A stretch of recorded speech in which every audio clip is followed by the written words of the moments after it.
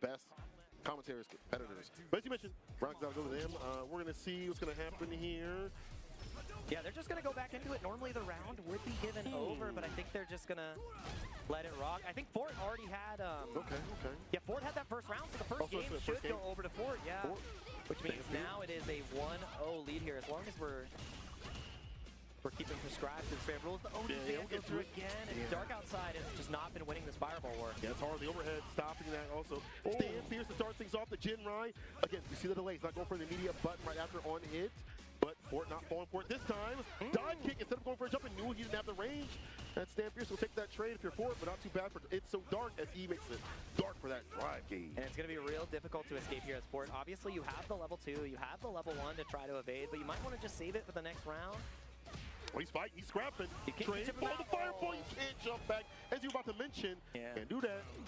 Not allowed to, and I mean, that's another round on the board for It's So Dark Outside. The jump round start, though, you got to be a little less autopilot on the neutral, because now you have 4 stocks left. Spinning right now. Means it's so hard to deal with this. Yeah, I mean, that's the problem with this character. Is like, you're fighting up in the corner. Meeting finisher, this is great. The less bar she has, the less she can throw at the OD fans. Which is a thing that she needs to have. She needs to spend more in terms of like the OD fans. So maybe OD fireball if you want to right here. Kept level 2 as well. Yeah. Oh my god. Well, you've been really. So that's level 2 didn't react in time. Yes, and it's enhanced. Get mad damage. Even closer to the corner. The hop is massive, but the Jin Rai has been the key to success here. All you need is 2 more trades, maybe just a stand. Heavy punch again. The jump back again is the killer. Set point. Yeah, a little too obvious as you mentioned in terms of the approach, you know. For a lot of kids, you want to do like fireballs, the drive jab. And you also want to do the Jin Rai, the Dragon Lash, but that's been getting got. Also, Jin Rai also been getting got. Nice sweep or knockdown. Let's get the perfect parry DP. That's how you're supposed to do that for the defense. Yeah, you can also go for the walk back in that situation, but the sweep is there, trying to walk out of the fan, seeing that habit has been represented from It's Dark Outside. And this Jin Rai has like 100% success rate. That's one of the things where people say Ken is so powerful. You do not have an active game plan to counterplay Jin Rai. At this state of the game, he can just rip you apart with that tool. Yeah, you will die to Jin Rai. It's happening right now. Most of the damage access is that. Falls from the fireball, cannot find the proper jumping timing. Trying to burn him out, That's why he's going for the level 2. Exactly. Only -5. Can't punch that distance at all. Uh-oh, but now you're in the corner. No meter, but you have a little bit left for the DI. And now the jump back again. No, but the big whip. He didn't connect with the heavy kick. He believes, but he's not dead. Level 2 is there. Yeah, you're right. Can't be thrown to level 2. The Jin Rai is the killer. We all die to Jin Rai. Not reading the script, brother. The great equalizer. And I mean, a super buffer there. The level 2 wins out. You win the set in that situation. I think he knows it too. Yeah, he knows. It's one of those things where, like, that's why you know he's a top level competitor. Because even if you win, you need to reassess what you did wrong and say, that was not the way I wanted to win. Yeah, exactly. When it was in your hands in a much more convincing fashion, you feel bad about those losses. And now burnt out. This is where mine just starts to really eat. Oh, double Ryugu? Think him out. That's a plus. You can't press the button, especially in burnout. I need to see the buffer. There's the impact. Didn't have it. That's having a quarter circle back buffer is so fantastic. That level 1 to be able to react better than other characters. Yeah. Didn't happen there, as you mentioned. But you have your full drive gauge now. I expect an ODDP to try to get out of this situation. The impact. He didn't actually cancel in time. The OD fan was a little bit too slow, and now you're the one in dire straits. Level 1 is there to protect. Do you see the DI, or are you just going to get peppered with Jin Rai to death? Jump is there, though. Set point again for Fort. It's hopping like a freaky frog. Fort! Get an aerial with it. Oh my gosh. Don't do it. Don't do it. Not the time nor place. Like the hard knockdown on the counter. That does give him a little bit of buffer in terms of like Oki right after, get that stand fierce, nice and meaty, but Fort. Yeah, no locking down up in the corner. No corner attacks has been huge, and now Fort representing the throw loops, making it that much more difficult. And no follow-up there. Oh, this is massive. You can actually spend the level 1 here, and that's exactly what we're going to see. But you have to be so careful, because if you get It's So Dark Outside to that life threshold, it's going to be immediate drive reversal. Yeah, I mean... Yeah. At that point, you know, you push back too much where you can't get aggressive. Oh, low again. The low to the Jin Rai, the heavy ender. No way. Did you block it out? No, you caught the run. Oh, we got him. And it was enhanced, which means the level 2 does more than enough. Run stop, not fast enough. Make it happen, and It's So Dark Outside knows that that disconnect was not around. You were able to give because it was the set that ended up not going his way. It'd be like that. It'd be like that. Gotta check your equipment. before you go out to the battle. But it'd be like that. But also, Fort just had some really good ideas against the fireballs. The reaction with the level 2. We're The predicated on jumps that were idea. really great as well. Exactly. Reading the intention of those fireballs and folks. Yeah. You gotta do that. Yes. And that's how you can really navigate and beat out the Shoto players. Oh, we got the next players already on deck. DJ I like that. versus The switch up immediately. Kimberly. Let's keep it going. Yeah, I like the that. primo setups. We got one always on deck and one ready to go. This is going to be Black Skills versus Fat Manny. Chipotle match. All right. Yeah. Batman. Big back activities. Toes in the sand. Yeah, we got our toes out here. Stand fierce into the arc step. The fire. Oh, you know what? I'm going to wake up with the fireball. That's usually a defensive tactic to spin like that last bit of bar. Doesn't do it though. Burnout What does is DJ do there. here? What does DJ do here? Brother, this is the worst time for the character. You have to fight with that innate defensive strength with the character. Because in Burnout, like level 1's very slow. Level 2, you don't want to spin all that bar. And he doesn't have the invo as well, but he Yeah. just gets out of the corner excellently. Felt like the burnout wasn't even there. The pressure was so good to get to that position, and then it felt like it was all stopped, just could not contend. With the Sobot, could not contend with the jumps, and now in Burnout on the other side, we spent it both ways. Like crushing medium punch, finds a second hit, but the reset with the fake out, roll sweep off the feet, no back throw. Doing a little too much, honestly. Getting these big hits and then saying, wait, what if I sway? Yeah, but what if I? The addiction, man. Uh-oh, careful, you're gonna be out of Burnout, which means that DI is Misses the threatening. neck hunter. That's So the hard to government. anti, That's man. the government name of the overhead. A neck hunter. Neck hunter. I love that. Yeah. It's like Mind Hunter, Neck Hunter. Neck hunter. That's great. And Black Skills can't get enough neck right now. Unfortunately, cannot find those overheads. That medium stagger stepping every so often, trying to find something connecting. The air-to-air right there with the jump medium kick. A lot of range on it. I thought this matchup's pretty good for his character. So many ways to approach in the air, on the ground as well. But And I mean, Black Skills is making his way in. It's up to Kimberly, too, to really well space her stand medium kick. Yeah. She has her jump heavy kick as well, which can catch DJ, but the flash kick is so damn strong. Now, you're dealing with an enhanced Kimberly. Extra damage, extra walk speed. I expect potentially throw loops here, but the OS comes out. Yeah, hit that DP after the drive rush. Stand fierce. Drive reversal. Offensive style. Stay up in the corner a while just for a little bit. Committed to a button. The knee drop has been a defensive tool to find some sort of knockdown and a way out of the corner. It's hard to get that crouch fierce. Stand fierce, that could have been a lot more. Yeah, you dive to this next strike as long as Fat Manny can cash out, but now under duress, the stand medium kick a little bit too close. The anti-airs have not been there for Black Skills. Blocks it out on the OD follow-up. Air-to-air is there, the elbow drop. Have plus frames from the heavy kick. You're trying to escape, but the challenge again, it works out. The throw, though, there's the throw, but it's a tech instead. And no anti-air, which is such a big thing for DJ. Back heavy kick, DP's as we've seen. We have the charge up. Sweet, yeah, that is a good one too as well. But it's not ready. Black Skills, get that mental stack up, you know? Yeah, anti-air dispenser. Going for the regular arc step here as well to get in. You can jab to challenge that, but you have to be so on point to get that check. Ready with it. There it is, finally, anti-air. Oh no! No longer your turn when I have that bar at the bottom. The ODDP, the whip punch against the stand medium kick was a sick. And no spend here, which means you're not going to get that burnout. Heavy punch a little bit too far. You're about to build that third bar, which is huge. Slide a little bit misplaced though, and now Fat Manny in control. Trade combo almost there. The jump excellently beats it up and The level 3. You better spin to win. Listen, you got to spin some bar. He said you got to spin some piece of mind to get a piece of mind. That's the end. Ooh, that's a bar. Hold on, let me write that down. Anyway. What? Spend a piece of mind to get some peace of mind. You feel me though? That's you gotta spin your bar. You know what I'm saying? Like That's I feel like even if it's like early in the round to get that level 3, especially if you're Kim, there's no point to not spinning with that character. Oh, yeah. That makes your interactions way less in terms of killing. Yep. Especially like if you're able to get that level 3 spend in round 1. That's where you really want to be as Kimberly. Yes, you ain't lying. We're not seeing a lot of throw techs here from Fat Manny either. I need to see Black Skills just start to pepper on the throws because we've seen a lot of wake-up jab. Oh, he hears you. Yeah, the earpiece is in. Although reset, a happy accident, a draw opportunity, if you will, and now Black Skills 1 round away from taking this set 2-0. Nice little Bob Ross. Do enjoy that? Oh, yeah. The sweep too far out this way is the play right there. Gets that stand medium kick range. Perfectly done, but drops the combo. Not the proper punish though. Yeah, probably needed to go for a jab punish there. Wanted a little bit more, with the heavy punch. You want the big stuff. We are leaping. Yo, he's trying to take him out continuously with the elbow drop, trying to get him a bad DP, but unfortunately, if he does commit to that, it will more often than not reach side switch. Something we've seen here too from Fat Manny is on a lot of this mid-screen throw pressure, he's just been walking back, so I need to see some more of that plus frame crouch medium kick from Black Skills, because you can get so much off of it, and the elbow just doesn't connect. It feels so good to get that off a drive rush. Hold on, now you gotta feel the good rhythm. No, he doesn't. Don't plate, you don't season your food. You're fighting Black Skills and you got no rhythm. That's wild. Your name is Black Skills and you ain't got no seasonal worries, my boy. Into the corner. Yeah, level 3. No, not just yet. Saving it, knowing that it's not going to kill it just yet. Getting the frame the trap. reset, though. Uh-oh, DI is going to be there. There's no level 2 here from Fat Manny. And this should kill Black Skills as long as he optimizes. Can he? We'll see just what he can do. The extension is more than enough, and Black Skills, Azuna drops his way into the next round of pools. The CA is more than enough. She got beats in her head. And Fat Manny has been beat down. That is a very quick play from Black Skills. I like the fact that, you know, there are ways for DJ to interact with the anti-air approach. We mentioned it, we didn't see it, but it's just so much mental stack. Yeah. And if you whip one, you feel just upset. You can't adjust immediately. So there was a ton of elbow drop there too as well. Yeah. So I mean, it's super hard, right? Like you miss that flash kick, you blow up. Yeah.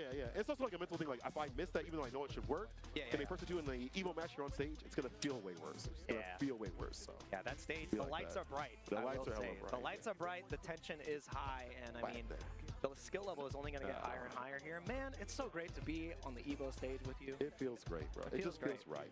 I hope you guys all in the chat are enjoying as well. This is incredible. Street Fighter is coming into a huge year. We got Capcom Cup, we have EWC coming up. Street Fighter League going crazy. Going live? That is at the end of this month. Yeah, it's in the fall. Yeah.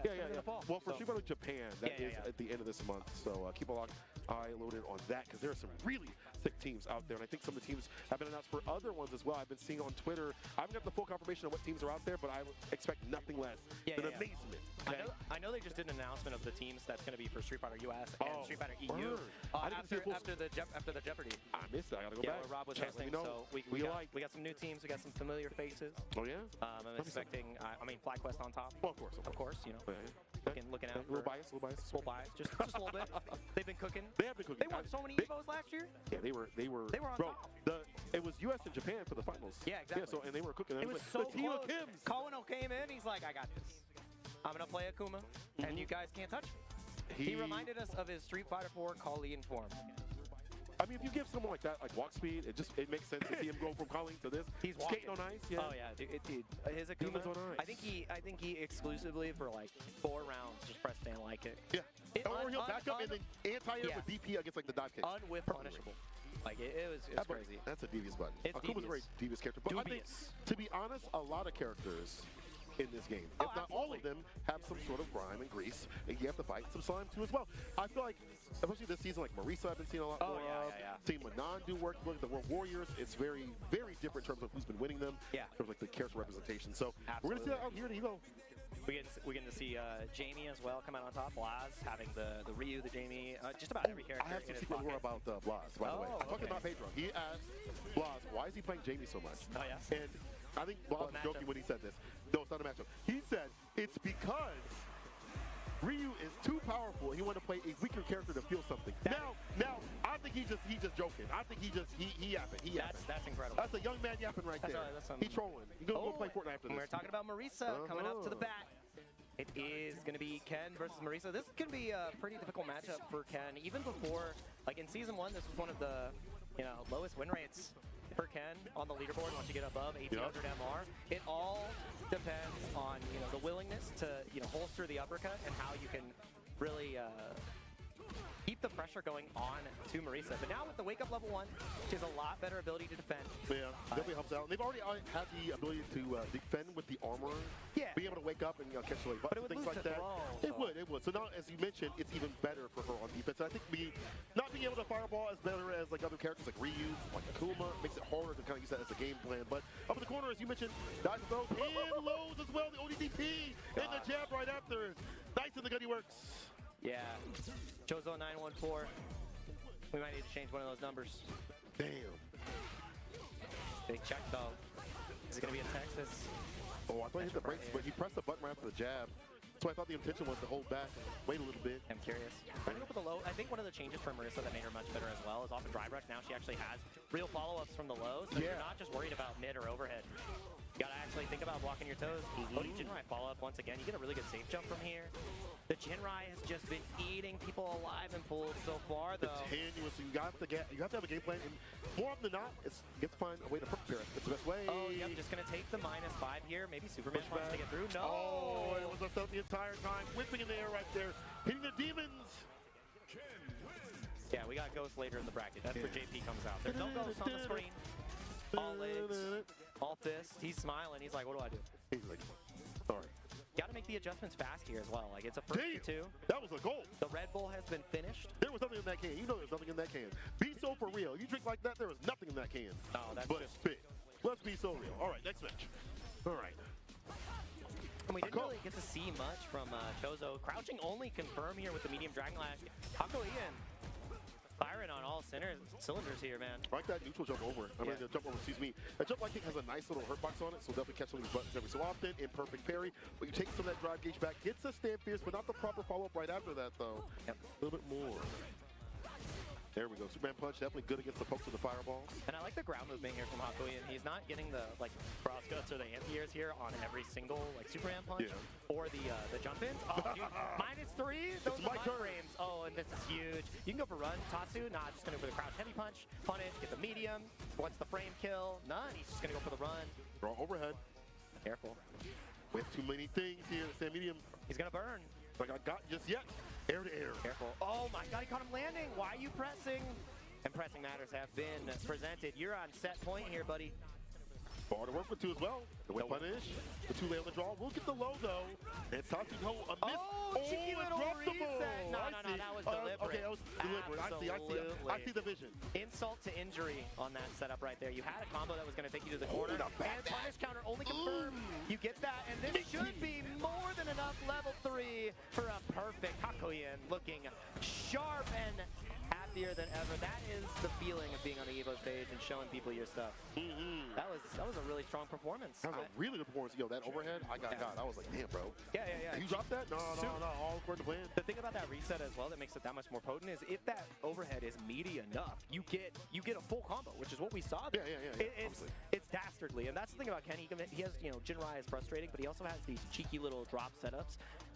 I would have loved to see just a little bit more reversal, a little bit more counter. We only saw it come out twice. And the counter worked once, the super didn't work out, but like that's how you stop Ken from being cheeky. You gotta pull him back a little bit. Yeah, you know? say, and also, and to be honest, no gaps. No gaps, true, but also perfect parry has to be implemented here and there. I feel like in this meta currently, it is harder to perfect parry because of all the things you have to think about. Now you have to think about the high, the low version, and things like that. But you have to implement those more and more, which is getting better for pro players. Even pro players were having issues over at CEO. You saw them blocking so much more because they didn't want to have to go for a bad parry. Even in perfect parry, we'll give you some drive gauge back, so it's not a horrible idea. But they've been leaning more towards blocking it out so they can figure out when the timings are going to be, the lows and things like that. You have to figure out exactly what cadence your opponent wants to run. And I mean, look at the crowd here at EVO, and look at the man sitting in the seat. That is a $1 million champion. The perfect parry prince, Kakeru, coming to sit down. A favorite to win the tournament, to go far. Him or Lashar, I think those are the number 2 seeds. And I mean, it's hard to argue. I was looking at the stats overall across every tournament. Talk to me. Kakeru has an 80% win rate. That is insane. He has an 8-2 matchup against the ocean, against the field. Against everybody. It doesn't matter what character you pick. 8-2 matchup. That is a nasty thing. Listen, fight provoker though. That's a godlike name. That's actually pretty sick. That's a pretty sick name. This is the guy you don't want to provoke though. Yeah. Not this guy right here.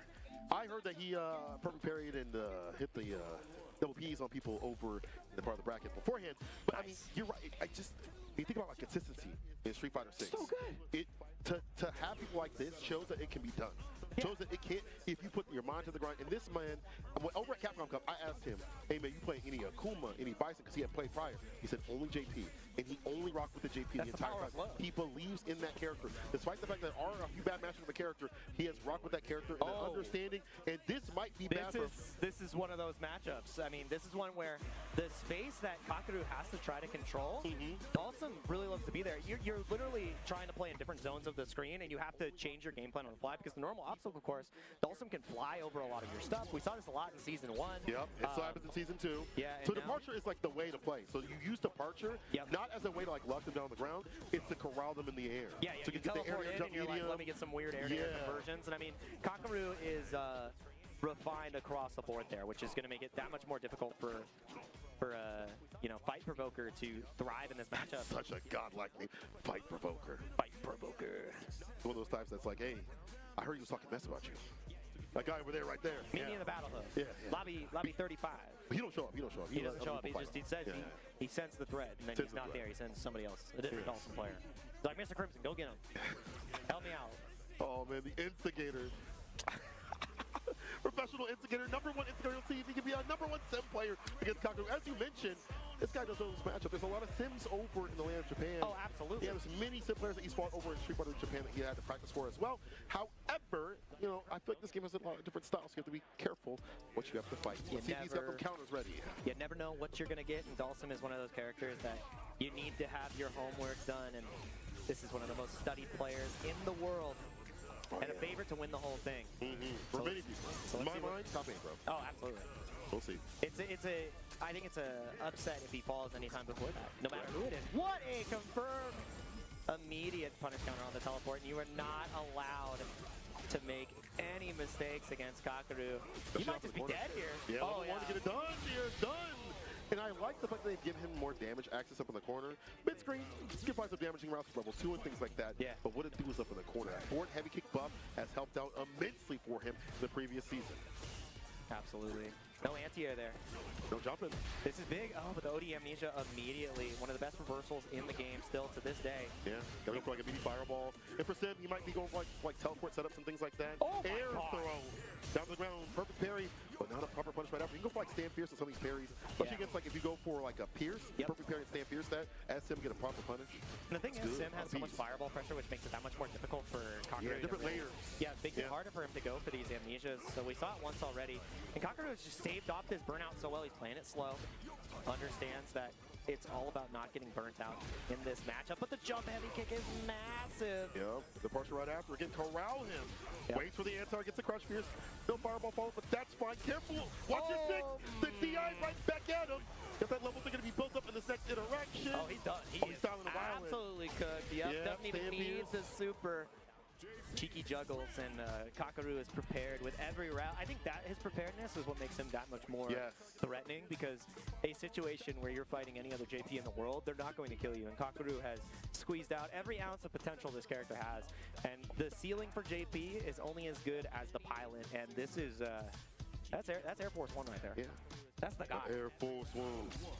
But I feel like for Kakaru, he lives in the lab. If you watch his streams, he lives in the lab. He has so many things out. He enjoys labbing the game out. There's a lot to lab with JP. First victory to him. Let's see if he can keep it going. Careful now, Wifey watching. Holding parry, does find the overhead fireball, trying to stop and stuff. The preemptive measures from both sides. You see like the buttons and things like that. Like that drive rush, hitting the fierce, going underneath the fireball. Yep. Big check. And remember, Kakaru is already he's already qualified. Yeah, true. This is purely a jerk to fill the trophy case. Get that good practice. Yeah.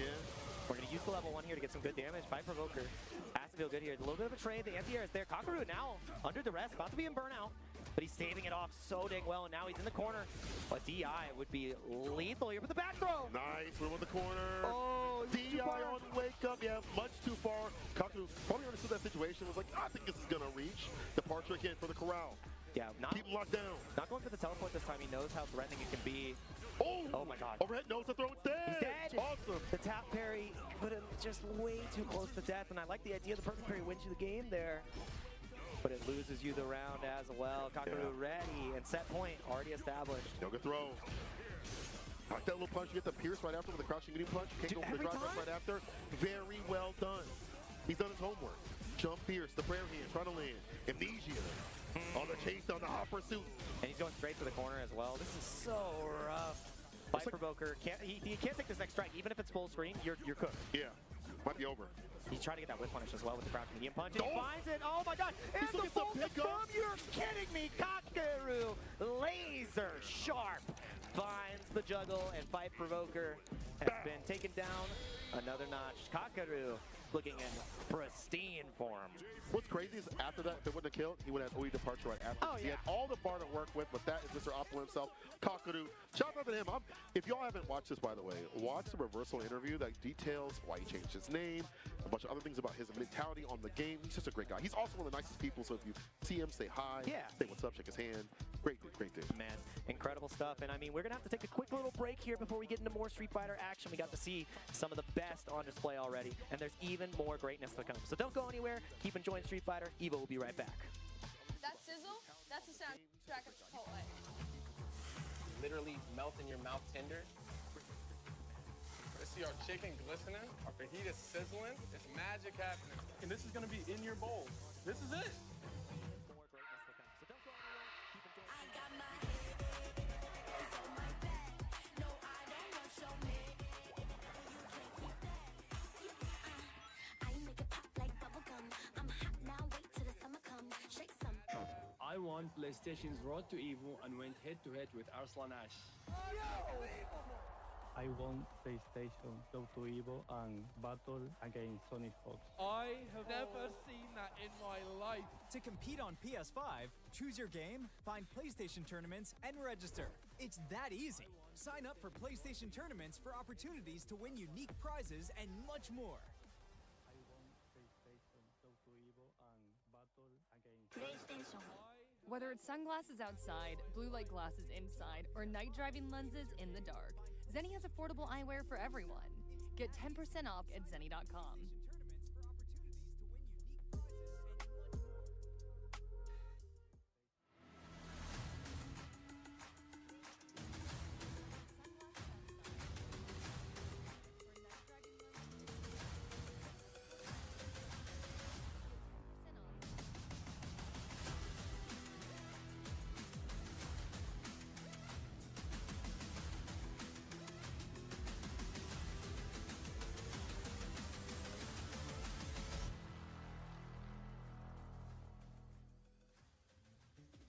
Tenno is back with brand new, officially licensed designs by the FGC for the FGC.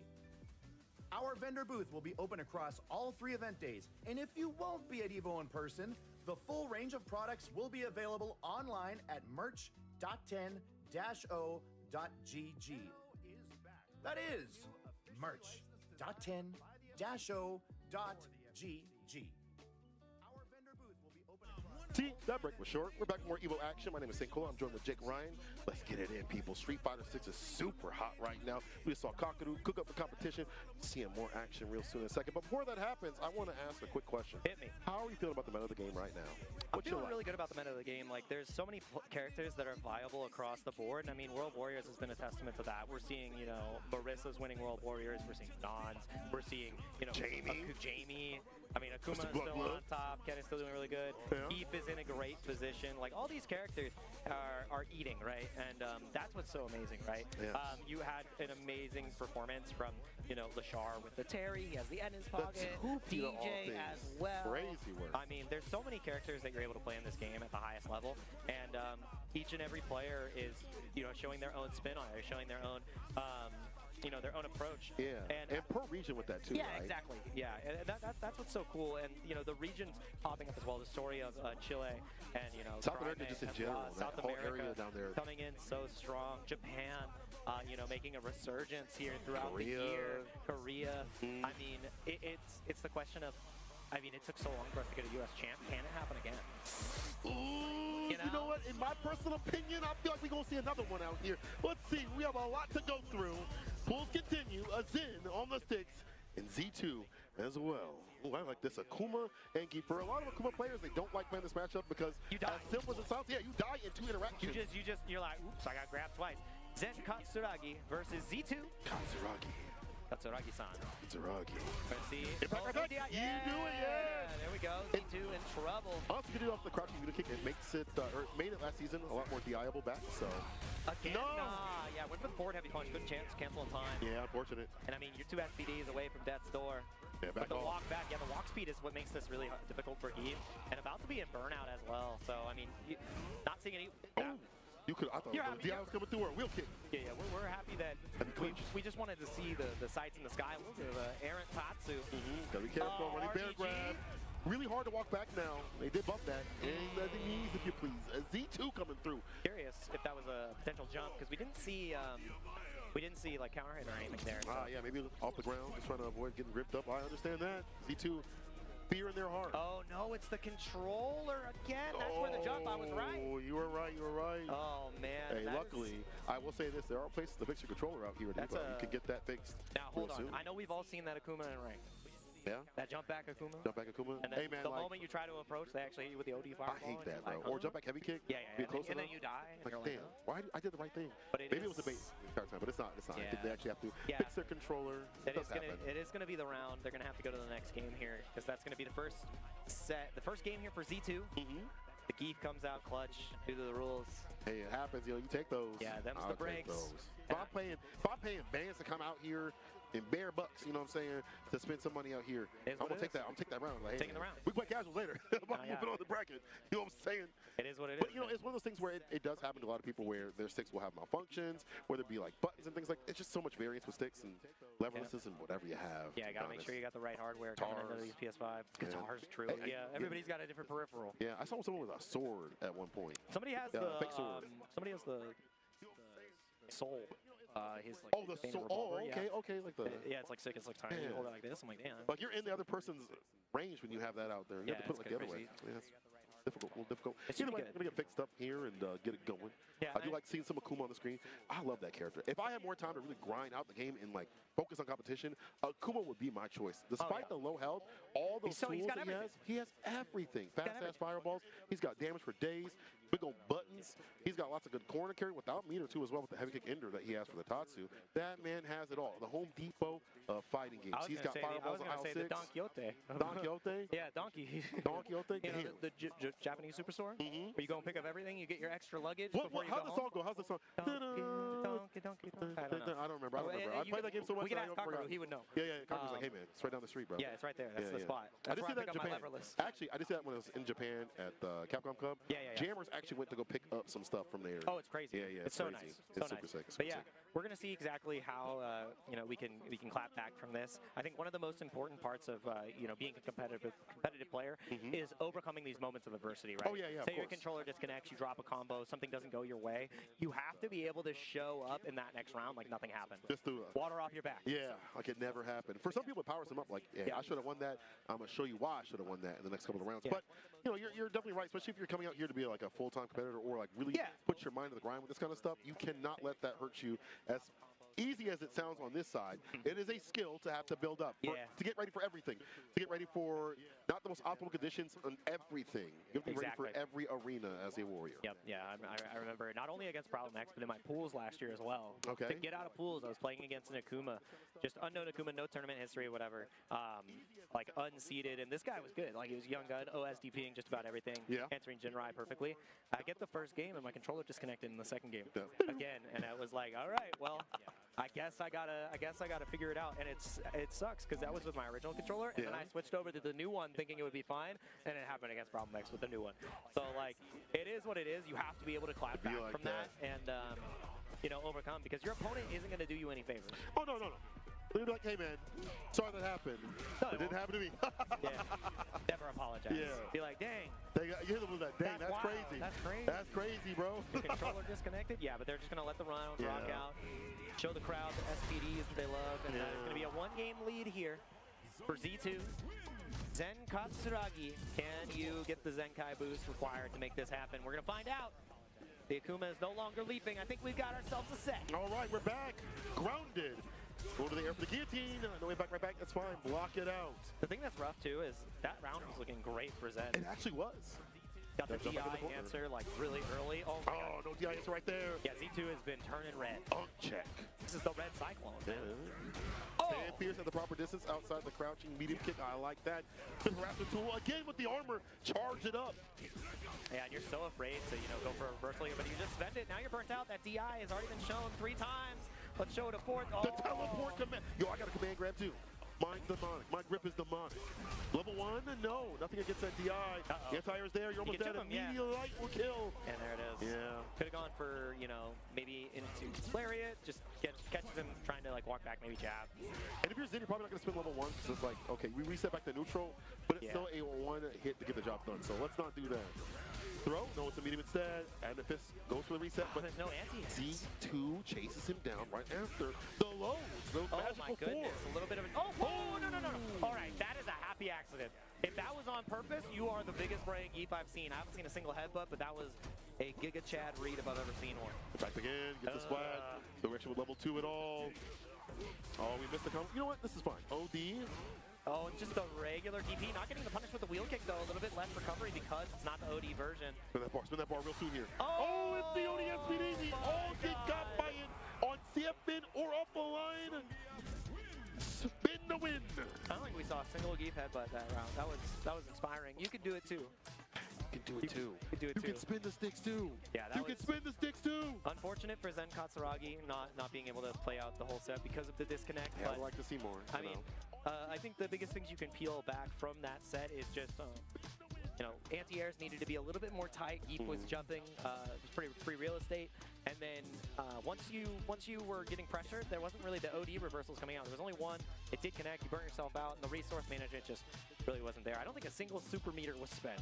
Yeah, I don't think we got to see like a wake up super at all. Yeah. Like at the very end, it would have been a good time to spend that because you can't take that with you when you die. Can't take it with you into losers, yeah. Sorry, no doggy bags out here. Just be like that. But again, I feel like even just having like a level 2 appearance and get some distance and you teleport right after would give yourself some room outside the corner to interact. But you know, those are one of the things you can look back on as the pools go on and fight your way through losers. But I would want to be down here considering, as you mentioned, almost 5,000 competitors are out here for combat. It is insane, and it's players, for the majority of it, that are actually pretty well informed of what Street Fighter is. Yeah. The first 2 years, people are trying to get an idea of what to do with drive rush and stuff like that, especially that first year. But at this point, people understand what Street Fighter 6 is all about.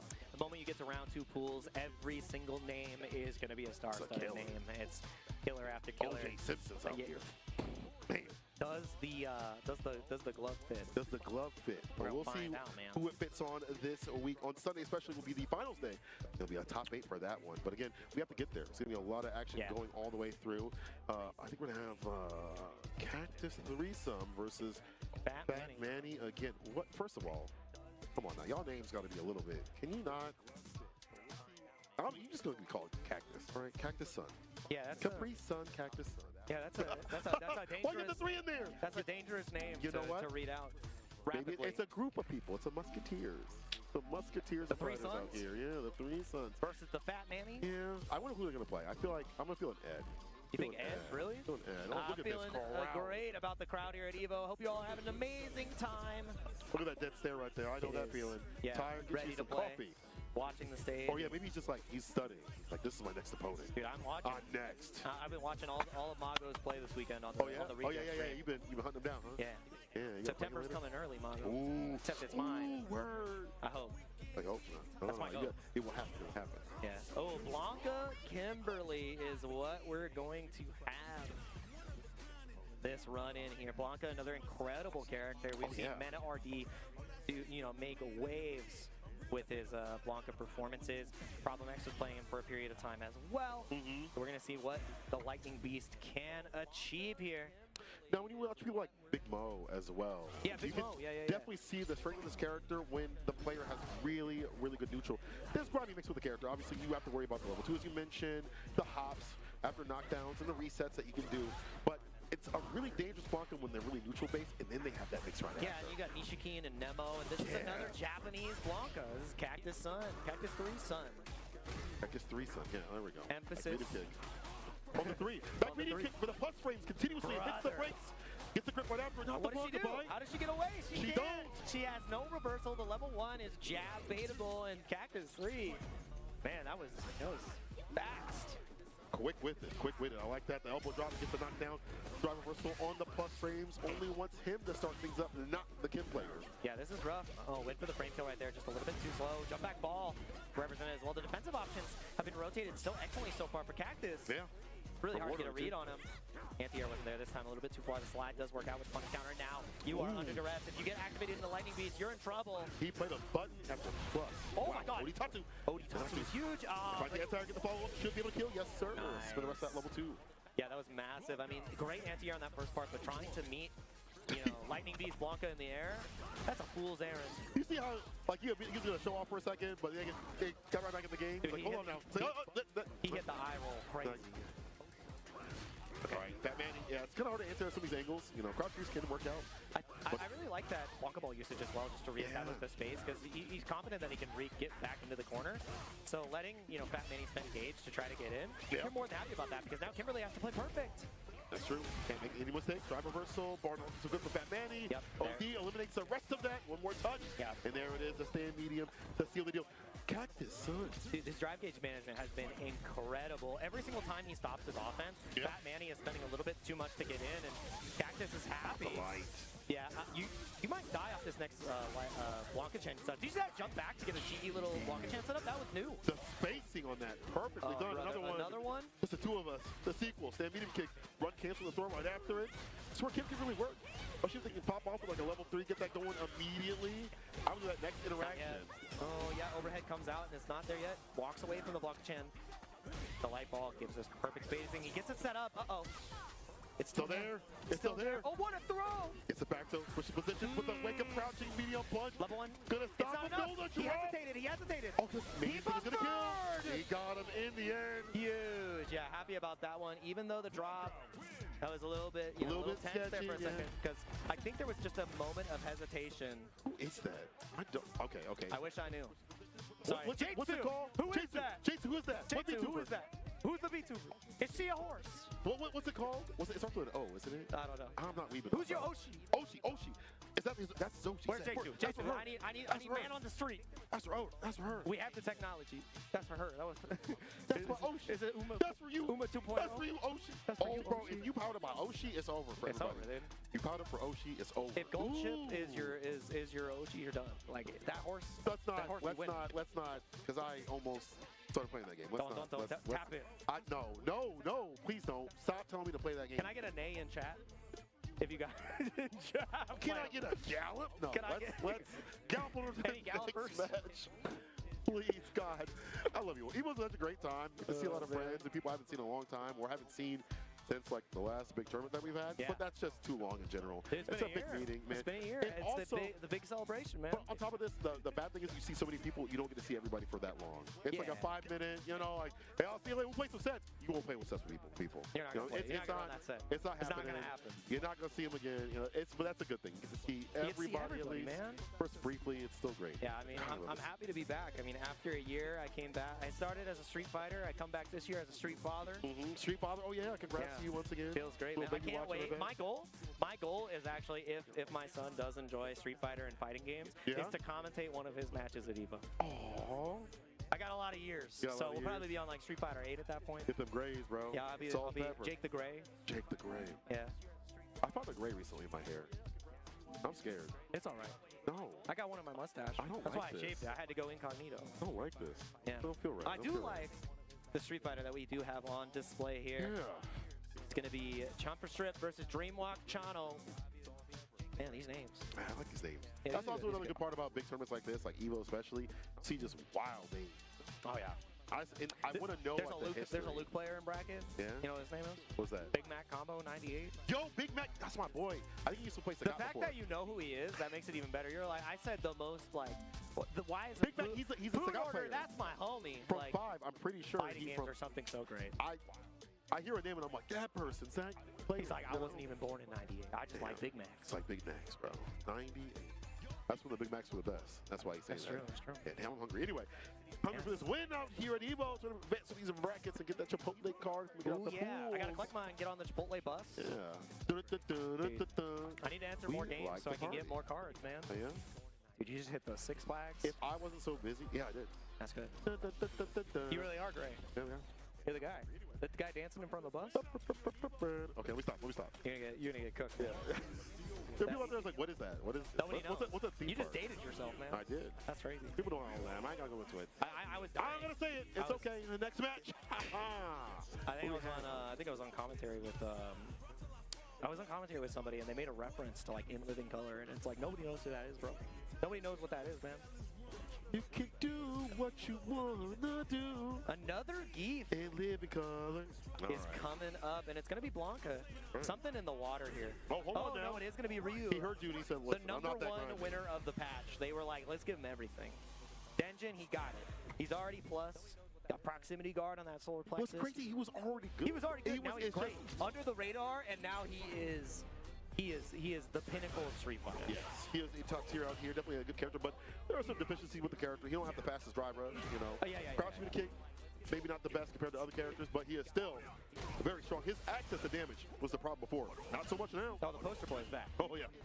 Then I'm on the box now. Hashigeki is incredible as well. That's what makes it really easy for him to navigate this matchup, because you start playing the fireball game, as soon as you start lacing in those Hashigekis, it becomes that much more difficult for Geef to go for the perfect parry, the perfect parry game that he needs to. Oh, and you're talking about that damage?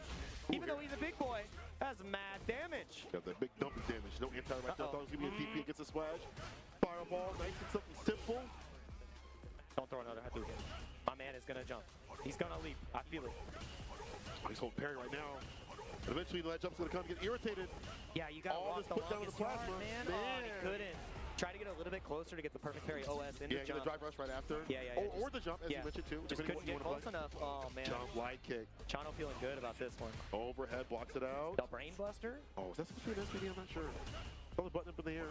Always got to turn. Oh, jump a little bit too late, and that was an incredible jump out from Chano. No way! Caught him coming in, so green on the Red Cyclone. But we see that too often on CFN.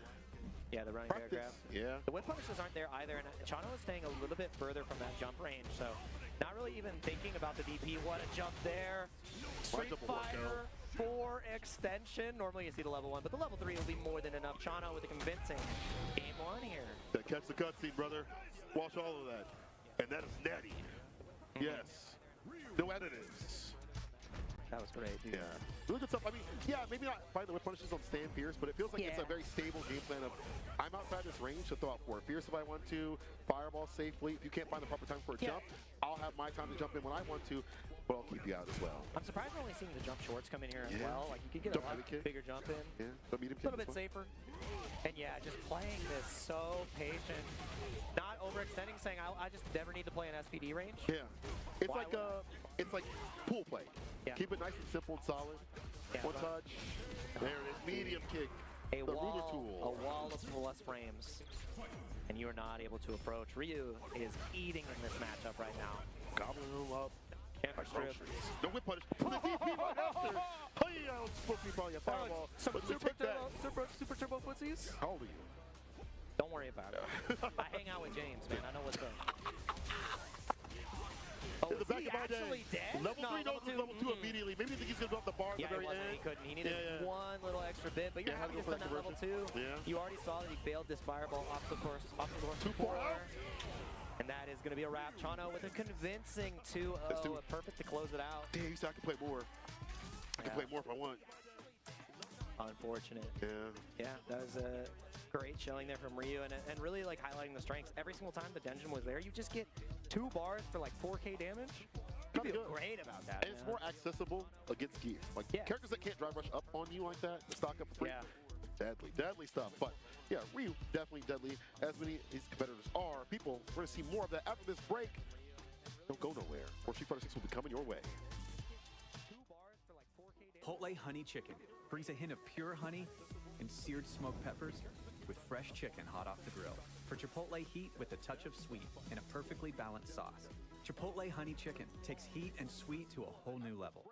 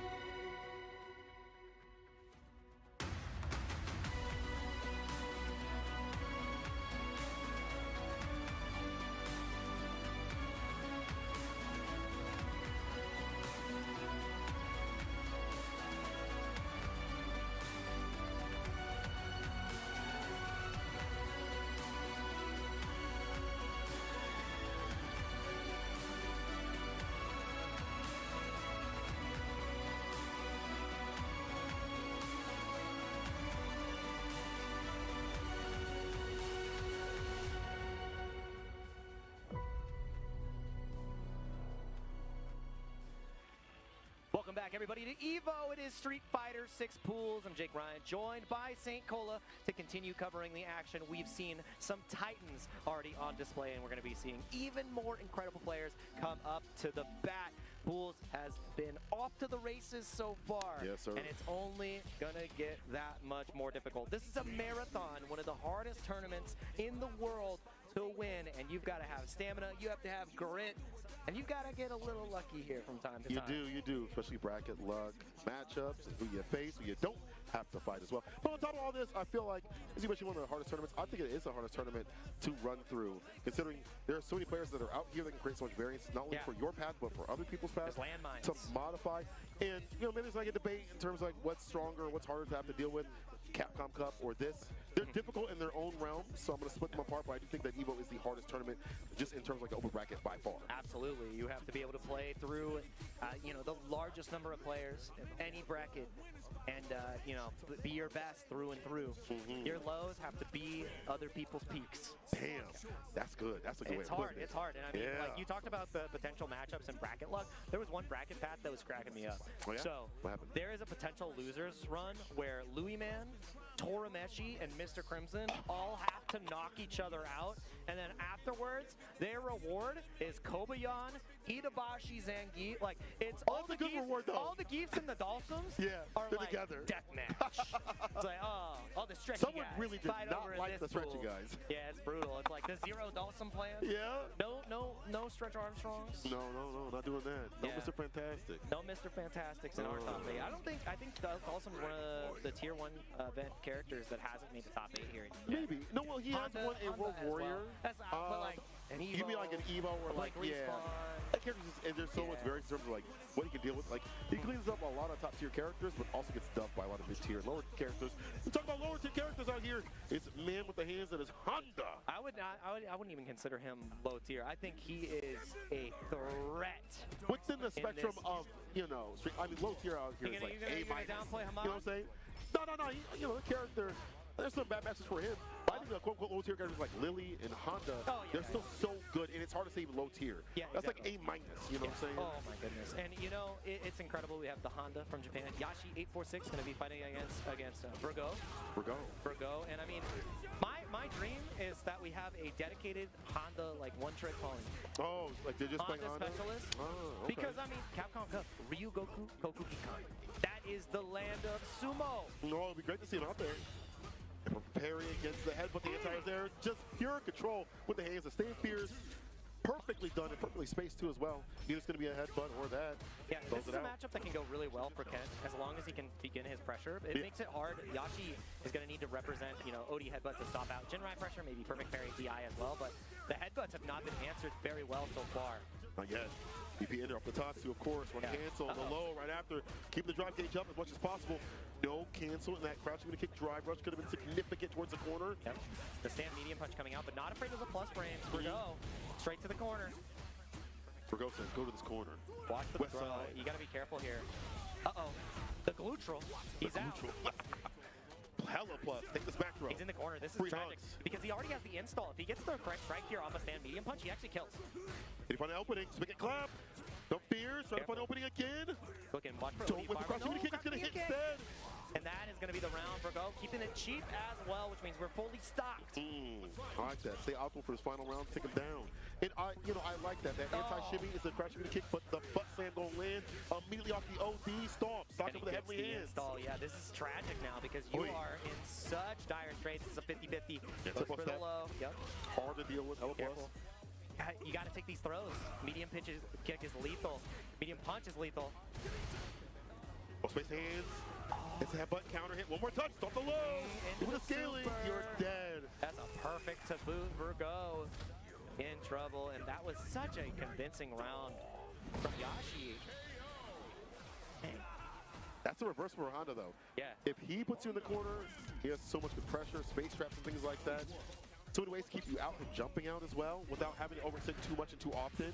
The thing that's made it hard for Virgo is I think he's representing the shimmy a little bit too early, and Yashi hasn't really shown too many throw techs, which is allowing him to wake up crouch jab. I like to see more throws just in general against Honda. Yeah, blow up all his defensive options just in general. You got to do it. Ken has those unique options as well to beat out the delay tech. You have that light dragon lash. Maybe for a backdash as well. The anti-airs just aren't there. Not at all. Drop rush medium. Ooh, try to go for the OD. Took that turn in between the string. Only tempo step. Back though. Here we go. Keep the pressure on. No Plus anti-air flip. though. You got to find a way to light punch DP. Perfect parry. And the punish right after. Not the drop. Not the drop. And goes right back to the headbutt well. Yash. Set point off the medium. We started off. Tempo step connects. Heavily hands. I thought that's what he was going for right there. Yeah, probably a little bit of misinput. Yeah. Backdash got caught. Uh-oh, Ocho. Hungry. We got the beef. Them chunky stew. Careful. Anti-air's there. Oh, man, you have to take these throws, and you know it's almost lights out the drive gauge in trouble. For the right button. Oh, I lied. Side No! switch, drops the combo again. Could have been a side switch, at least giving him room to breathe. Run canceling off the dash is not real, but this cutscene is. Yeah. Can't press start to skip. Oh, the He Street said, Fighter since Street Fighter 2, I've been playing the man with the hands. Honda. Yeah, that is the true representative of Ryogoku. Right there. Land of the sumo. Yes. I love it, dude. Ahead of the That's game my character. for years and years and years. That's his Oshi. Yes. Honda's my Oshi. Honda's my Oshi. Honda's my Oshi. That's my guy. That's that guy right there. That's my guy. Nobody else saying it, but that's my guy right there. You know what, though? Sumo. Honda, not that bad of a character. He's Getting up great. in the corner. He's Space great. traps are good. Kills your drive gauge. If the reverse happens, though, it's bad for him. On defense, it's terrible. As you mentioned, those could have been a bigger game plan Yeah, against Honda. Would have been great. we never saw him forced to go for, OD headbutt. We never saw him forced to go for wake up super. The defense was just, sound enough with wake up jab and delay tech. So, I think we just needed a little bit more button sappy pressure, and then you start to pepper in the throws. Yeah, and then get But going from there. If you can't make a Honda OD headbutt, you're doing something wrong. Yeah. Like you gotta make him afraid of your buttons, and Ken can do that really well. Yeah. Stand fierce. Yes, it's -3, but you can space it really well. And you can walk back with that as a shimmy tool. It's Crouching like those medium things punch like that. as well as a whip punish tool. The crouching medium kick was there a lot. Yeah, it's an anti-shimmy tool. But yeah, That's quite a bit. Yashi was eaten. Oh, and this is That's another. my boy. Your boy coming up. BX, bow. BX bow versus CFHB co-op. You have to make sure that you got some allies against this Titan here. Yeah, this guy. Capcom Cup placer. I think the thing with VX Battle is he has a blessing and a curse. He can pick up characters very quickly, Yes. but he rotates too many characters right now. I feel like whenever I ask him what is he playing, he's like, I don't know, man. I just like Yes. Catholic. Yes. The cast. You think the Rogues Gallery is too much? Needs a little bit more specialized oomph He's got in the his arsenal. Bison, I mean, JP, his Bison in 5 Ed, was also incredible. Ken. So. Yeah, I mean, Yeah. he's those characters he's been incredible with in this game, but I feel like he devotes so much time to different characters that it's like he needs to find like 3 and stick with them. That's kind of I mean, like you just the labeled baseline. 3, so I mean. Well, yeah, he also curious. has the Mai as well too. Got the box set up as well. The We're box. back. Yes. Dude, we have the Cafe ID Don't box look. from 2013. Sounds like you can't see a KOF thing. players were ahead of the curve. They really were. The cake box. They said we see the future. You can't see my buttons. You can't see my button. Yeah, but you can't see my button. Looking, I mean, offline it is a minute. Like looking at your opponent's hands, seeing what they're doing. I mean, it is something that can change the course. I mean, you get to the point where like if you see somebody looking at your hands and you start faking DPs, Yeah. that's where it really gets grimy. Yep. Do you have any empty buttons on your stick? Because I sure do. I actually don't. But I'll double tap a lot. I remember, did you hear that Big Bird was like, where people are like, why are you tapping so much? Because he likes to press the He buttons. likes to press the buttons. Part of it, I feel like, is him just making sure the confirm happens. It's just been a thing for years. Right. That's Oh, right. talk to me. Go ahead. Production hit me. It was a desk with a shirt divider. The Shirt divider? not even a box. I'm getting an extra large shirt. It just was to cover up. incredible stuff. I remember that. Like I watched and I'm like, that's legit. And we've got our first Ed of this block on the stream versus Cammy. Another incredible character. That's an EVO winning character. Yeah, I think, Cammy obviously is amazing. But Ed not too far behind. A lot of Ed boomers out here are ignoring the fact that a lot of Ed players that are high level Chris CCH. are still finding him very strong, and as well as getting great results. So Dude, after the adjustments to Ed, you know what he changed his Discord name to? what's that? Shell of a Man. Shell of a Man. That's pretty good. But then you watch him play and do well over the World Warrior. It's kind of crazy. Yeah, I mean, Fudo doing incredible work on That's true. TJ and That's the right. Ed. You have Lashar as well. Emoji. His character is still eating. Oh, of course, 100%. It's hard to never character that has such good neutral control overall. Just like that over the corner. You may not have the throw loops, but you have all that corner pressure for days. The stand medium kick, crouching medium kick, the flicker. Yeah, all of it. He's such a still well-rounded package. It makes it a little bit more difficult to create those situations because other characters still have those throw loops that we're seeing on display right here. Yeah. That DP not so fast. And Trying to hit that as a reversal. This can be a really hard matchup for Ed as well because of the slow anti-air. I mean, dive kick is going to be such a massive tool here, but co-op, you're fighting against one of the best players in the world. How many more throws is he willing to take? Not too many. He missed time. Yeah, we're going to blow that up immediately. Gets the knockdown. Crouching medium punch. Uh-oh. Goes in for the kill. You Rush. guided The his throw next right strike after. as well. Yeah. We'll have to go for like any dreamy combos. Hit level 3 for the victory. There it's going to be incoming. 1, 2, 3, Psycho Blitz into the super.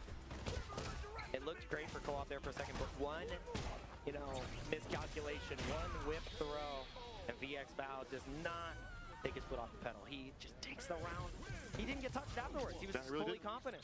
It's one of those things in this game where, like, if you're getting pressed or the momentum is in somebody else's hands, it's never over until it's over. You know, some people kind of back down and they stop fighting. Beefbell running away with it right now. Forward fierce as they enter the Cobra strike and the stand jab counter hit starter. It was a little bit delayed too to catch that out. Maybe trying to catch a potential like delay tech too. So really good from VX Bow. Big spend here from co-op, though. You have to keep the offense on in order to keep this drive gauge alive, and that's what he's achieved. Yeah, it has to been something different in terms of like the Spiral Arrow ender. Have to go for like the heavy enders to ensure the Oki this time. Harder for the routes that she has to go for. The thing is, co-op has not tested VX Bow yet. We haven't seen him jump. We have not seen him jump or use dive kick. So in the pocket. Careful now. Wakes up with the buzz. Find success. Counter at level 2 coming through. He can choose to go to the corner or he can choose to burn side out. switch. Whoa, I love that routing. Oh, the big DP at the end. Little column A, little column B. Now he's burnt and now immediate DI. We knew you weren't buffering. Throw for the optimal meter as well. VX Bow. Set point. Fantastic. The spacing has been good. His defense up in the corner has been fantastic. And it's not even just like typical things that you would see. It's just innate defensive timings off the jabs. Understanding the timing that Quote wants to press. Whip for the knife, but he recovers first. Plus on whip. Yep. And there's the first reversal to come out from co-op. That's what I wanted to see. The dive kick is missed though, and the anti-air was already there. So it's just a foregone conclusion. The low right after though. I like that. You spend. I think you saved some of the meter. Yeah, because you're close to burnout. I like that decision. Keep some insurance. No driver shot. That medium kick and the heavies as well. The poke. The anti-air there had the spacing. Oni fireball confirms the level 2. Man got hands like NyQuil. Real purple right now. The knockdown. One more hit will do it. In the raw DP, definitely an error or frustration. Either way, VX Bow. Excuse me, VX Bow. Taking it 2-0. Yeah, really convincing finish there. I'm real curious. I think it had to be an error on that cannon spike at the end. I mean, maybe you go for a Spiral Arrow as like a hard read on the kill rush back for the flicker, but there's not much you can really catch. Yeah, there wasn't a lot. And it would be back to where Ed would be like to be optimal. Like he'd like that back up to that range anyway, so it would have been. Still lights out. Big Spell, just well done in that matchup. He's played so many Kemi players over there. Mickey is out there in the Asian regions and things like that. So a lot of people he can practice that matchup with. The 2 times that he went to the sky though, the anti-air was there. So VX Bow, like co-op, he's like, VX let me try that dive kick. No. Put that back in your pocket. No. You know, I fight punk. Like I'm ready. And this next match, I'm ready for this one. This is a man out for your heart. It is going to be Dual Kevin, the beast from the Midwest. You would call it the mid-best. And I would, and I'll continue to call it the mid-best, because it is. Anyway, go ahead, look at 2. PhD, a doctorate in decimation is what you're going to need to beat this guy. One of the most consistent heavy hitters in Street Fighter 6. Now, coming off of a win in Mexico here, I'm pretty sure. Yeah, S Factor. S Factor Gaming. He was able to get that dub in his pocket, collecting his Capcom Cup points. You know, the leaderboard is doing him favors here. One of the most consistent players through the entirety of last season, and now he's getting points to reward him for that same type of performance. And be nice to just get the big win at the big dance here for Dual Kevin. He could do it, man. I feel like, Bias, as you mentioned, has been one of the most consistent players we've seen in 6, especially this year, even last year. Got only second over at Cream City. So I feel like he is on the verge of really capturing the essence of clutch. I feel like there's moments where he has like just little mistakes, like over at Blink Respawn. He had a little bit of a mistake over there where it cost him the round. He jumped over. Okay. It was a massive one. High Fight did him. I know High Fight was a lick in his lips at that one. He's like, yeah, it's going up on Twitter. I love you, High Fight. But you did my boy there. Chun-Li, come back. Put it on the screen. And this is going to be a qualifier out of pools here for winner's side. So the 2 strongest players from this pool culminated to this point. And Dual Kevin, like they're talking, maybe they're going to do a little button check in game. We're going to find out here. Possibly. Again, Rashid, if you're not familiar with Dual Kevin, the duels of Kevins, the 2 Kevins. We need to get Dual Kevin a t-shirt sponsor. He looks great on camera. Yeah, he does. You know what I'm saying? Yeah, he was sponsored for EWC. I do believe he still is, but I don't know how far that goes. If they even have t-shirts for him or whatever apparel for this, matter to them, and he just wants to dress on his own. Yeah. It looks like he's ready to go to the club after Oh, this. and it's the Rashid mirror. Oh, the Rashid mirror. The turbulent wind. Turbulent winds. Yeah. From the Windy City Kitty himself. All right. Dual Kevin, they're going to do a little bit of a button check just to make sure. He's like, no, this is the round. He's like, no, this is mine. You really thought, huh? I think Dual Kevin isn't even checking the play. He's like, that's all right. You can check That's all right, man. I've been here before. Yeah. I played this game before. I played these games before, and it sucks to have to hold level 2.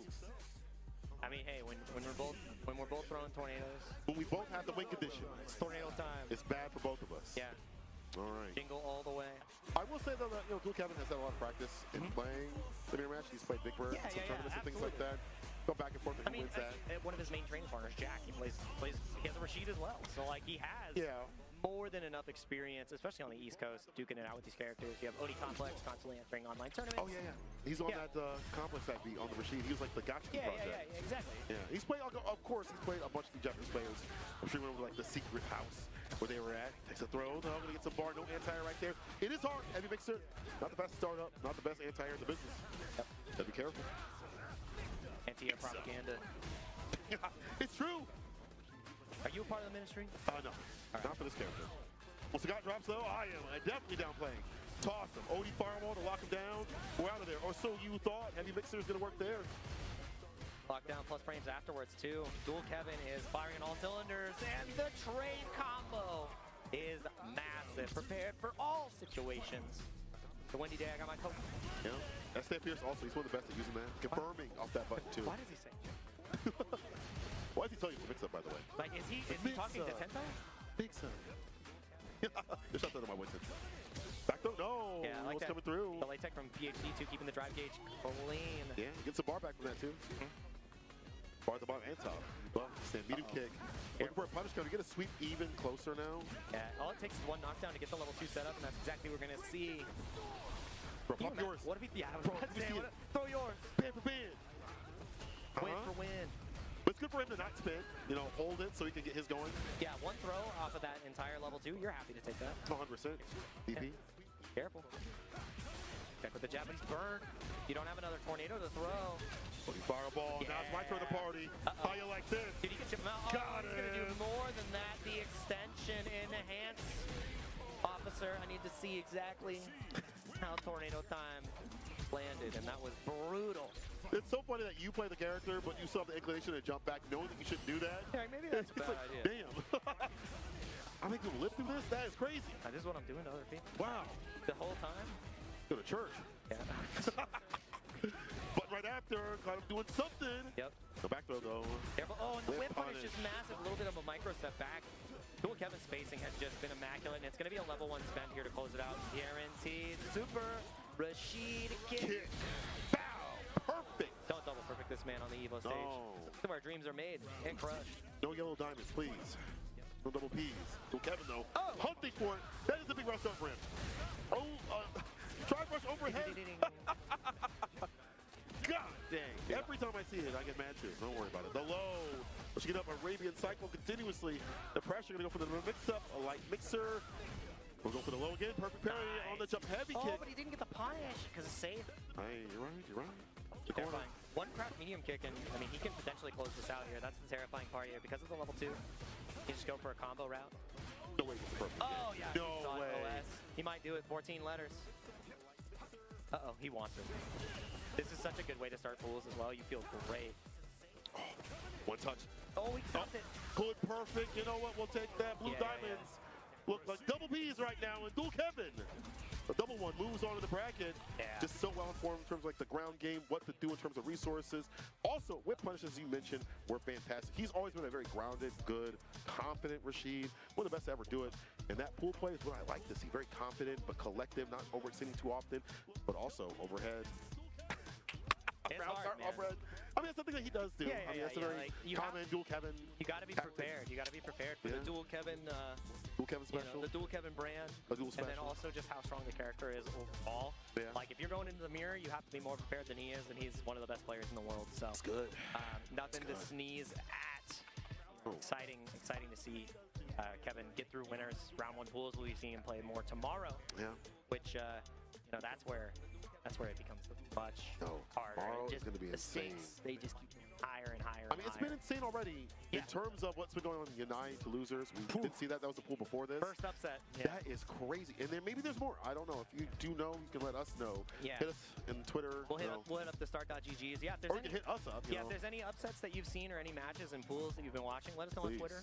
You know where to find us. I mean, that's where we want to be able to get the scoop on all the big matches, right? It's hard to find everything because we are bouncing around. There's so many pools out here and that you don't see. So keep us updated. Yes. It's going to be MDJSE Freezer versus Bread. And is this the Freezer that I'm thinking of? Is this the Blanca player? I don't think so. No, I don't think so. He's from Australia, right? I'm pretty sure Freezer from Australia. Well, he does show up to a lot of tournaments. Would not be. Yeah, we got. Oh yeah, Frezer. That's right. We got Bread as well. We have another player from the US. Put the bread in the Frezer. All the variants of Bread. Yeah. As well.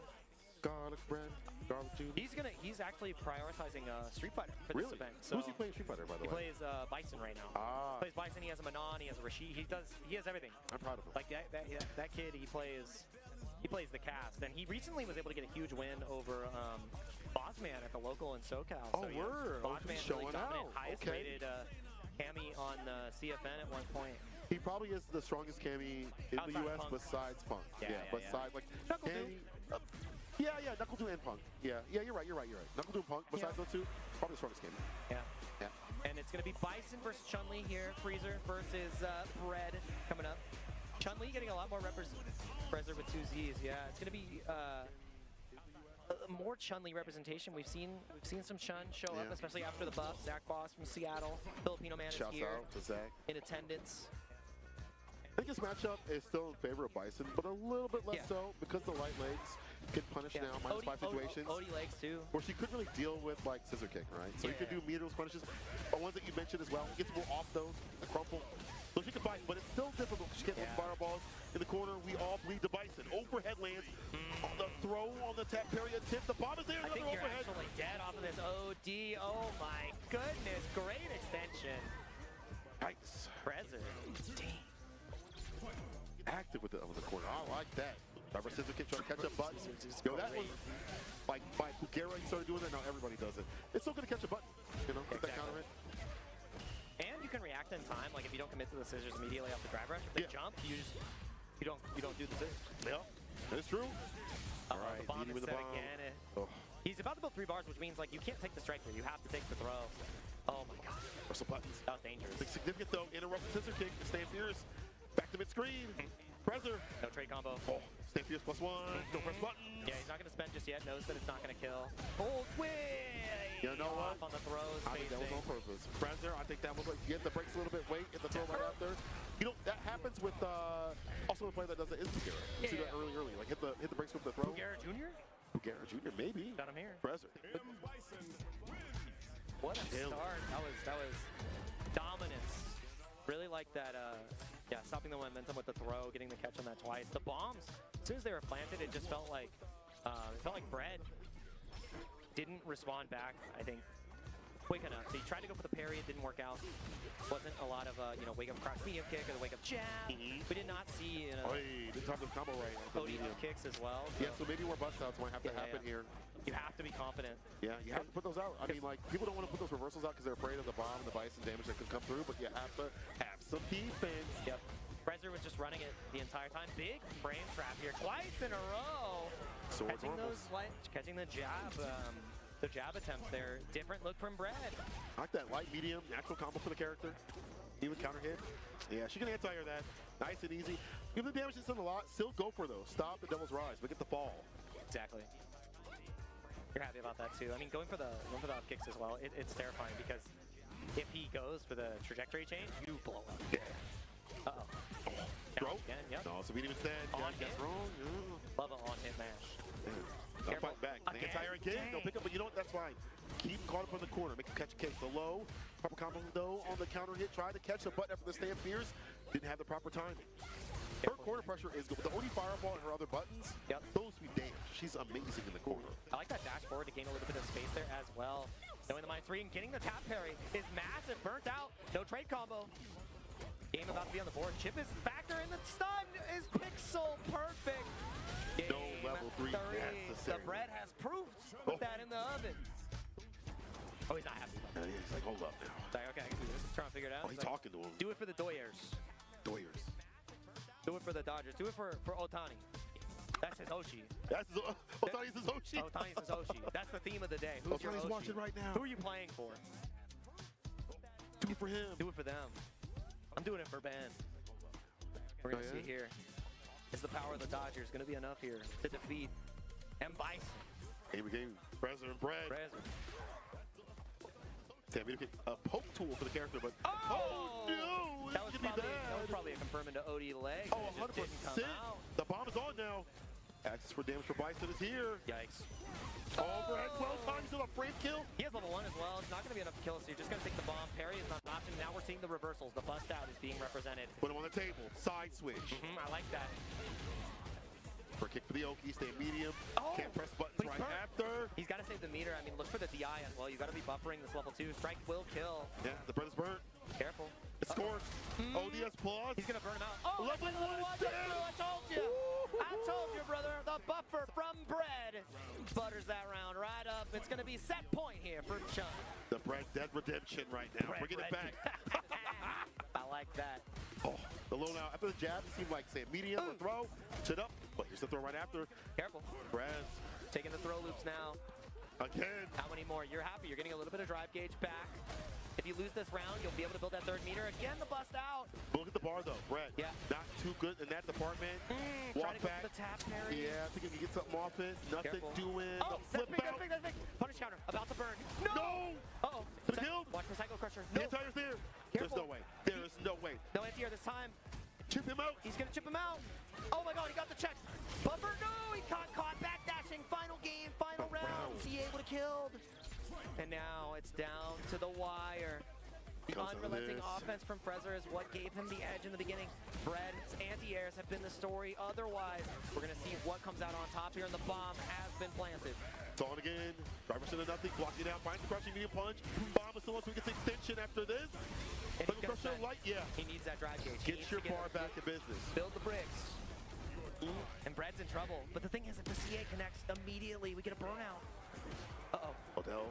Well, space the stand. Medium kick the kill. Perfectly done. The pressure up the corner was just too much of that lead. Well, she's too powerful. Put him in the Brezzer. Brezzer moving on over Bread. Iced out, man. Iced out. Granny put the bread in the Brezzer. Ice in his face. Ice in his veins. It's true. Wow. The Bison comes out on top. Like it. Great. That was very back and forth. Yeah. Absolutely loved it. You know, great skill checks from both sides. The level 1 reversal in that game too from Bread coming out clutch. The combo extension. Utilizing, Bison's OD stomp, OD scissor kicks to just get that little extra bit of damage out was there too. So the combo theory was on point.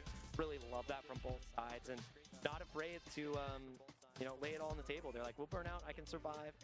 That's what you want to see. That's what you want to see. I personally don't want to see Bison winning. I'm going to do some downplaying. We're going to take a break so I can do that. Come back. More Street Fighter 6 action here at EVO. The best Chipotle order. I would like a bowl. Triple wrap. Mild, medium, hot. Then dip it in here. Sour cream inside the vinaigrette. 2 tortillas, if you know, you know. Lettuce, cheese, guac. Yes. Oh, that is good. Do that.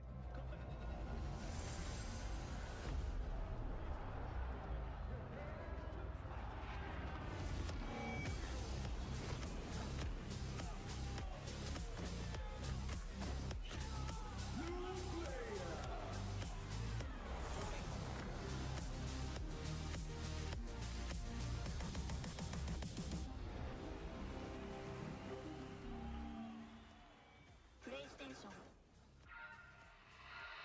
I got my hands on my back. No, I don't want your man. You can't keep that. I make it pop like bubblegum. I'm hot now, wait till the summer come. Shake some. Those who have lost their lives will never return. Nothing can bring them back. So where we going, old man? A hotbed for demons. The entertainment district. We've killed off anyone who's ever crossed us. Anyone who's ever slighted us. We're going to slash through your gullet, just like we did to all who came before you.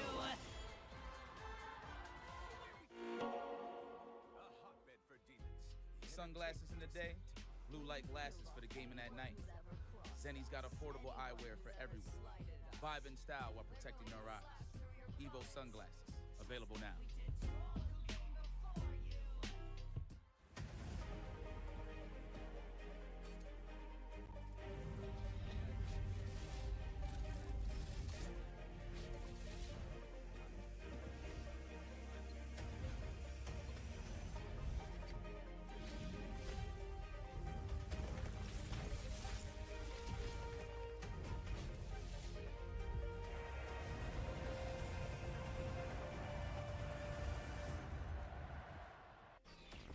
And my downplaying is achieved. We're back with more Street Fighter 6 action.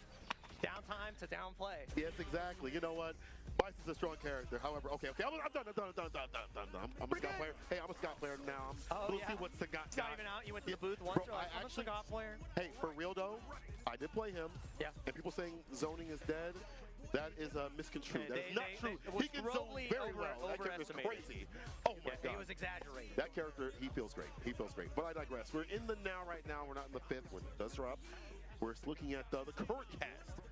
Competitors and players. Dude, it's going to be great, man. I'm looking forward to all these characters. Sea Viper on the horizon. Ingram Alex on the horizon. Alex on the horizon. You know what? I don't want to see Alex for the reason of I don't want to have to be made a Twitter clip from Demon Dan.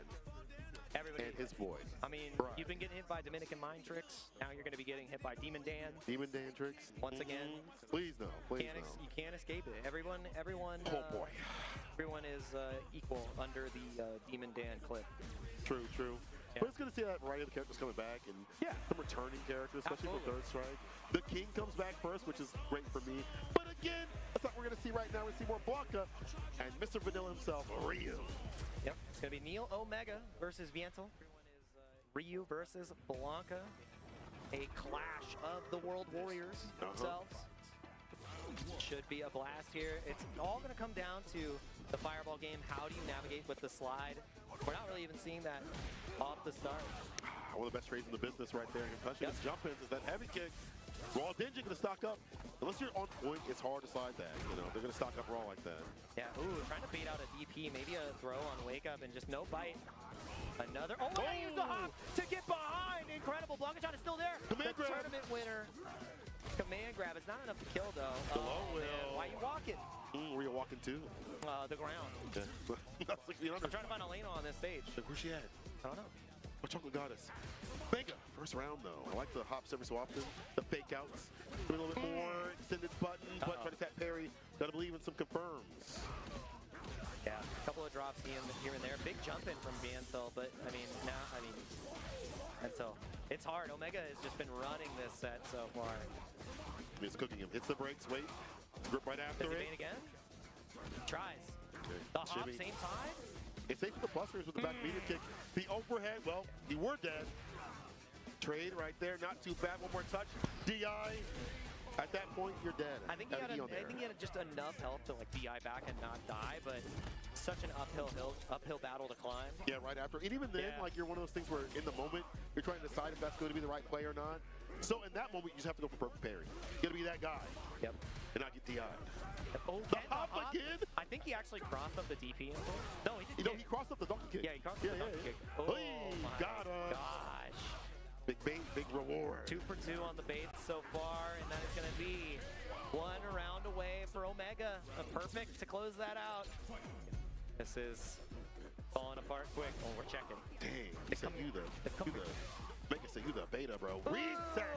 On hit, no too. check at all. Unfortunate. Which varies in terms of offense. Did the 1600 special. It works. Whoa, hold on now. John Capcom, what happened there? Yeah, that was a little bit spicy. He said, want to see me do this flip? Yeah. I can do it again. Oh, we crossed him up there. Dang, frame kill with the overhead. One strike will do it. What's the opener? Reverse offensive style. Stay for the corner while trying to hop, but the DP's going to stop that from happening. He called out the hop this time and re-corrected the DP. Yeah.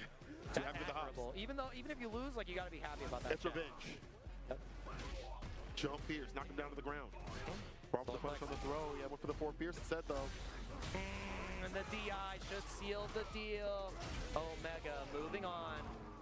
Pretty convincing. So hold up 1 second. Oh, let's see. What are you going to show us? So we got What are you showing us?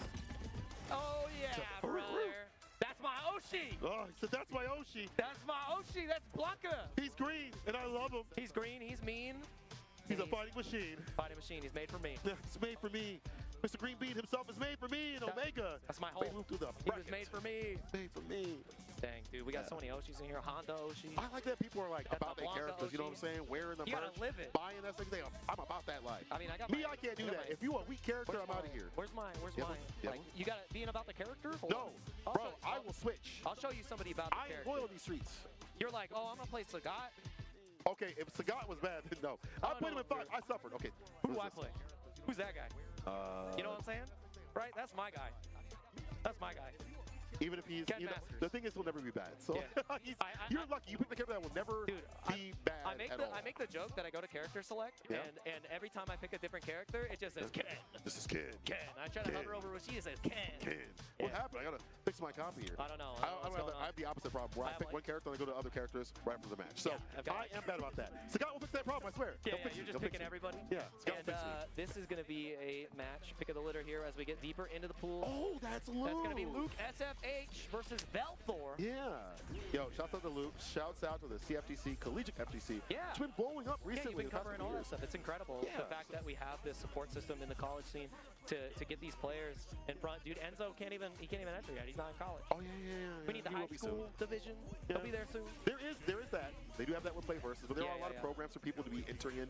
And honestly, if you're in college right now, you should be using that money that's in the esports. 100%. It just sits there and does nothing. Press those buttons. Yes, please. Press And they those will send you out buttons. to like tournaments and things like that, get you hooked up for other things, for the events. Please use that resource and definitely join in for the collegiate stuff that we have all around the U.S. and more. But he has been doing work. He did work at the CECC, which is like the big finals that they had out there. I know that. Top 8 I as know well. there's another player from the Midwest, Cry, who's been working with Eli Cry. McCurry, Yes. who's a part of that as well. So, Yeah. and this is going to be a stunning match here. Another JP on display. That is Luke. Going to be duking out with Velthor on the Kimberly. It's going to be one hell of a matchup for Kim as well. She really has to, weather the storm neutral-wise. She doesn't have the best reversals in the business to really dissuade JP. And we'll see if the perfect parries are there. And right now, this obstacle, of course, is daunting. Keep her away is the name of the game. Long distance catfisher. Don't let her know you. There we go. Punish counter. 4-piece. Fantastic with it. Nice block on the slide. Departure once again to jump in. No hit there. No problem. A counter hit right there. Didn't believe that he was going to follow with the pressure and loop. Getting that first round pretty convincingly. It felt like every single approach from Velthor hit a stopping point, and I like this. Unrelenting offense can be the way to shut down JP. It is special with her. He has the elbow drop, which is hard for him to anti her all the time. And honestly, pixie characters are really good to fade around the fireballs, as you see with the slide under the fireball. But the back throw happens. We switch positions, trade places in this corner space. Reversal light. Distance again. A little bit too early on the crouch medium punch, though, so we don't stop the OD teleport. The medium stagger step in. Pull up. No check. Impact. DI, nah. This man's in college still. You can't uncheck him. Yeah, exactly. And the level 3 should be enough here. Check yourself. How does this end? In ruin on the chin. Absolutely. Boom. More than enough. Not a single meter spent. Not happy about that one on the side of Velthor. I mean, that's just kind of the way that he is. Like, even though the momentum did shift in the other person's favor, he found his way out. He found himself fine. The thing is, he is a perfectionist when it comes to playing this character. Exactly. And when you're in pools, you want to be able to win convincingly. You want to feel confident going into tomorrow. Otherwise, you're like, you know that it's only going to get harder, and you need to play clean the entire way through. Like the manual snap right there on the departure. Yep. Very smart stuff. Get that guy stop from running. Look for the overhead. I think the thing from Velthor that I need to see a little bit more is a little bit more walk, a little bit more forward movement, because Velthor has been just utilizing special moves in order to win out in this neutral. There's no reaction level 1, but that's fine. You're happy. You get It's whole two kicks back. Yeah. Two more interactions. The super, just ready cans. No, we're gonna hold on to them, which is smart. Same for mix up in the corner, which is even more devious. Reversal light will stop that from having stagger step. He's gonna all the hits connect. No, he's not gonna spend the level 2 damage, but the spacing was huge, and you're not allowed to press. To the sky as we go. I've got the insurance of the portal. Watch your 6. Man's got a lot of tricks right there with that departure.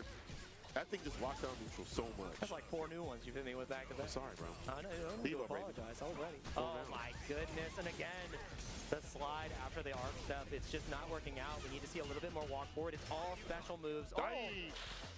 Okay, it could have been worse. Could have been punish counter recovery. Reversal, but it's in the corner anti-air. And again, it's hard. The elbow drop deep with it, with that DI, the better right back at him. I think he should level 3 as soon as possible. No, he's going to go for level 2 side switch. Yeah. Yep, you're right. Keep the level 1 for insurance. I don't think it would have been fine because you also have departure right after. You go for the OD, but he gets guaranteed burnout. Do you buffer? Are you that guy? We're going to find out. Oh, you're not even going to get a chance to buffer. You're going to have to suffer and lose your side with the Sharks. Luke has taken it convincingly 2-0. This man is about his mix and about his business. Moving on the bracket. Shouts out to Lucas. Again, shouts out to collegiate stuff. They've been hardcore grinding out there in terms of like the Mondays that we had. Collegiate scene. We also have the CFGC brackets that are also out there. And Luke also participates in like TNS. TNS, there's so many other online brackets events, that are online. He's out there too as well. So love to see these young competitors out here really filling out the brackets and just it's good to see a lot of new competition. Oh yeah. Once old dinosaurs have to go extinct, we got someone to replace us. I'm just saying. 2 40-year-olds were in the finals. That's true. But at some point, we will hit like 60, 70, you know what I'm saying? I'll still be yapping when I get that old, though. I can't lie. I'll still be up there. Like I said, they'll just be falling out. I don't care. My goal is to commentate one of my son's matches at EVO. Like I think it's going to happen. It's going to take some time. He'll make it. I got another Enzo in the works. Another Enzo in the works. We're trying to... his favorite character is Geef right now. It's Geef. It's terrifying. Oh. I don't know what happened. He got the grappler juice. The grappler juice. He loves it. Get him off that. Get him off that milk. Get him off that milk right now. No, it's too late. He's churning. And we have Betty. This is a nice preview to an incredible match we're going to be out later in the day. It's going to be Jaewong versus Betty. But Betty is going to have to duke it out against Skyside.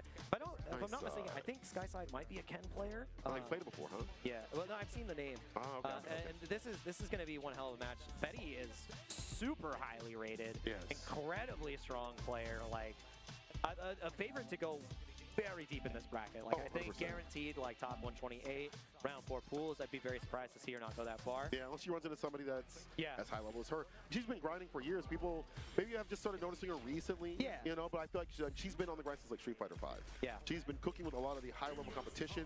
They have been helping her prep, and she's very studious too as well. I feel like whenever I watch her play, she just grows exponentially.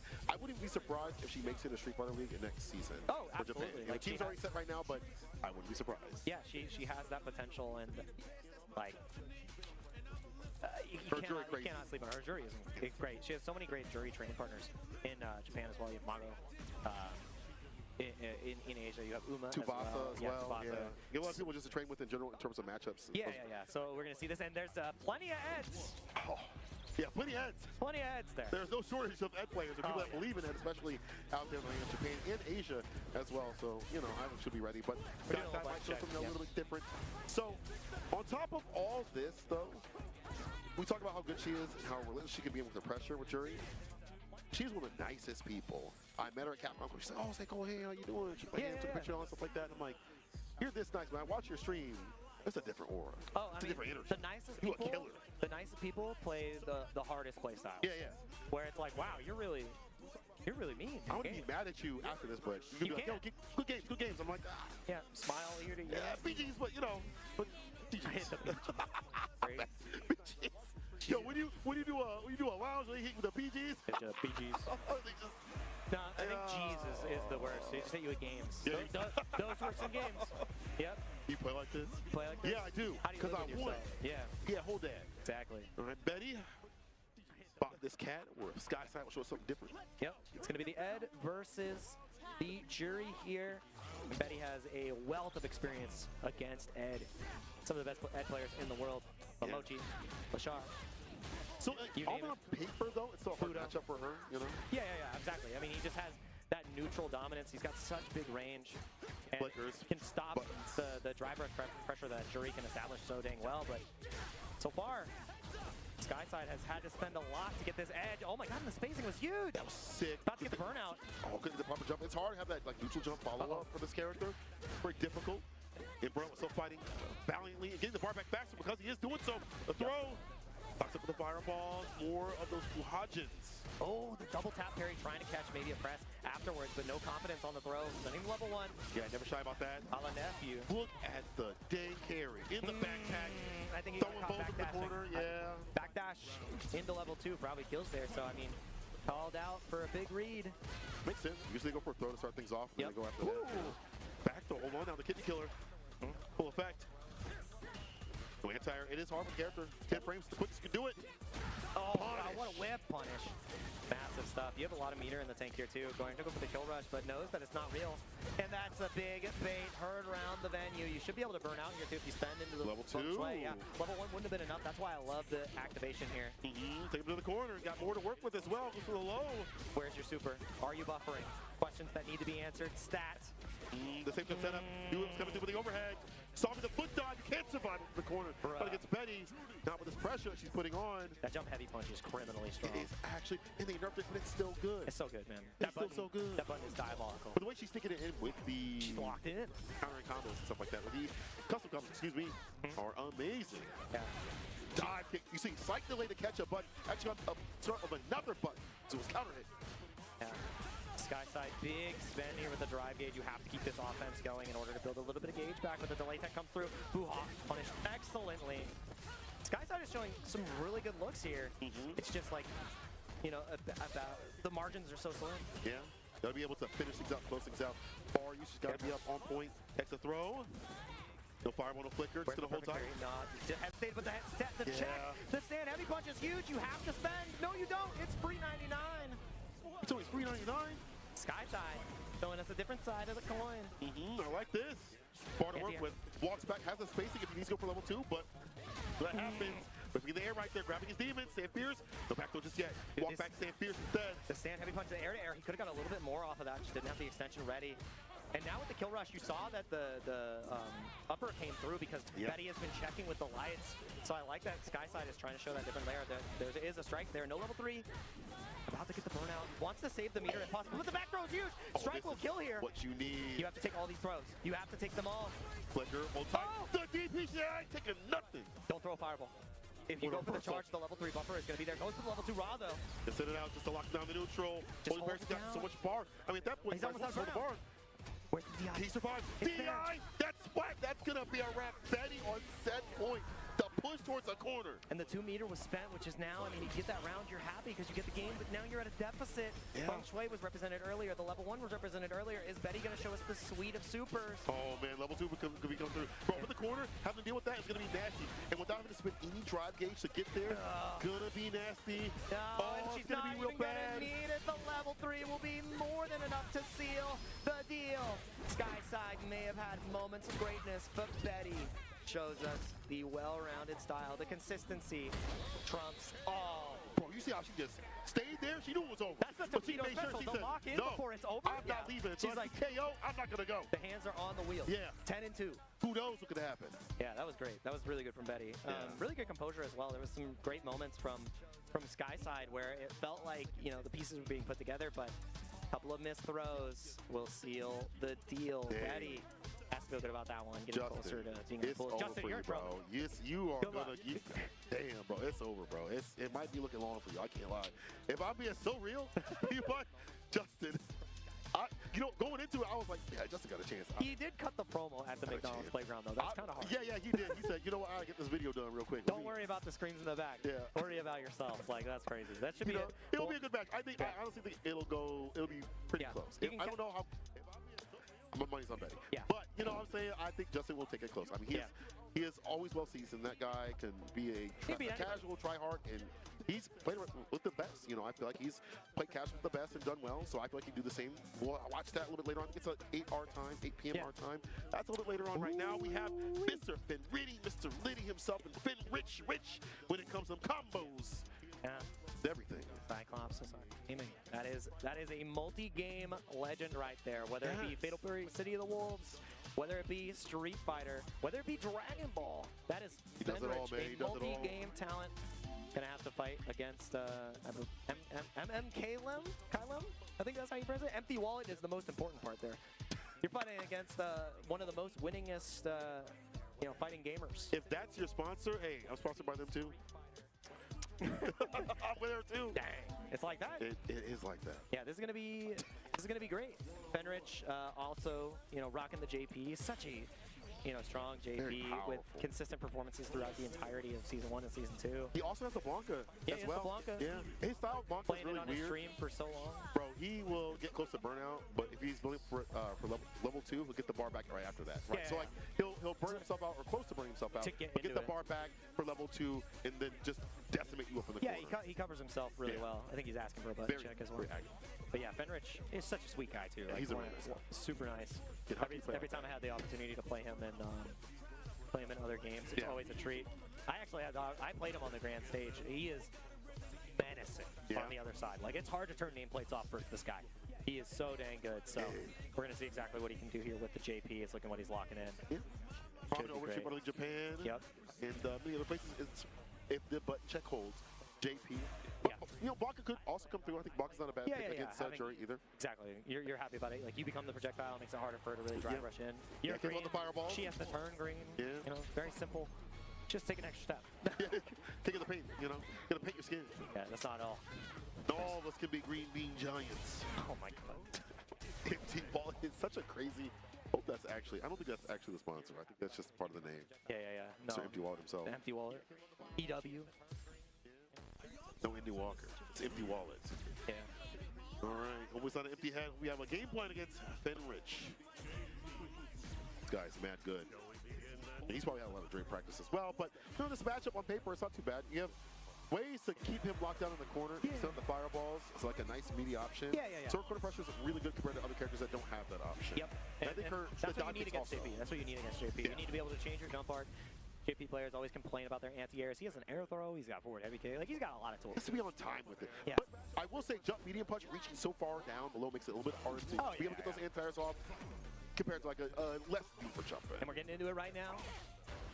Oh, Empty Wall is And then Kyle in. Oh. Versus Fenrich. Fenritty. Ready, get ready. That heavy interrupts the drive rush. I like that button usage for medium punch. I've never seen Fenrich burn out that fast. That's incredible. And he's still getting nasty, even though he has. He's full screen. Like, he's actually okay with this. But one drive rush in from Jury can really change the pace here. You gotta weather the storm of the obstacle course though. And it's that much more difficult still in burnout. But he survives excellently. The gauge was just a resource to let me get the edge. Pierce right after departure. Few people just kind of go for the knockdown, go for the departure. He goes for the Pierce and departure right after. Once more damage on the deck. The throw connects though. Drive rush too far for the overhead. Not even the same area code. Yep. Because he went for the back tech. Next strike will kill, but the whip on the throw is huge. Just didn't get enough walk forward. Enough space. Round one for Fenrich. I like seeing players, when they do burn out, have that good defense and offense to build the bar up faster. As you get aggressive, the drive gauge up faster. That happens in and outside of burnout. Yep. Fenrich knows. Medium. Gets the pick, the flip out, the throw right after. There was text though. Teleports on out of there. Tried to bait out, he tried to bait out ZP right there as well. No anti-air. It's a little bit too close for comfort. Big deficit here. The anti-airs have been there for back for Kyle, things. Oh my god. Usually like a DP or crouch speed. The stop sign. You're not allowed to press there either. The portal was the insurance. And now you'll die to this air to air. Oh my goodness. The teleport he gets the low. It's so close. The scaling. The scaling. Yeah. 20% scaling off. Sam Pierce, level 3. Is it gonna kill? Where's James in at? He's somewhere. We're gonna find out. Locked in. I think he's alive. Oh, he's dead. And even Fenrich had to wait a little bit, deliberate. Golly. Get a little sip of his water. Game one. Over to Fenrich. Calculation monster right here. The robot on the sticks. That's the thing. Fenrich has always been so calculated. It feels like everything he does is a TOD. So yeah. Why would I ever doubt the GOAT? You know what? I was with you, but I understand. Hey, man, he waited too. It's all right. It's all right. You gotta make sure also. So close. So close. Throw towards the corner. What's possible? Her corner pressure is really good. Stand fierce, fireballs, reaching buttons with the crouching meter punch to the forward, meter punch as well. Renko kicks. We're cancelable against DI. Have to have continuously up in the corner. Reversal buttons, countering combo. Stocks up. Amnesias have been ripped as well, so I really like this from Fenrich. Not afraid to go for it. Keeping the tight pressure, not letting a DP come out. Side switch as well. Below. We'll cancel though off the drive rush to get himself outside out. No anti-air. Careful. Oh yeah, he's gonna build the level 2, and he's gonna go straight into it. Do you reverse drive reversal? Nah. You hold it. It's gonna be burnout. No, he just gets the mix. He was so close to walking it all out. We're heavy kick, Crystal Slash, stay Better be fierce, buffering. OD. You better be buffering, but it's a fireball super. You can't escape. He might just chip you out. Guaranteed. You had no out. And it's almost lights out here. 1 round away. One more. All he needs to be is just a single more. Perfect parry on the Renko kicks. It was what could cancel right after. No bearings for him. Perfect parry again. We're turning blue. No pierce follow though. 2. Purple and blue. 2. Purple, yellow, purple, yellow. All right, stand medium. All right, the back throw though. The side switch to departure right after. I like how he understands when to go for the departure or not. That pierce did not hit. That could have been more. Yep. And now, I mean, you're in a great position drive gauge wise, but you got to get so much done against Fenrich here, and he has all the resource in the world. He's about to build the level 2. We got him in the corner. How can you stop the beast? Damn fierce. Significant right after. Coming combo. Oh, you should have committed. You should have believed. I don't think he's dead yet. He has the level 2. He's not going to spend it in this opportunity. Oh, but the check on the dome piece sends him straight out. Fenrich with a convincing victory there.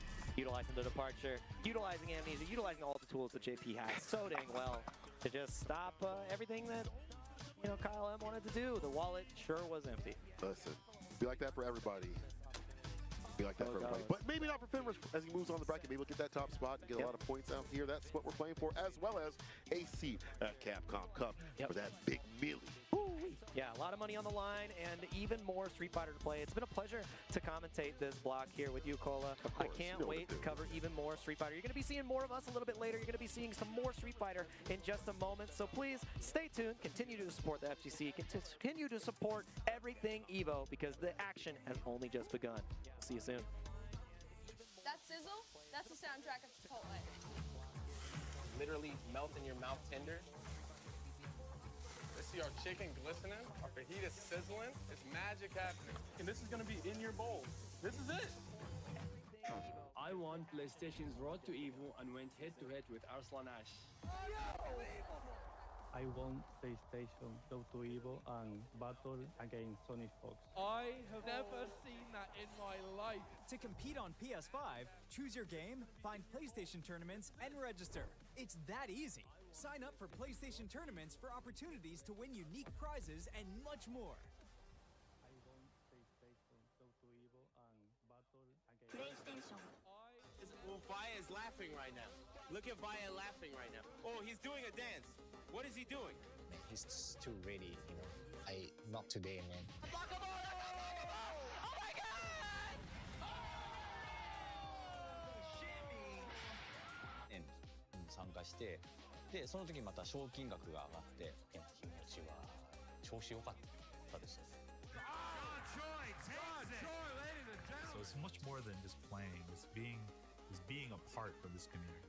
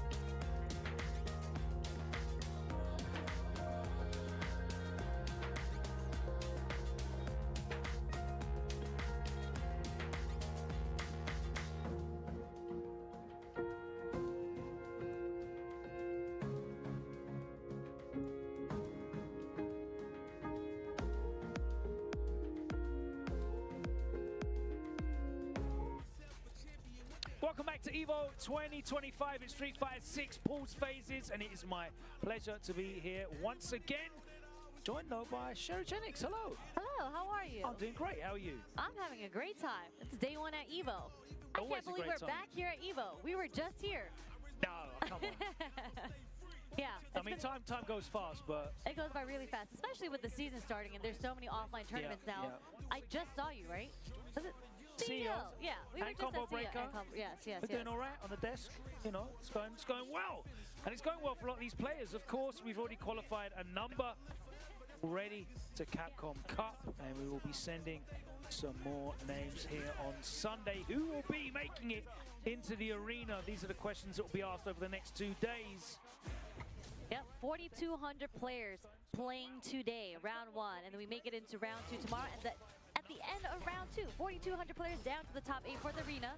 But speaking of which, this is the winners finals to make it out into round two. We have Brian Job all the way from Brazil. I believe he is the CPT World Warrior winner, most recent winner of Brazil, on the DJ. And then we have Smooth Moves 22 on the Guile, the Guile. Players here from around the world competing. Nice to get that representation immediately here on the block. Smooth Moves trying to fight his way out the corner. Second time of asking, he does it. Gets a lot of real estate back. I like that pink flat top Guile colorway. I don't see it enough. I like his pants. Like the camo pink with the purple is working really well for him. Supreme 2015 kind of. I would wear that. From 2015. 2015's back. Nice job, but it doesn't connect. Oh! Into the cookie jar. Okay. Nice spacing here from Smooth Moves. Getting the pin down in the corner. There's a whiff though, and not a punish, but a counter hit from Brian Job. Yeah. I like you know what I love about DJ? He just has like the built-in movement with the sway, and you see so much mileage coming from that. Exactly. All in there. Damn, Smooth Moves. Pinning him down in the corner. He's got moves of his own. Only 2 of them as Guile though. Nice, perfect parry. Not a time. OD flash getting the He's going to pick him up, yes. Yep. Oh, I didn't get the target. Brian Job, okay, that's going to connect. Anti-air level 3, let's go. Going to put Brian Job into burnout. Almost in burnout. He's going to have to hold this though. Oh my God, drive rush is straight into the short hot knee. Didn't get anything out, got counter hit, and now he finds himself in the corner. Nice. Oh my God, no mix up there as he blasts out. Ooh, a little too autopilot on that crouch strong right there. Nice job from Brian Job walking back and getting the whiff punish into his own level 3 this round. Taking the first game for Brian Job. They're serious out there. Yeah, Brian Job is definitely, you know, utilizing and making the most of the differences between these 2 characters. Of course, when he first released DJ, so similar to Guile. Big difference nowadays, though, is that movement, as you pointed out, and he's been utilizing that movement to great effect, both forwards and backwards. That little beautiful walk back into the crouch and medium punch punish, closing it out with the level 3. Oh, actually catches the sway with the jump in, okay. Not sure what he was looking for with that sway, just in footsies. Drive rush gets stopped, but there's the sway into the low. To the plus range situation, is it to be, oh, looking to bait something. Nothing comes. Okay, answers with his own reversal. OD up kicks. Another whiff punish. Didn't want to cash out though. Who's just walks straight out of that throw. Re-establish the zoning here, but he's in the corner. Can't afford to take any more hits. He's so bats. Looking for the parry. Nice reactions as well there from Smooth Moves. It didn't work out in the end, but the awareness not to get baited into flinching for your DI back and looking for the parry. Nice to see he's in control. But it is set point now for Brian Job. I mean, Brian's doing a really good job getting those perfect parries on the time that Smooth Moves is doing for his block strings into the Sonic Boom. A swift punish. Gonna get pick up off of this. Just enough for level 3? Nope, doesn't go for it. All right, we're gonna try to get the burnout with the level 2 here. Oh no, doesn't get the normal, and he jumps over the baby booms. He's got the level 3, and that is gonna be all she wrote. Smooth Moves Terrible, terrible whiff there. Unfortunate for him, it proved fatal as Brian was ready to hop over those triple baby boomers. And repping for Brazil. There we go. Yes, Viva la Brazil. That's what I love about Brazil. They have so much pride in their country. Like Conqueror, like all these Brazilian players, they all bring the Brazilian flag with them and they wave them every single time. It's going to be very exciting as well because I just saw the tweet from Capcom that 2Game have got a team in SFL US as well. Yeah? Yeah. That's amazing. Zengi Filato is a part of that in 2 games. Blaz is part of that. Course. So that's going to be a hell of a team, that's for sure. Let me pull that up because there's some big news in there, though. I must have missed that announcement. Yeah, look, there it is. And look at that. Team Falcons are in there as well, which means we'll see Jaime newly signed. But Jaime won't be joining his South American brethren on Team 2 game. But that's really cool stuff, though. Like, South America finally gets their team into SFL. Like, I've been trying to tell them, like, there's so many good talent from South America, and we've seen it from time to time, and it's so cool that they finally get a team to come out and represent instead of like little bits here and there. We've always seen them come out. Blaz, obviously, with his breakout performance. And we see, like, Zengi Filato, too, but it's so cool that they get to team up, and then, you know, let's see how they do at SFL. That's yeah, gonna be they've got a bunch of team. players, even not on that organization. You've got guys like Not Pedro, who made top 8 previously. I think it was CEO this past tournament. Yeah. He's actually here. He's actually playing right now in pool, so I think maybe we may get a chance to see him once he makes it, hopefully, into winners finals of his pool. But who do we have here? We have a Mucha versus the A1 South the Boss. I let you say that one. That is not for my culture. No? You don't like A1 sauce? Have you ever put that on your steak? I feel like putting sauce on steak is a crime punishable by... You just had au poivre. Yeah, it's au poivre sauce and A1 steak sauce. It's not the same. A sauce is a sauce, you know. I mean, sodium is being delivered one way or the other. All sauces are not created equal. I will give you that. That is true. Especially when it comes to Europe and America. I'll say that right now. But does he have the sauce? Let's find out. Chun-Li versus Manon. Chun-Li's a character that I feel is skating right underneath the radar, right? I've always thought she is so good. She is definitely a character in this game with a lot of sauce, especially with all the stance changes, and definitely some of the best normals in this game. And the conversions offer fierce because of her stance changes. And I actually think this matchup has to be pretty hard for Manon, right? Like, in the neutral, Manon is also known for having very good buttons, but they're more so like, you sprinkle them in the neutral, you don't get much off of it, whereas Chun-Li actually gets pretty good conversions. Incredible conversions.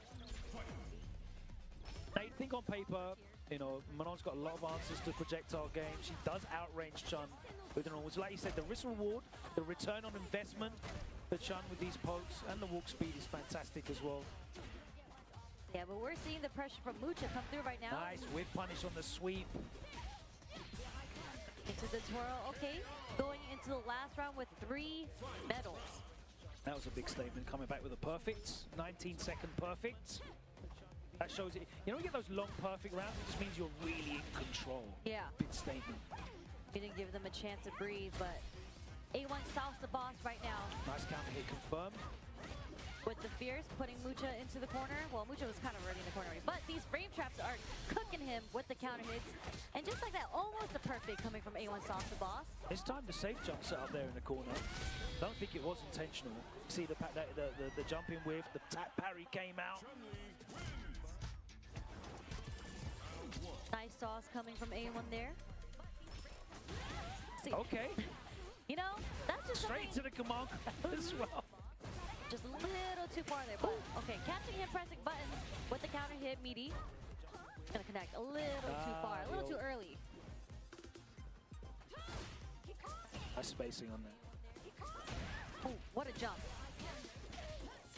Yeah, she's got so many answers to projectiles. You're not even thinking about jump really, but it's still there. There we go. The command grab does land this time. Pressing buttons. Okay. The up kicks. Out. Burns himself out. No conversion, but we're going to keep the pressure on because you don't want to be in the defensive position when you're burnt out. To follow up that mid-screen throw. Tries to, I don't know what he tried to do there. He tried to jump. Yeah, he tried to jump. I didn't know if it was the start frames or something else. Yeah. No, I think he tried to jump, but Chun does have one of the floatiest jumps in the game. Terrible jump. A little too late for that. to dodge the DI there, but we're gonna get the pressure going on again. Wake up. Press the button, yeah. Nice up kicks this time. Next range on the tension. And again, button into the command grab, the counter hit. Additional frame didn't work in his disadvantage. A1 source, the boss is ready. Side switch into the launcher. Here we go. Are we going to get the safe jump this time? We do. Oh, too far away for the throw. Oh, this one's going to punish it, and that should be it. Yeah. At least for this round. Okay. Set point.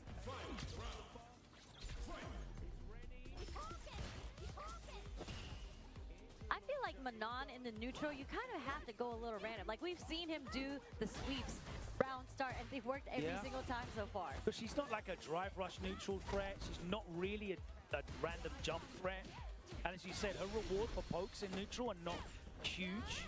Now she spent the level 3 as well, so you don't really have the fear now of the command grab hit mix up close. Rush neutral threat. She's not really a random jump threat. And as you said, her reward for pokes in neutral are not huge. Now she spent the level 3 as well, so you don't really have the fear now of the command grab hit mix up close. Rush neutral threat. She's not really a random jump threat. And as you said, her reward for pokes in neutral are not huge. Side switch, which is critical. Mucha finds himself now in control. Burning ourselves out just to get out of the pressure. And the meaty is connecting though. The cross-up jump in, and there's the throw reset. It is just enough to take the round, and here we go, Sherry. Set point now. For A1 South the boss. I was leaving it open for you. To value. A lot of counter hits coming out from Mucha right now. Pressing some buttons in defense. Looking for the throw tech, didn't come. Drive rush straight into a back throw though. Yeah, way two plus there to get the command grab timing. We only have one bar for Mucha too, so he's got to be ready to reversal here. Any hit will do it. Here we go. Oh, yeah, that'll do anyway. Take that. And there it is. A1 South the boss moving forward through the bracket. That was, I believe, winner semis, not finals yet. So he's got one more match to make it out into round 2 for tomorrow. But good stuff, good stuff. We saw a little struggle in neutral there a bit, just in the matchup in general. But we did see the random straight hits hit. Mucha just couldn't get much off of it after that. Yeah, there wasn't like any real dominance when the offense was rolling, right? No one was able to really lock anyone down. Or really condition. You were seeing A1. No. A1 Source was like happy to just wake up with buttons at that stand light punch, exactly. Or bust out the OD Tencho kicks a bunch of times. So it's hard though, isn't it? You know, you're a player, you compete 2 out of 3. It's difficult to get a read on someone, especially in pools. Yeah. You know, what are your tendencies? Like at the same time, you just want to shut the game down and just get it over with as quickly as possible. Yeah, exactly. That's why I feel like all those reversals that we've been seeing hit. It's like hitting on the 16 on blackjack, right? Like if you're only 2 out of 3 and you have all that adrenaline built up, this is the last decision in your 50-50 that you have to make to get the damage like away from you, the offense. So we've seen it hit 100%. We haven't seen a whiff reversal yet because when you have that little sliver bar of drive left, they're like, your opponent's like, I gotta burn them out. I have to do it now because this is my win condition. Yeah. So the reversals have worked in their favor so far. A1 was burning themselves out a lot. That's what the level 1s were hitting from Mucha as well, which is a great return there. As we keep it moving, but we're moving on into the next wave of pools, the E wave. And if you're following at home, you can check those out on Line Start GG. EVO, of course, there on the front page. E169 is our current pool, and we've got Swagger up against Black Mamba Cats. What is a Mamba Cat? I don't know, but a Mamba's a snake. Interesting. So it's a... Kobe Bryant was famously the That's right, Black the Black Mamba. That's right. I don't know what a Mamba Cat is, though. Maybe he's just a fan of cats and Kobe. Timing and the placement. Those are like get off me buttons. Like you're too close, like back up a little bit. That flame dash is pretty good. Just throw it out. Oh. Spending We're gonna close it. It's yep. enough. All right. Perfect. Final round, first game.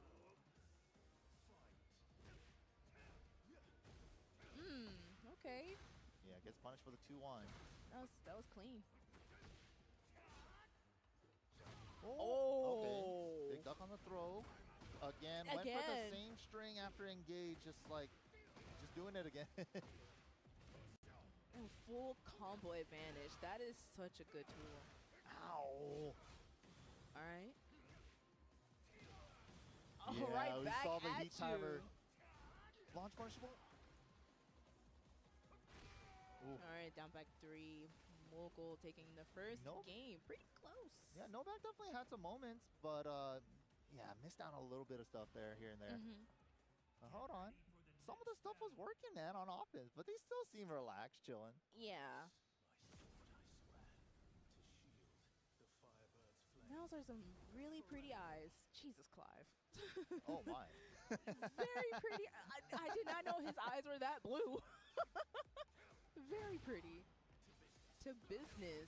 Straight out of the gate. What? Uh-oh. Oh, we turned up the heat. No pun intended. Oh, what a block. Wow, the one time he finally went low. Yeah.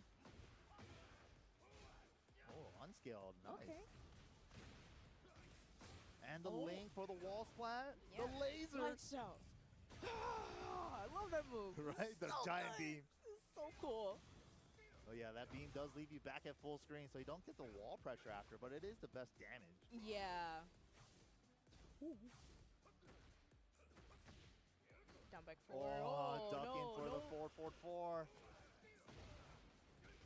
This is big. Big wall advantage right here for Mogul. What a whiff punish, Mogul. Dude, Mogul's back Kemple and shifting cloud usage is like no other thing, I think. But the thing about that is he just keeping it so simple. It's keeping it like very subtle. You won't even be able to see it. It looks simple, and then it's just like sprinkles in one right there, Yeah. and then just like, oh. And then you just kind of forget about it because he doesn't go for it that often. That often, right. It's so unsuspecting, and that's such a good thing for Mogul. It's going to make you second guess your ranges too because of that back tempo. All right. Set point. Ooh. Wow, round start shoulder, he was feeling a type of way. All right, simple punish there. Down back 4. Oh, okay. Guess the last hit on counter. Again. Nice. Yeah, it's just like such a common string to do with Clive after heat engage. That's just like, he hasn't not stopped doing that after an engager yet. Ooh, hazard activated. Ooh, to the wall. This should High be slack good for nasty. Mogul. Oh, just like that. Taking it 2-0 over Novak. Give it up to Novak. He definitely did their thing. They got a couple rounds, right? So, hey, that's all. Kenso. Okay, nice DT from Kenso, keeping it calm and composed till the end. You always love to take those big jumps to allow me to take the round. Just give me that extra, because you're struggling. You're trying to get the tempo down for your character, and now it's starting to hit the mark here for Kenso. You may see a lot of confidence get off that. The shimmy just hit like a tank there. I do want to point out he missed a break on the heavy DT earlier. He did it again. Maybe it's intentional. He wants the knockdown. I don't know. Try to get it needy to get the full combo. Oh no. Going for another throw base there with that. Oh, that should do it. Game 1 goes to Kenso Gato. Excuse me for doubting. Yeah, I mean, round 1, I'm not going to sugarcoat it. It did look a little bit shaky, but it looks like he was kind of like waking up a bit. Yeah, he started finding his mark. Yeah. Seems a lot more comfortable. Also, a lot of information gathered there from Kenso about like how some Black Nerd is able to deal with that offense. There's a little too much challenging there and not really maybe utilizing the system to their advantage and now eating a lot of offense. Nice anti-air from Kenso. Overheats himself though as a result.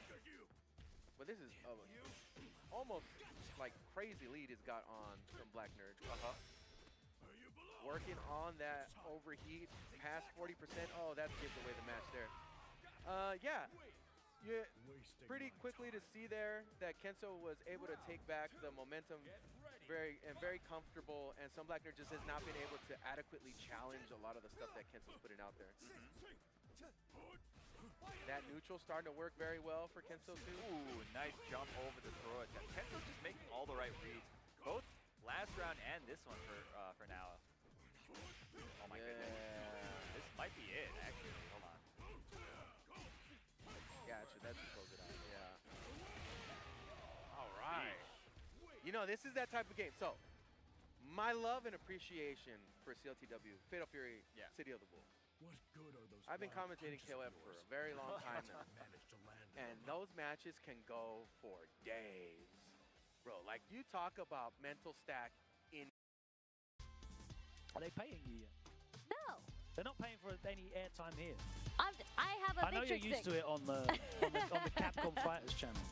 I am a fan of purple, and I use a Victrix stick, so I was just shouting out. But you've got a very special Victrix stick, right? I Which do. I'm sure you're very excited to be Viper using in the coming months. Yeah, I actually just switched my buttons out too. There's these one frame buttons. Okay. Have you seen those? Have There's you heard so about them? many innovations in buttons now. There Tell are. me, please. I think it was backed by Tokido. Like this is his proprietary buttons, I believe. They're from Japan. Arcade Shock sells them. So they're, instead of, you know, there's like all these mechanical switches for buttons now. This actually isn't a mechanical switch. It's like a click, like a mouse click. Okay. So it's very sensitive, and it's like clickety click click. Yeah, I have it on my stick. You can try it later. It's actually really nice. Interesting. I've not heard of that yet. I've had a problem where when I frame kill with my stand jab, and you know, you kind of mash out the frame kill. Yeah. I had older buttons, like standard buttons, and I guess those get triggered by like touching wires. So because I had so much vibration in my stick when I'm like pressing and When frame you're kill, like double tapping it. it would activate other buttons. And I was like, how am I getting stand medium kick when I'm pressing jab? And I was so confused. So these buttons, because the actuator is Sounds just like a you're click. hitting that stuff like an old ST player. I came from the arcade. I smack my buttons really hard. Angry Sherry. Especially when I'm playing ranked. You know, that's why I don't stream. People can't see what happens when I play ranked. But anyways, cancelled in a heartbeat.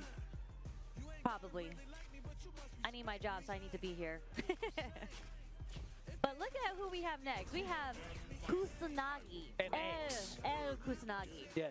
Not Le Kusanagi. Le Kusanagi versus Le El. is masculine. Yes, yes. Le and la. That's right, Le and la. I took French for 4 years. And you don't know the difference. I forgot. That was high I school. hear That you. was a long time ago. It was not as long ago as me in high school. That's true. I think we're But I'm relatively still there the same though, age. so I'm still there. But okay. I love me some Terry Bogard. Yes. Do you? Oh, he's so cool. More than Ken? Possibly. Interesting. He's mad cool. I disagree, but that's like Really? personal preference thing. What, with the Garrow jacket and the curtains? I guess he's alright. He got the Tims, you have to Like respect that. Sea Viper, you From know. the East Coast. That's true, but his jeans aren't really from the East Coast. I mean, nowadays. But look at that Nick Sweat TV on the Bison. Actually has Kusanagi's back in the yellow. Right, here we go. Catches him walking out. Gets caught low. Now we're in the corner. Oh, he tried to catch him air to air. The Devil's reverse. You can never air to air the Devil's reverse. I know. That's kind of out of habit when you see your opponent jump into the air, especially if it's for the last hit. Wasn't a jump though. There's a But he reversal. flinched, didn't he? Ah, there's a check. Into the level 3? No, we don't want to burn him out. Waiting to catch those plus frames from the bomb explosion. Crush Fierce. Next hit from Nick Sweat TV won't take it, but Kusanagi Catches him. the hell out. Wants that drive gauge back. It's kind of equalizing the health as well. Yeah, it's a dangerous situation though, right? Because Nick Sweat just needs a single touch. Oh, this That is is it. going to be it. Kusanagi heard that and was like, I'm going to give him this opportunity to get this off. But just like that, first game goes to Nick Sweat. And really good block on his Perhaps he can't see through the shades. I've actually never seen Kusanagi not play without his shades. Even in an indoor I don't setting. think I've ever seen him play in person. Wait, really? Yeah. Even, no, you've seen him. He played at Capcom Cup once. Yeah. I don't think I saw him play at Capcom Cup. How did you not see him play? Because I don't commentate every block. So I think I That's just true. avoided. So maybe you just left, perhaps. Pump and pedal, man. It's been so good. Side step 3. All right, we are now in Floor Blast territory. Okay, we're seeing some duck cancels. Wombology, though, fishing for the counter hit buttons, but haven't been finding Are we them. gonna go boom? Oh, yeah. Boom! Here we go. Send him away with the death fist.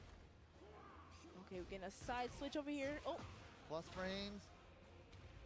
Okay, back to neutral. What do we do now? How are we gonna find these buttons? oh my God, That was scary. That was a lot of whiffing right there. Not even playing around. Lancaster Yo, combo. yo, okay. Bang! Into heat dash, yep. Yeah, optimal follow-up too. The running too to get all the damage. Final round. Good break. Oh, again, throw break into Iron Mountain. That is a cheeky setup. I like that. Yo, this peekaboo aggression. No punish on the Iron Mountain that time. Tracks the sidestep shoulder. Gets the confirm into the engager. Oh, let's do it again. Oh, my God. He was just going for Oki. Yo. Big Set him boy up. damage. Wait, no. He back rolled. Got up. Okay. Good charged interrupt. it. Oh, 4-1+4 off the wall. Didn't get the tornado. Oh, the grab. Wow. What a first game, man. Wombology surviving. That got crazy. That. Oh, good. We're back at Rebel Hunger. Yeah, we've been seeing this stage and Phoenix, and yeah, I think those two the most. Yeah. Phoenix Gate and this stage, Rebel Hangar. This stage. It is always random. Luck of the card, luck of the draw. That's how it be. He just swinging. He just swinging. Yeah, getting the steps too, but nobody's capitalizing on these little whiffs. Yeah. They're both playing really small. Yo, this peekaboo. Okay, okay. Steps the burst. Oh, That's huge. that was so good. Okay, no usage of heat just yet from It Is Squeaks. Oh my God. Oh, that was a huge opportunity. Oh, Swung man. in, trying to punish the second. That's a punish on hit. Rah. Oh, I'm surprised that didn't wall break. Yeah, it doesn't. Or balcony break, rather. Peekaboo. Oh my God. The no fear Iron Mountain. Why not? Steve can't launch it anyway, so. Yeah. Especially why not? Guard And break. it goes through jabs. Oh, man, getting hit by wow. all the Lionheart 1+2s. Woo. Do it again. Okay, the last hit. Oh, just running the 1-2-1s. Oh, that's Oh, huge. yeah, that's big. That might be the round. Sidewall saves lives. Yes. Holy moly. He could have still tornadoed it, though, but didn't want to overcommit. Yeah, I agree. I was just thinking that, too. No, oh, little punish. Okay, Wombology working his way away from the wall, but Iron Mountain. It's such a good option there because it would avoid the high jab from Peekaboo. It's going to beat the down one from Peekaboo. It's just that pesky 12-frame mid, and they made it a counter and knockdown. Gets that free follow-up. Good chunk of damage. Been doing so much. Okay. All right. Oh, but throws the it grab. this time. Didn't get under the throw. All right, staying at the wall for that wall Wow. positioning. There we go. Instant. That was so fast. Ooh. Instant running too after that heat dash. Wow. Now Wombology is landing all of these counter hits now. To the wall. Masaji. No, but just a little punish. Yeah, just a little down one. punish Something there, better yeah. than nothing. Okay, clip him on the floor. Ba-bam. Nice blocks. Wow. Beautiful whiff punch from Wombology. Set point. It's kind of like what we saw in game number 1, right? It squeaks. Had it like the first couple rounds, and then Wombology just turns it up at the end. Yeah. No punish there on the Wild Man. Yeah, we're seeing a lot of peekaboo pressure from Wombology, but that big launch, it is Squeaks, but the drop, oh no. Unfortunate. Oh, had the movement, but no whip punish. They're doing the movements. Hey, there we go. minute, Now here we he go. capitalizes. That's huge. Back turn wall splat though. Hard to capitalize. Oh. No throw break. Oh my Counter goodness. throw. It is Squeaks. Got one more opportunity. And Iron Mountain will kind of do it right now, but unfortunately, the Iron Mountain collapsed. Good Wombology. stuff. Good stuff to Wombology. They're keeping it mid just to stay safe and keeping it free from any gaps, right? Down forward one on hit, check with another mid, try to Iron Mountain, had the frames though. Good stuff. Oh man, yeah, good stuff in Wombology. Up next, we're going to have La Vertigo Bonita VT going up against Gilgod. Gilgod. Is that like the Gil currency and like the video game Gil, you think? I have no idea. Like Money God? Money God. Like Gil currency God? Gil currency God. Huh. That's cool. Hey, I mean, if it works. You're right. Like, Well, I finally hope got you to guys... see some Steve on stream, so I'm happy. Yeah, I was about to say, I hope you guys were enjoying some Steve action because of MIK here. So now expand on this for me a little bit. Why don't you like Tekken 8 Steve? Like, being for real though, like, what is it that made you say, okay, maybe not in this iteration? I don't like Outfox and Lionheart that much. That's all. Yeah. So you gotta use it a lot. Yeah, you think that Lionheart was an unnecessary stance for him to gain, or? No, I don't think so. I wouldn't say that. Oh. I just think that the best use for it is just the Outfox version, the up back 3, the raw version. Yeah, I think that move is actually really good. Outfox into 2, right? Yeah, it's fantastic. It's really, really good. That's actually what makes Steve, I think, in this version in Tekken 8. It's just not what I like doing with him. You know, I want to be back one-ing and down forward 2-ing, and that's you can still do that. You can, you can still do that. You still can do that, but I feel like the weaving, you gotta like weave a lot more, outfox a lot more. You gotta play him a lot more slippery in this game. Got you. It's not really my style personally with him. Okay, that's understandable. And we got the Kazuya body pillow from La Vertigo Bonita. Oh man. Both sides. Oh my god. Double-sided. Hold up. Both outfits. That is sick. Okay. I was not prepared for the turnaround costume change. That was preset 1 and 3.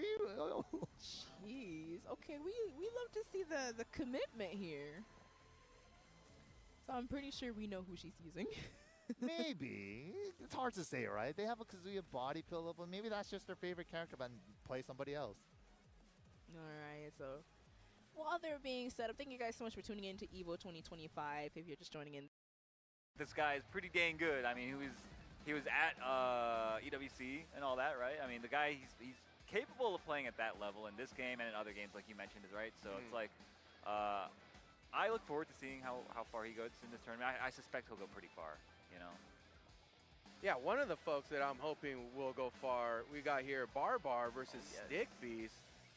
Barbar, I don't know exactly when Barbar started or what, but Barbar has shown to be a very smart and intelligent player in the way of understanding the options in the game and utilizing it to the best of his ability for his type of gameplay style. His gameplay style, yeah. I like that you put it that way because he's really, you watch him play, and if you don't know how like thoughtful and smart this guy is, you might think he's just kind of crazy, right?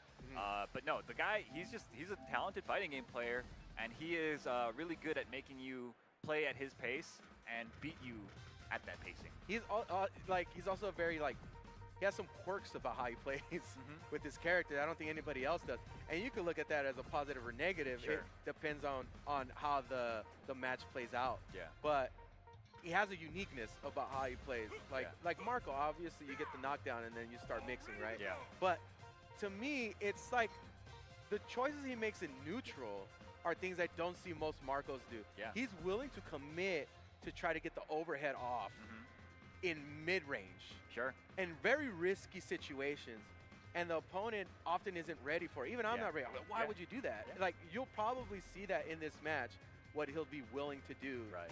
And that the risk he's willing to take. This is why I call it like a little bit of a quirky type of style play. Eclectic. He's an eclectic player, using a lot of strange choices. But I mean, the guy's he's a strong player, yeah. So Stick Beast as well. I mean, we saw Stick Beast earlier, putting on a pretty good performance with the Beat Jenny. But I think Barbar might be a bit of like a challenge. Yeah, and like I was actually talking to Barbar yesterday. I'm like, Marco is the quintessential pool buster character. Oh, yeah. You just get the knockdown, you just play the game. Like, it is what it is, bro. And like, if you don't know how to play against that, good chance you're gonna get cooked. Yeah, he is definitely like a landmine character. Because like up until like a very, very high level of play, he can literally just rob anybody. But it's only when you get to that really, really high level you might be able to play around all that stuff, really utilize or really exploit Marco's weaknesses and not let him get anything started.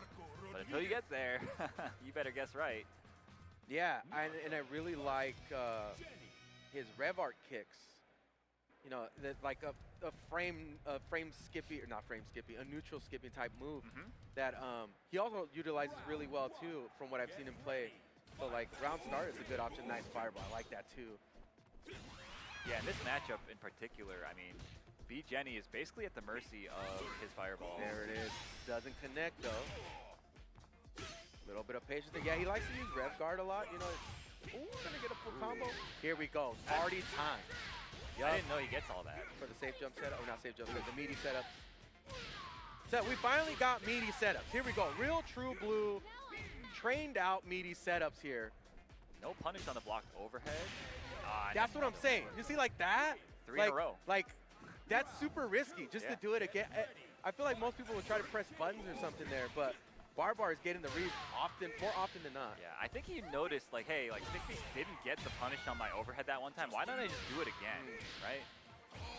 Nice conversion again. Gonna get the hard knockdown.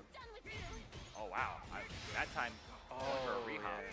So that's another situation where it could be the information you're getting that they may not know how to properly defend against that sequence. Yeah. Because he pressed buttons there and got hit with the major counter hit notification. Shout outs to Justin Wong and TNS, of course, flying out Barbar to EVO. He won like the qualifier tournament that got him here. Yeah, happy to be here. Happy that there's more people trying to invest in the community to get them out there to these types of events. Yo, esports teams should probably look into picking this guy up, man. I'm just saying, because I feel like you could get him for a steal. Yeah, an exciting player to watch as well. Yeah, agreed. Hell yeah. I love to see that, bro. The okie doke after the break. Yes. Oof, another overhead. Stick Beast is getting clocked. Just do what Goichi does. Just react to everything, bro. Yeah, man. Come on, dude. They said that they improved the frame data here in the game. Like, it doesn't lag as much. Totally should be able to react. Round open again. Ooh, a little bit delayed on that answer. I like that from Stick Beast. Blocks the overhead, gets out of dodge, right back into it with the rev art kicks. Hard knockdown, here we go. The Rolodex of options backs off. I like that option from Barbar, maybe sensing that there would have been some risk taken just from utilizing that offense again and again. And takes that pretty quickly. Yes, really dominant performance from Barbar.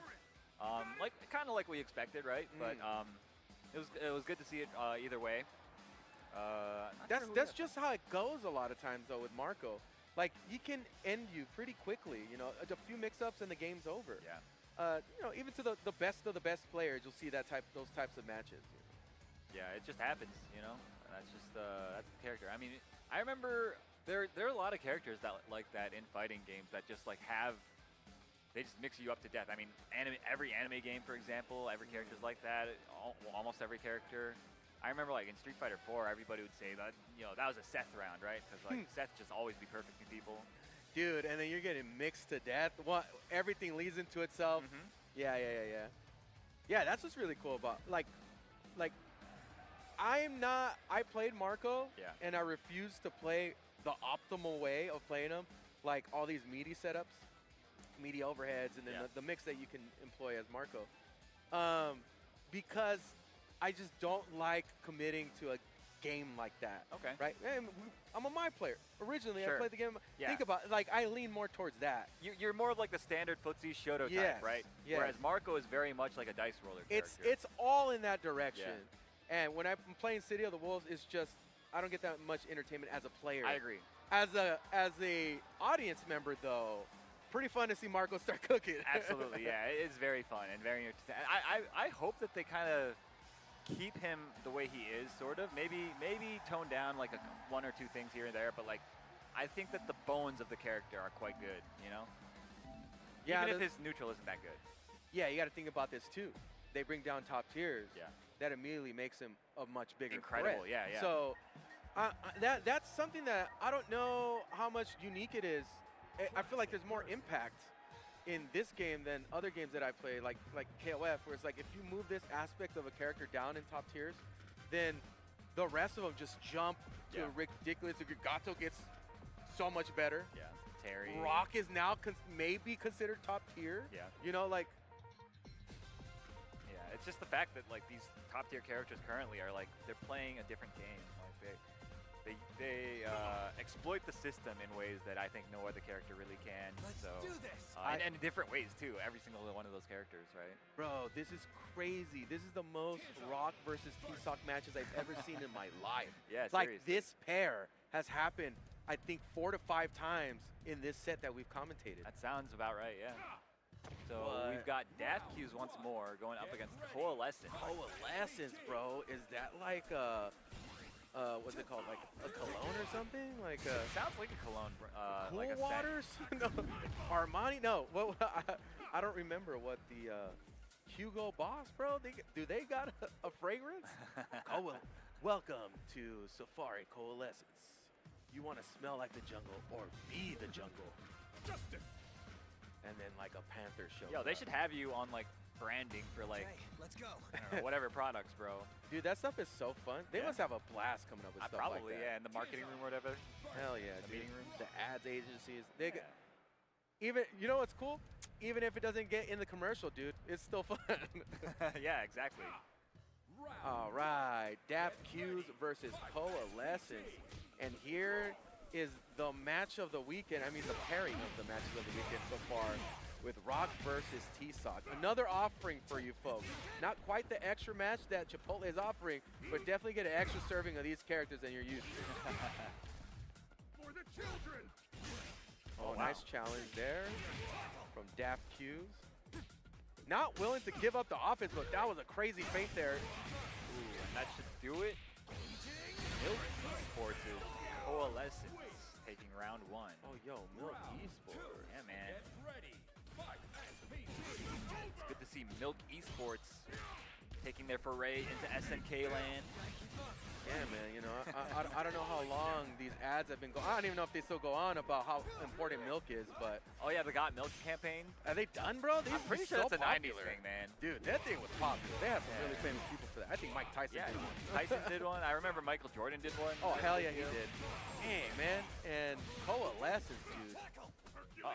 I was about to say, the testosterone, the pheromones are shooting off. Whoa!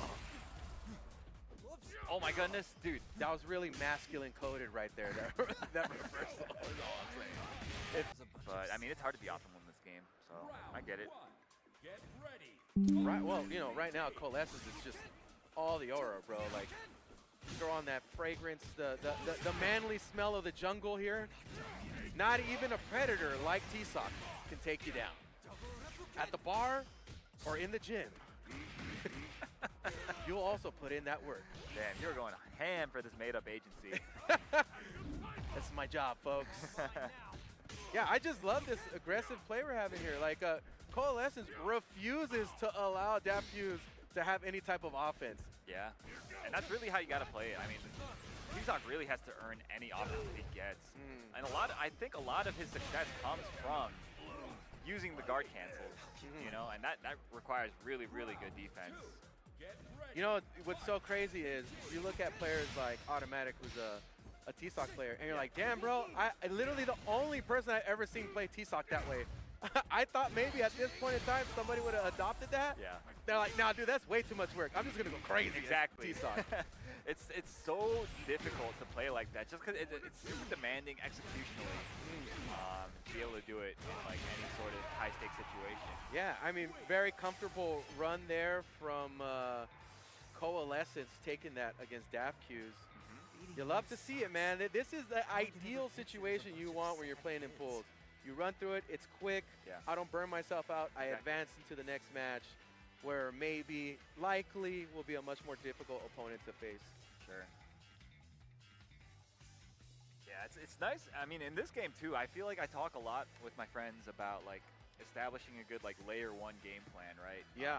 And that's really important for tournament play as well, because layer 1 is like, if you have a strong layer 1 and you force the other guy to adapt to that, and you can anticipate their adaptations, and then you have a game plan for that as well. I mean, that's just a good tournament winning strategy right there, is to be able to do that at least at a mid to high level. You think what is a good example of that? What's that? Is if you watch Goichi play Kain. Yeah. Goichi, like, simplifies the game to such a degree that you can tell he's not investing that much in everything that he does, because this mitigates this, this option here, this is the optimal situation to do that. Yeah. Versus a player like Reynolds, who is constantly trying to set traps, constantly trying to make reads. Yeah. You know, Goichi is making the game work for him. Right. Where Reynolds wants to bend the match in it to his will. Right. You know, which are very different takes in the game, and you see more success in the Goichi, obviously. Yeah, I mean, it's more consistent. He won. It is a much more consistent. And I think the middle ground there of the two is somebody like Xiaohai. I feel like Xiaohai also will bend the match to his will, but also is very familiar, like, you know what, man, let the game play for me, whether it's character choice or whatever. But also may have a bigger tank than somebody like Reynolds to employ like those crazy reads. Sure. So yeah, I think a good example we were talking about earlier is like to watch Goichi play. Yeah. You know, you want a good layer 1 and then a stack on a layer 2, but you also don't want to force so much mental investment into how a match is playing out, especially when you're playing these top-tier characters. Exactly, yeah. All right, so with that brings this block to an end. Thank you guys for sticking with us for all this time. We've got more City of the Wolves pools action. I'm not sure if it's going to be on this channel. You guys probably have the schedules on your computers or whatever. You guys can probably figure it out. Yeah, but it's going to be continuing on a different stream, is what I'm hearing. So be sure to find that, share it around, tell everybody to go over there, and tune in for some more City of the Wolves pools action here at EVO 2025. Thank you.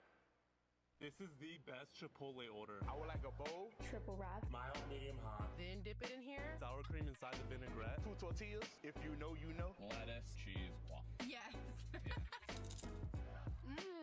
Oh, that is good. Well, Vaya is laughing right now. Look at Vaya laughing right now. Oh, he's doing a dance. What is he doing? Man, he's too ready, you know. Not today, man.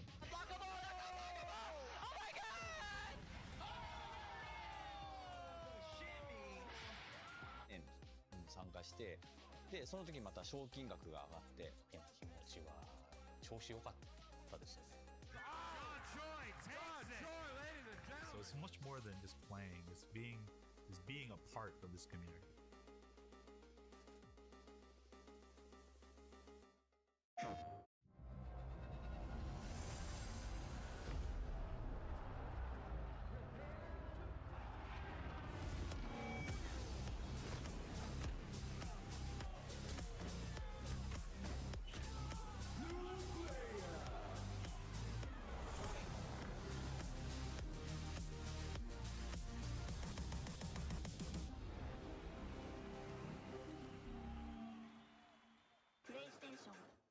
All right, Jay, you ready for this block?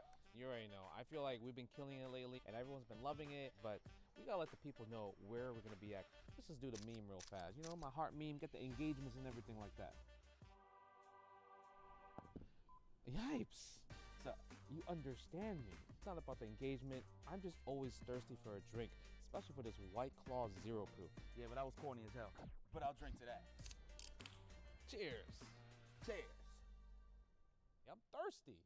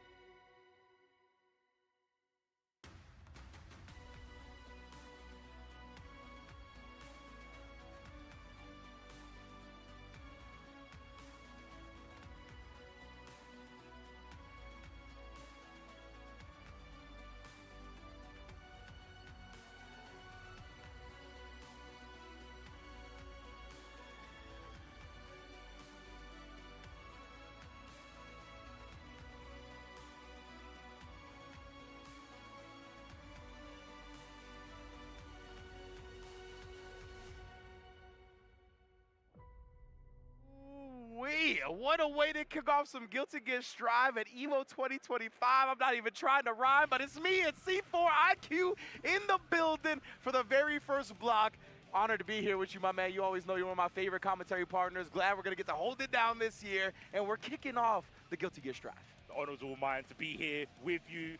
It was like a bit of a throwback. It's been a minute. It has been a minute. It's definitely, I feel like the last time we did this was like EVO a couple years ago, not even last year. Yeah. So yeah, definitely, man. It's great to be back full force. It's great to be back at EVO, man. I know all of y'all have been enjoying it. I believe City of the Wolves was on before this, so you know what I mean? Yeah. Fighting games up the yin-yang from wall to wall when it comes to the arena. It's going to be a great time all weekend. Hopefully you're not looking for Wolves here because they get smashed. Yeah, that's true. This game will get destroyed. And we're going to kick it off with pools matches. Obviously, going to be here for a long time. And a good time. For sure. 100%, baby. We are locked in for some pools action, right? Of course. Guilty Gear Strive Top 8 is the first Sunday game, right? So we got a whole lot of people in here. Fourth most entered game at the tournament. So yeah, definitely whole lot of brackets to get through before we narrow it down to that Elite 8, you know what I'm saying? You got any ideas you're going to see there, personally? You know, I feel like this might be Daru's year. I kind of went into it like that. I feel like it might be Daru's year, you know what I mean? That's what I've been thinking about.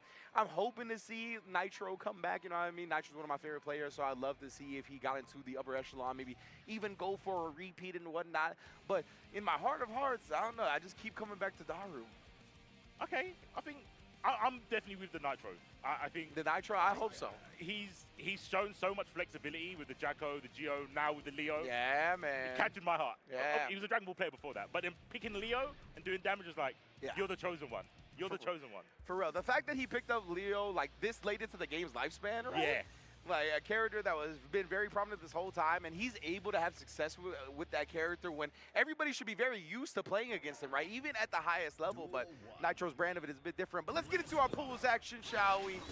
Going to be Biken versus May. Oh my goodness, you already know the name is going to be flying across the screen. I believe it's going to be Broke versus Sunny Sunburst. Sunny Sunburst, that's a wholesome name. That's a good name, Sunny Sunburst. Against Broke Biken. Trying to speak into his, oh gosh, broke your guards. Please block. These Dolphins hit mid. Oh no, bro. The defense, the defense was looking broken, but wait, we didn't convert. We're just trying to vibe out. We're trying to vibe out on our Dolphins, which is crazy because if you know anything about Dolphins, they are not vibey creatures. Let me tell you what. I played Echo the Dolphin. Okay. He was on a mission. Throwback. He's the vibiest Dolphin to ever exist, honestly, Echo. Echo was the lead into Nemo. He was the original Nemo, bro. He was on something. He was on some crud. Right now, both players here, he trying to commit to anything. Just swing the big stuff, right? That's where May is really going to thrive, though. So, bro, is having some struggles until now. Hold up. Yo, we playing a Sam Show kind of game, bro. It's just heavy slashes only. Deadly single hits, 2 at most. Hosegeki, oh, no. I was going to say, I thought that might have been enough for the kill, but not quite. Oh, my God, the intimidation burst. Right before you can land. The anchor was there. Sunny Sunburst. Well done. Yeah, holding it down with some fundamental May play. You know, big buttons, big damage. That's what she's about, right? I think she's had a bit of a departure from her old days where she was doing tricks with the Dolphin. Like, some circus master, ring master, literally with the rings, with the hoops. She took those like agility skills, like all that agility stash. I'm putting that into power immediately, right? This game, she's all about the gym, all about the lifting the weights, hitting you hard and hitting you fast. Are you like that in your RPGs? You just go, you see the skill tree and you go one side. I won't lie, I won't lie. Every time I play a Soulsborne game, first one gotta be a great weapon. Straight up, like I definitely like swinging the big heavy stuff to start. I'll explore some different stuff later on, but it's always the big heavy stuff to start. Let's see, air to air gets blocked. Oh, which is funny because I do play Zato, which is the exact opposite, right? But, you know. Oh yeah, that is that tree. All dexterity. yeah, exactly. Oh no! Keep trying to press on the May after you ate an overhead. It's just going to be a 72-point fun counter. That's all. That's what we said. Counter! Boy, I got hit with the late base.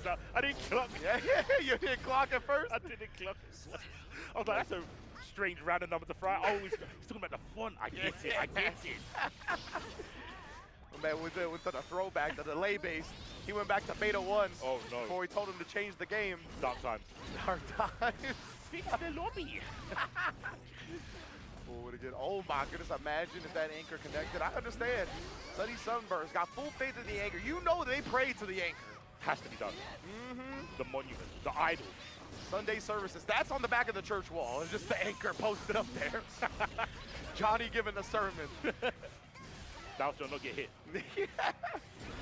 Oh, caught for a second. No, broke. Oh, the 4-piece. The 4-for-4. Wendy's upgraded that price, unfortunately. Oh, try to slide under. No space. Where are you going? Oh, I love it when players sit on 100 tension. Love it. Just saving it for a rainy day, you know? Oh, yeah. Putting up in that fun. It's like Redman on that episode of MTV Cribs from back in the day where he just had the shoebox full of money. I'm just gonna put this tension in the shoebox. It's good. I don't need investments. I don't need interest. I'm good. Hey, do they have Wendy's in the UK? No. You guys got one? They don't? No, well, they've got one or two. They've got one or or two. Yeah. Y'all got Nando's though, right? So yeah, like Wendy's can't get no you can't get no play over there when y'all got Nando's. Yeah. Ooh, waking up with it? Well, not waking up with it, I should say, but Yamada coming through. All pink everything. The camera on well. Oh. Oh, we're tapping away. Okay, okay. Good fishing, gets the low. Oh, yo. Respectfully, I want to know the button layout because I've only seen dust and heavy slash. How many buttons you got mapped heavy slash? Be honest with me. We're trying to 4-button gaming, right? I did see 160p to be fair. I saw 160p. I need to see somebody with like a 2 GB stick, but like all the extra buttons are just heavy slash. You know what I mean? Like any type of moment that I can get, I need the easiest access to heavy slash. What's that macro? It's forward heavy slash. What's that macro? Down heavy slash. Yeah. Oh, then they give the Dolphin the counter, but can't convert Sunny Sunburst. You're so close. You're so close to winning round 2 at EVO. Wait a minute, though. Ooh. Yo, from Chimone. Oh, Takami. Oh, good burst. Keep the corner. What? Oh, my Lord. The Battle Orca. No, came up completely short, bro. You got a chance. Okay. Up back. Oh, no, but on the way down. Gets the 2S. There's the mat. Oh, okay. We broke. Staying alive. Checking the bank account. Getting on whatever they can. The food stamps to live another round. Let's see. Oh, big counter here as well after getting hit. All right, blocking the beat pool. Oh my goodness, the Totsu. Constantly interrupting, but the point blank katana. Slice the soul in half and the Dolphin. Animal abuse. Yo, broke it all. You know what? Mine's heavy slash is kind of like yours. Let's test this out. You know? Just duke it out. Only heavy slashes. It's a real honorable Guilty Gear match once again. Beats him to the punch just barely. The timings are kind of clean with the heavy slashes. Oh, they are. Oh, bend the bar. RC? Not even. I thought. Wouldn't see recovery animation. Yeah, you know? See, are you really ready for this? You really ready for me to recover? Oh my God, Sunny Sunburst with the anti-air. Survives, completes the 3-0 in the process, getting a round 2 victory at EVO. So I'm saying, everybody that's out there that's watching the matches at home, you can do it too, man. Come on out. You'll get your chance at EVO, you know what I'm saying? Who knows what could snowball from there, whether it be your fighting game career, whether you meet some people that you become lifelong friends with. Yeah. That's also one of the big things about coming to these offline tournaments, right? It's not just about competing in the tournament, but it's about meeting like-minded individuals, people that are into the things you're into. Trust, you'll find some good people out here. That's big facts. I'm telling you, like, as someone who's never been too great, I was right, Rev. But other games where I went, I was like, you know what? I'll be a pop monster. Every community needs some pop monsters. Yeah, I was absolutely. one of them. But you go 0-2 and you think like, oh, my job's done. But no, you can still socialize, man. 100%. And of course, in terms of extracurricular activities, there's none better than EVO, right? Like in terms of the amount of things to do at EVO is ridiculous, right? So many demos for different games. We got Invincible Versus, 2XKO, Marvel Tokai. You can play all of those games here. You got Artist Alley. You got all kinds of cool stuff that is just here. You got the EVO 37, EVO Moment 37 reenactment. I heard about that. That is wild. They got a place that you could go and try to parry Justin Wong as Chun-Li, as Ken. That'd be cool. That's wild. That's wild that they got stuff like that. Stick Museum, Retro Poster Museum. A lot of them straight out of Majin Obama's personal collection. Like, so cool, man. You know what I'm saying? Like, even with stuff like that, there's always a personal community touch to it. Like, with Obama's personal collection, I know Mark, man, personally provides a lot of the sticks for the Stick Museum, right? So it's just so cool to see that. And, like, got a bunch of cool collaborators out here this year as well. White Claw, Zero Proof, right? Chipotle holding it down as always. So, yeah, man, it's been a real great time here at EVO. And it's only day one. It's only going to get better. I love watching the progression. As someone who jumped in late, seeing, like, EVO was a tournament, then it was, like, an event, like, convention. I think now it's a spectacle. I think it's a spectacle, bro. Like, there's so many reasons to come here other than gaming or competing or fighting games. Like you said, I hadn't even seen half of the venue, and I got here at, like, 8. I've only seen quarter of the place. Like, Artist Alley has to get checked out. I might try and do it tomorrow because money. I don't want to come in today and then come in tomorrow and then, go home broke. Yeah, exactly, right? Like, ooh. The day one's got to be a bit conservative. You don't know, right? Day one can ruin the entire weekend, especially in Vegas. But, you know, that's what I'm saying. But we are, of course, here. If you're just tuning in, it's Guilty Gear Strive pulls the very first block of the day when it comes to Guilty Gear Strive. We're going to be showing a whole lot of action on this stream for Guilty Gear from here to the end of the day.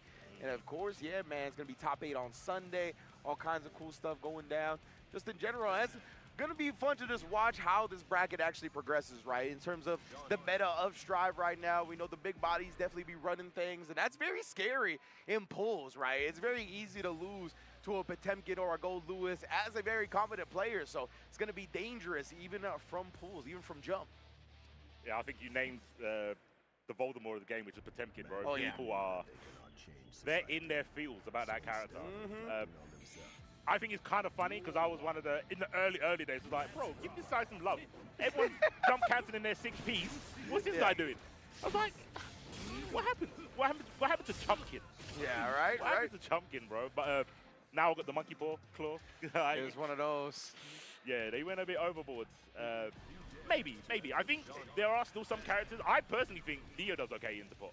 Yeah, I definitely think, like, matchup-wise, like, there's characters that can get the job done right. It's just tough that the game system-wise favors the big bodies, right? Because of the ability, like, so many things locked behind the burst meter, like the flex shield and wild assault, and, like, them having the extra health. The fact that it takes combos, very long combos to kill them, which means they're building a bunch of resources back. The fact that they hit you with very short combos, so they're not building a bunch of meter for you. Like, just stuff like that really tends to add up. But let's go. Cyclone versus Moon Theory. Johnny versus Venom. All right, two of my actually favorite characters in Guilty Gear, so excited for this one. Yeah, Venom for sure. I mean, I know Keishu played Venom. I think in, like, online. Okay. Yeah. So, I think this character super techy, as everyone kind of knows. Same with Johnny, right? Yes. I think the only disparity is the Venom damage. But again, that could be a human problem. Maybe the humans ain't found where the damage is at. That's fair, 100%, right? We haven't quite cracked the code yet, but feels like Johnny has been figured out. Yeah, it took a little while, took a little bit of love for him as well from the devs, but after that, this character has been a menace. You mentioned Keishu coming off of, I believe, a CEO victory coming into this tournament, right? Definitely going to be one of the favorites to look out for, and he will be rocking the Johnny. Yeah, the character's potent, man. Obviously has great range on the normals, got great ways to set up the guard break, which means the Oki upon Oki, and just in general, the space control overhead right there. The way he makes it difficult for you to approach him is really, I think, the key to Johnny's strength. When he's good, that part of his game is really good. Yeah, he's very, like, all or nothing, right? We can see that in his mobility with his dashes, right? Yep. He has trouble spacing himself, but his moves overcompensate for that. Yes, precisely. And, of course, Moon Theory on the other side with the Venom. Trying to make his way in, but actually gets chased down. Man, with the code around as well, Wires, he does connect. Oh, just waiting for a second. Cyclone did have 100 tension, right? So I respect the respect, but nonetheless, 1-0 for Cyclone. There's got to be a timeline where these people that like to hold the tension, someone goes to them, just play Geo. Right? You get the benefit. It's true. Buff. Yeah, that's a great point. Yeah, if you are going to save it for another day, if you're going to put that tension in the shoebox, you might as well just play Geo. Yeah. You will get a benefit from that. One of the few things that gives you return on your stock investments. Yeah. Oh, give me that, though. Take some Vita shirt, goes to the other side, and then, of course, the overhead. Moon Theory hasn't quite been protecting himself from that one. Oh, straight up through the wall as well. Doing it the King of Hearts. King. Oh, my man trying to get his own heart off. Oof. Taking to the bakery. Oh, double dipping with the King of Hearts. That's Johnny. Damn, that's Johnny. It's a tough pair to beat. They got 2 kings in the pocket. That's a tough pair to beat. Yeah, I'm out. I'm folding. Especially in Vegas, definitely a fold on that one. That was nice right there. Landed immediately, taking the turn back as well. Caught Moon Theory scrambling out. Couldn't quite complete it the way they wanted to, and just get instant air dashed in on, but not for long. Empty jump just goes to the mid. Potent stuff, caught the back dash, yeah, double hit move as well. Lost the back to frame. More cards. They're not kinetic though. More cards. Yeah, we might get that in some Tokon, you know what I'm saying? Give me the gambit, but that's beside the point. Ooh, BRC into the back throw. I love his throw animations, obviously. Some of the best in the game. Actually gets the counter hit set up, but Cyclone willing to spin the burst, catches him on the flip with the BRC conversion as well. Closing the door with the guard break. Nice job. Enough chip to get him down. Yeah, I think we did see a little bit of a glimmer of faultless defense there, but I think sometimes you have the habit of just pressing it on the hit. Yes. And not focus down to like holding the FD, which is understandable. You want to kind of manage your resource, and that's what, like one of the great things about Dewey Gear, I feel, is the resources and meter management that you do on defense. Yeah. Yeah, I think the FD system is like one of the coolest systems since I found out about it back in whatever Guilty Gear game I started, right? Like the fact that you can avoid chip, push out that way, but that it's also something that's draining your resources the moment you start holding it, right? So you really have to balance like trying to get it right before the hit or doing it right as the hit. So always been very interesting to me, but right now Moon Theory did switch to the Jacko. Obviously his character is going to be more comfortable on simply because the character's been out way longer than Venom. But nonetheless, Cyclone is not showing any difference in their game. Nope. Already with the wall break, already with the positive bonus. No change up so far on Cyclone's side. Sticking to the program makes perfect sense. Don't adapt to the matchup if your opponent hasn't shown them. And I think Jacko has a really awkward matchup knowledge that you have to understand. Yeah. That changes between the characters, right? Agreed. Like most matchups are like that, but I think on defense, a lot of the cards don't have reverse. Yeah. Johnny kind of being one from outside of his intention, right? And you can get super overwhelmed visually by Jacko. You have to lab. And I think you kind of got the same thing that Zao had, where you have to find a friend who can play that character to understand how to defend against it. Yeah, absolutely agreed. Cyclone does get the 6P to close out the set, but I couldn't agree more with your point about Jacko, right? Is that like, when you play up against a very competent Jacko like we saw Nitro, win EVO, not on just that character, but a significant portion of that character, right, was the reason he won. Like, when you play against something like that, and you have to do unique things defensively, as you pointed out, right? Like, even beyond just getting overwhelmed with the suffocation pressure, like, even playing neutral, like, there's not many characters that you have to, like, snipe a minion and then try to do something immediately after so she can't come in, right? Like, it is definitely a very different game defensively demanding-wise for playing against Jacko than a lot of characters in Guilty Gear.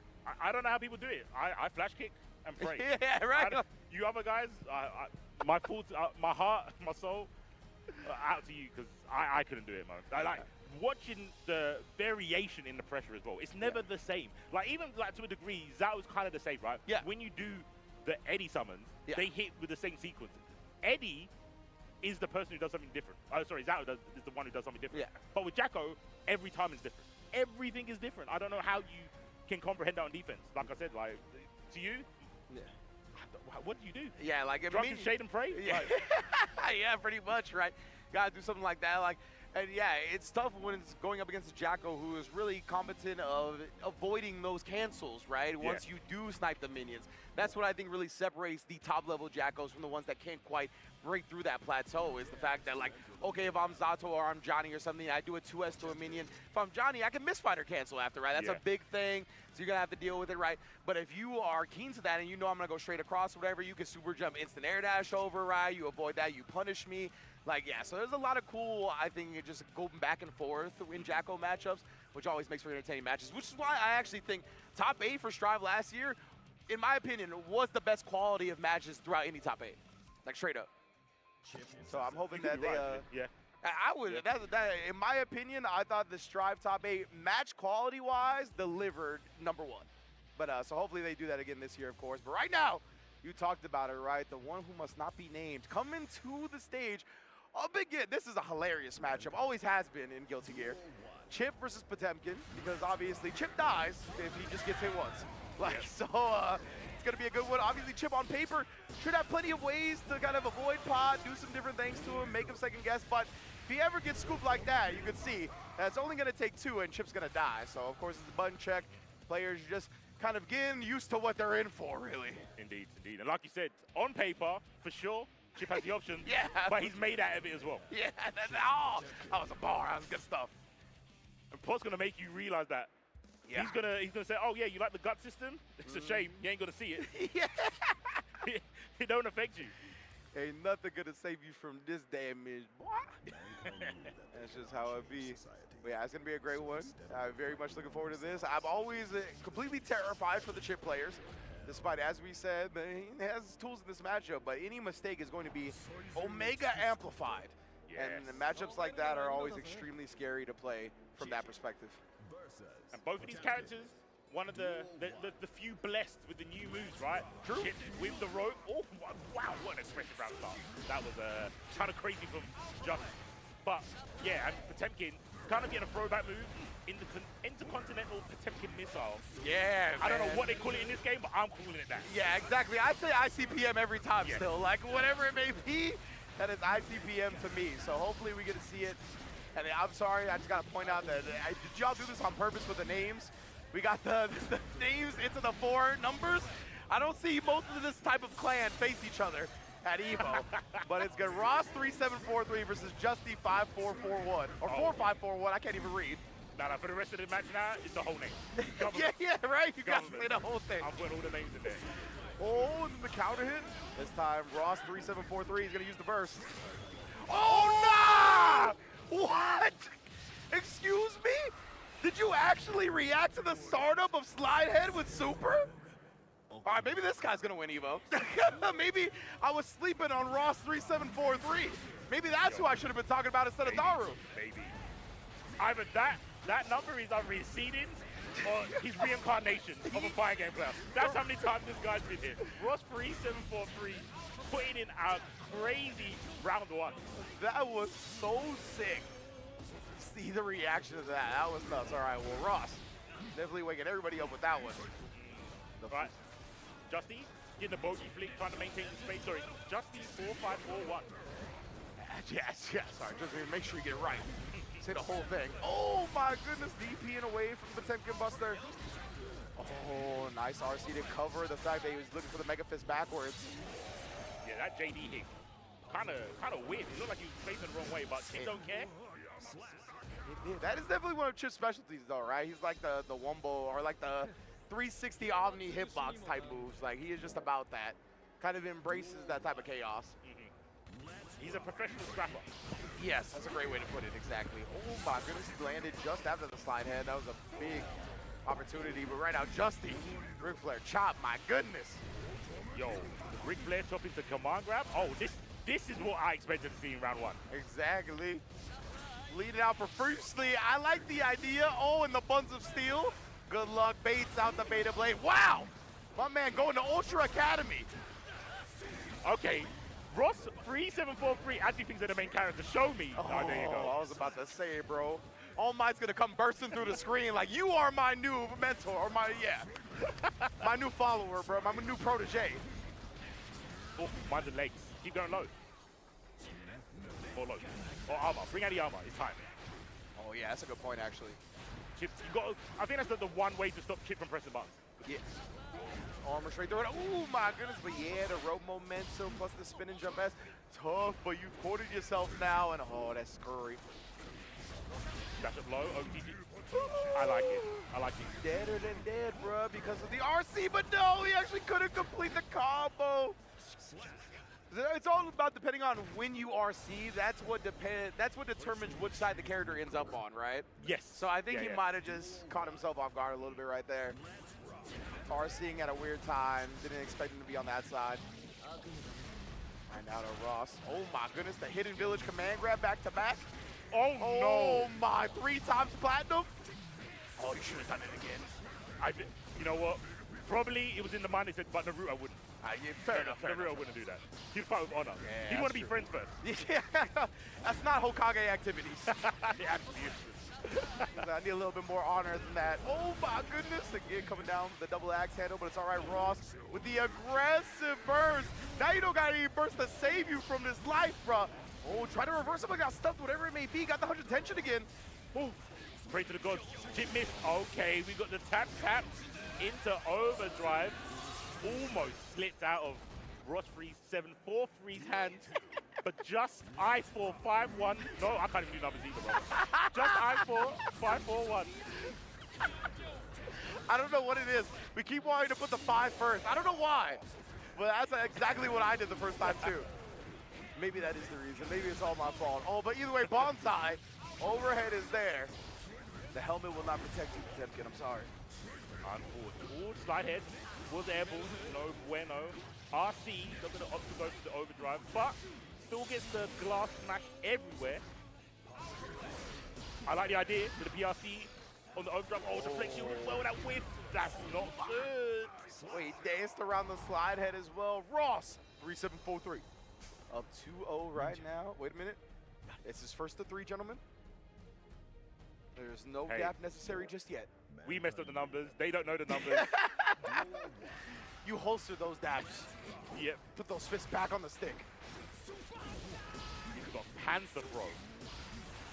Oh, and again, spinning on him right now. Actually gets the wall break as well, so positive bonus for the side of Chip. And have all the meter in the world. Oh my goodness, but you still got to respect the Potemkin range, bruh. I like this. Way more botany from, yeah, that's it. Just, you know what?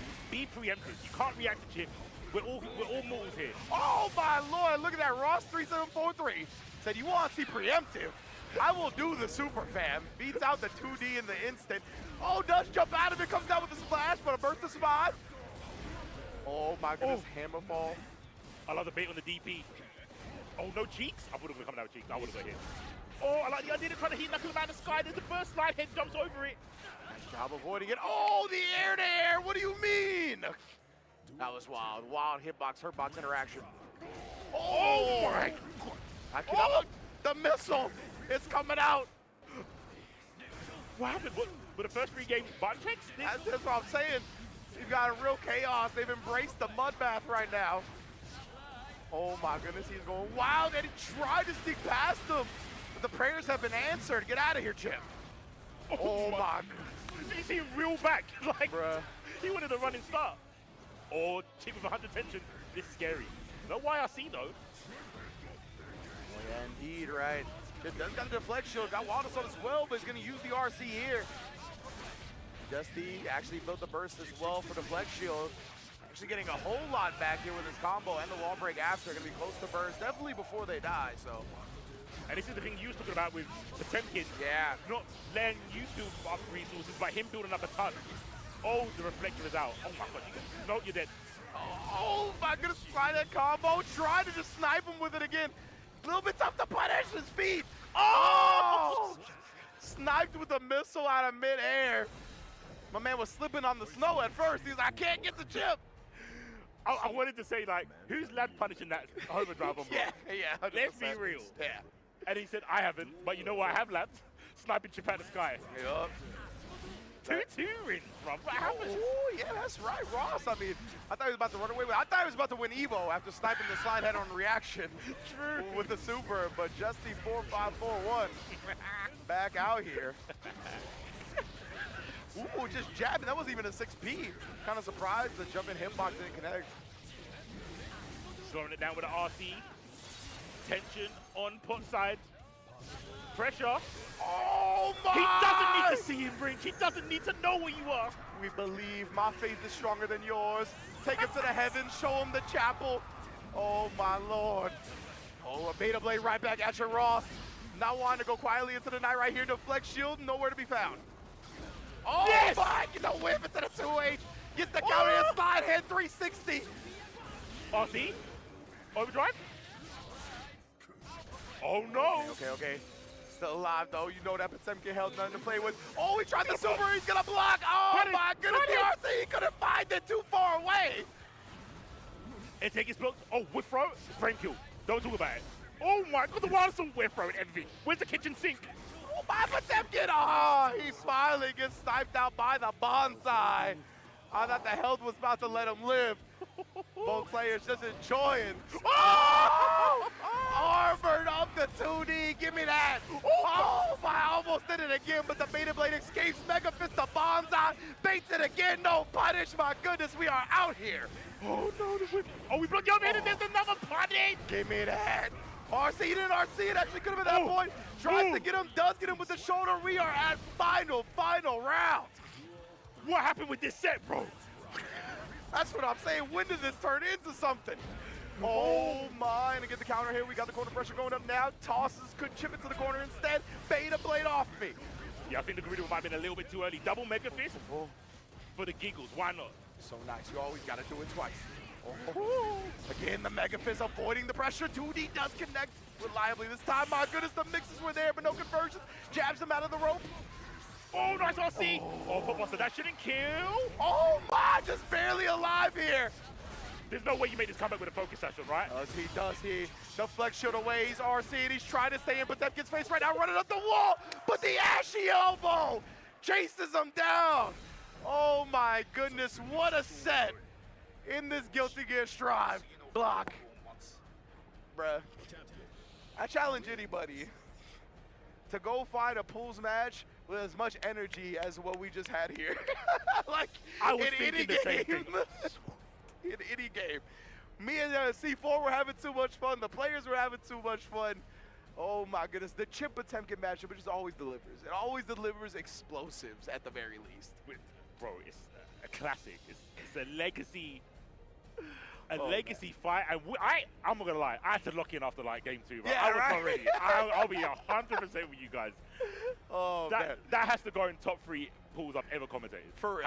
That was sick. Sick matches. Thank you to the players as well. Thank you all for watching, of course. This is EVO 2025, and it would not be possible without the amazing partnerships and sponsors that bring y'all EVO live and in full effect to your homes, to your cars, to your phones, wherever you may be watching.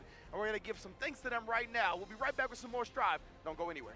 This is the best Chipotle order. I would like a bowl. Triple wrap. Mild, medium, hot. Then dip it in here. Sour cream inside the vinaigrette. 2 tortillas. If you know, you know. Lettuce, cheese, guac. Yes. Oh, that is good. Well, Vaya is laughing right now. Look at Vaya laughing right now. Oh, he's doing a dance. What is he doing? Man, he's just too ready, you know. Not today, man.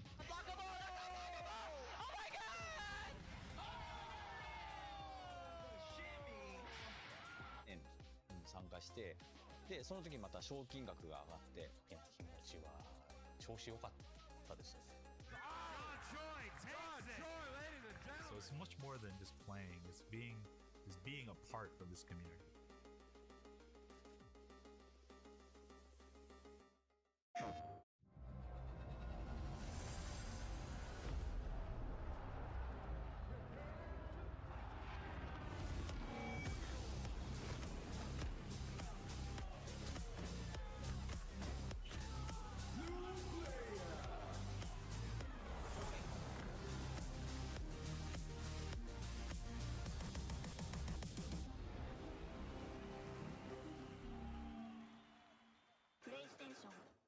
Alright, Jay, you ready for this block?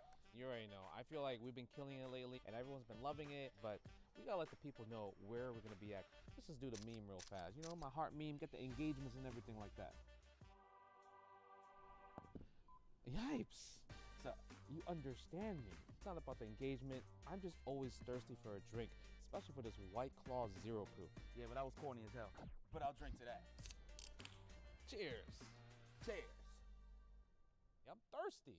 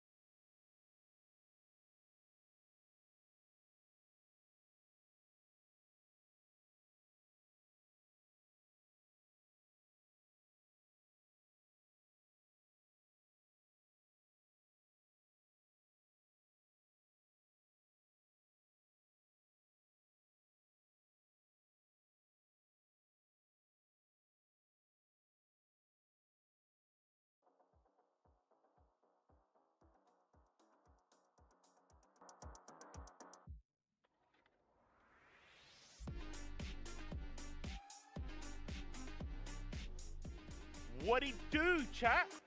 You are here at EVO. Pools matches. Me and Ringe are going to take you through some more Guilty Gear Strive today. If you did not see that last match, that's VOD review worthy. Yeah, 100%. We had to go a break. Break wasn't even scheduled, and we went to a break because of how far that last match was. We all needed some time to gather ourselves, recollect our composure, but we've successfully done it, of course, and we're back here live and in full effect with more Guilty Gear Strive. It's going to be interesting as well.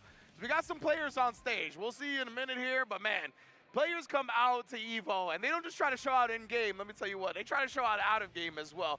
I know cosplay has become a bigger and bigger part of the community as we've gone along, right? We got cosplay contests, all kinds of places at EVO. And look at this Armor King, bro. He is here ready to play in that get-up. It's some Guilty Gear Strive, and it looks like he's playing Potemkin, which means the grapplers, he even went like, dog, I have the mask on. How did you miss my fist? He was like, I'm the one that can't see. What's up? What's the issue here? He's intimidated. Like, yeah, definitely. Yeah. I ain't trying to dap up no Jaguar. The hell, bro? Yeah, but I think he's playing Potemkin if I'm reading the player character side correctly. Well, he's going to be going up against Faust for Okwa or DKWA. I like Doc. I was always thinking like. I thought it was an O, but it's a D, right? Yeah. Just D, yeah. Dakwa? Dakwa? Oh, so we play Red Dead Redemption now, huh? in the Louisiana, the French Louisiana. Dakwa. Yo, did not kick the bomb. That, I wasn't ready. Oh my god. It's break his back. Break it. Beyond. On the proper name for a grappler player as well.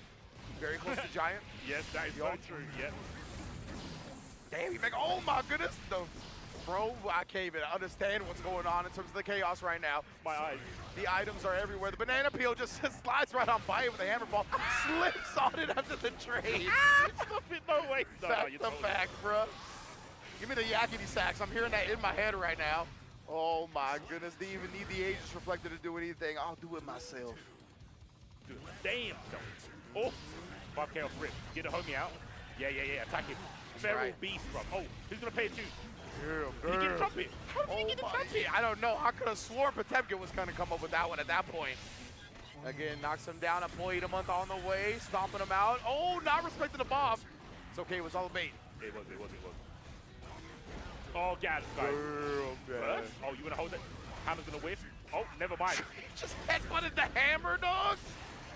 My goodness, Potemkin. I will never test your gangster. My bad. Oh, Potemkin Buster got the PRC as well. He knuckled afterwards. I don't think he's close enough to the wall, right? Yeah, he's not. He would have got the kill if the wall broke, but nonetheless, finds the 2K anyway. That is some juggernaut energy, bro. Man said hammer and what? Yeah. We move. Always forward, never back. He's like, I'm immune to CTE. Oh. Get him with the scalpel, though. Yeah, facts. Everybody get operated on, that's for sure. That trumpet took a whole minute to come back down to the ground, though. Legitimately. And then smart slide head as well to basically secure the trumpet for himself. Gia's really riding the momentum off that one. Oh no, bro, getting cooked up by the flames. Yeah, pretty awkward match. I think Potemkin having flicked that back is kind of cool, but we've not really seen it. I think there's too much variety in the items from Faust, right? Yeah. They're definitely like trying to run their game and not too concerned with playing the matchup itself, right? Just kind of trying to overwhelm each other. And Gian, I mean, definitely gonna have that advantage just playing the Potemkin right now. Doing so heavily here has already got the claw down to very low life. Oh my goodness, trying to react to the animation. The ton of steel. Oh man, one of the few things that beats the buns of steel because it comes from above them rather than below them, you know? Actual fact. Giant. 2-0. The Qual. Yeah, the Qual's getting all the hits. I think there's maybe some sort of issue with understanding their own items, right? Because we've seen a lot of the hits, but a lot of his own bombs have been exploding on him. Yeah, 100%. And that's the thing, right? That's the tough part about being a Faust player. That's the toughest thing to learn, is being so aware of your items all the time, being able to properly convert and sequence depending on the item you get. Oh my goodness, the missile. Delayed burst as well. Going awry, no one there. Oh, the Faust hitbox. Can't hit me. Uh-oh, mind the bomb. Oh, banana with the bomb would be... Yeah, honestly, oh, the armor. That's tough for Faust. That's a built-in attention. We still alive here. One Mogan. Set point now. Quah. Oh, wow. You gotta dig deep, brother. Call John Marston. Hire him as a hitman, bro. Take down this Potemkin. Oh, trade. Get the I did not even see the trophy. I'm not gonna lie to you. Oh, don't touch me. You see him? Try to grab me. Went, nah. He did. Man, happy slap you. That was mad. Give me space. Give me space. Oh, once again, though, yeah. The little Faust. That's not the game plan here. Aegis and the bomb. I was gonna say, what was gonna happen with that? Yeah, that was. Looked like it shielded Potemkin from the bomb. It kind of did, right? I think that's might have what had happened. Mega Fist does it. The Qual can't get the burst out in time. Did have it available. Oh! Okay, so he took the Jaguar helmet off mid-set. Yeah. He was like, all right, I really can't see. Like, I was trying to be cute, but he's like, you know, rather win than be cute. True. You know what I'm saying? True, yeah. You know what I'm saying? Rather win than be cute. I get it. Yeah, because, you know, that's only for the VOD, but for the start GG, you want to get the W. Yeah, right? yeah, exactly. Yeah. You got the VOD moment already, right? Yeah. You started up, you saw the Jaguar head, it's fine right at that point. Now, need the result to back it up. Well done from, from Giant. Good name. It is. I was thinking, wrong answers only, what does DKWA stand for? Oh, God. And I was thinking, if that was the person with the King cosplay, Yeah. Donkey Kong with armor. What? This man bonanzaing everybody? You gonna bonanza somebody to death? Digging in the mines? All right. We need Coney here for that. Coney, I watch your streams, dog. I watch the Donkey Kong Bonanza streams. To be fair, he's probably here somewhere. I don't know. He was here last year. Big ups to Coney always. Oh, you know what I'm saying? Yeah, Coney be coming through. Even though, you know, we don't do as much of the platform side of things as we once did. Coney definitely still be coming through to EVO. Always showing love to Coney. But yes, indeed. Next up, going to be one of the heavy hitters. I think one of the favorites to go quite far in this tournament today is going to be Kazam, which if you are familiar with them, then let's say you were just starting in Strive, right? You were paying attention at the beginning. Maybe you fell off for a little while, just getting back into it. You may know him as a Milia player, but this man is Johnny all day, every day now. Kazam, for a while now, since this character has come out, he's been really trying to put the forefront on Johnny. And ever since the character has obviously gotten some love as well, it's been his primary choice of lethality. You know what I'm saying? It's funny because you say that, and I did a little bit of research every now and again, you know, on some of the players that I know I'm going to commentate. Yeah. And I did the lazy research, but I always back up with the good stuff. Okay. So I just typed in Gear Strive Kazam. Yeah, and of it said, oh, proficient player in America that plays Minion. I was like, wait a minute. That ain't right. Wait a minute. So I had to Seems do that. like some artificial intelligence is trying to lie to me right now. It did. It did. Indeed, Nearly got me. Nearly got me, and then I thought, no, I know better. I've seen Kazam. I think they won one of the Defender Norths in... Oh, that sounds about right, yeah. The one defender, I think it must have been last year. Yeah. 2024, yeah. And obviously it had some really good placings. Boston Blue beat as well. And then, of course, to make you guys all the more confused, there's both characters on the screen now. Oh, Johnny and Milia. Because it's looking like his opponent is playing Milia. Of course, this is just button check, though. But yeah, if you're ever sitting there, if you're ever new to the streams and whatnot, you're wondering which player plays on which side, the player farthest from the camera is usually the first player playing. Oh, is that Tech? Right. I did not know that. Because, you know, it's a little bit tough sometimes because they're like opposite of the way we're facing, so it can be confusing. But yes, the person farthest away from the camera is usually the first player side. Bro, you learn something new every day. Yes, indeed, bro. Yes, indeed. At least when it's set up like from this angle, you know what I mean?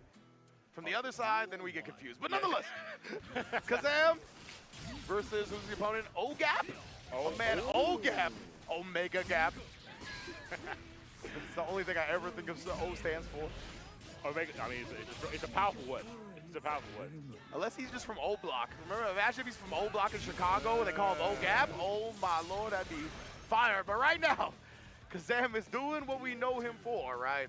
Just complete Johnny wreckage to start the match. And what a snipe right before the disc got active. That was such good awareness. Again, Kazam's going to know this matchup like the back of his hand because of how long he played Milia. Yep. So, good luck, man. Yeah. I mean, AI told me. ChatGPT said Milia player. Yeah, so right. they're going to know this matchup inside and out, and they're showing that with a double perfect. Oh, my goodness. Oh, my. He is Kratos. He is the God of War who forgot how to lose. Oh my goodness, you can see it in the top left just in case you're like, what the hell does that mean, Ringe? The game says it itself. Yeah, for those that don't know, when you get a double perfect, the text that pops up is the God of War forgot how to lose. Yeah, which is like one of the hardest bars in any fighting game ever. It's up there. Yeah, legitimately. OGAP. What does OGAP stand for? OG Willikers. Ain't prepared? I don't know. This is an OG Willikers fellow, that's for sure. That is very high on the Caucasian slang tier list. OG Willikers, definitely.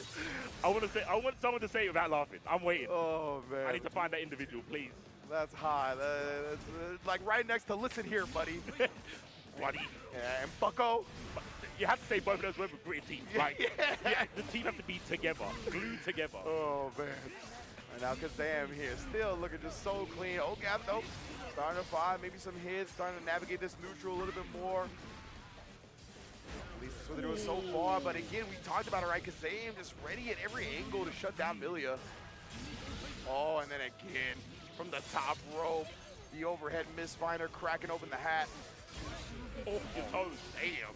Yeah, she said, no, not in these boots. Not in these Uggs. Yeah, definitely not. He's cost too much. Oh, nice job. In the rows afterwards, the flex shield to nullify the entirety of the mix-up. Again, that's what we talked about. Kazam's matchup knowledge, the way he knows how to nullify like the entirety of the Milia game plan at a given moment is just so potent. And you've got that, I like to call it the winner's momentum, where when your opponent, who's been getting double perfected, right, the first game, when they get in, they're not even thinking about your defensive options. They're trying to stay in. Yeah. So that deflect shield is basically guaranteed. Yeah, that's a great point, right? That's something that I always like talking about is when like somebody finally gets the hit, you know they're too thirsty to give up their turn. So usually an active defensive choice is going to work out. Mirage step, into danger though. Oh my goodness, the fadeaway just completely convert the combo at the proper spacing, get the knockdown in the corner, the card's falling. That means you can't move. Will the wall break? Not quite, I was going to say. It was like, will the wall damage do her in? Oh, try to show him the road. Said nah. Not today, fam. Well done yet again, Kazam. Up 2-0 now here on set point. Oh my goodness, just showing him the flames. 4 times in a row, Kazam at this point, he's like, I'm not going to expend any more brain power, making it across this set. At this point, you got to deal with my ignorance. Good luck. Oh, Gap, don't get Gap. What's the option? Oh, it's inevitable, though. That's one of the things with Johnny, though. 3 perfects, 3 piece. Yeah, 100%. I was going to say, we ended it the way we started it. Kazam went right back. Full attack mode. Man's just like looking at the camera like, bro, like, what was I supposed to do up against that? He knows my character. He played him before Johnny came out. That's tough, right? That's one of the definitely the heartbreakers that you could happen. Entering any tournament, really, right? As you run into somebody that's not only extremely strong, but has played your character in the past. It is tough to overcome that. It is. I think you can give yourself like a mental block, like, well, I probably saw them do this, so this isn't gonna work. It's like, no. Test them first. They might have forgot. Yeah. Probably not. Kazam's pretty good, but you know how it is. 100%. So big ups to Kazam. You're going to be moving on in winners as well. I don't know if we got the matchup set up already. I think we're getting it maybe set up. Maybe we're going straight to it. But the Chipotle extra matches are back and in full effect for this EVO, right? Which is basically a setup that we have that can be streamed on the side of the usual stream setup, right? So usually in this instance where there might be a break or we have to do some downtime killing, it's going to be another match instead. So yeah, we should get to that fairly quickly here. So the matches are going to be streamed Friday and Saturday, right? So it's definitely going to be a good one to see. Matches that would otherwise go unseen. You're not going to usually see them unless it's for the Chipotle extra match. So big ups to Chipotle as per usual, man. That is always a blessing, man. I had a plan, and I might do it tomorrow, where I brought like an extra phone. Okay. And I was going to go around the ball stations and just record some matches. Yeah. Or screen matches that you don't get on stage that just go to the passage of time and like, what was the score? It was 3-0, but it was close. Yeah. I will be the person to decide if it's close because I'll be there recording. That's what I wanted to do. But Chipotle stole my idea. Yes. Okay. Hey, thank you, Chipotle, so much. And can I get a Chipotle card for perhaps, I won an entire event at EVO. I didn't just make it out of my pools. I am now the reigning defending EVO Jeopardy champion. I was able to defeat both Jadalyn and Vicious. Oh, that? Yeah. That's they're knowledgeable people, right? Yeah. That's what I'm saying. Actually. That's what I'm saying. Sorry, Destroyed them. I didn't want you to take disrespect from me being so surprised. I didn't take it like that. I thought about, why did I act like that? My bad. Like, damn, son. Ranch, you're kind of dumb, bro. Like, you actually want. Imagine, bro. Imagine just come up with that. But honestly, I don't know if you've ever watched Jeopardy, but they have a before and after category. Where yeah, where you have to like give 2 answers combined, and they could. I'm a game show watching fella, so I was ready. They were mind effed by that moment, right? Where, because like the very first question was like, what is Terry's projectile, and what is the way Mishimas move across the screen? So the answer is power wave dash. You see how it works now? Okay. But if you're not used to that, even once you get the concept, it's not easy to put it together off rip. Like, I'm lucky that I've watched a lot of game shows that have been used to that. But yeah, it was like that, like power wave dash type joint. Yeah, we don't, in the UK, we don't have anything like Jeopardy. Oh, Jeopardy's the only one. But I remember the concept of Jeopardy because it's so unique to us. Yes. But yeah, the fusion of 2 answers, it's can tough. be kind of weird. It's tough to wrap your brain around for sure. Like, another one was like the 1v1 baseball game, and the IP that 2XKO is built on. So it was Lethal League of Legends. That's sick. You know what I'm saying? Yeah. So they just weren't used to that, so I definitely cashed in heavy right there because I knew what the answers were. But nonetheless here, it looks like we are going to get to that Chipotle extra match. It's going to be Kosher Salt versus Rat Parade. My goodness, bro. I just watched the Suicide Squad again recently. So Oh, yeah? Yeah, Rat Catcher. Is this going to be like a Rat Catcher successor, bro? Rat Parade? We shall see. Kosher Salt on the other end. Hovering over the Unica, I can't imagine. Are we going to see it? Bro, I love this. Are we going to see it? I would hope so. Unica is cheap. I want to see her full action, bro. Solely because Standipa with no RC needed. Oh, man. It's just safe, bro. It's just safe. It's just safe. Do it. I am a fan. I don't know why I love Standipa so much. Maybe because as a Neo player, I'm always crash blocking, so I love everyone else. Right? Yeah. When most people are trying to like wiggle at a certain area and get clipped, you're like, I'm just already down back. I'm charging my flash kick, so they're just getting punished, right? But exactly. It doesn't look like we are going to get that. Hopefully we do get Unica later. Right now, it looked like it might be the Giovanna, and it is. Okay. All right. Oh, yeah, so I was looking at the screen going, who is playing? There is no one in the But yeah, the match isn't coming from the stage. Yeah, precisely. This is the Chipotle extra match. You can see at the bottom of your screen right there, presented by Chipotle. This match would have not been on stream otherwise because this is not the stream station, right? This is actually another setup that we have direct footage captured from because of Chipotle. So big up to them. We're going to get this live and in full effect. Giovanna versus Testament as well. Really 2 cool characters to watch in this extra match. Yeah, there's definitely the whole alternate universe me that plays Testament. I feel that. I really like Testament. The zoning is I think that's funny that you said that because like there's definitely a timeline where I play Giovanna. Like, you know what I mean? Yeah, 100%. Okay, I can actually see it. Yeah, Giovanna was one of the characters that I was actually really interested in when the game first came out. So glad to see that still being potent. Right there, taking the first round. It's funny because I think your reason is better than mine. Mine was like, oh, Gio sounds like Leo. And then before Leo came out, I was like, oh, I guess I'm a Leo player. That's great. That's a wild reason to play a character for sure. You really just on that Nitro tip, huh? Jaco, Gio, Leo, you guys just like your O's, huh? All right? Let's remember that. Right now, the Rat Parade going to use the burst, try to stay alive. They want to surrender that momentum from Kosher Salt, but nice anti-air, put her full screen as well, but gets in with that far S, the dash in, far H, excuse me. The pin will into 2K. That's pretty clean link, especially from, I think Testament was grounded there as well. Yeah, normally, like, add out of the air is way easier to do, obviously, because you've got the time. But yeah, that was a pretty slick stuff. Yeah. All tied up here, both players.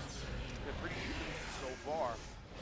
Got the stain up, and again, let's just jab it. I love that, actually. Just putting the jab up while you have the opponent stained, so you get a combo afterwards, even just from checking them. Nonetheless, here, Rat Parade has done a good job. I was just going to say, putting up a wall, preventing Giovanna from getting in. Oh, no. Oh, punished heavily. Yeah, that is not like the guard break plus frame super from Testament. So you've been punished severely. The whole round victory going to Kosher Salt. It was weird because I feel that might be the only situation where I've seen the Testament put stain on their opponent and then be scared. Yeah, right? Because it's Gio. It's like, well, the Gio's looking at you going, I know you want to press a button. Yeah. I know you want to activate the stain. And the Testament's like, no, I don't. I promise. Oh, man. I was thinking about that. Why would you think I would think that? I was thinking that.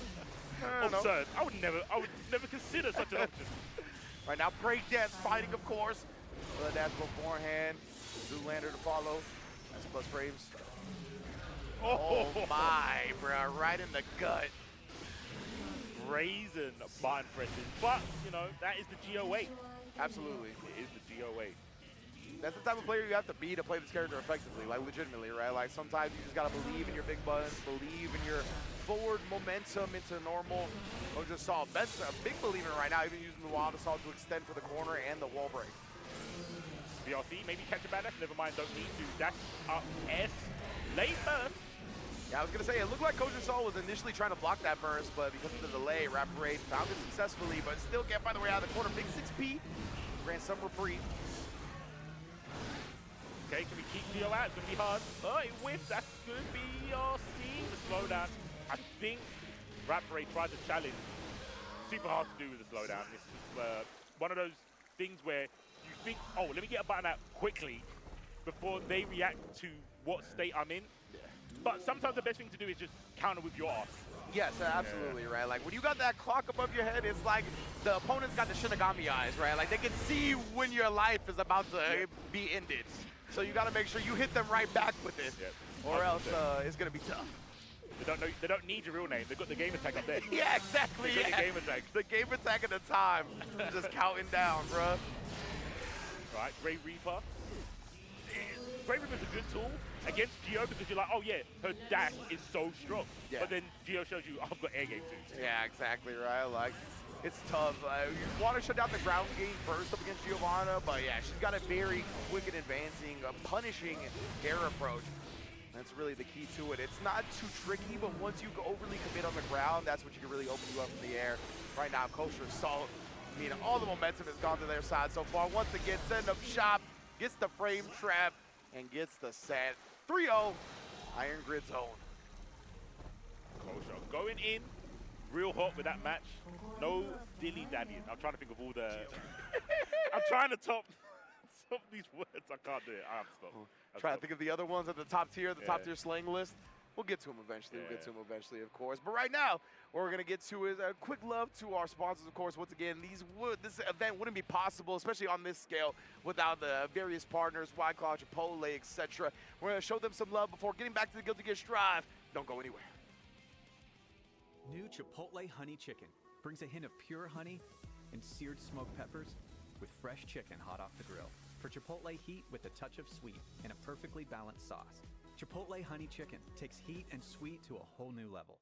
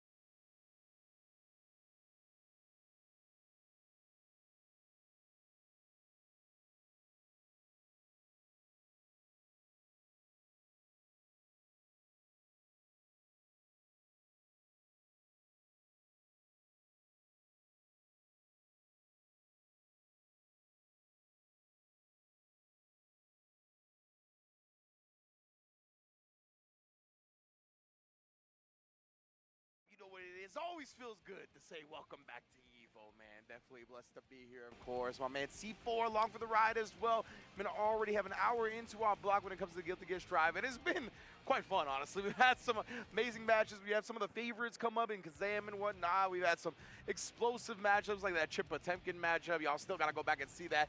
The Number Clan Civil War. That was a really good match. I believe it was Justy and Ross, I think it was. Either way. Yeah, definitely go back and check that one out, of course. But we're going to continue to roll along here with some Guilty Gear Strive. Even after we're done, that this block is still going to be Guilty Gear Strive right here. So that's what you're looking for. You're going to be locked in for a few hours now. We got all the action you can want. Get comfy, because the game's only going to get better. Oh, yeah. As pools whittle down, and there's so many more commentators that are going to be here for you to take through the action. But you're here with me and Ringe, like you said earlier, my brother. But now, oh, this isn't a button check. I'm pretty sure this is game on Gold Lewis. My man has leaned all the way back. Is he the Gold Lewis? Is it player one? I didn't even see. My man, that's how I, oh, he's the Jacko. You can't play Jacko without the gamer lean, dog. This is dangerous. Yeah, no. Jacko is definitely a locked-in character. Yeah, you got a gamer lean to play Jacko. And up against Gold Lewis? I don't know. Maybe this is just his Zen mode, right? Maybe he's in his happy place. Maybe the pants are a size medium. Shout out Happy Gilmore too. Bro, that was my favorite part about that movie, because in the original, there's like a happy place ride, and it's like some attractive person bringing him out beer and whatnot. He's like, in the second one, he's like, I should be more age appropriate.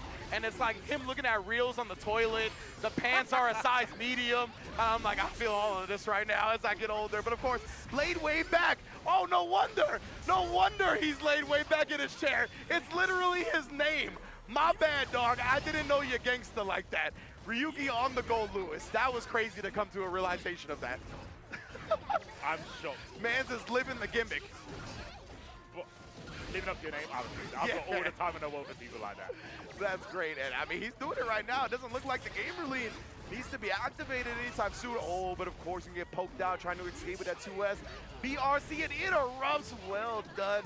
No one had the time. The Behemoth Typhoon on that one takes a long time to start up, especially with that slowdown. I cannot believe someone is playing Jacko with being so chillaxed. Legitimately, bro. I just can't see it. That would probably suit me as the opponent. Right? I'll be like, you need to lean forward, my brother. I am doing the most. Like, how is your APM this high when you're just chilling like this? Like, I do not understand. Oh my, no swings. No Behemoth Typhoon for you. Goodness, she controls the weather. It is under control. Oh, the jab is to confirm. Oh, sandwich. Oh my, the elbow. The ashiest of elbows of Gold Lewis. Able to get off him. No interrupt that time. Oh my goodness, the Behemoth Typhoon cancels. Yeah, legitimately in an instant right there. That's what we were talking about, right? Like, that was only 2 or 3 hits, and it did so much damage. So you build so little resources because the hits are so low. But right now, laid way back, still able to snipe and pick their moments. Very, very well done. This is like mental warfare. To have that as your name, and then you get to that point in the match. Did you see that Ryuki did a burst to get rid of the minions? That's how peak it was getting. Yeah. That is all the way leaned in at that point, right? Like, oh, we are getting the Unica. Ryuki actually putting Gold Lewis all on the bench for the newest character in Guilty Gear Strive. Ooh-wee. Let's see if he's got a good handle on the character, or if a lot of this is going to rely upon the unfamiliarity of laid way back. That's always what I'm interested in seeing when the new character gets brought out in a big tournament like EVO. Pulling up on the weapon, OD.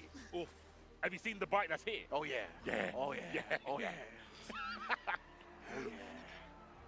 Oh, show me. Make this man lean forward, please. This quote, bro. Oh, man, Jacko's a good-ass character. More than the crouching animation, yeah? Yes, yeah. I would say so. That doesn't hurt, though, of course. Yeah. Oh, my goodness, the snipes, bro. Where'd your health go? You got hit by a couple of projectiles, and now you're working with 40%. Yes, more laser beams. Oh, yeah. I'm going to need him to hit the target, though. Yeah, okay. Ooh, wait a minute, Ryuki. Looks like they're ready for some of these combos. Actually goes back to the other side. I don't know if that was their intention, but nonetheless, still in a good spot to be. Laid way back. Yeah, trying to smother with minions now, right, to keep Ryuki from setting up the lasers. Yeah. Yeah, yeah. You can change those degrees. Make the man enter at least a 65-degree angle on the lean forward. Because this 180 backwards is not. It's not. The disrespect levels are too high. There we go. Yes. Again. Oh my God. Oh, the counter is started right there. Yes, you do get the conversion off of the electricity, and look at the life just melt away on the side of Jacko. Barley due to that big guard bar crank from the move as well. Yes. Uh-oh. The tables might be turning. Burst not on the table quite yet for Ryuki. Right? Oh. Wow, yeah, it was unfortunate for late way back, right? Ryuki, we saw the BRC as the option. Maybe they were trying to YRC, excuse me, I was gonna say YRC, and then the BRC came out, but that was perfect because it just caught Jacko in the middle of the backdash animation, made the most out of that one. There's a bar in there somewhere. Somewhere. URC, VRC, YRC, I don't know. Something like that. Something, definitely. Good work. Oh man, we'll take that to the lab. Look at the safe stun differ. Bruh. That is wild, honestly. Now that you pointed that out, that is a little bit egregious. A little bit annoying to deal with, and then the counter hit right there. It's way back trying to take their turn. Oh my goodness. C4 just leaned over to me and pointed at our program feed. Laid way back has hit the gamer lean. Mother base, he has hit the gamer lean. We will see how this adjusts his game plan going forward.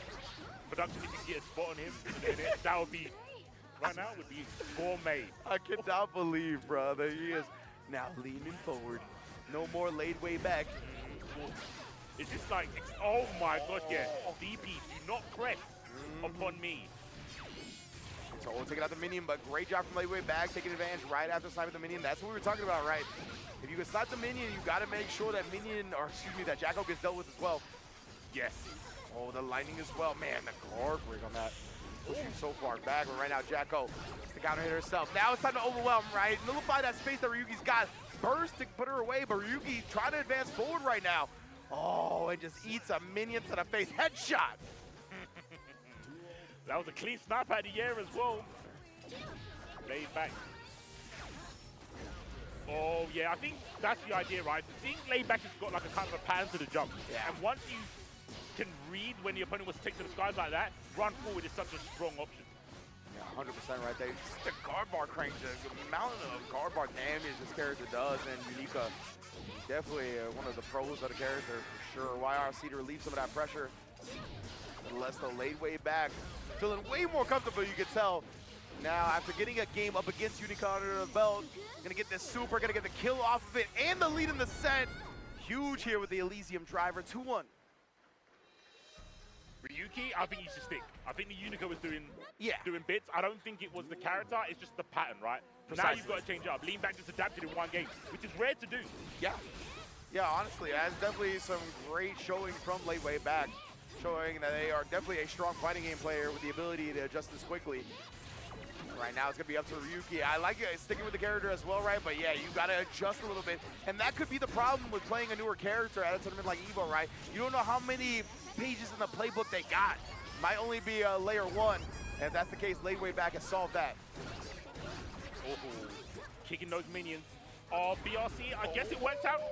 Yeah, trying to beat the burst afterwards. Late way back. Not going to give him that so easily. Well done here to put himself on his set point. Yeah, it's really hard to bait a burst from someone called late way back and has the life lead. And there's set lead. Like, they've got no pressure to burst. That's a good point, honestly. That gamer's action definitely, like, indicate that they are not going to panic burst. They rarely will they do that. Cool, calm, composed has been the name of the game for late way back so far. You can tell he's not even getting too antsy at the lasers, not trying to overextend, finds his way in finally. See how he can make it out of it. Oh, trying to go to the tap run up. Late way back didn't buy. Oh, but caught it back. That's with the IAD. Can we get one more? One more to get the final game. What's the motive? We can go back to zoning. Maybe Ryuki only wants to zone when they've got the life lead. That's what it looks like, yeah. Could be right, yeah. They're definitely looking to establish a life lead here early, but doing so has got them hit. Nice timing on the burst to at least put Jack on the corner, but escaped. Tough road for Ryuki to overcome right now. Running straight to the DP. All the legs. The enhanced railgun. YRC Tap of the leg. The tap taps have kind of not been working. I'd be kind of scared, but I'll be scared of the DP. Don't run up on me. Oh, tried the air-to-air, but whiffed. They went back, just fell to the ground right there. Does kick the minion, but nice job just backing up. Getting out space. I can't believe the hitbox just ran through the minions and hit Jack. Oh, my goodness. Oh, plasma. The railgun. Oh, see, trying to deflect shield. It was actually still active, but nonetheless, you still getting this pressure put upon you. YRC into the back throw. OTG does kill. And you get what you desire, C4. We can go into a game 5. And I love the change because we've seen so many YRCs tap, then something. Yeah. Immediate throw. This is what we need for the last game. Very nice change up right now. We get into a game 5 here. Oh, the burst got devoured. Run up throw, taking your own medicine. Yeah, DP, don't get sandwiched between Jacko and the minions. Need to be a bit more careful with your approach. Hold back on the DPs now, because I think late. Never mind, I don't know what I'm talking about. Do it more. Oh, lay way back. We're gonna get the full conversion here. Try to get to the wall. Okay, at least just get the strong Oki going. Definitely gonna be able to overwhelm with the minions. YRC not looking to bait it. Ryuki here got a chance, but you cannot make any mistakes with that amount of life. Oh, and there it is, sneaking the minion. That's all we needed. One strike from the goon, and now 1 round to go. Yeah, I think you get really tempted to try and interrupt or move out of the way between blocking the first minion hit and the second. What was that? That was dastardly. Running with the minion to be just out of range for the wall flat recovery. Yeah, man. And overhead. From off guard here, but lay way back. Again, trying to find his way out after the bird just wakes up with a Super Elysium driver. Very smart, taking a significant life off of Ryuki here. Trying to close this door. Should be able to do it here. Didn't convert until the 4S was there to cover any mistakes. Well done. Laid way back. Had hit the gamer lean a little bit, right? Once Unika was on the screen, was like, all right, I got to focus up. But by the end, had definitely settled back into his laid way back self, his position, and took home the set. Well done, man. Well done. Yeah. I mean, there's a lot of psychological damage. Maybe me. Maybe I overthink it. But like again, with that name, I'm only focusing on making him lean way forward. That's my only goal. And I think when Ryuki accomplished that, that's when it kind of went a bit downhill. But not taking away anything from late way back, because I think they just adapted. Yeah. I think they did adapt. And the lean forward is like, I see it now. Okay. Yeah. Then we can chill. 100%, right? Definitely good stuff. And yeah, I love the fact that laid way back, once he figured out what he needed to figure out, he was like, all right, going back into position, right? Like, I'm not gonna make sure I put myself in an unfamiliar emotional state when it comes to a match like this. But of course, next up is quite the match. Number 1, because this first name is hilarious. Number 2, because Tatuma is in the building. And of course, you remember Tatuma got 2nd place last year at EVO 2024, right? He was the grand finalist along with Nitro, where Nitro was able to take home the entire tournament. So obviously, he's back here trying to make it back, trying to claim that 1st place that he just fell short of last year. He's going to be going up against Emo Scooby-Doo. It's a sick name. That's it, you know. Sick name. I just picture Scooby-Doo in the front row of a My Chemical Romance concert. There's what's that big ass Great Dane, right? That's the type of breed that Scooby-Doo is. Just there, with like one of the weird, like the Jimmy Butler haircut, like on top of his head. Yeah. Oh my goodness, Emo Scooby-Doo is in the building, going up against Tatuma. I'm hoping they've got like a little cousin or a little brother, and they can be Emo Scrappy-Doo. That's what I'm hoping. I want it to be lore with this name, like true canon. With a name like that, I'm trying to think who they're gonna pick. Emo Scooby-Doo. Maybe Sin? I want it to be Sin. We'll find that any moment as the players are getting plugged in, locked in for some games. For Emo Scooby-Doo, this will be a pretty good ego boost. Oh, I mean, yeah. They can get a W here. Yeah, tremendous ego boost, I'd say. If you're able to take down a grand finalist of EVO, right? Tatuma has been a very strong Guilty Gear Strive player for quite some time, Guilty Gear player in general.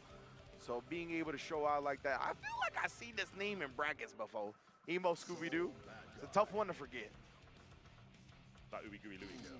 Yeah, oh yeah. Where's my man at? Where's my man Snickers? That's crazy. I forgot about that, dude. Okay, so Emo Scooby-Doo, so it kind of makes sense. That should be Tatuma, right? Tatuma, Oh, yeah, Eno then. Yeah, and then we, you know, the tech with the first player I on the forgot phone, already. you know what I'm I'm having too much of a good time. Okay. I'm not learning. This is what happens when I don't have my notepad. It's one of those things, yeah. And of course, Tatuma, that's what we saw him primarily play last year, was the Soul Bad Guys, the character that he usually gets his great results with, so that's what I'm assuming. And yeah, I feel like Emo Scooby-Doo is going to go with the Eno. I doubt he's just playing some button check mind games, but players do that, to be fair. There are definitely some players out there that will not pick their actual character until it's time to fight for real. So we shall see. We're going to get exclusive look right now. Of course, Tatuma, I was going to say locking in already, but no, it was Emo Scooby-Doo. Logging into that Eno immediately. That's Tatuma to follow. Checking the notes beforehand, though. I assume he's got a billion notes on Eno, considering, you know, Daru is probably pretty prevalent. Not only, you know, playing in Japan a lot, being from Korea is going to be more of a similar region that he's going to have to deal with him in. And just in general, when you go to big tournaments, that is a person you're going to have to prepare for in Guilty Gear Strive. Oh, yeah, there are some players like that you just can't avoid. Yeah, like you know eventually, most likely, you're probably going to run into Daru if you get really far in the tournament. So you need to have the Eno preparation on point. Because this character, I mean, she can overwhelm you so quickly, right? If you're not prepared to fight this character, then it's one of those that feels almost hopeless if you're not used to it. Burst from Emo Scooby-Doo. Didn't get too much of it. Zuma. Oh my god. No, okay. Thought it was going to be a little bit more. Saved by the wall. Glass all over the floor. Chemical into RC. Hit with the guitar. Nice frame trap. Interrupting the probably like dash up 5K. That's got to be one of the strongest tools for Soul in this matchup. Yeah, I would definitely say so. Through Tatuma. My goodness, bro. This is where he works. It's clinical for him. Guilty Gear Strive is the 9 to 5. Release me. First. Trade. Not really Scooby-Doo's favor. Yeah, you can see Tatuma so quick to react to the dashes with the jab as well, right? Like, kind of just sprinkling them in there, even in the neutral. Like, around the time when he figures that Eno would dash in. Messed up the combo a little bit, but nonetheless, still gonna have control in the corner. Flexion, oh, that actually made the factor whip, but still recovered before the stroke could hit. Quick RC low, my goodness, Tatuma. You can tell just the recognition, the processing speed. He plays so fast, man. Why is Fafnir plus on Wish? What was that about, bro? Yeah, I cannot believe he didn't get punished. Like, the deflection, making the Fafnir whip, immediately stroke. I couldn't believe he recovered, like, legitimately. I was like, what? Only questions. I only have questions. But we've got some more games. Let's talk about these. Strike throws from Soul. Oh, I haven't seen that for a hot minute using the FD. Yeah, the little float over crossover. Yeah, disguise the jump in. Very cool stuff. Oh, instant block the follow-up, but you see the RC immediately from Tatuma. Means that's not going to grant you any type of relief. Already here on another point down. You can see just the dash-up jabs. Every time there's any type of hovering from Eno, really trying to shut down the typical approach that she has. But I mean, what you got to do against the character. You can tell he's ready. Again, looking at the jab every single time. Emo's got to commit to something early and from a bit distant, more of a distance to try to counter hit those jabs. Right now, it's already 2 games in the book, fam. You know what's really sick about when you see things like that, other than the perfect part? It's like dipping your toe in the water, where I think you do the dash 5P, where I think there's got to be Soul players be like, no, do 5K, get some real damage of it. But it's like, no, I want to do the least riskiest thing. Yes. And then even something like that, right? Like, okay, like, still get a little bit of reward from it. Maybe you don't get a big reward, whatever. It's still going to affect the way the opponent plays, right? That's going to open up you getting a big swing later on in a similar spot. So, yeah, I love it. Oh, and the back dash BRC, but reacted to it with the super. Okay. That was actually a cool counter. I don't see that too much. No, yeah, on the air BRC, mostly that's a case of, oh, I guess I've got to block some nonsense. Exactly, that was cool recognition from Emo Scooby-Doo right there. Tatuma getting clipped low as well. Round on the board. Let's go, brother. One step at a time, my brother. Fight the darkness, Scooby-Doo. You can make it out. Oh. Too high? Oh, my goodness. Never for that. Never for the dust.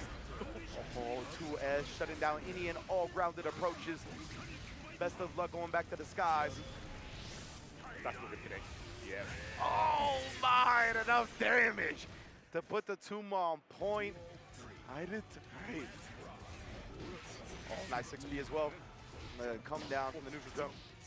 Ooh, getting kind of frisky with the throw there.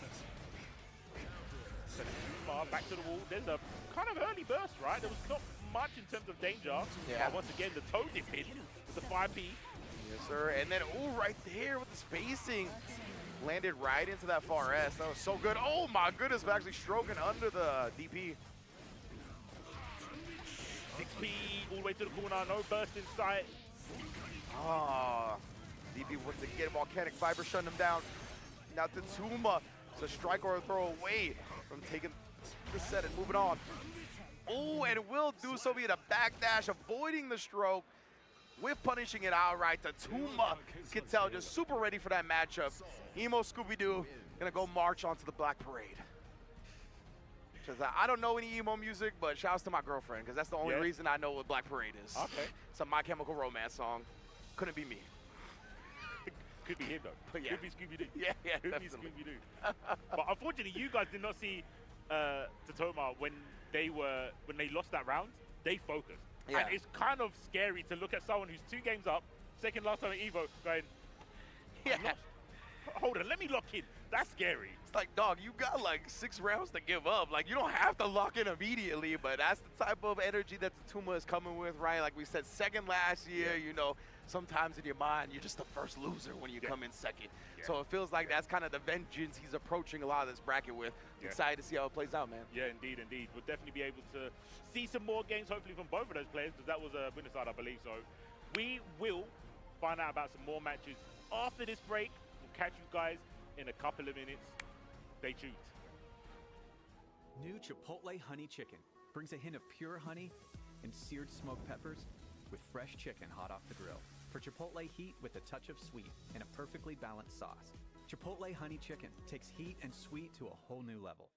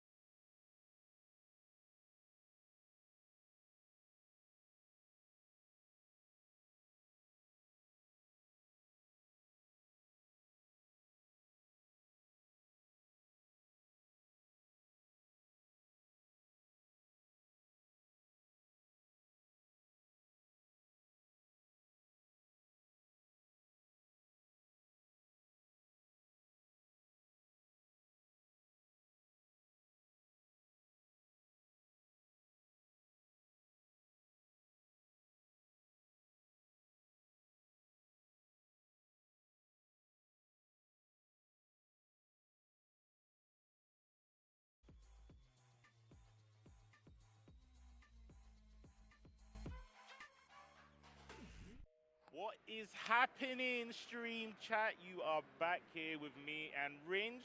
Commentating some more Gooey Get Strive. We are gonna get a pretty good match. This is winners semis of the pool. Okay. So we're gonna get. I'm gonna get straight into none of that, foreplay stuff. Let's get into the game. Oh, none of that, me, bro. all right. Yeah, none of that. They've done the bound checks as well, so we're gonna go in there. We got man like Slasho. I'm gonna drop the government. He used to be the Slasho. Slasho. That's facts.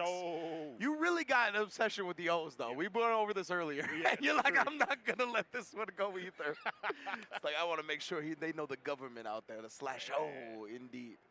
Going up against Fighting Baker, and like I said, this is winners semis of the pool. So I don't know who they are, but they're gonna get known today. Yes, indeed, right. It's gonna be a great one for sure. I'm very excited to see it, and yeah, I'm honestly very interested in Slash's journey in this tournament, right? Because I think Slash has been soul-searching a little bit as a fighting game player, right? When it comes to what he's going to do in the future, how he's going to go about approaching a fighting game career over the longevity of his time on this planet, right?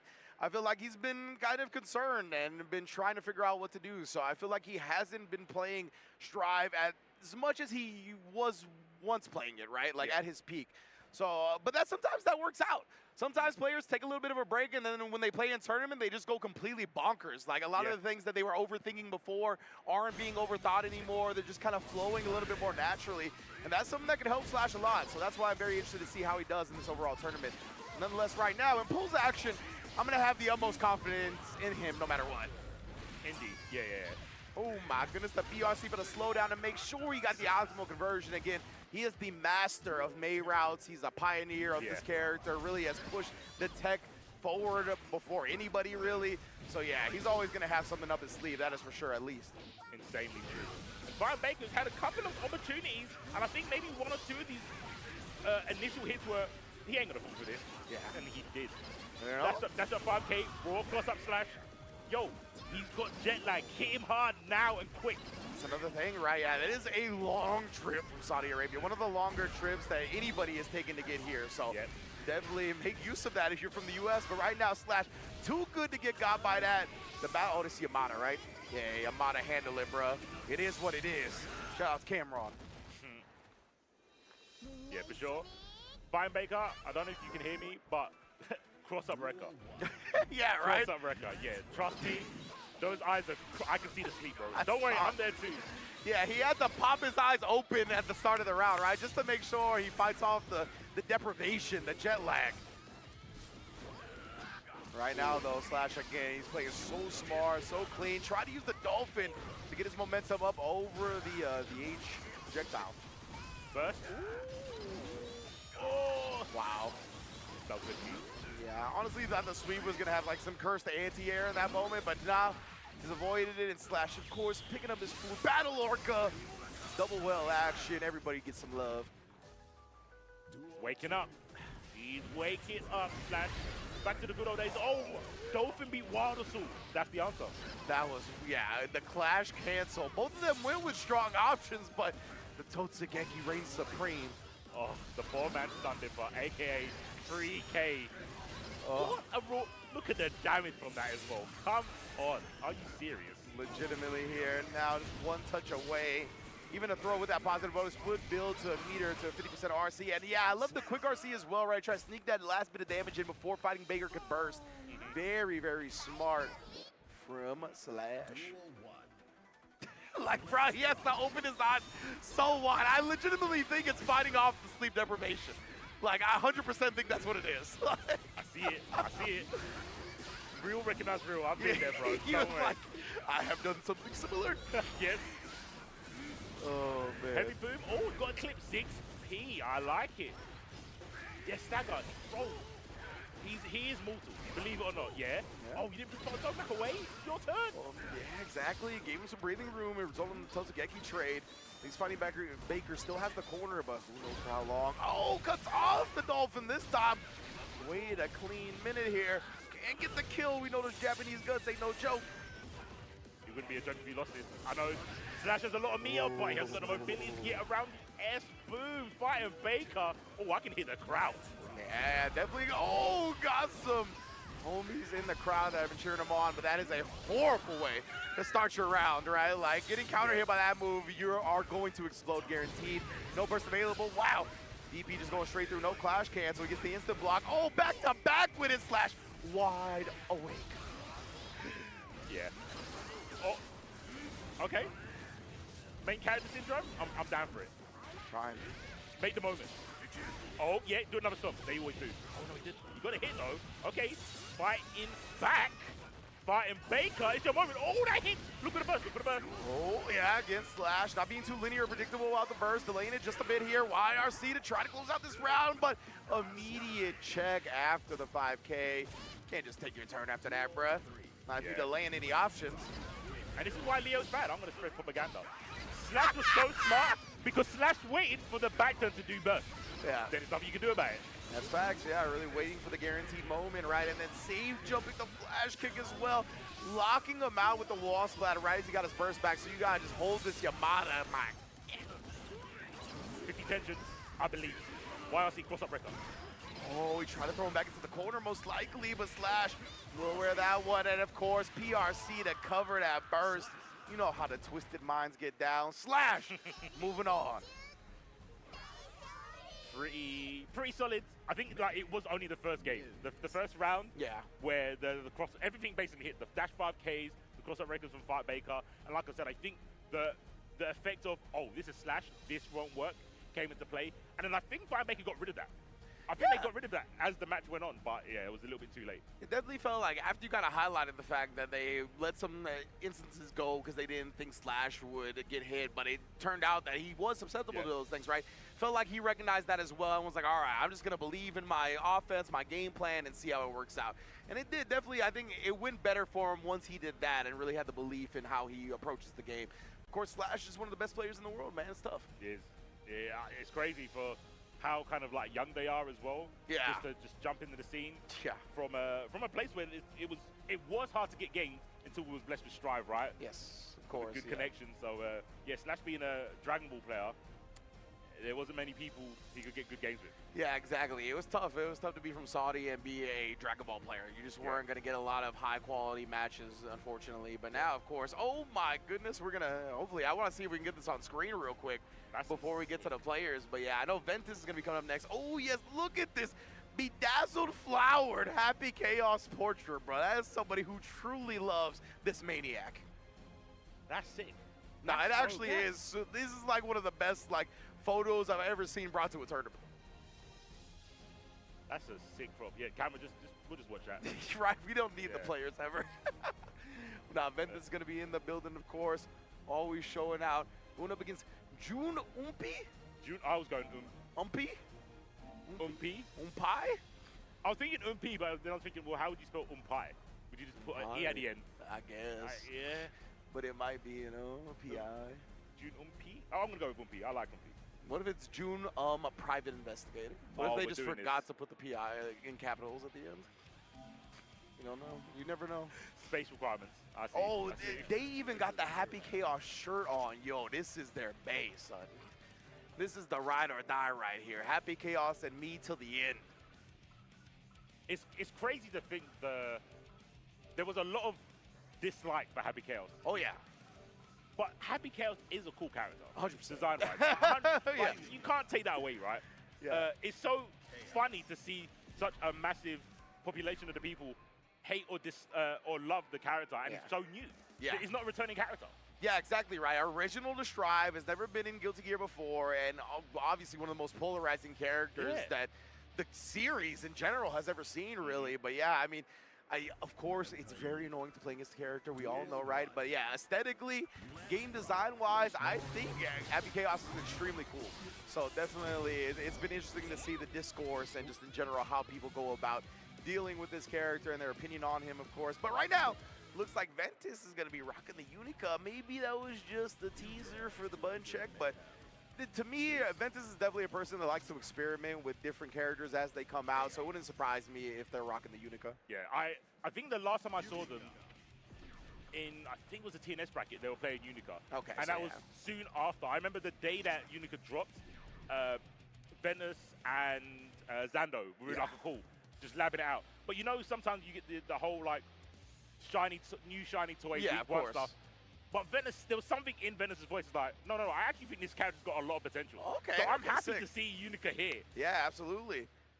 Ventus, I was gonna say, yeah, like day after the character release, lab, Discord call, that's a Ventus move for sure. Yeah. But yeah, the fact that they're still bringing it to this tournament here, still ready to put their EVO life on the line with it, that means they put in a lot of work to get into this point, right? So I'm definitely excited to see a show out.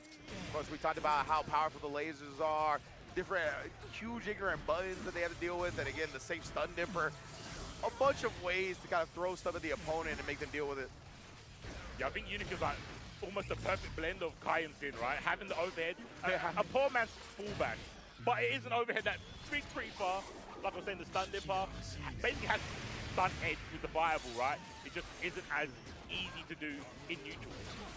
Yeah, the only thing with Ventus is that Ventus is clearly for the streets, right? They be out there playing whatever character they want. Yeah. And Jun Umpi has put a ring on Happy Chaos. We saw the commitment, the shirt, the picture, everything.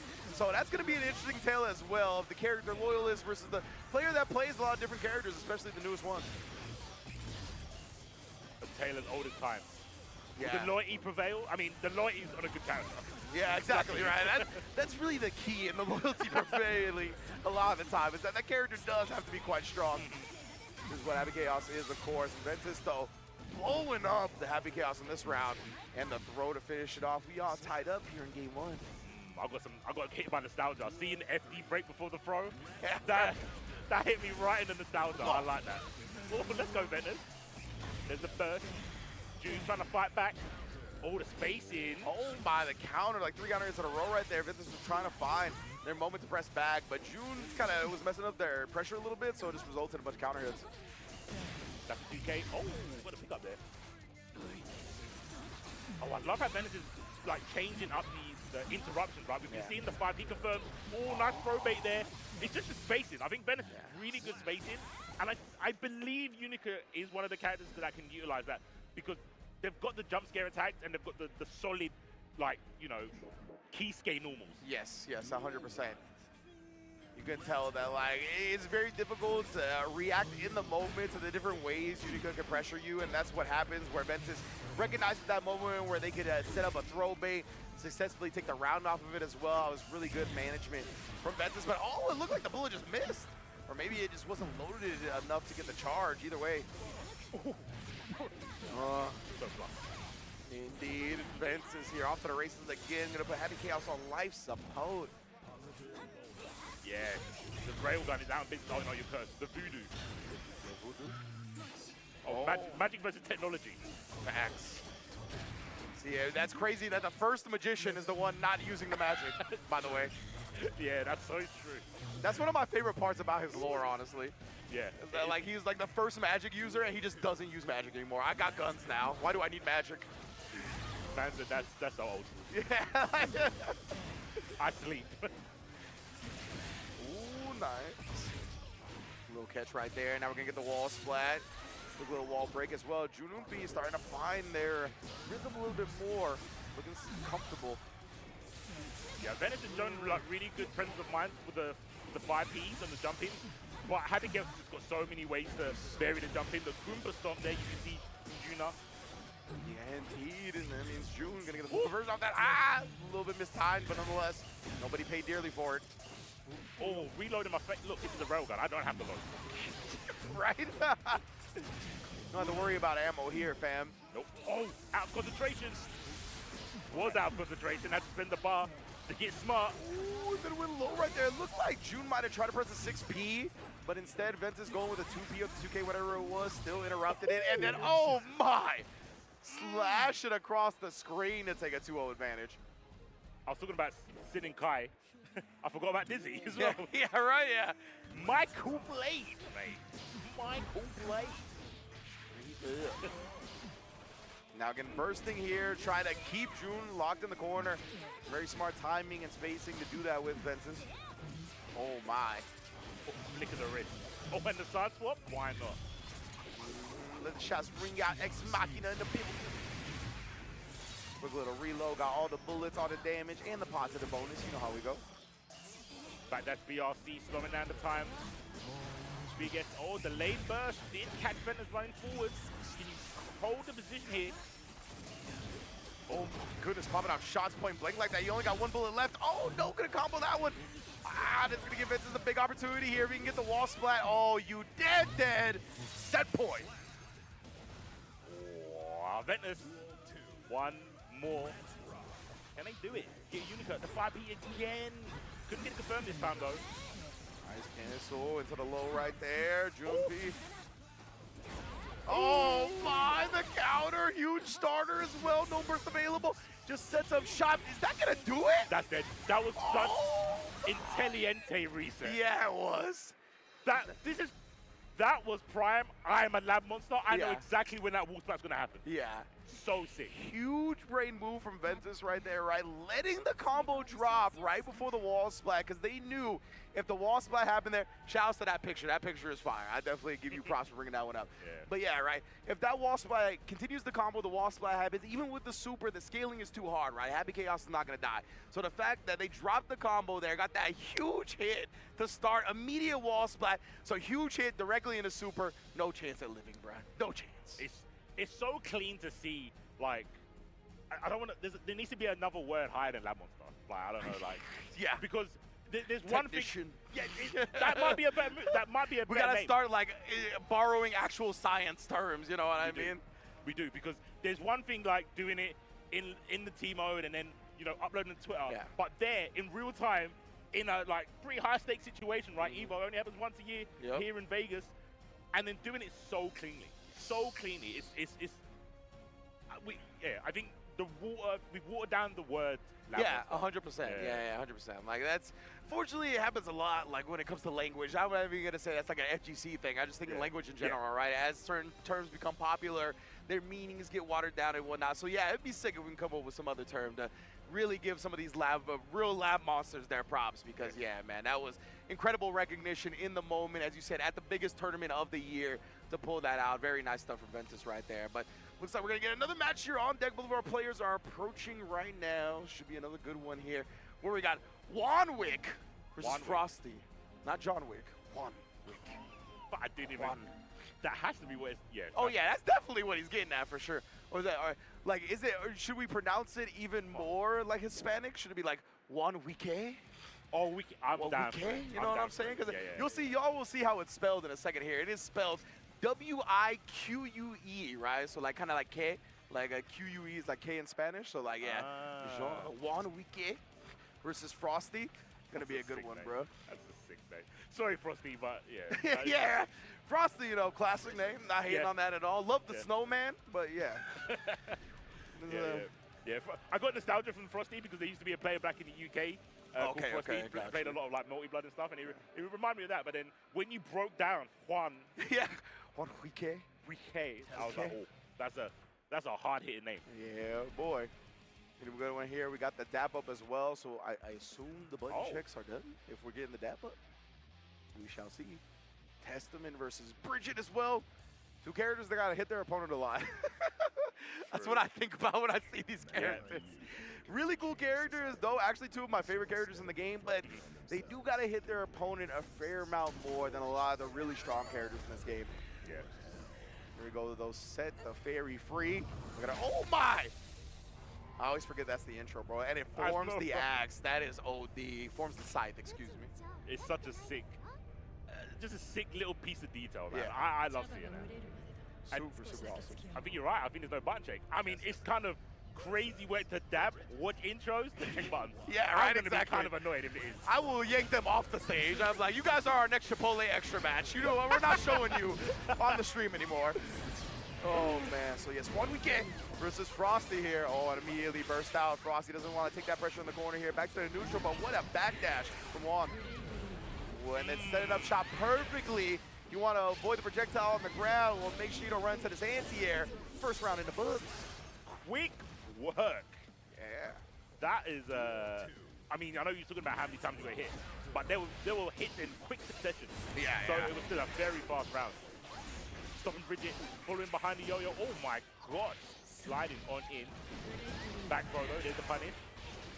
Oh, and yeah, I just want to highlight as well that I believe Juan Wike is from Guatemala. I believe the GT is the country code for Guatemala. So always love seeing the international representation here at EVO, as we always get a plethora of them in the building. And look at that, Juan Wike, he said, I didn't come from Guatemala for nothing.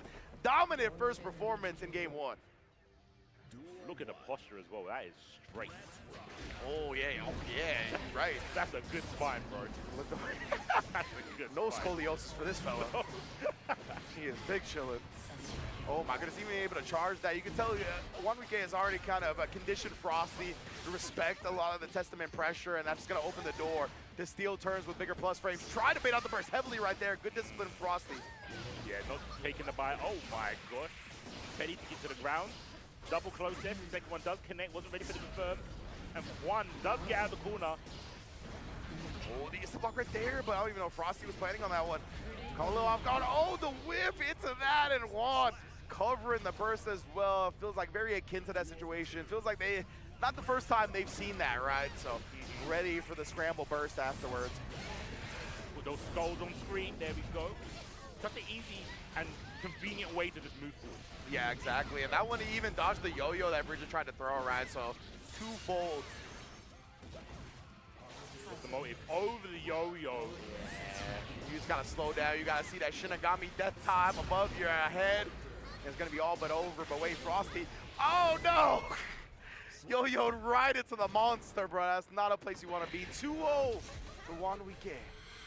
Really aggressive. I mean, living up to the name, right? It's very rare to see a Testament always teleport after. Yeah. They normally want to play the mind game like, are you going to move? Are you waiting for the pro to come out? It's like, no, I'm just going to teleport in your face and press the more button. Yeah, look at this. We've seen so many teleports coming out now. Finally, Frosty looking like they're getting a little bit more comfortable with that, navigating it a bit better than they were previously. Tap, tap. Oh, 2D connects with counter hit. Didn't want any part of that. Command grab. Hugs from Roger. Well, I was going to try it again right there. We saw Juan go for the backdash. Frosty did clip it, but no conversion afterwards. Jumps out of the yo-yo setup. Gonna be big. Oh, covers the throw in with the BRC right back at you, but the sight was already out. Over the skull. Still got staying on those good clothes. Oh, caught a back. We're going for the 2S. Doesn't get confirmed. Rolling on in on skates. So we see some of the FD right there. I think that's what pushed him out of command grab range. But does anti-air with the Roger. No OTG, but we find it anyway with the close S. Okay, Frosty down but not out. Pull it back. Oh my god, the round start of the god. Big P. Legitimately, bro, shutting down any attempt from Frosty at the start. We already got the positive vibes going. Feeling it. That would have been an insane counter vote if that works, by the way. Oh, yeah, for real. Look at the bar on one side. Oh, and again, now letting Bridget get off this free meaty pressure, willing to represent the reversal. Juan Wike on set point. Oh, both of them look like a little bit of a funky situation. Nobody really knew whose turn it was, so Juan going with the panic throw. That's a classic Guilty Gear strat, right? Always want to go for a throw in a weird situation, point blank. It's looking pretty bleak for our champion Frosty on Bridget. Oh, okay, fight back. Yeah, finally wins a round start scenario, or I should say stage start scenario. Now Juan again here, bursting, try to give him in the corner. Great escape from Frosty, though. It's what is happening when you teleport a lot, but the Roger gets anti-aired and converted for the set victory. Juan Wike from Guatemala, able to take it 3-0. Very well done. Man, that stick is plastered. Oh, yeah. You see how many stickers? Yo, and you see his joystick? That's like old school. That's like some American style stuff right there. Yeah. It's not even quite American bat top. It is definitely. I wonder if that's like how the arcade cabs are out in like Guatemala or something. Maybe. Like, that is really interesting. So yeah, always cool to see that international flair. And yeah, that stick had a bunch of stickers on it. That's what I meant at the beginning. Really cool. Looked like a NASCAR, bro. Like, yeah, that's right. So sick. All the sponsors. Oh man, but incredible blocks of action. I had a great time. Definitely always fun commentating with the boy C4. You guys know what it is. That will be the end of our block here, but it's not the end of our journey together here this weekend. So there's still plenty of more strive to be called. And we're going to hand it over to some, I'm sure, fine commentators as well. I don't know who's actually following us, but it's going to be star-studded action as EVO always is. So once again, we're going to thank some sponsors, get us switched out, and we'll be back before you know it. Thanks for tuning in, everybody. That sizzle, that's the soundtrack of Chipotle. literally melt in your mouth tender. Let's see our chicken glistening, our fajita sizzling. It's magic happening. And this is gonna be in your bowl. This is it. I won PlayStation's Road to EVO and went head-to-head with Arslan Ash. I won PlayStation Road to EVO and battle against Sonic Fox. I have never seen that in my life. To compete on PS5, choose your game, find PlayStation tournaments, and register. It's that easy. Sign up for PlayStation tournaments for opportunities to win unique prizes and much more. PlayStation. Well, Vaya is laughing right now. Look at Vaya laughing right now. Oh, he's doing a dance. What is he doing? Man, he's too ready, you know. Not today, man.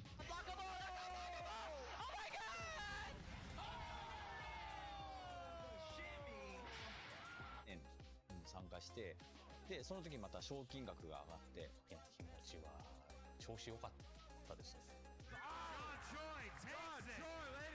So it's much more than just playing. It's being a part of this community.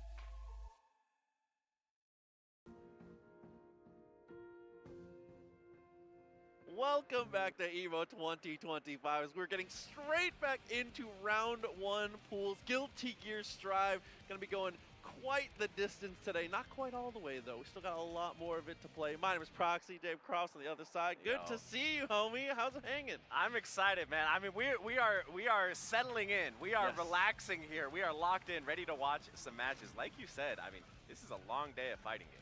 It definitely is. A lot of games are starting to wind down at this point. MK is already starting to lean down into the top 8. Guilty Gear Strive here, though, just getting started. A ton of matches to come with finals culminating on Sunday. But for now, we're going to be going through, as I said, round one pools. Box of Rocks coming up first, facing off against, is that Chick Lovin'? I like that. It's like McLovin, but...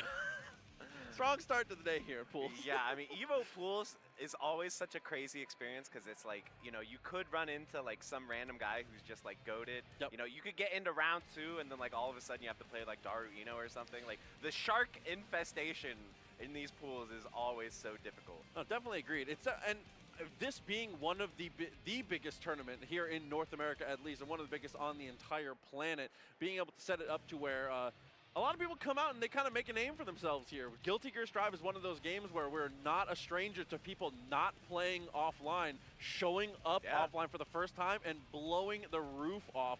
You know, what, Jack last year, Nubenheimer done it once before. A lot of people have shown that they're capable. So who knows? Listen, Box of Rocks could be the one. I would like to see it. And listen, yeah, we've got the Ino versus Baiken matchup here. And, you know, both very mix-up heavy characters, characters that can get a lot of momentum going, although that is kind of Guilty Gear Strive in a nutshell as well. Once you start getting put on the back foot, it can be very, very oppressive. Absolutely. I mean, I feel one thing to highlight for sure is I feel like Baiken has pretty decent like normals and specials to be able to deal with a lot of situations Ino wants to put out. To Tommy's very good. JD can be very good if they commit to dashes that are too high, as well as if you get lazy with your mix-up game or you're trying to steal turns with Stroke, Perry can be fantastic. Yeah, that's a good point. And she's got that 5S, which is just like a great like stop sign, like, hey, what are you doing trying to get in my space here? So we'll have to see if Ino can close the gap. By the way, that color is really very cultured. Very good. The Bumblebee yellow and black. Let's go. No bias, though, here on commentary. Let's see how these two go right in. We're getting the music note out there, but wow, Chick Lovin' going in hard on the offense and already taking out Box of Rocks' burst. This is going to be a really bad situation here. Yeah, H. Kamari, though, unfortunately missed times and has to burst for momentum there, but the 5P straight into the follow-up does manage to get out of the corner and stops Theo Johnson. All right, yeah, we have quite a reversal of fortune, and there's that high-low mix. So tough, but we're going to wall break back to neutral here. 50 meters on the table. And we're committing to this Theo Johnson a lot, but unfortunately moving forward at inopportune times here. Gets juggled out, but... Yes, the super's going to hit. Sending him back to mid-screen, and wow, just run up, slash, catches, but it's not going to matter. Box of Rocks. Definitely like the commitment there, dashing up with the 5S. It's like you said, the 5S can be a really good stop sign, but also you can showing off you can be a pretty good initiating tool if Ino finds themselves in awkward heights. Yeah, which it can be difficult with Ino, like when you're just trying to dash all day. You know, that can kind of be one of her downsides, is like approaching when you don't already have a good situation going. The double-edged sword of the hover dash for sure. Yeah, exactly. But now, got the strokes.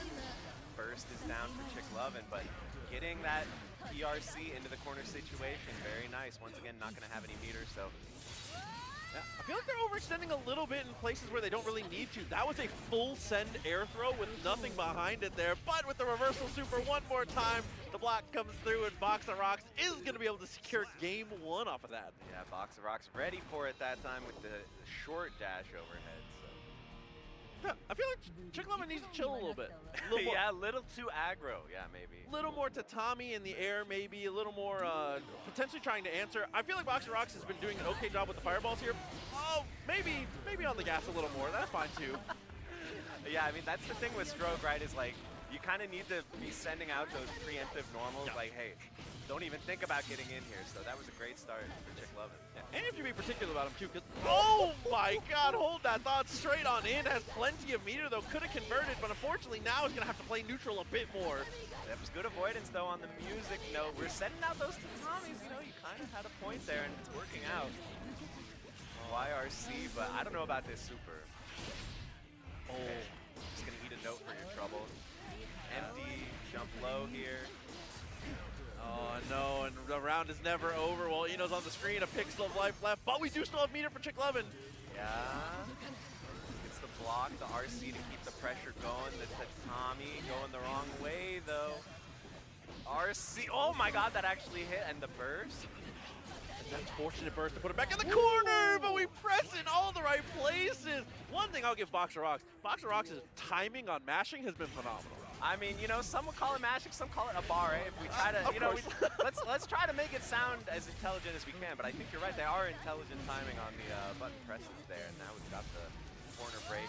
Listen, as someone who's too scared to mash all the time, I say mash affectionately. Oh, I say with love. I'm someone who's too dumb to not mash, you know, so we definitely have both sides of the coin here, but Boxer Rocks is going to take us to both sides of the stage as we get the hard knockdown. Oh, just clip? That didn't even look like it hit overhead. I think that was a button press situation here, and now, yes, Boxer Rocks going to go 2-0. Yeah, follow through timing was very good. Had the Psycho Crusher, plenty of meter. We're just not getting to spend.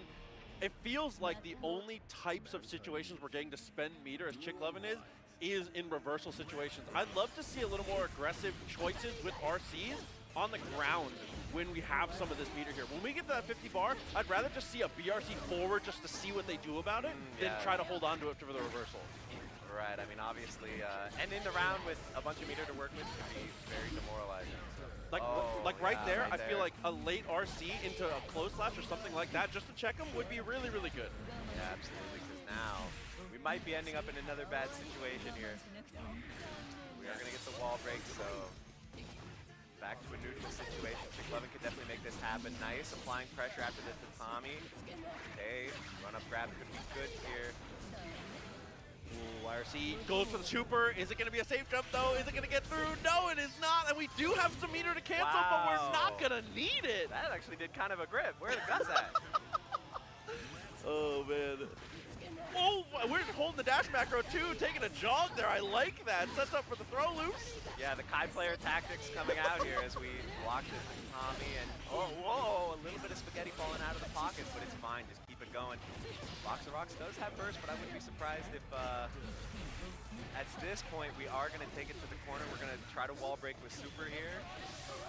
Yep, definitely the right call here. Hard knockdown once again. Gonna set up a safe jump. Gotta keep it safe here, whatever it is. Reversal super's on the table, but instead it's the wake up burst. Ooh, yeah, those jump jabs, we've seen a couple of those. Pretty good by Boxer Rocks here to control things. And I like the stroke under the super, too. Some good ideas, actually. Yeah, a couple great choices in a row. Empty throw finally on the table here. But the wake up parry! Not gonna kill the, but the 6P looking the other way on Boxer Rocks. Oh, the preemptive fist bump. Don't let this get to you. He was like, I'm done with you. It's over. It's 3-0. What are you standing up for type situation? Let's not get ahead of ourselves here. Oh, that's a big counter hit, though. Oh, but no combo. One here, resets in the corner. Throw one more time. Oh, no, and the empty parry once again goes wide. Oh, my God, the big counter, and we get the follow-up Psycho Crusher, and we get the RC to take it out. Okay, this time for real with the fist bump. What does that say? Commit tax fraud? Oh, we do not endorse that message. Guys, pay your taxes on time. Pay your meter for your RCs on time as well. By the way, they got the double snack box situation up there too, both players. I definitely respect it, but I respect the play as well. That was nicely done by Boxer Rocks with the 3-0. Absolutely. I feel like that's one of the problems for a lot of people, especially when they're in certain phases of their career of Strive, is I think people try to save meter for the perfect moment too often. Yeah. This is a game where you build resources at an alarming rate, and the lifeblood of the game is 50 meters to break the rules. You have to be more aggressive with your meter spending in moments like that. So, unfortunately, it goes to the side, but Chick11, I liked what I saw. Yeah, definitely a game like Strive where one wall break, and it's like, hey, we're having a meter party. Give me more. So, yeah, that's a good point, but we'll have to see with our next match. We got the players coming up. Looks like it's going to be, where's my keys? Common situation I find myself in. Every day. Versus Rod past it too. Every day. It do be like that sometimes.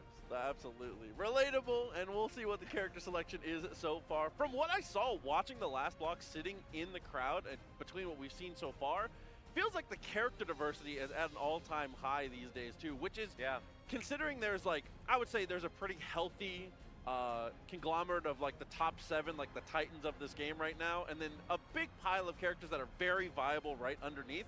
I'm extremely happy to see the amount of representation we've had so far. Yeah, I mean, I think there's a few factors, right? Like, for one thing, this is Guilty Gear Strive, and even the less popular and sort of lower on the tier list characters can basically like turn you into a fine mist of particles. If they get, this is a very high power level game in general, a very high damage game, so it only takes a few hits.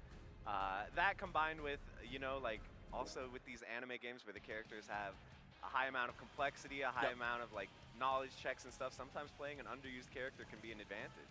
Definitely agree. It's gotten to the point here where I feel like that's the case with like Zato, for example. You know, Zottom 1, people say it, but like that character can absolutely add to take from you. It can atomize you in a moment. It is absolutely ridiculous how fast things can go to the wayside here. But for now, looks like another character that could potentially make you explode. We got the pirate herself. We were hovering that May. Uh-oh. It might have just got even worse. Oh, this, speaking of. The Secretary of Absolute Defense, but one of the only characters in the game that I feel like represents potentially a struggle for him in Ramlethal. Yeah, speak to that. So, I mean, I know Ramlethal also has, or obviously has some really good reach on her normals. That's a good advantage to have. You know, she has the projectiles that she can lock you down with a big body like Goldlewis. Sometimes it can be hard to get around that explosion. Yeah, a lot of times it feels like she's the queen of taking turns. She's the queen of dominating you from 2 character lengths away, right? Yeah. She's good at being able to close the gap. You can kind of do it on command. And I don't know. I feel like Goldlewis, he's the type of character where in every single matchup, if he finds a knockdown, if he gets momentum, you're cooked. There's just there's nothing you can do. Sometimes he doesn't even need a knockdown. It's like, oh, I'm blocking, I'm dead. Yeah, absolutely. But Ramlethal is one of the characters. Oh, no, absolutely not. We're going to have a massive switch up here. It's going to be Axel Lowe for the choice here. A character, one of the road's least traveled currently in modern Guilty Gear. You know, I did get ahead of myself because I feel like in this game, people usually button check with their main because the buttons are so weird, right? It's like, I gotta make sure I actually know what button I'm hitting, but okay, we got Axel coming in, and yeah, I would say this could be a pretty hard matchup for Axel. I mean, contesting those gigantic normals can be difficult, but like any matchup, you know, if he can just keep you at that spot on screen where he wants to keep you and cut off all your approaches and stuff, it can definitely be hard for Ram too. Yeah, I feel like Axel really needs to big brain it in this one for sure. This is a very, very tough matchup. A close slash and a well-timed sword throw can potentially be round ending, which is really, really difficult, obviously, being the zoner yourself, but just blocking can be enough sometimes in this matchup. It will put you to the point where your wrist gauge gets cranked, and I advocate for taking risks, but that was a crazy one. That was pretty big, because now you got no burst coming off the wall break, and I would say one of the things that can be really hard is actually, you kind of saw it just there, is anti-airing. Ram, you know, this game has so much freedom in terms of the movement, and she has moves like that one right there to kind of neutral skip or, you know, mix up her air-to-ground timing, so it can be very hard to control her approach, and that was actually a great RC back to get out of range of the normal, throwing out the sword. I like it. Yeah, the soul gets stolen too. Unfortunately, Deflect Shield does not find the mark there, so it's going to be a round start press once again, but this time we're able to get the pull a little bit preemptive there, and is able to bait the throw. I like the waterfall there, and now we have corner positioning, and this is really where Axel wants to be, but you're just going to have to avoid it. Yeah, the command throw, that was a good guess from Rodmaster on the command throw, but now, okay, another chance. Yes, indeed, we are pushing to the corner. Really nice combo here. And he does a little okey-doke. Okay, and that's gonna kill too. I like what I'm seeing. Okay, where's my keys? Yeah, depending on the hits here, this character, I mean, it's very low average damage, but when he makes contact with the ball, it gets kind of ridiculous. Well, and I think it was just great planning too. Like, okay, I'm gonna use some extra resources to push me onto that side of the screen, and then sure enough, the wall break was exactly what was needed. And I like these early jump heavy slashes. Okay, wait, where's my keys? I like this a lot, and like you said, yeah, we saw a very sneaky RC there. Like you said, you gotta break the rules, burn that meter to break the rules, and it worked out really, really well. I really like this too. Make aggressive choices as long as your opponent is willing to hold them. Ram has great 6P and is really good at being able to contest. If your opponent's not going to show you those contests that Ram has to do in those moments, just keep going. Pedal to the metal if they're not going to do something about it. That was a nice jump P. We know Axel loves to throw out that jump slash, so contesting that can be really good, but okay, now we got another okey doke, but that was a good block. I think that was other side.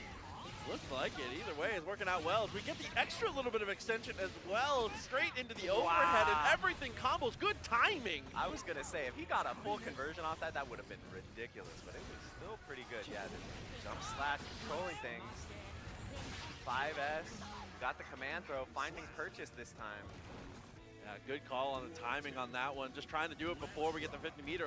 An S sword throw with 50 meter behind it could be a huge difference maker, but for now, it just trades to send us back full screen. Yes, and once again, the command throw landing, and we know that side switches, so now we got the, okay, we side switch back. It's fine, it's fine. There's a gold burst that's actually gonna land.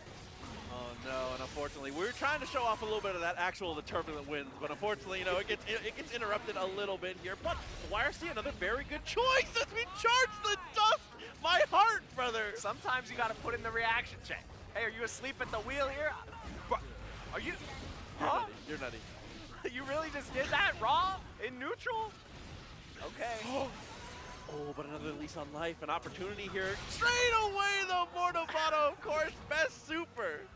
These guys are really putting the sacks on the table right now. That's what I like to see, but that was a great anti-air, getting as much as you can off it. Reese, another command throw, saying, hey, if you're not going to jump, I'm going to just keep doing it. And a reset, okay. Yeah, maybe. Oh, that was crazy. Let's go.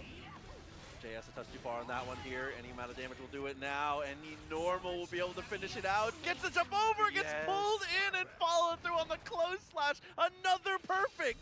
I mean, this is a very feast or famine character, right? It's like, if they just never get in, you should get a perfect, right? And that's kind of what happened. But and that's crazy too, because this character normally in the current state of the game, I feel like it's a lot of famine versus like maybe just like getting a nibble here. Like we're starving out there. We're starving Axel players. He comes through with like a granola bar. He doesn't really get a good meal a lot of the time, especially not against Ram. Ram kind of greedy. Yeah, and this is a bad situation to be in. But again, you know, some of that aggressive button pressing, you might say. And here we have the install going for the command grab, but a little bit missed time there. But it's okay. Time stop gets blocked. Don't get too scared. World goes a bit wide, still okay. Command throw lands again. Axel, the best grappler? No kidding. I mean, the conditioning is looking really good right here as we go into the final round here for Where's My Keys, but Rodmaster, it's not over yet. Oh, a battle of the 5S's, and Axel comes out faster. Even there, had an opportunity to go for the extension. Instead, sits on the reset. It's a counter hit into the bomber. Damage is adding up, but we don't get the wall break. It's fine. We wanted the slump. We wanted the slump. It's fine. Time stop this guy. Oh, you put it away. Controller disconnected. You disconnected your own controller. You taunted and disconnected. What are you standing up for? The wall break. Is there going to be time to... Oh, player 2 logged in. Oh, no. The deflection comes through. We got reconnected in time, but now you're stuck in the corner against Ram. The throw goes wide. We get the interruption. A near heartbreak, but the keys have been secured. Yeah, we found the keys.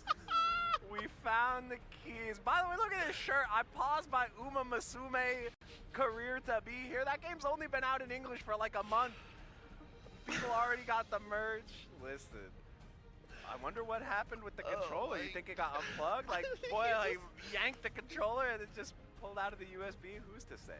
I'm not sure. You know, hit the taunt and was like, we're out of here. We ride. The taunt into controller disconnect is crazy, and then win the round anyway. Oh, man. This is good energy, though. See, this is what people are bringing to the table, though, at EVO. This is why you gotta be here. You have to experience it for yourself. The energy in the room, from just the people and the places, the booths and everything, to the players, they bring everything. You have to secure your EVO moment. You have to reach for the iron ring, you know? It's like you got to get it. And yeah, that's exactly what happened there on game 1. But we do have a pretty well-known player that I think we're both pretty familiar with coming up here. It's going to be Idom. Yeah, definitely. I think some people, because he's so well known for other games, obviously very good Street Fighter player. I have to mention it because I'm always going to mention it. Obviously a fantastic Marvel 3 player in his own right. Idom Marvel 3, that is some hype to watch right For sure. Yeah. But he is a fantastic Strive player. Has been playing for the life of the game here. Is honestly, I would say, in North America, easily top 5 testaments. Very, very good player with the character for sure. And it's a character that suits his style if you see him play other games. Yeah, I think it definitely does make sense, you know, kind of that like long-range normal play style, like making them block and then putting them in a situation where it's like, okay, like, am I just gonna have to take this mix till I die? Yeah, like. Definitely, I feel like he plays a lot of characters where it's like, I can go crazy if I want to, so like the seed is planted, but I don't really have to. Right. He plays a lot more, because we see players like Fubuki is a very aggressive, super teleport heavy Testament player that he kind of, you know, throw those things out like that. Idom, I feel like, does a pretty good job of dipping into both worlds as you have to with Testament. Yeah, absolutely. On the other side, though, Duel 1. We do have, speaking of characters that can go a little crazy, we do have Slayer. A character you can never count out due to the sheer, you know, like you said earlier, the explosive nature of this game definitely comes alive with Testament. But Idom already is saying, I want to make you traverse the obstacle course. Oh, straight away. Finds a 2H, though. Nice little interrupt there. Not too much damage off of it here, but another 2H and forces the burst. We are finding a ton of these hits. Raw super is going to get avoided. We got the succubi on screen here. We got the full screen. Nice there. The 6P. That obviously a key normal here for Testament. Oh yeah. Testament 6P has been nerfed from their 6P got nerfed from like top 1 to like top 3. Obviously still a shotgun of a normal in those situations. But with a quick juggle, we're actually gonna drop, and this is potentially a Slayer moment. Yeah, bad situation. Unfortunately, gonna get into the corner here. The charge dust is not gonna kill. Make some room for yourself, and the second that stain stayed applied, it kind of was curtains. I like that call from Idom. Yeah, definitely. I mean, playing around stain is just such an important skill set when fighting Testament, you know, because you can't even block the bird or else you're kind of in a bad situation, so. Oh, comes off the wall, though. Okay, yeah, 5P anti-air with the confirm forces another burst here from Idom, getting kind of low. Oh, another big 6P to stain conversion. Gato didn't want to let go too far and defend the burst. Map a hunt, but it's a little too close. An easy punish with the jab. Oh, that skull was coming in slow, and now we got hit with the low. Now we're going into the super, into the wall break. Oh, so a tight situation coming up here. Does have some meter for a reversal as well as the flex shield. Instead, it's the chomp again. Dude, that is, and that's such a high level mix-up where I feel like it, dude, the dash up Arbiter sign, I feel like people, when they see the animation, they're like, no way he did dash up low when he could just do a normal. It looked like it hit a jump out as well. Yeah. So yeah, just trying to get out of this situation and smoked by the low. So nice stuff from Idom there, clutching out that very dangerous round, and we're back in it again, the stain explosion. Oh, nice block. 2H, a great idea. 2H for the second time. We are getting a ton of counter hits with these. We're just not getting the mileage per touch like we need to for this Slayer, unfortunately. Yeah, and that was kind of insane spacing from Idom as well, all the way out of range of that slide. Set us up here once again. Plenty of resources to be able to fight it out. Instead, it's just going to be the dash backwards. 2H goes a little wide, though. Wow, the stain state was still there after all this time. Gonna have a super here. And we are gonna get the wall break, but it's not gonna kill so close. So pixels here. Oh, overhead chomp this time. Idom. I like it. Throw it out here and there. Definitely well worth it. Again, I mean, just look at the spacing and look at the 6P. Ridiculous. The reaction time going crazy in moments like that. Oh my god, Idom's neutral right now is looking really, really impressive, I'm not gonna lie. Yeah, so important to know your spacings around things like Mappa Hunch. Being a character like this, Slayer is unfortunately kind of stuck on rails in some of his movement here, so you got to be able to go for these jump scares here. But when your opponent's just spacing this well, it starts to feel a little, like, you start to feel a little hopeless in certain moments. I mean, to me, this is just like the sign of a really, really high-level player. Hold on. He's about to get a kill here, I think. Yes, you can see, like, Idom not just going all out aggressive, but being like, okay, I have the advantageous situation here, and instead I'm just going to back up and let you make a mistake. I feel like most players, it's just your instinct of like, oh, I'm on offense. I have frame advantage. Let me go in. But, yeah, being able to mix it up like that is just such a good sign. We switched to Anji and equipped it a fan in real life. That goes so hard. That could be the power-up we need. That could be the power-up. That goes absolutely ridiculous here. We'll see if the Anji Vito is able to do a little bit better. Those Japanese guts and the washboard abs definitely can help out. You have a little bit more life to play with in these moments. And I feel like Anji, sometimes he kind of likes matchups against these characters with the huge normals, because it's like, well, it's just more for me to spin through, you know? Absolutely. He's a terrifying dance partner for certain characters here. And a big part that you just saw right there, when you twirl Crow, you actually don't get the stain state applied. So it's very good for dodging that as well. Yeah. But is going to force out the burst here. And again, that was a nice preemptive Crow to get that stain state applied. Blocks the overhead this time, and now we got teleport low. When you least expect it, that teleport just instantly closes the gap. Even with a little bit of meter to play with here, I'm not sure how you handle this. The step back is good. Yeah, Ligier kind of applying some of those tactics right back. Oh, yeah, is going to get through. Taking a bite out of crime, you hate to see it. The reversal super does work out. But, I mean, that's the life of the Testament. That's the only thing Testament can really wake up with. Wow, that was a very late normal there. He held the spin. Okay, Fujin, that is going to be an unsafe ender. Good defense here from Idom, and there's another GP teleport. Having a double overhead, definitely good. Stain state lets us dash forward and steal the turn. Infinite block string here. Finally, the overhead is going to break the seal, and the burst is going to be forced out here. Once again, stain state applied. Once again, we got the succubi, the crow, the skulls. How are you going to navigate this, Anji? Oh, the jump scare with the low is very, very good. Gets into the co for the extra damage, but the combo just doesn't work out. We're not close up to the wall. Okay, I like this, though. Not doing any follow-up, staying safe, and this time kept the pressure alive, and we avoided the stain, but the 6P is back. PRC into a normal once again. It's been that a ton for Idom. If we get that PRC close range again, expect to throw this time. I think the seed is planted. Yeah, we got the guard break, and we got the overhead hitting out of the air there. And he's going to spin through the YRC, has the corner, went for the throw, but Idom was already escaping. 6B is going to land. Dashing under the close, that's definitely good. Deflect shield actually very smart there as well. We have a second lease on life now. Spins through everything. Here come the koi fish, and there's the throw. All right, we got a round on the board. Let's go. Extremely smart timing on the way we're dealing with these mixes here, being very aggressive with the twirl, as you need to be. All right, taking all the way to the corner. Once again, a very difficult defensive situation. Stain state allowing the combo here. Oh, that was kind of awkward, right? Hit OTG. Yeah, thought for sure off the drop. If we tech forward there, we had a huge opportunity, but unfortunately now, fighting for your life with your burst almost back just in time. Spinning through everything, stain state still applied, but okay, catches the backdash. PRC with the instant 5K as well. That was a nice choice. Uh-oh, run into the corner with the RC. I think that's going to be curtains here. Definitely going to be enough there. Committed the burst, committed the wild assault there, which I definitely think is a respectable choice, because I feel like you need to be the one asking questions in an ending moment like that. But unfortunately, the second that burst goes away, as soon as that bar is not blue, Idom, anything will do it. Yeah, it's kind of unfortunate, because it felt like the Anji was starting to pick up the pace, starting to figure things out. Maybe if we'd had more rounds to work with, we could have had a potential comeback situation there, but Idom was looking nice and solid. I think the name of the game there was really conditioning. Like, conditioning there from Idom really set the pace, controlling everything, mixing up with the teleports. But I think we're about to mix you guys up with an ad break right after this. You're not going to want to go anywhere, because we are going to have more Guilty Gear Strive action. So don't touch that dial. We'll be right back.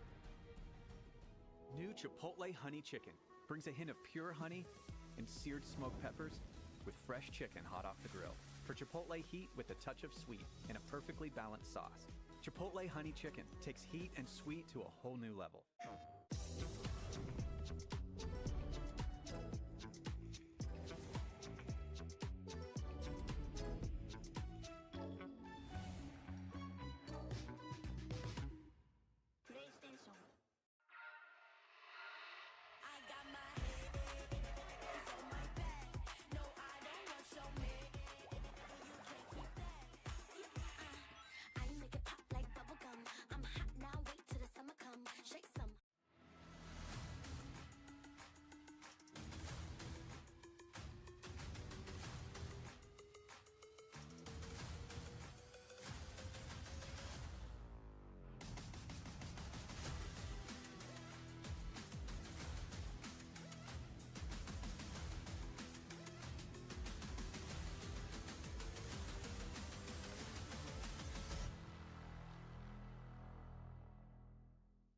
knew pretty early on that the game was fun to play.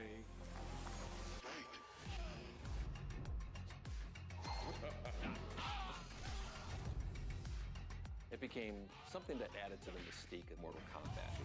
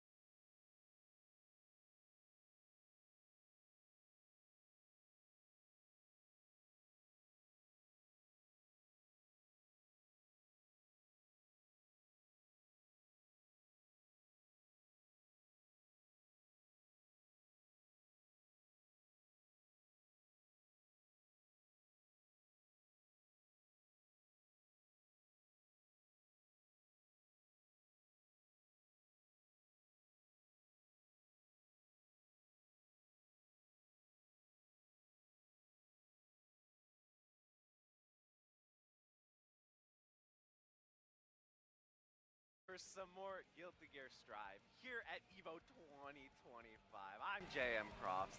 I'm here with Proxy. How you doing? Dude, everything has been so good. First little string of the block has been fantastic, and we're going to get even more action. Again, cutting through a ton of Guilty Gear Strive pools today. Again, culminating in that finals in the arena Sunday morning, bright and early. I cannot wait to see as this tournament kind of unfolds, man. A lot of good stuff to come. EVO Finals is always like an unforgettable experience, like just the hype and everyone in the room like being on the same page of like, yeah, we want to see some action. But right here where we are, is also quite hype in its own way. You know, this is where you can see some major upsets. You can see, you mentioned this earlier, people who you might not know, they've been grinding online in the net play ladder on the online tournaments and stuff, and they come in and blow things up. So all kinds of crazy stuff can happen in these tournaments, but it's been super high energy. Can I just say also, while you have the shot that shows that the crowd is exceptionally full for round 1 pool. People are watching today. I was trying to find a seat earlier. I couldn't. It was standing room only on Friday pools. Dude, the energy in the room is crazy here. It's like you said, getting into the first match here, it's going to be that Anji versus the Happy Chaos. The burst is spent immediately for Nearly here. Yeah, I definitely like, we've seen in both this match and the last match, people are not afraid to just be like, you know what, just start of the round, I'm going to do what I can do, even if I have to spend all my burst, just to get that momentum, get the positive situation going. Especially in early pools, I feel like it's really good to go for like statement type of plays early on too, just like that. Taps the dust and follows through beautifully to take the kill. Yeah, making quite a statement here is Hello Nora here with this Anji. Let's see if Nearly can get the situation back in order here. Yeah, reload a little bit, get some of those resources back, stomp on them. Just like that, man, find the connection, actually forces the burst here. It's gonna go Deus Ex. Oh, super, I don't know about this. Oh, it did work. It did work. I was like, wait a minute, is Anji gonna spin through the whole thing? I was gonna say, we were about to have a little bit of Matrix coming through. I know, that was.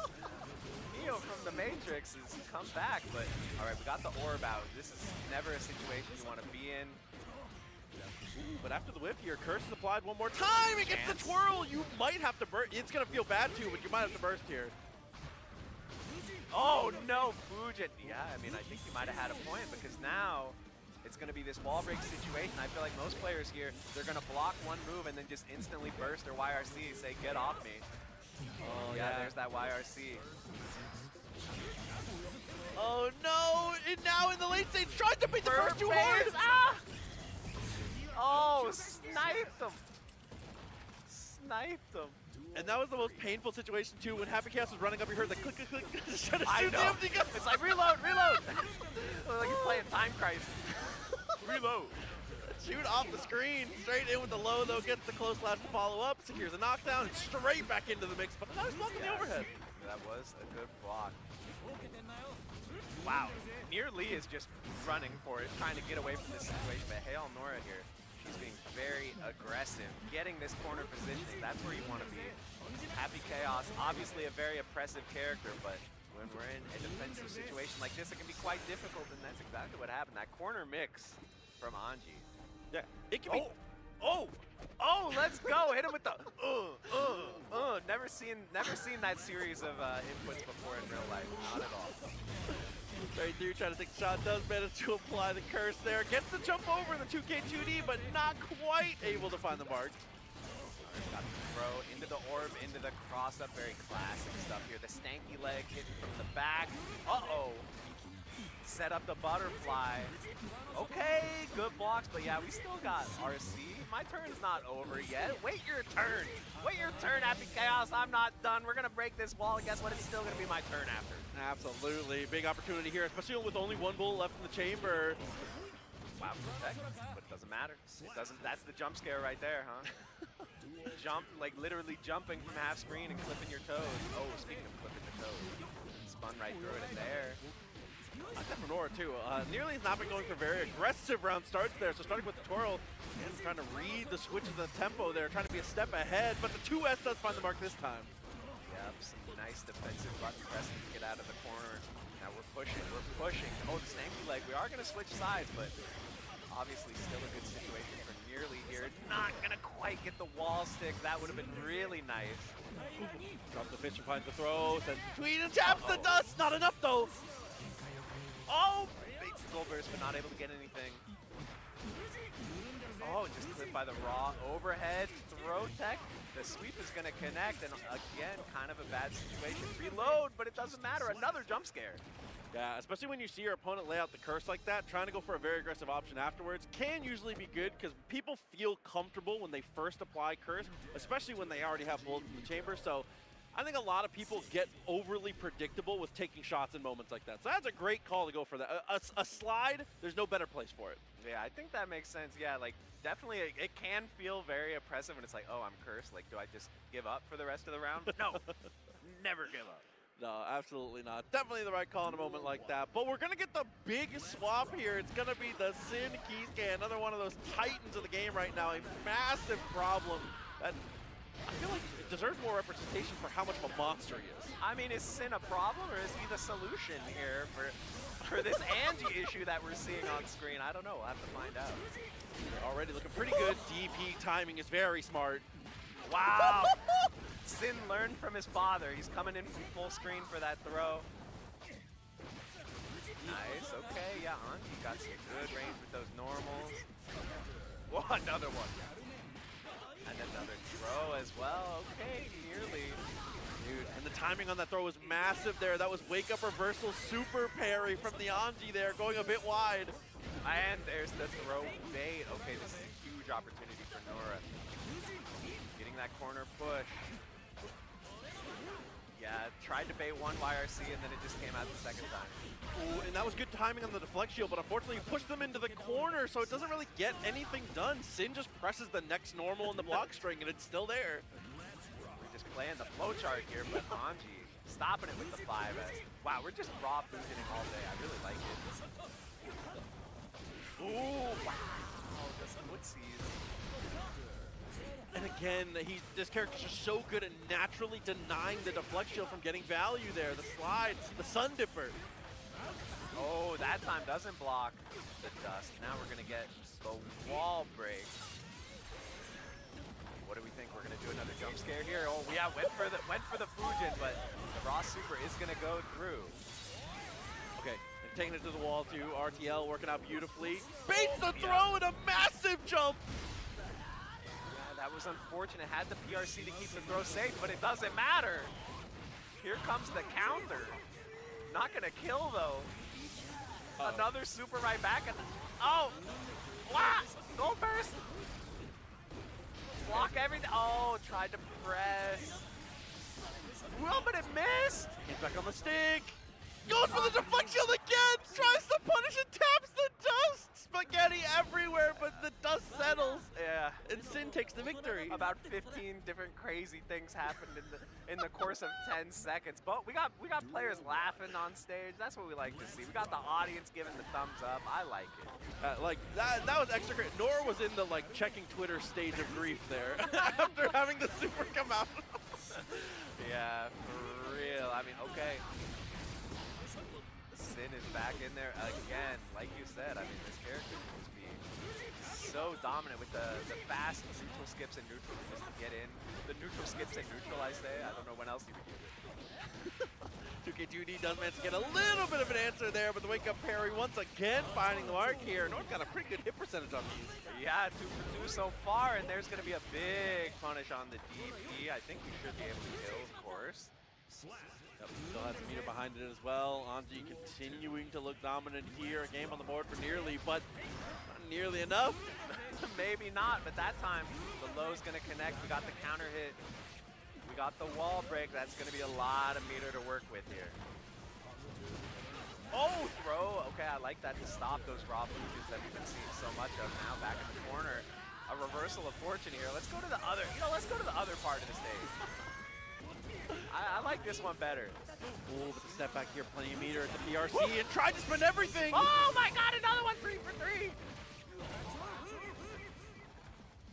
Say it ain't so. Now we got the throw. Throwing to the other side.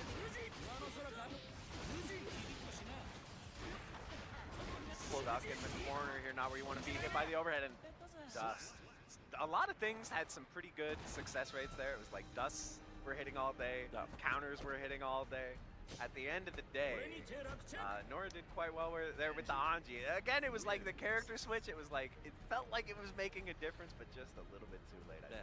That's a massive double-edged sword of playing multiple characters, especially in a game like this where characters, while they do have some simplicity to them, can be extremely in-depth. There's a lot to have to deal with each character in the situation. So it's the little things. It's a lot. The little things add up to quite a bit. All the little minutia that separates, you know, a real expert of a character. Like, stuff like that is hard to carry over for sure. Definitely agreed. But one cool thing we do have for EVO, I'm sure you saw it if you saw the earlier, Brock, is that the Chipotle Extra match is back. So we're going to get more matches just like this one. We have one coming up right away. So Chipotle is doing a great job of being able to make sure that we have even more matches on the stream for you this year again. And it's so good to see them back as a sponsor, being able to support, being able to make sure we get even more fighting games. Yeah, I mean, that is one of the hard things about EVO. You know, I have nothing but positive things to say about EVO in general, but one of the problems is there's just so many good matches happening that it's hard to actually watch them all. Like, isn't it so sad when you pull up Twitter and you're like, oh, like this insanely hype match happened and I didn't get to watch it because there were just too many other ones happening. So that's why we have this, to get you one extra one that otherwise would have gone unseen. So I think we are going to be getting our setup for that any second now. It looks like it's going to be Zowie Powie versus Chad Draws Things. And Chad Draws Things, I believe previously was a Kai player. I think has switched to the Sin more recently. The generational advance there. It's definitely a move up as well. Not to say that Kai is a character who suffers in the slightest. Kai is definitely out of this world, super strong. But the Sun is a little bit stronger in the current state of the game, I'd say. Yeah, I think most people would agree that Sin is it's one of those like names that you think about of like, you know, who am I worried about fighting? I think Sin is definitely up there. Oh yeah, I know that some people have him like top 3, some people have him like top 5. I'd say he's definitely in that 7 pocket for sure. Yeah. Very strong character. And we're going to get to see the mirror. We are indeed. And right off I mean, these early bursts, I do like it, especially when you consider like, well, the faster you burst, the faster you regenerate your burst. So, I mean, let's just do it, right? Yeah. And one thing that's always interesting about Guilty Gear is that characters usually aren't very good at dealing with their own brand of BS, and that is the BS that we have to deal with here. The DP from Sin is so good at shutting down his own offense. So these two is going to be a battle of the Dragon Punchers. The fabled 7-3 mirror match. when you have a hard time dealing with your own tools, it can feel like that's the time. I would say that's the anime way of life here, but we do get the follow-up into the RTL. Get ready to start us off. Yeah, we're going to get this wall break. We are going to get this positive situation. Oh, yeah, DP right through it. If you stomp it to low and go for a delay there, that DP is pretty much guaranteed. It's going to hit if you don't do anything. If you commit to something, usually you'll lose out to it. Maybe DP is the answer to DP. I mean, we're seeing DP answer a lot of stuff here. Oh, and there's the overhead as well. Definitely one of those matchups here. It's definitely, you got to beat your chest and assert dominance in the Sin mirror. It's really, seriously, you got to go crazy, man. Got to say, listen, I am the one who's going to go more nuts. And that's look at the reset as well. I got a cute idea on a little restand there. Straight in with JD, but of course we DP it. Yeah, I mean, you gotta make them second guess the offense, or else you're just going to get faced all day. So I like that. Ooh, back out. I mean, this character is just moving. This character is like, I do not want to be far away from you. Let me just close that gap instantly. This guy's definitely never in a mobile target there. This time you can see consuming the calories to get the empty dash forward. They're a big change for him in the most recent patch. Definitely a good feeling for him. He didn't need it, but I'm glad he has it. That's what I'll say. Wow, that was a very diplomatic way of putting that. Very nice. I like it. Okay. I mean, I like it too, to be honest. I feel like, you know, this is one of those games where, like, everyone just hates every character that they don't play. Yes. But me, just observing the game, like, I kind of get hyped when I see cheap stuff, you know? I mean, you're a Marvel player. You know this, yeah. Listen, I'm down for the cheap stuff always and forever, as you have to spend the burst there to be able to get yourself a little bit broken out of jail. Unfortunately, still kind of caged here, and Chad has been able to maintain this pressure while keeping bursts, as you can see there. Yeah. I mean, this risk gauge is getting a little bit problematic here.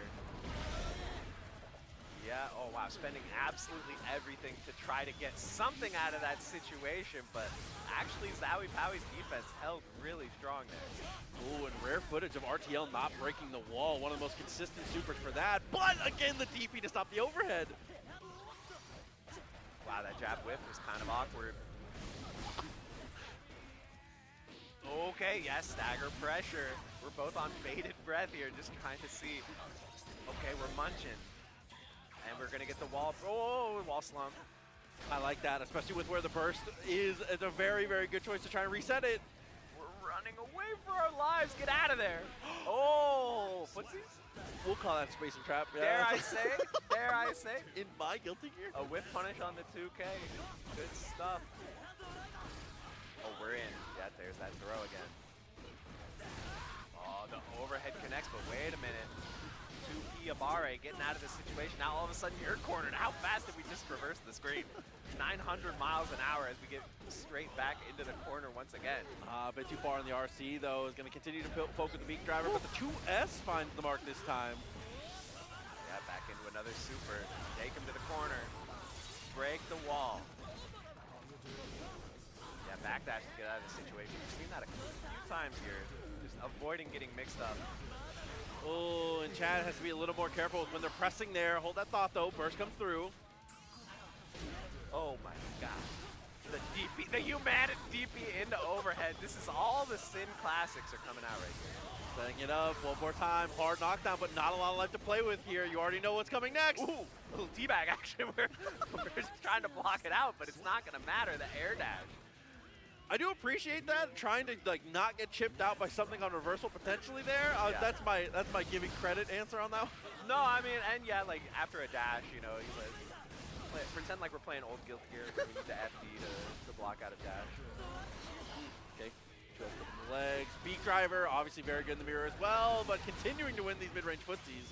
Yeah, another backdash just to get out of the mix-up, and now another wall break. Second verse, same as the first here. Jad Draw things again is going to have a very strong momentum here, but YRC, I mean, both players you can tell are really thinking about DP, and there it is.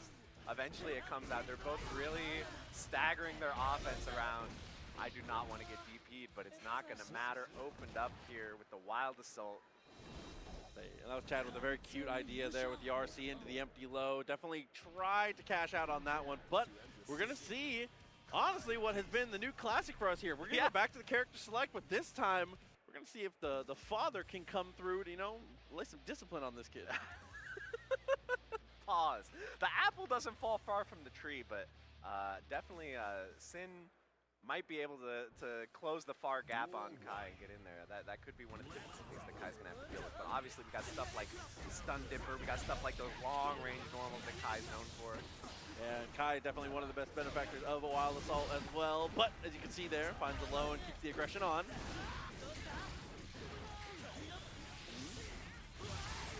All right, we're breaking the wall. This character pick not looking to be providing too much so far, but again, we got a DP. I mean, we're playing both characters. They both got DP. Yeah, I imagine this was maybe the thought process. Like, if I can just zone him out and control space and not have to deal with this aggression, but it's so hard to do. Oh, but we are at that health threshold. We can turn into the best character in the game if we so choose, but no, it's the overhead again. Yeah, I believe this should kill with the wall break, yes. Guaranteed damage on the Shatter, absolutely adding enough here. Chad draws things. What could be the final round? More footsies, dare I say once again, but we got the corner positioning. Not going too crazy with any kind of like Stun Dipper with no backup from the RC. Instead, just DPing out of the pressure. Here comes the throw situation. Double backdash, dash in 2S. Got some movement here from Zowie Powie. I like that too, DP on the plus situation, not holding that forward the 6K. Yeah, I mean, Barrier just hasn't really been doing much of anything here, unfortunately. Yeah, the young gun himself again, so good at neutralizing any of these push block attempts. You can spend all the meter you want, but you just can't get away from the kid. I know, he's just, yeah, it's like a fly or something that's just chasing you around. How are you gonna run away from it? But unfortunately, the character change didn't work out. That's gonna be the conclusion of our Chipotle Extra match. So, yeah, a little Sin mirror, but it is interesting that we've seen, yeah, so many matches where people are thinking, all right, let me go to the alt. Yeah, it's always, I feel like, again, especially in the earlier stages of things, it can be, it's extra scary to have the what if factor of what if I hadn't swapped this and that. So I think people get in their own heads a little bit about that, but I will say, every single swap, the second characters look better. That's true. There is a surprise factor as well, where it's like, okay, they're just not used to fighting that matchup 3 games in. But no, you're right. They have improved their situation when they switch. But at the end of the day, none of them have won either. Absolutely. Unfortunately. But, you know, maybe we'll have a chance to see that in a minute. We are going to throw it over to a very short ad break. But after that, even more Guilty Gear Strive. So make sure you stay tuned in here. EVO 2025 will be back in just a minute. Is what I would say. This is the best Chipotle order. I would like a bowl. Triple wrap. Mild, medium, hot. Then dip it in here. Sour cream inside the vinaigrette. 2 tortillas. If you know, you know. Lettuce, cheese, waffle. Yes. Oh, that is good. Well, Vaya is laughing right now. Look at Vaya laughing right now. Oh, he's doing a dance. What is he doing? Man, he's too ready, you know. Not today, man. Oh my God! end に参加して、でその時また賞金額が上がって気持ちは調子良かったですね。So it's much more than just playing. It's being a part of this community.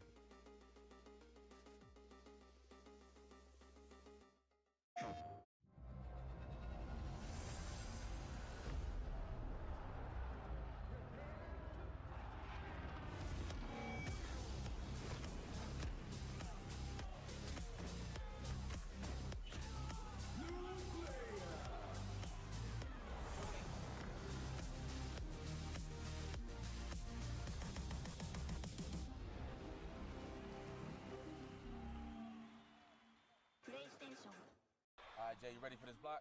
You already know. I feel like we've been killing it lately, and everyone's been loving it, but we gotta let the people know where we're gonna be at. Let's just do the meme real fast. You know, my heart meme, get the engagements and everything like that.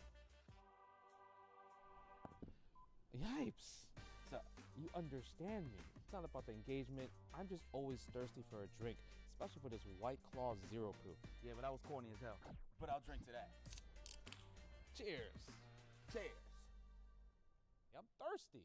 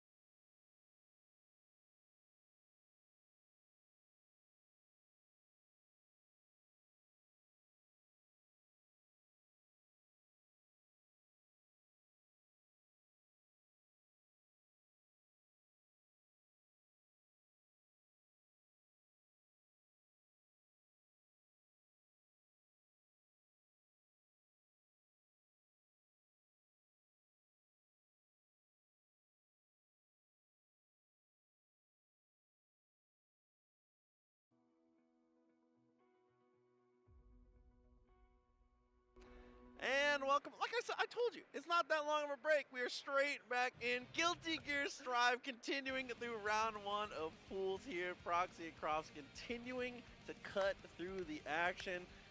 Things have been kind of ridiculous so far. This is a violent game. Dude, when you watch these matches, you're like, oh, that character just died already. So yeah, these have been some insane matches, insanely fast-paced. They're going. I got a lock. I feel like I just became like, you know, the meme where it's like you're sitting and then just like lean forward. Just, like, I'm ready, man. Let's go. Oh man, and the pace is definitely not going to slow down because we are going to have Johnny coming up to bat here. It's going to be Fatty next door on the Johnny facing off against 4Hops. 4Hops, an incredibly strong Viking player, so this is definitely going to be a treat for sure in terms of this matchup. Yeah, 100%. I mean, we've seen Viking before already, you know, some of the stuff that she's known for, the Tatami Gaish, the Yozansen mix. We got Bearded Johnny. Let's go. Straight away is forced to use the burst there, but with Johnny, I feel like it's not too much of a detriment here. Making the space is definitely worth it. Right, he's coming in. Just kidding. He's getting pushed to the corner already. Yeah, flip pass, overshoots the landing here. Now, unfortunately, seatbelt applied. Yeah, I'm not stuck in here with you. You're stuck in here with me. Yeah, there's that RC to keep the pressure going. There's that counter hit. Gonna get the mix-up here. Oh, okay. That was good. We got the card. Okay, caught the backdash. Pushing all the way to the corner. Man, the stage goes so fast in this game, but it's not going to matter. Oh, and faked out there. I don't know if that was intentional to not break the card to try and set up for some kind of empty dash there, but either way, unfortunately, goes to the wayside here. And 4Hops with a great opener. Yeah, nice block, but again, opened up there. It's just been hard for Patty next door to defend against this onslaught here from Viking. I mean, I say it's hard to defend against it in general, man. Like, what? Doesn't it just feel like if you just sit there and block, you're never going to get out of the situation? So it's like, I got to try something, and the next thing you know, you're counter hit, and it's over just like that round. A perfect? Yeah, that's something I say a ton about this game, and I try to reinforce it as much as I can to people, is that if you are blocking, if you're making defensive choices in this game and they don't turn into offense, you're doing it for the fans. It doesn't. If it doesn't turn into some kind of offense or get you back on your feet, then whatever you did, it was cool. It didn't matter. Yeah, 100%. And, you know, Patty next door is getting the offense going. And, you know, defensive throw here to turn around the blocking situation. Another throw with the RC. We are going to get the wall splat. Okay.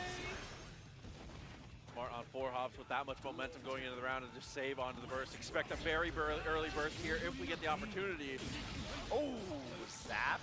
Oh, burst bait, in fact. Yeah, you weren't the only one thinking that.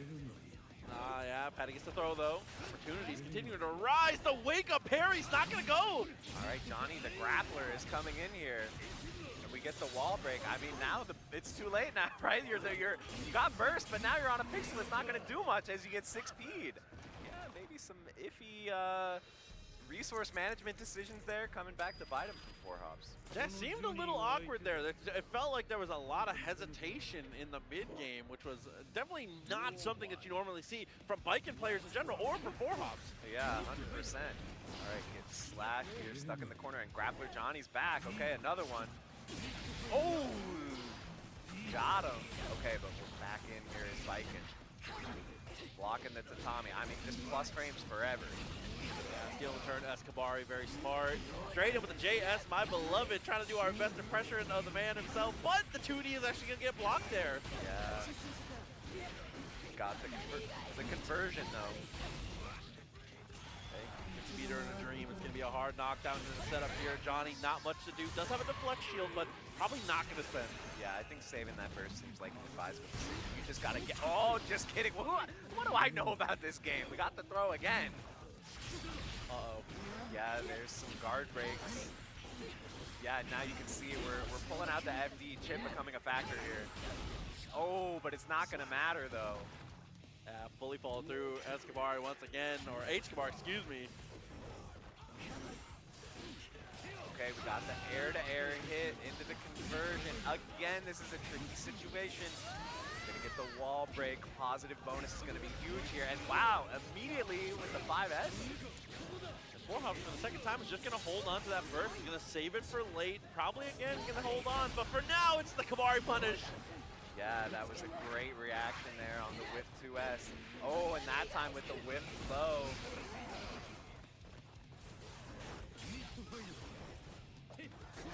Oh, 6P goes a little bit wide. RC just in time. Yeah, the YRC is going to work there, but wow, challenging after the BRC. Very smart. Oh, now we're going to start to look for chip here soon. Yosansin from a distance, but a very nice block on the cross-up. Yeah, Patty next door. We're starting to see some nice play here. You know, dealing with those common bike and tactics. Oh, no, but the rope has actually been really good here from 4Hops. Oh, double overhead situation. Yeah, we're going to get the wall break with the super. Yeah, snuck it in just in time. He's going to get the break. The hard knockdown here is going to be massive. Once again, deflect shield won't wake up last time. Think about it for this one. Not this time. Instead, blocks the double overhead, but there's a third overhead for your trouble. Wow. So tough to deal with those hard knockdown situations. I mean, we're seeing why. Maybe last time the deflect shield was so smart, right? Yeah. One's in an awkward spot, though. 2-1 now. 4Hops in the lead, locked into the Johnny for this one. Escabari to steal the turn here for a good start. Yep, you're roped in. You are in a tough situation, but that jab all of a sudden kind of turns things around, but the rope is still present. That's tough. I got first to break it, though. Oh!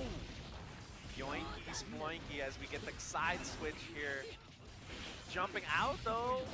Patty next door just doesn't want to get put in another one of those really brutal defensive situations, but unfortunately that might be exactly what we see here. I was going to say, speaking of brutal defensive situations, good YRC though, take your turn back. Oh, I think we saw a button here. Oh no, just kidding. I don't know what I was looking at there. Defensive throw, gonna be big here. Yep, push into the card. Ooh, counter hit, but nothing off it. Ooh, that clash. Dude, a way to be buffering, very smart. Just in time, a little bit out of the way of the guard crush here. Oh my gosh, fighting through, gets YRC. This is so tough. Another barrier, but like, it's not pushing you anywhere. Oh, off the whip there. I thought maybe on the pull-in we were gonna get the whip punish here, but no, it's gonna be 4Hops with the cross-up and the throw to take the round. Yeah, it's gonna be match point now. I mean, Patty next door is making smart decisions, but it just feels like there's so much on the line when 4Hops puts you in this situation right here. There's so much on the line. It's like if I get clipped by anything, oh, I'm gonna be so dead. But Patty next door steals the situation back. Okay, we have the corner, but that's falling H. Oh, and again, we're trying to meet him preemptively with a JK there. Another good idea from the Johnny, but unfortunately here it gets pushed away. Oh, gonna get over. Some movement there, trying to bait something out, but instead, Patty next door just presses a button, gets caught out. Love the way we're staggering here for 4Hops. One more opportunity, anything will kill. All right, blocks everything. Yeah, there's the deflect shield, but it's not going to matter. The instant overhead. Yo, Johnson is going to close it out. That was well played by Patty next door, I got to say. But I think 4Hops really looked strong there, like you were saying at the start. And I think, yeah, it was definitely just one of those things where it's like, oh, like, I'm blocking, I'm dead. Like, yeah. And that's definitely how the matchup can go, too. And it's like you pointed out in the matchup, too, that Escabari can be really, really effective here. Johnny obviously likes to be free roaming, has the movement for it, and obviously, while he is minus on Mistfinder, that frame data does not matter. That mid-range, that character, it's so good. Sets up for spacing traps of its own. The guard crush is unbelievable. Johnny eats in a lot of these matchups here, so 4Hops was very good at identifying where to get into CQC, and more importantly, how to actually navigate to it, because it's really difficult. Yeah, it is, absolutely. But yeah, pretty good display there by both these players. We have our next set coming up to the stage.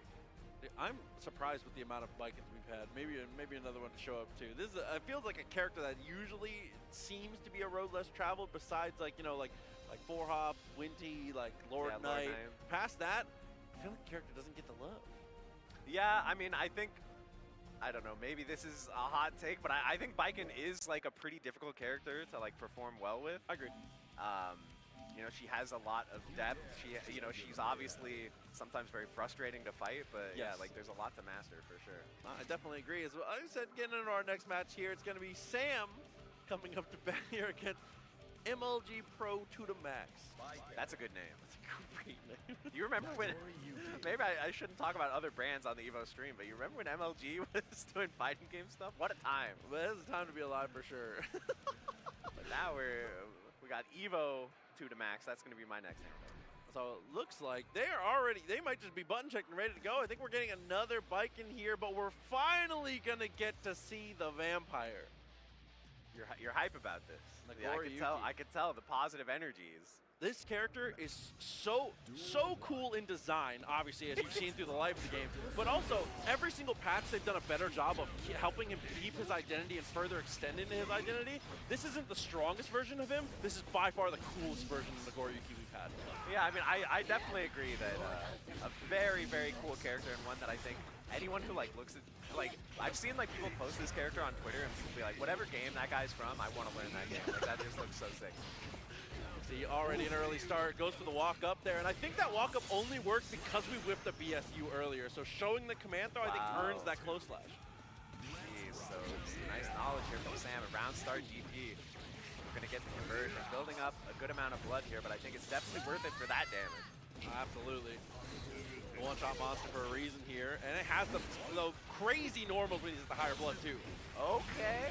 I mean, I kind of like what we're seeing from MLG Pro 2 to Max here. Oh, never mind. I was going to say, really trying to scrap and neutral, throwing out a lot of normals, trying to contest. Yeah.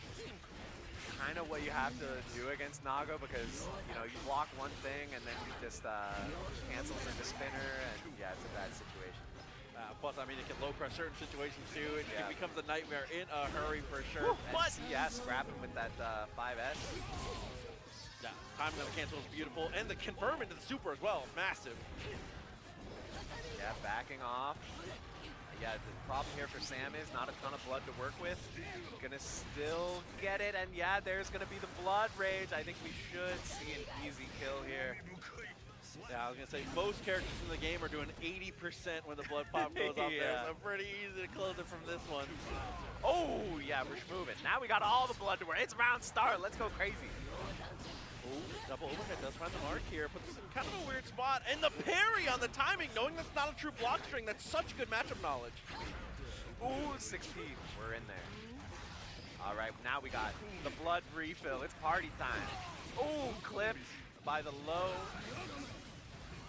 And we got the bird. Look at that. Yeah, Sam is looking really strong here. I was going to say, you just started hearing the assorted game show noises and buzzers in your ears as soon as you get to the corner there. Nagoriyuki just makes you flip so many coins at such an alarming rate. And sometimes it's so demoralizing when you get hit by the command grab and you're like, oh no, what am I about to deal with here? I was going to say, because you look over, the other person's just they're it's fully ready to go. Absolutely, but okay, this is a chance here for MLG Pro to the max. There's the overhead. Oh, but that's 6P. We've seen a couple of those on defense, and yeah, there's another command grab. The super gonna go through though. Yeah, trying to be a little too greedy there with the meaty clone. Not gonna work out. Oh man, that jump was huge. Now this is tough. Ooh, not gonna finish the plate though. The YRC and another command grab. This should kill with another 6H. 6H, one of the best normals in the game when it comes to the wall splats there. Looking very, very good. Sam continuing to catch out pretty well, but unfortunately losing the opening gambit there. As you pointed out earlier, that bar slash is super strong for these weird, one character length fights. Yeah, really contesting that zone, especially we've seen. Wow, look at that. The white wild assault. I like that we see the RC and said, I'm holding it, I don't care. I can't believe that jump age hit, but we have another YRC, and then the 2S just hitting right afterwards. MLG Pro to the max, get a little froggy pressing buttons at minus frames. I don't know about that. RC timing is definitely good there. Wild assault as well to guarantee the Escabari. Yeah, we are going all out with the pressure.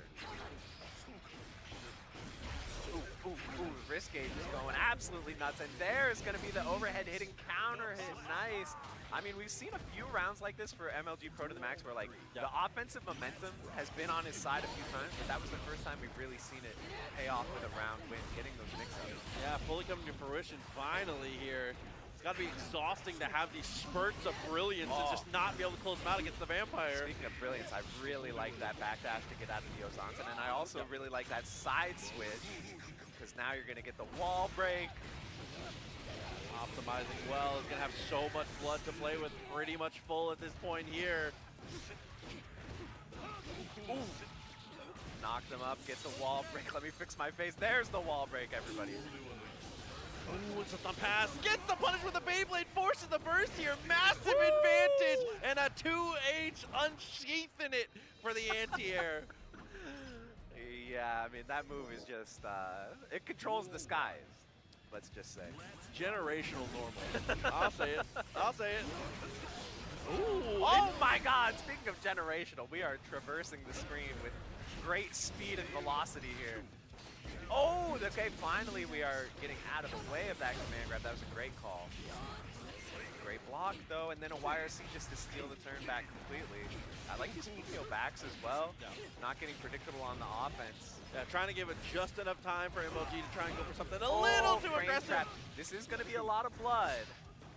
Yeah, that's bad. The wall didn't break. Now your face is going to break. That's tough. Pull out the blicky. In Dust we trust. Very nice confirm. Throw to the max. Continuing to show off pretty well here. 2 blood almost for Sam, but the Beyblade finds the mark. Yeah, Beyblade has been looking so strong here, but you know, once again, it's a high blood. I'm not going to say that this isn't a good round for Sam, but okay, yes. Wild Assault doesn't use blood, so we may as well use it. Yo, Zansen. I like the jump B to stay above the situation. And I like the air throw. Look at the damage on that OTG. That's crazy. Ooh! And the extra damage because the blood here is getting bad. Escabari, time to guess. Yeah, this is low-key a very bad situation for Sam, and that's exactly what we're seeing here, too. Oh, burst out of the YRC, burst right back. We're going nuts here. Watch out, though, because I think that was a chip kill, wasn't it? Yeah, absolutely. Fukio into Shizu, very smart. Could have just fully committed on the Shizu, too, to get the kill. Yeah, very scary stuff. And now, once again, it might just be party time. That counter hit. All right, we got the slump. Oh, the 2K2D. This is so brutal. Wait, excuse me. Excuse me. Now we get the combo, and then we get the blood burst. Yeah. And that is just defense wins championships on display. Incredible blocks on the ridiculous high lows in the corner there. Earns the fight back after the blood gets popped. That is just beautiful play from Pro. Yeah, Sam was basically saying, okay, I just gotta land one hit. There's no way that he's gonna block all of this. But the blood has been a very important factor. I mean, as it always is with this character. Ooh, the Beyblade. Again, the Fukio backwards before, baiting out just enough room here at 1000 Year Blood War to cut it up, breaking through a hard knockdown and a big guess for Sam coming up.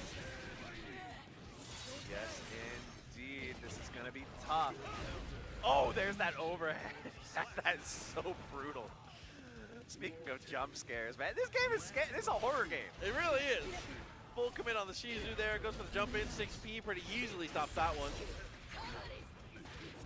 All right, we got the grab. Oh, yeah. Oh, yeah, there's the wall break. Wow, just from full screen, though. I'm already in, but wait a minute. Wait a minute. Once again, this time the blood rage is going to hit, though. Oh, but it's not going to be able to convert anything else here. And now with that meter, reversal super is on the menu. It's not if, it's when.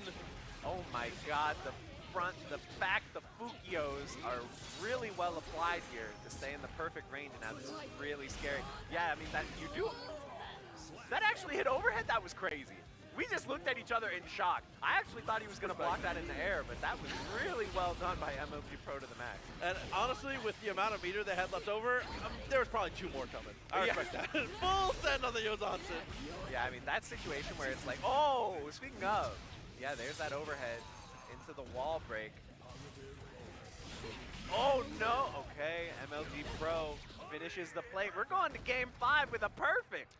At JS, my beloved, finding the mark for the 2nd time here and bringing us down to the closest set we've had so far. Has been back and forth here, and I feel like it really is coming down to Sam's blood management is going to be the deciding factor in the later stages of this one, I think. Wow, it's just a very slow walk-up close slash. Oh, and the jump D.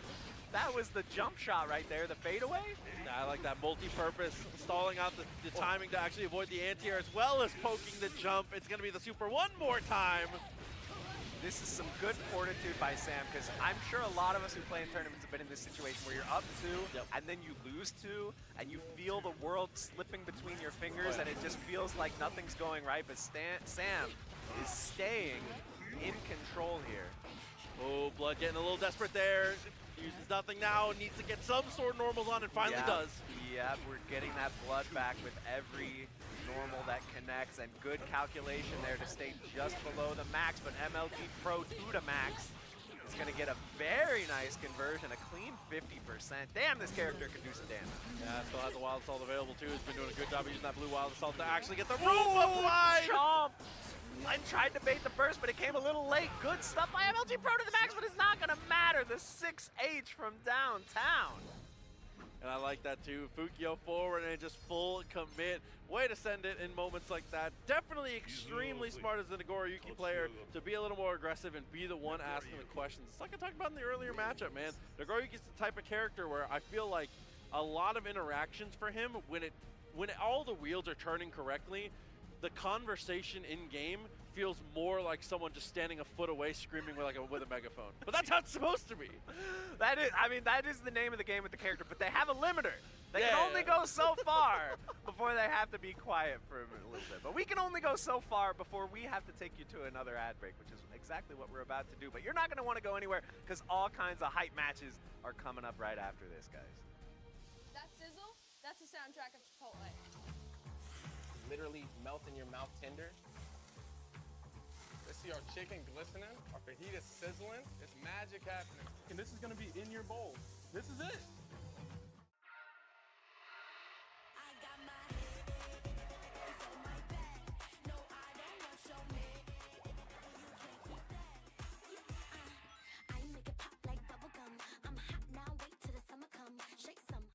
I won PlayStation's Road to EVO and went head-to-head with Arslan Ash.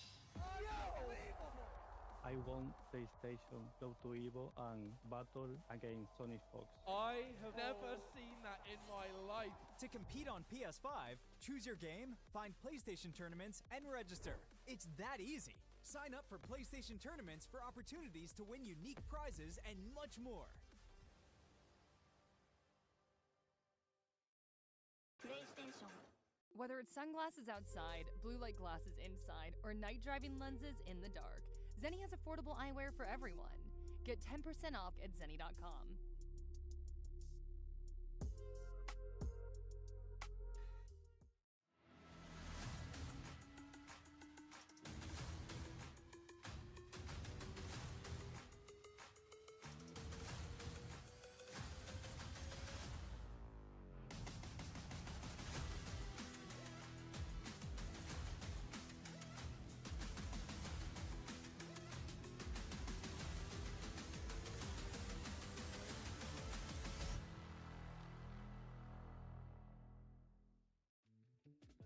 Tenno is back with brand new, officially licensed designs by the FGC for the FGC. Our vendor booth will be open across all 3 event days, and if you won't be at EVO in person, the full range of products will be available online at merch.10-o.gg. That is merch.10-o.gg.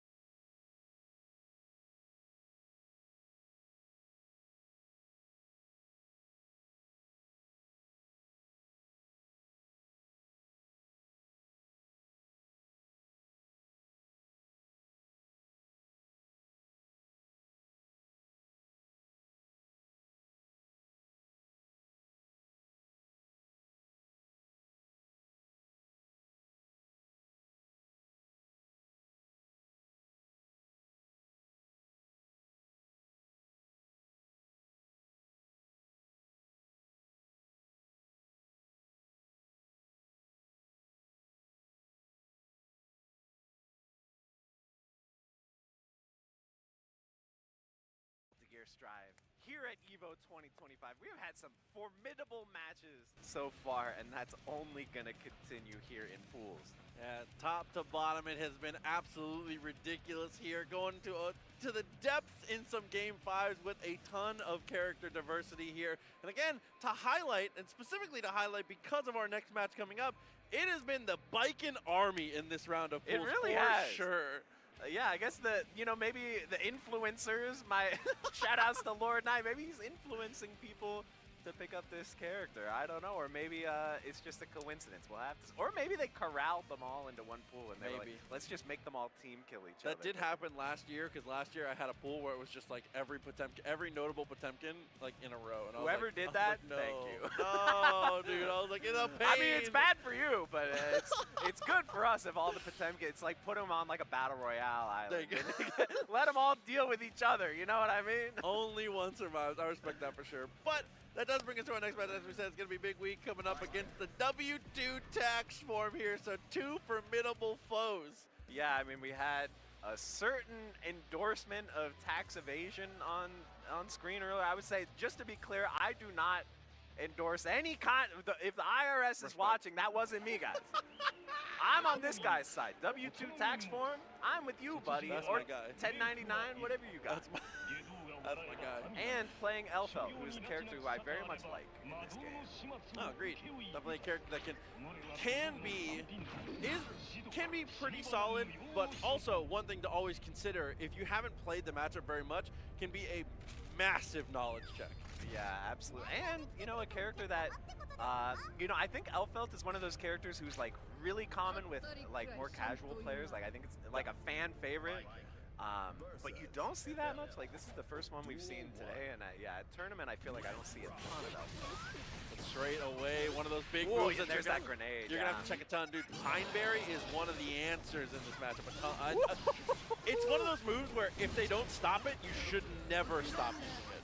Yeah, absolutely. And wow, nice 6P with the conversion. Okay, W2 tax form, I see you. Okay, but we got the parry, but we got the burst bait. This could turn around so fast right here. And there's the cross up as well. Wait a minute. Okay, YRC is gonna get out here. Oh, because raw super. With the meter behind, I actually do like the decision. Tries to go for the forbidden air dash there, but ends up getting whiff punished in the end. Yeah, we see there's another one of Elfelt's big strengths. Some of these normal ranges, it's just like, excuse me, why does her 5H, like, that's like Axel normal attached to this character. They're pretty good. And she needs it. She is one of those characters where the normals are absolutely crucial, being able to get those little pokes, and being able to try and go for the cheesy stuff afterwards. But wow, a quick Yozansen into the forehead will solve that. That was a very good conversion. We are going to get the wall break. Ooh, that was a double backside, the double cross. My man got double crossed in real time. Okay. Oh no, it's a quick answer off of that one too. And now trying to throw off those Tatamis just a bit. Looks for the dash up with the 6P, but it's not going to get there. Yeah, I mean, the challenge here is Viking. Oh my god, never mind. We're already in the corner. This is a challenge right here. Gonna get that wall break. Damage! Sucks him again!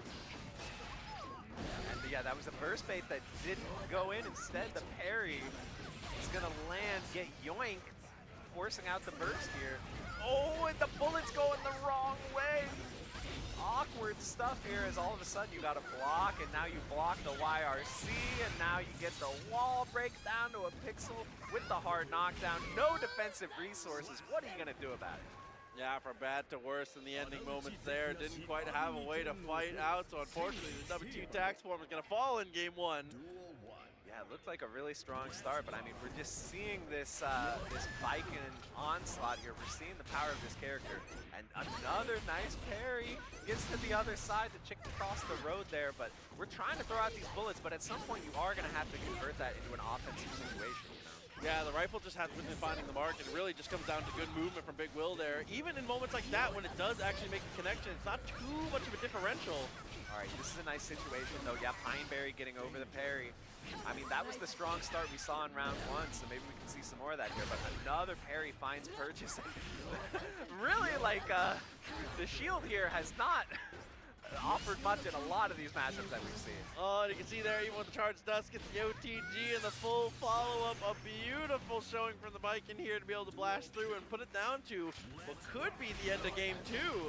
Yeah, Big Will said, I am not filing my taxes. Take it away from, I have not been to TurboTax in 17 months. I'm a contractor, get away from me.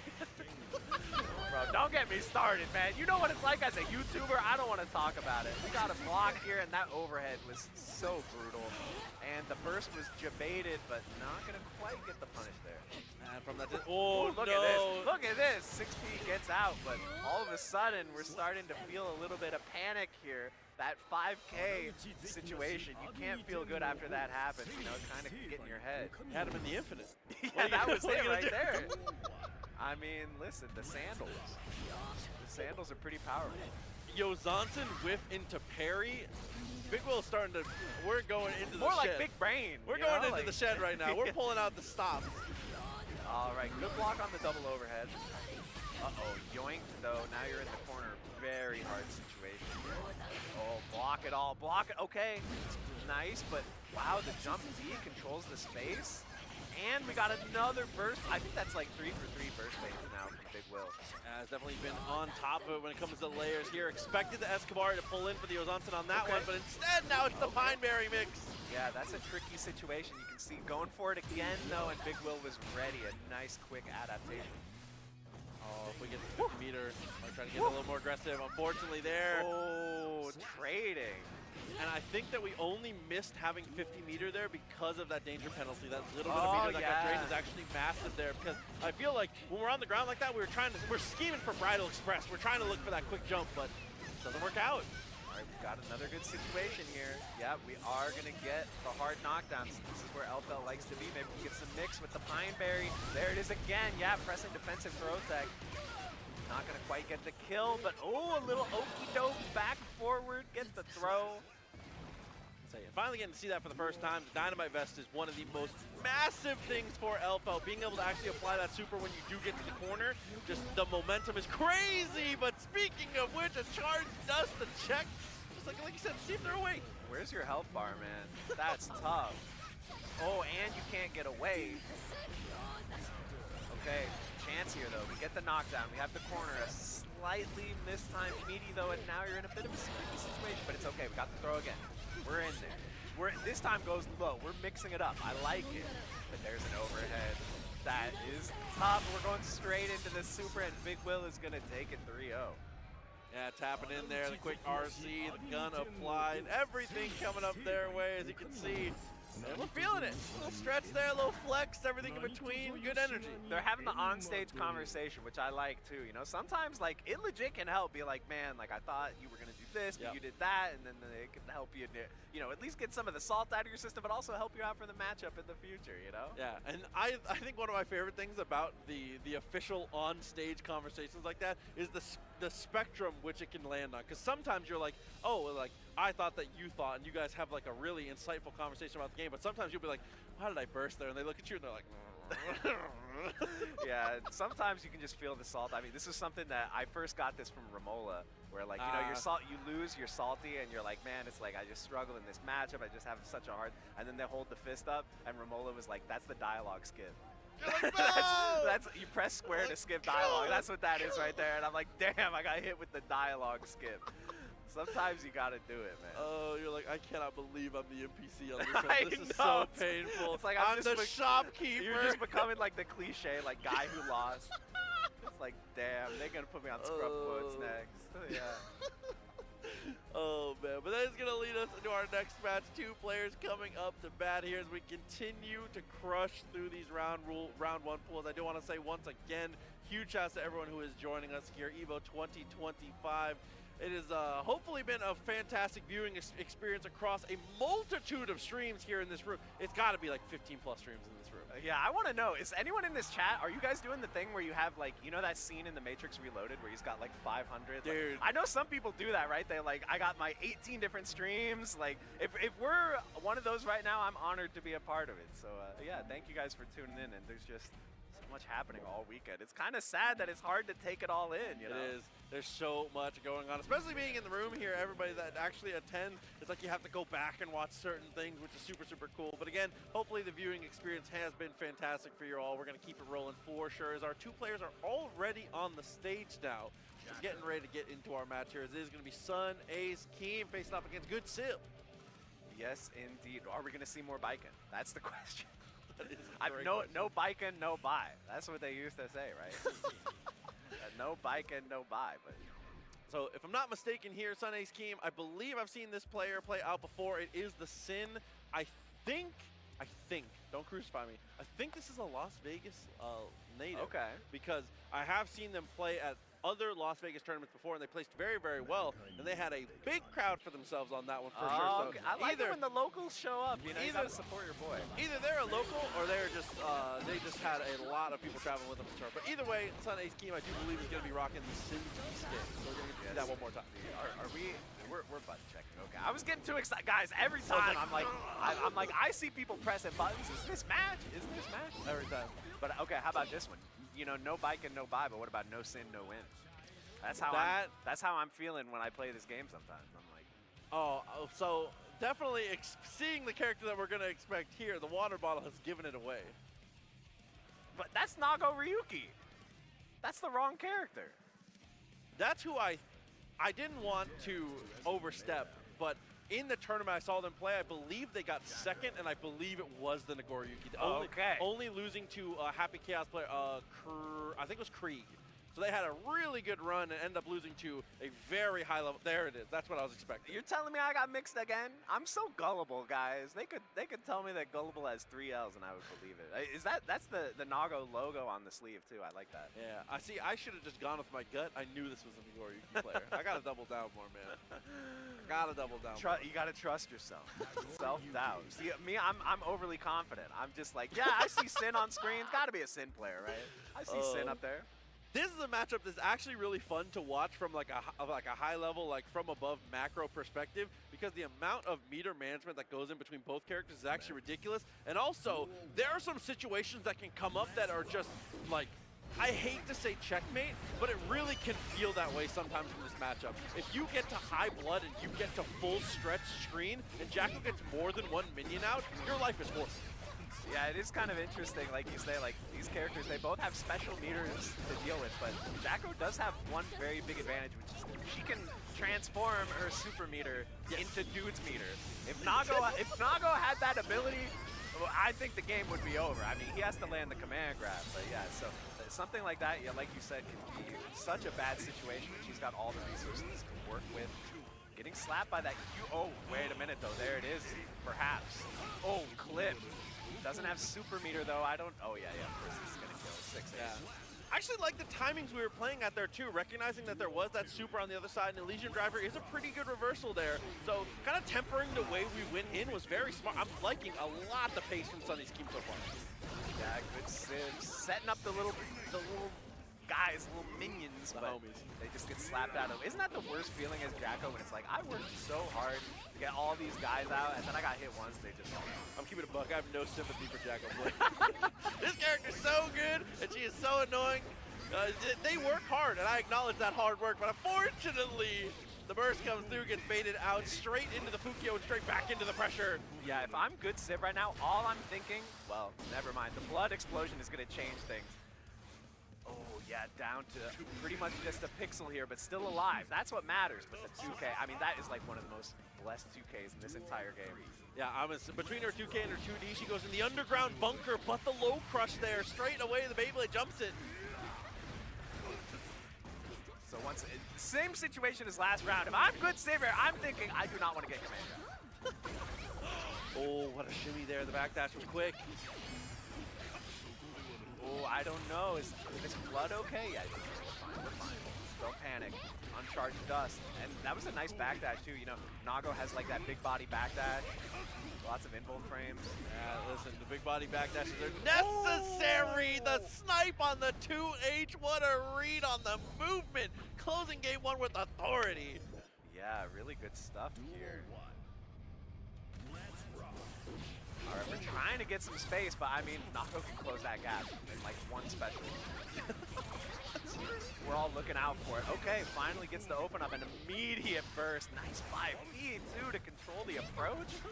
Yeah, Sun Ace Keem just seems to have a really good grasp of like using different normals to control the different spaces. It's like almost something you would expect from a character like Axel or something, but obviously Nago with this blood, the range is so good. Oh, the first time we've actually gotten to see that, using the defensive stance with the minion there, but the back throw is going to turn things on its head. Yeah, high blood, so can't go too crazy here, but okay, yeah, now it's party time. Let's get that wrist gauge going. Let's, with that though. Uh-oh. That's unfortunate that you got blasted there, but Nago is going to go down again to a very low amount of health. Ooh, the gold burst. I mean, perhaps we are looking, like you said, for one of those kind of checkmate situations. Push into the corner, get all the minions out, and the jump D is going to close it out. Yeah, I mean, again, just great choices here and good spending of the resources, top to bottom as we go for the jump in. Looks for the double overhead, but another great corner. Yeah, using that that minion call as like a bit of a jank RC, and now, wait, we're in there. I mean, Jacko can just be so oppressive in the corner, right? Oh, and speaking of, yeah, recognizing that the normal was in startup during the screen freeze. Okay, he slaps the minion out of the way. Again, with the minion gauge where it's at there, you see he tried to set up with the fuzzy stuff, ends up continuing with the pressure. Even if the open up doesn't come, that is a potential chip setup there because with 50 meter, you can RC and guarantee a minion pull. So you, in theory, for 100 meter, guaranteed 3 minions there. Yeah, that was a truly brutal situation when Jacko has you in the corner with all those resources and, you know, Nago having none. I mean, this is something we've seen a lot is like, you know, you mentioned blocking is just so dangerous in this game. So when you don't have defensive resources to help you avoid blocking, it can definitely feel impossible. 2H trying to go for the snipe again, has a good read on the jump timing there, but the spacing was so good from Good Civ. Oh, nice! Using the shield here on the minion this time. Jump D, just gonna use that opportunity from the RC to get another minion going. Backdash through. Oh, this is so scary. This is so scary. You can see the chicken block, a little bit scared of command grab. 2H has touched too far for the second time. Burst is forced in the moment, but this time it finds the mark. Oh, the damage! Where's your life bar? And the air throw. That was an insane comeback. Scared him into the jump at the perfect timing. That was beautiful, but what a way to open the round. Yes, Sun Ace Keem has the pressure at the start once again, and we are going to see no burst. We're going to get that solid wall break here. Ooh. Okay, 30 your life left. How are you going to play it from this point? Goes straight in for the low after the minion pull, and now is going to commit a ton of blood here. It does find the hit. Yeah, what are you going to do? Get the command grab. Oh, no, and there's the overhead burst. Yeah, trying to bait it. Oh, counter hit. We're trying to bait burst again, but good. Civ is not falling for it. Look at this. Okay, nice tech on the throw. The Beyblade hits from full screen, though. You're going to have to burst now. No way around it. Ooh, backdash. Gets out. And that was 2 commitments to the Wild Assault in a row. Tries to RC and go for the Gobo, but unfortunately can't get the momentum. Oh my gosh, this offense from Good Civ is so tricky and finally gets the open up. Yeah, Sun Ace Keem's defense was holding strong for a while, but I really like what I'm seeing with both players here. There is the shield. Ooh, poke him. Pass, blood. That's max range normals, as you can see. 50%. It's fine. 3.5 hits, by the way. one on block. We'll call that a half. Yeah. Okay. You're thrown into the corner, and we are gonna super through the command throw. Yeah, not able to RC in time. Got the minion out, and yeah, just 2P. And there's the grab again. I mean, yeah, you can tell Sun Ace Keem was a little hesitant to go for a throw tech because that got punished so badly last time. You can see even their Good Civ. Yeah. Thank the Lord. Thank heavens This has worked out for me there in those scrambles. Initiating or teching throws in this game without 50 meter to back yourself up is such a massive commitment. Yeah, very scary to do. I like using the backdash and the 2K. Like, these are kind of more esoteric defensive options just to get out of the range of those controlling Nago normals. More fireballs trying to win the day. I like that one as well. Yeah, you can see like Sunay's team has been using that 2H so much, but Good Civ is trying to counter it by throwing the minions horizontally. Yeah, I see he's trying to do it again to snipe him out. Oh, okay. Oh, that was a great 5P with the forward momentum from the Fukio. I like that. The time for strategic patience has passed. Oh, let's go. We're in there. You're in the corner now. Oh, this is so dangerous. Yeah, get some blood back, but yeah. Gonna get the 2K punish here. Jab, jab. Oh, 2S connects. Oh my god, that kill! The OTG doing exactly enough. A beautiful way to solve it out in both players. You can see a little pensive here, deep in thought, but the confidence, you can see it's still there. It is, but things are so scary. I mean, we're just seeing the offensive power of both of these characters is so crazy. Like, that's exactly, you just get clipped by one Beyblade and it's like all of a sudden, this round is in huge trouble. I gotta burst. But now I got command thrown in the corner, which is even worse. Oh, a little bit of a drop though. Beyblade the throw, and that's gonna be enough there, which is gonna have the perfect, and now a single round away. Yes, this is very dangerous. Good Civ. It's going to need to get some offense started. It seems like Good Civ is really just trying to control Nago, control that neutral, but you're going to have to start your own offense if you want to take these rounds. But look at the blood. Nothing to play with here. It's going to have to find some kind of connection at some point, and this is that situation I was talking about. Potential checkmate with the minions continuing to flow. Yeah, we got a lot to work with here in the corner. Minions out. Gets hit with the low. We're going to wall break with the super. There is a burst on deck for Sunday's team. All right, we got the minions. We got the minions. Oh, dash from really far there for the throw. Another one. There's the RC behind the minion. And oh my god, caught the backdash. We're going to last game, last round, double Luigi. All the way down to the finale here. Burst almost available for both here, so max resources across the board as well. As you can see, Good Civ being a little more aggressive at the start, but not going to matter with the Beyblade finding it. Yeah, watch your shoes. You're getting clipped down there, and there's that 2H sniping out the skies. We've seen that so many times. Okay, I think we all kind of felt maybe a command throw was coming there. Backdash goes through it. Now you're out of the corner, but you got anti-aired by the close slash, and I think that's going to do it. Sun Ace Keem clutches out that extremely tense match. And doing a good job of showing up. I like that. The jacket is clean, by the way. Pose for him. That is clean. Damn. I do want to say, though, big read on movement and tendencies in neutral there, too, because I feel like they were getting a lot of JD off at timings that normally you wouldn't be able to see. So finally, in the end, gets the cash out on seeing that autopilot come through, double Fukio, and just starts spamming the close slash, knowing that Jacko's going to have to fall into it. That was a great way to close out the set, way to adapt to your opponent's autopilot. Really good. Yeah, that was a sick set, man. But unfortunately, guys, this is the saddest part of the day because we have to say goodbye. But we're not saying goodbye to EVO, because there are still more matches after this. But for JM Cross and for Proxy, I think that's going to be about it for us. Absolutely. It was a fantastic block here, but as we've said, there is plenty more action to come. So stick with us. A short break, 2 more smiling faces on the screen, and even more Guilty Gear Strive to come. EVO 2025 will be right back. New Chipotle Honey Chicken brings a hint of pure honey and seared smoked peppers with fresh chicken hot off the grill. For Chipotle heat with a touch of sweet and a perfectly balanced sauce. Chipotle Honey Chicken takes heat and sweet to a whole new level.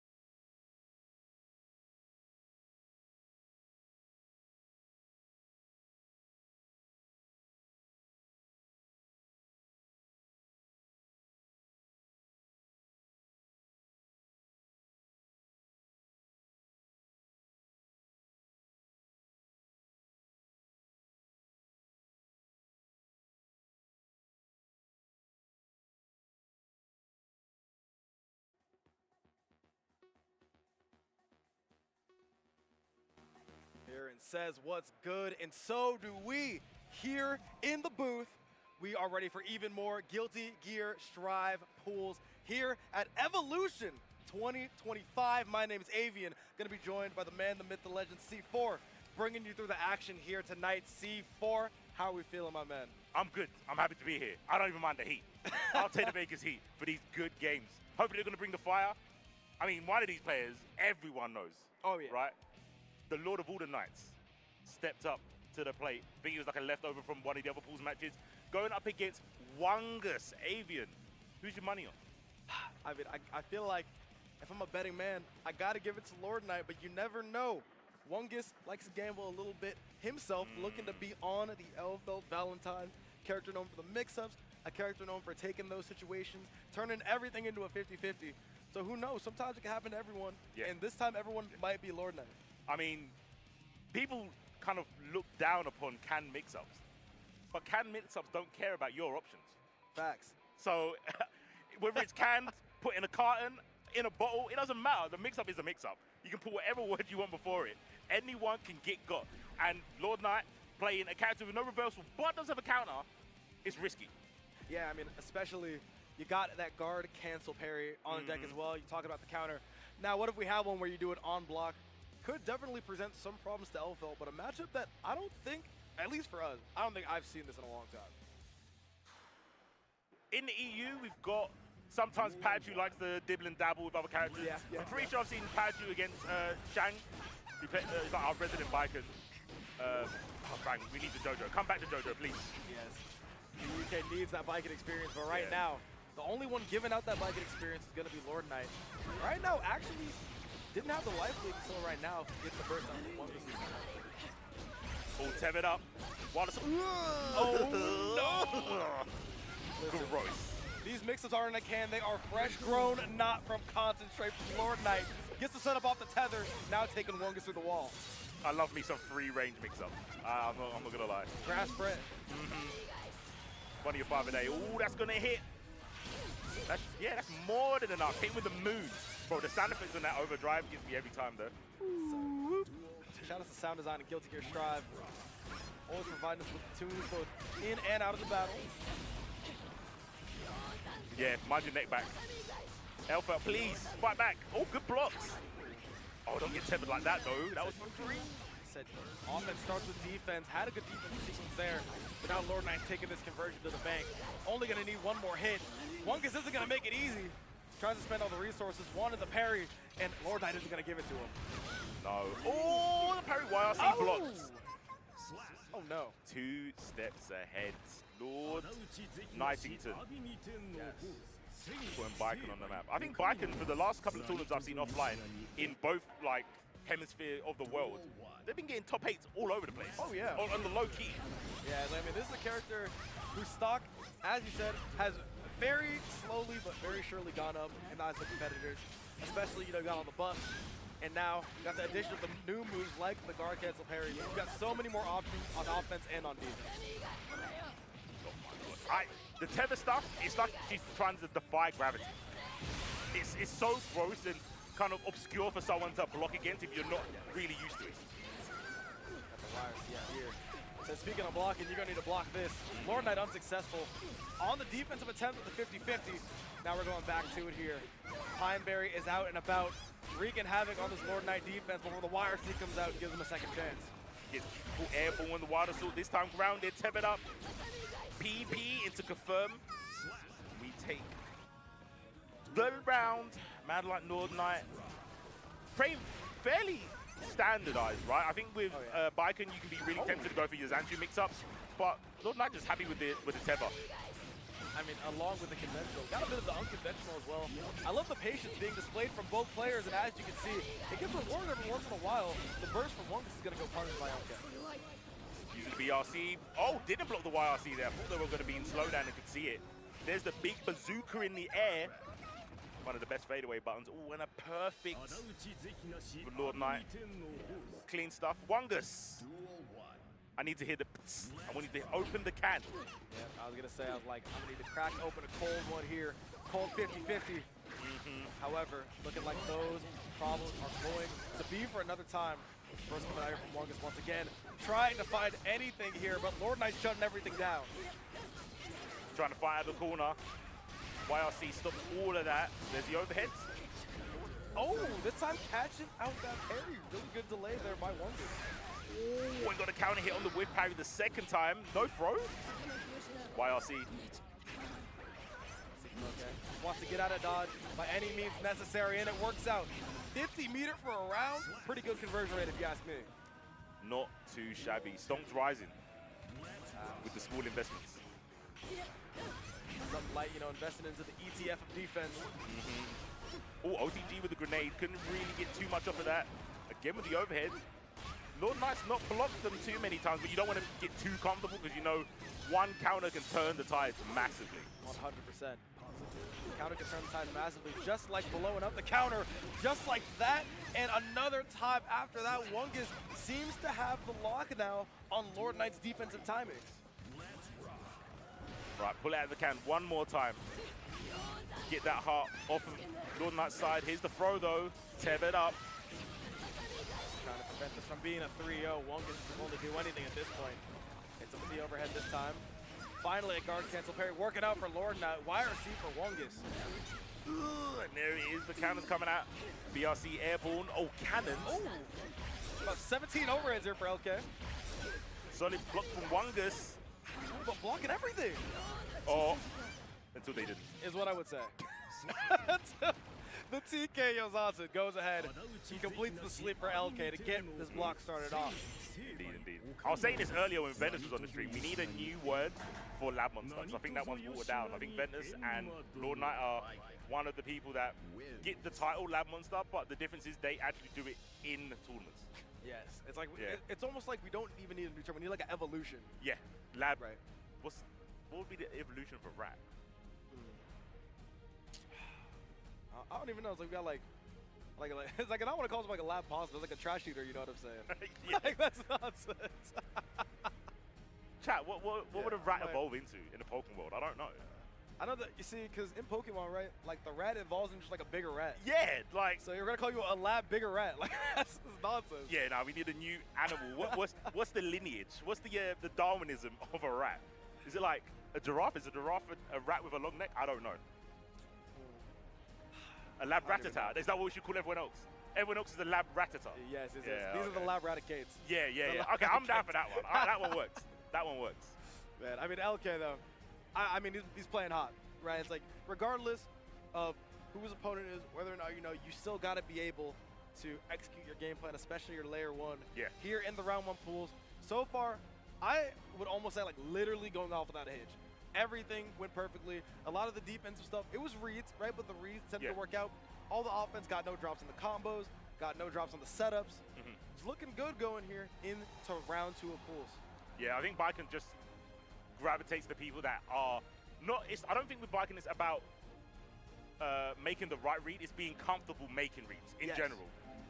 You have to throw them out and not be deterred when the counters don't go your way, or the mix-ups with the Teva don't go in your way, and then you're the one on the receiving end of that mix. But yeah, I'm pretty sure we're going to see some more of Lord Knight. If not today, definitely tomorrow. I can't see them going out and fizzling into the night. They're going to make a big bang, a big splash. But we're going to jump right in to our next match with Ram Legal. We'll question that later. Against I Like Your Vibes. Man, two incredible names to get things kicked off here, I'd say. Because as you mentioned before, that Lord Knight match was kind of, it was a rollover from 6, right? We still wanted to showcase some of that premier talent here on twitch.tv/EVO5. And now we're going in to the start of it all. The progenitor of what could be an incredible run for some of these players. Yeah, I mean, history is made on these stages. Oh, the Geo. The Geo plushie, but I did not see Geo getting picked. I'm seeing all different types of different vibes. Like you said, it's Ram Legal. I don't see Ram Withal anywhere on the screen. I see a Geo plushie. Oh, yeah, we're just getting mixed. Mix-ups on mix-ups. It's a button check. Okay. Mothership has said it's a button check. I mean, they've gone out of their way to pick these characters in button check. Yeah. Now, I'm okay with people not picking their character at button check, but normally it's just a case of you mash A, so you would be on the Soul bad guy, right? Soul versus Kai button. Yeah. These are the characters they... Oh, okay. Like you said, Geo plushie. Ram legal. We're not going to see any of those characters. This is nonsense. What is happening? Guys. We have been bamboozled. So this got to be Ram illegal at this point. Well, I'm guessing, I'm hoping, at least it's the LFL player who's Ram legal. At least there's a bloodline, there's a lineage there. Yes. I can live with that. And then it would make sense that they're trying to mix us up and mix up their opponent as well. Yes, yeah. See, the lines are all connected. It does. LFL is more legal than Ram, kind of. We did see, she's got can mix up, but she hasn't got exploding swords. We draw the line there. I would say almost like a misdemeanor, right? Okay, I can live with that. Yeah, misdemeanor. Yeah, for sure.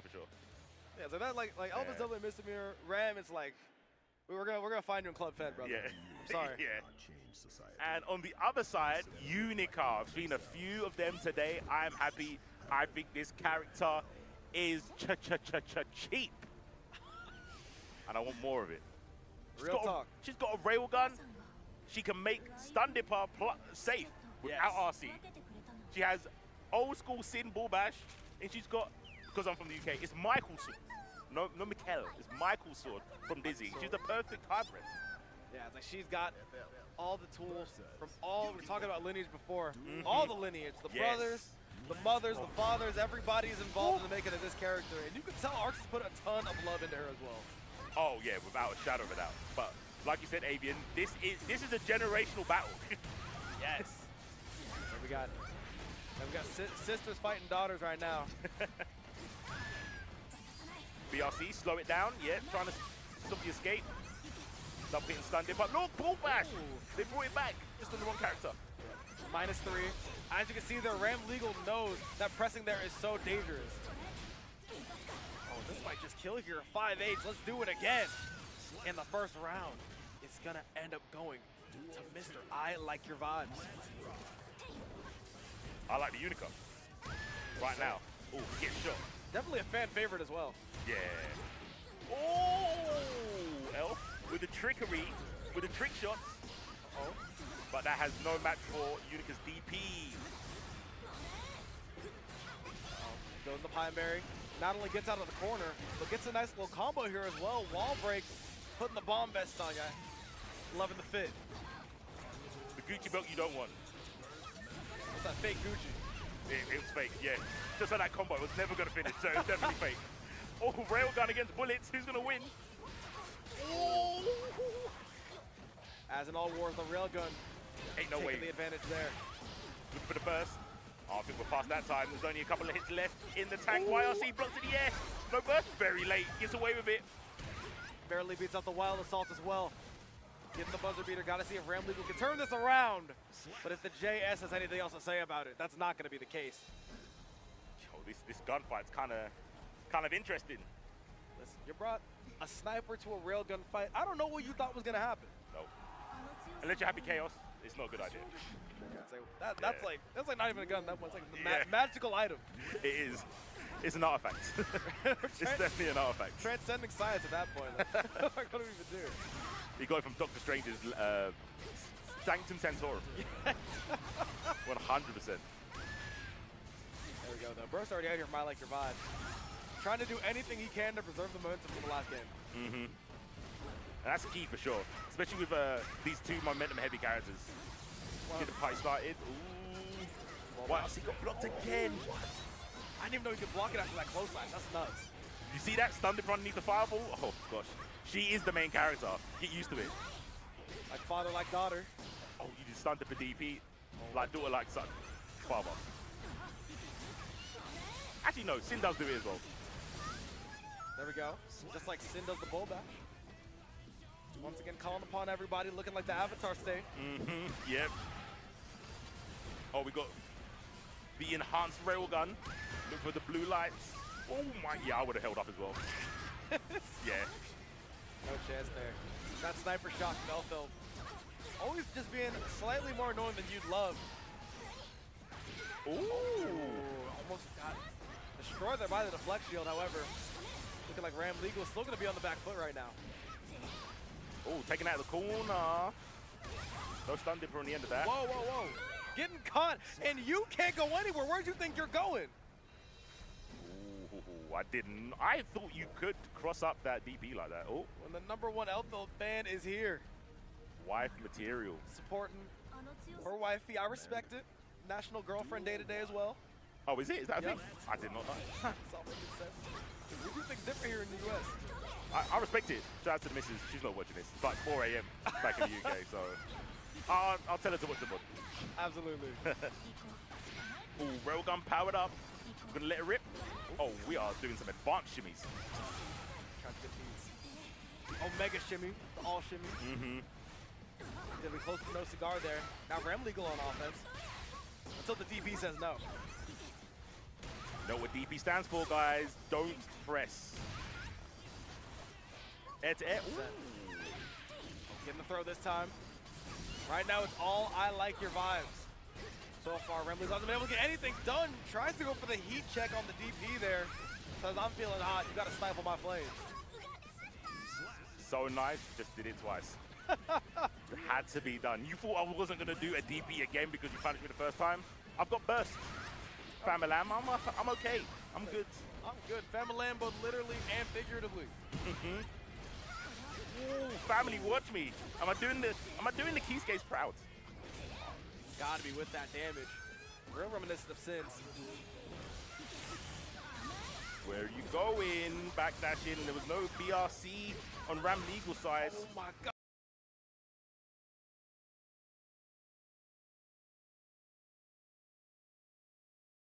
Gosh, that's gonna kill with the enhanced DP.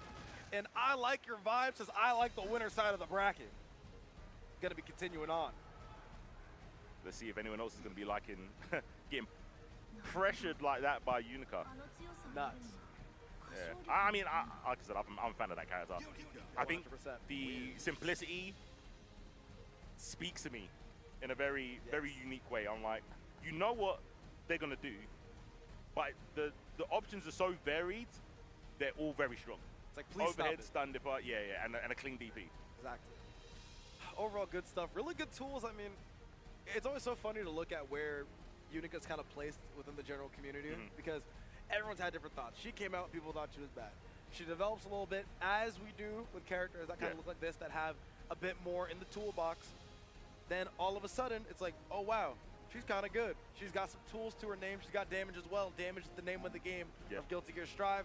She could compete, and I like your vibe showing that off right there. Yeah, the combination of good pokes, good range, and damage, it can't be bad. Whether it's meta is a different thing, but the tools themselves are always going to be strong, I'd say. Strong tools. I mean, having a DP in this game, huge. It does make a big difference. Definitely makes a big difference. So, who we got next up? Sir Avian. Looking at Fishy. Got Cake Craver, Fishy, actually from my neck of the woods out in California. Okay. Shout out to California. Another brother like me, repping both SoCal and Northern California. Gonna be playing some Eno as well. Shirt don't lie, as you can see here on the camera. Oh, hopefully neither of these shirts lie. Listen, we've been lied to too much over here. We have. I need some honesty. Honestly, okay. One of them is telling the truth. We've got an honest gamer. Oh, look at like the other one might as well, as you can see from the characters on that CSS. It is kind of crazy that in 2025, we are going to get 3 LFL players back-to-back. Nuts. What? Who made this pool, actually? This is actually criminal behavior. Who's the TO responsible for putting all the LFLs in one pool? It's like, I couldn't tell you who was running this pool. It's like, whoever seeded this bracket is like Martin Scorsese, man. Just put straight cinema on the screen. The coincidence, I can accept the coincidence, but it's a cosmic justice. Put them all together. We want to talk about canned mix-ups. I mean, Eno, at least in this version of the game, kind of known for that now. Got the hover dash, put you in those high-low situations. Not necessarily for free, but it seems like off any touch, I'm guessing for my life. Yo, as I know, as a Guilty Gear player, it's basically your duty to hate on other characters. Yes. Normally it's a handful. Yes. Eno is the only one I truly despise as a Leo player. Oh, yes. Yeah. Everyone else I can accept. Pot, whatever. Like, even to a degree, Happy Chaos. But Eno, stopping me fundamentally charging my flash kick, I despise. I despise with a passion. I was going to say, I was like, that matchup does seem a little bit strange, since you as a flash kick player, you got to have that charge at all times. Only relegating you to your only to the fireball. Not fun. Fishy, Kate Craver gonna be moving on here in these pools matches. Try to throw a note out, but burst coming out from both players now.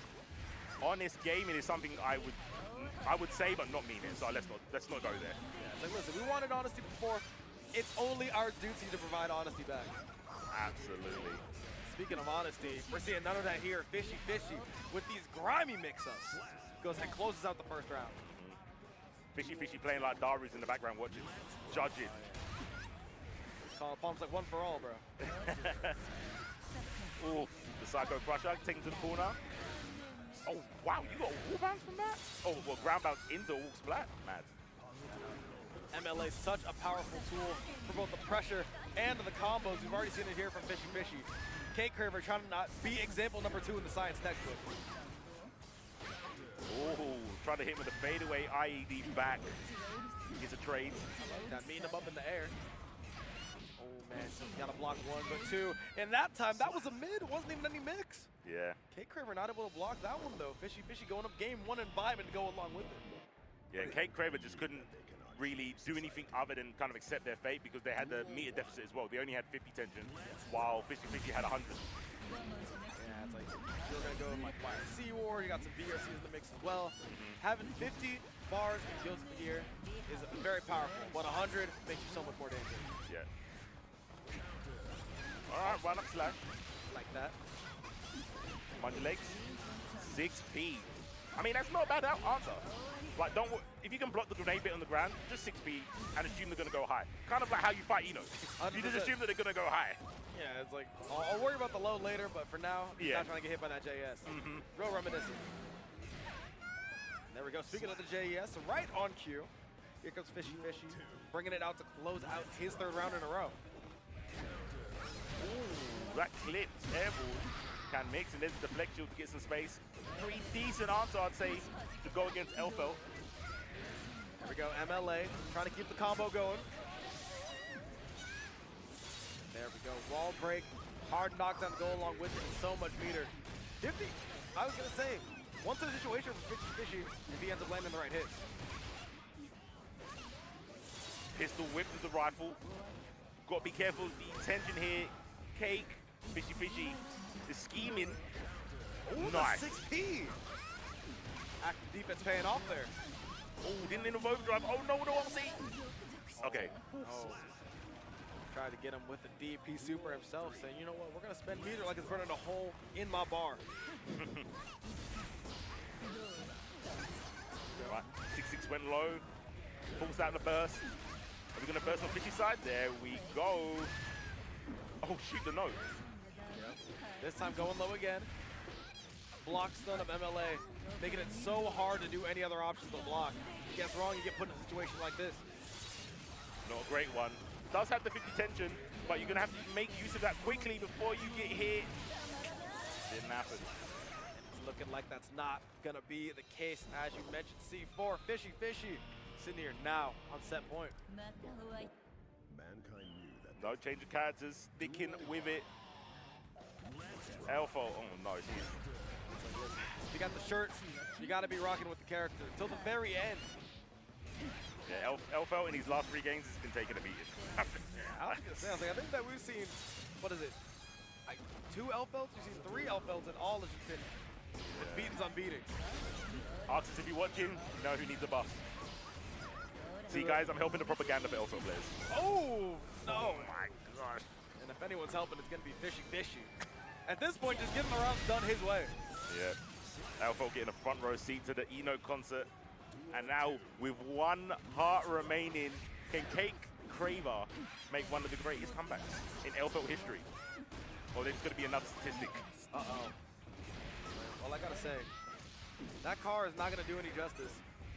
Tries to go low that time. Good block so far. Not biting on anything except for that high. And this might be able to do it. Goes for the wall slump setup. Wants to kill it with the concert.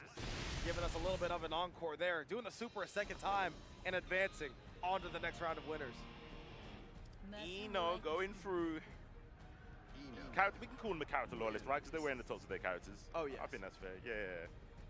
Unfortunate though, couldn't really get the party started off. I think the muscle memory to kind of just jump back and shoot was there from Cake, but I think just the annoying pressure from Eno, just like Chemical Love, notes that kind of follow you as well, that can follow you, can be really frustrating. And we saw a couple of times where the notes just nullified the gunshot, but that's not going to work in your favor against Eno, because Eno's going to be able to act after the note before you can from the gunshot. So. Yeah, it's like you're able to follow that projectile all the way. It's like into any sort of offense situation, which, if you're Eno, that's exactly the spot you want to be. You want to get that block, son, get those 50-50s going. Indeed, indeed. But you know what we've got to get going? An advert. You knew it was coming, guys. It has to be done. Bills must be paid. Setups must be changed, and we can do that while you guys sit, watch these ads, you know, get a snack, get a drink, get relaxed, as we're going to be back here with some more Strive action on the other side. This is the best Chipotle order. I would like a bowl. Triple wrap. Mild, medium, hot. Then dip it in here. Sour cream inside the vinaigrette. 2 tortillas. If you know, you know. Lettuce, cheese, guac. Yes. Oh, that is good.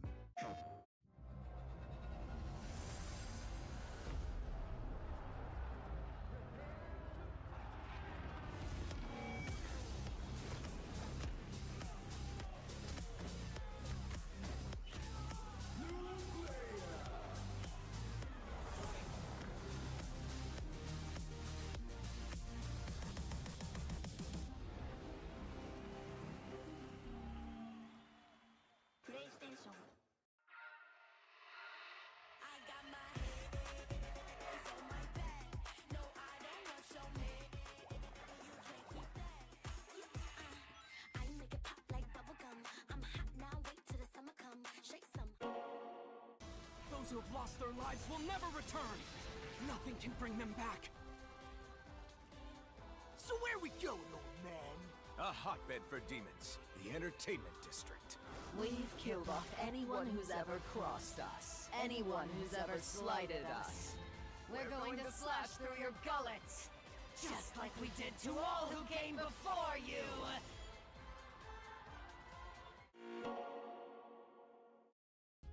Sunglasses in the day, blue light glasses for the gaming at night. Zenny's got affordable eyewear for everyone. Vibe and style while protecting your eyes. EVO sunglasses, available now.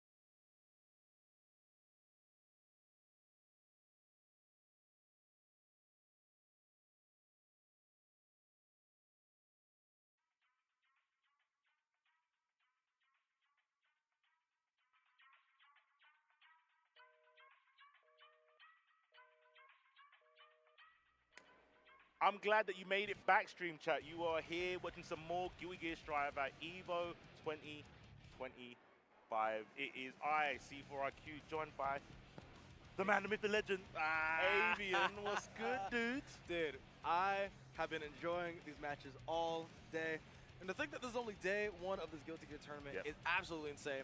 That means that we are going to have some of the best names in the game clashing, especially some of NA's finest. And then, of course, you got some foreign fellas that are coming through, some foreign people in general. Like, I mean, I was looking down at the seating, saw someone for your own country, Precho, coming through, getting a calm little top 10 seed.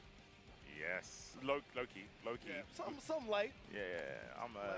It's gonna be fun watching them type out your death because they play on keyboards. Yes, yeah. It's pretty hype.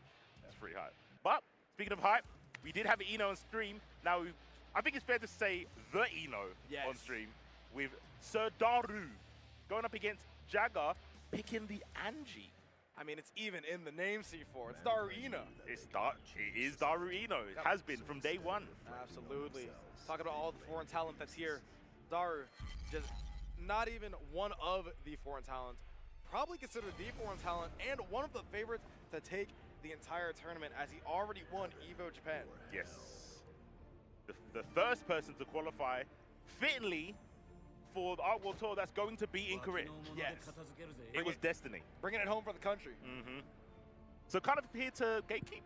Well, technically, I guess for seeding. Yeah. Because even when you qualified, the points you have do determine where you are in the bracket for the World Tour. So, but I respect it. You can maybe just even scouting to see who to be, what characters maybe to be worried about. Yeah. Gotta see if Anji's gonna be one of those right now. Jaga, a player that we are not quite familiar with. Daru seems to already know him like a book at this point, though. Has those reads already unlocked, and we are in round number 1 here. Defect shield, thought there might be an opportunity to make a comeback. Daru has swiftly discarded that concept from our minds. Never mind, there's the overhead. Is what we would say. Close slash coming through, trying to get the meaty setup, but Daru said, I got 50 meter in the dream. I want this round as well. Oh, spin to win, show him the fish. Oh, that close slash could have been something crazy. Yeah, unfortunately that Angie went underneath Eno. In that moment to get confirmed. Oh, you see the IBFD, oh my gosh, yes. That's the counter super. The beat those 2Ks for breakfast out here. Oh! Oh, not with the conversion though. Oh, plus frames, yes. Delicious. Eat the frames. Said, listen, not every day you're gonna play against the EVO champion. So far, Jaga making the most of the moment. Right now, tied up in the round with the current champion. I like it. Getting a spin on straight to big tree. Plus frames again this time. Daru just holding it down with the FD. Nice. Ooh, that could have been a little bit more tasty on the damage side, but only got a standing P. I like it. Backdash into S. Violence. Good block from Daru. Able to jump out, but what a 6P by Jaga. Been so good on the defensive options recently. Yeah. Daru showing theirs as well, jumping away from the Phantos from the air. Tired of eating those plus frames. OTG. Oh, put up back. I like the up back. I really do. How much damage can you put on the table? Daru said, I'll show you by killing you. Go for the MLA to close it out with the signature. And now 1-0 for Daru. I mean, that was a good performance from Jagger. That was winnable. That was very winnable. Yes. That's kind of been the name of the game, though. Anji really gets one chance and one chance only. And so far, Jaga's been taking advantage of it in some of these rounds, but Daru has been so clean with the reads. Ooh, dark kick into low. There's the burst. Oh, Jagger, are you the main character of your own story? I mean, you forced the burst out from Daru as well, so it's kind of a silver lining, even if you lose this now. YRC doesn't get a chance to block the low. Might be able to go through the wall here and get a good little burst of refund as well. Looking like April 15th. There we go. Now has a pretty solid advantage. Not going to quite consider a full burst. However, it should be more than enough for deflect shield, get the burst back later on. Plenty of options on defense here for Johnson. Car slash is one more with her.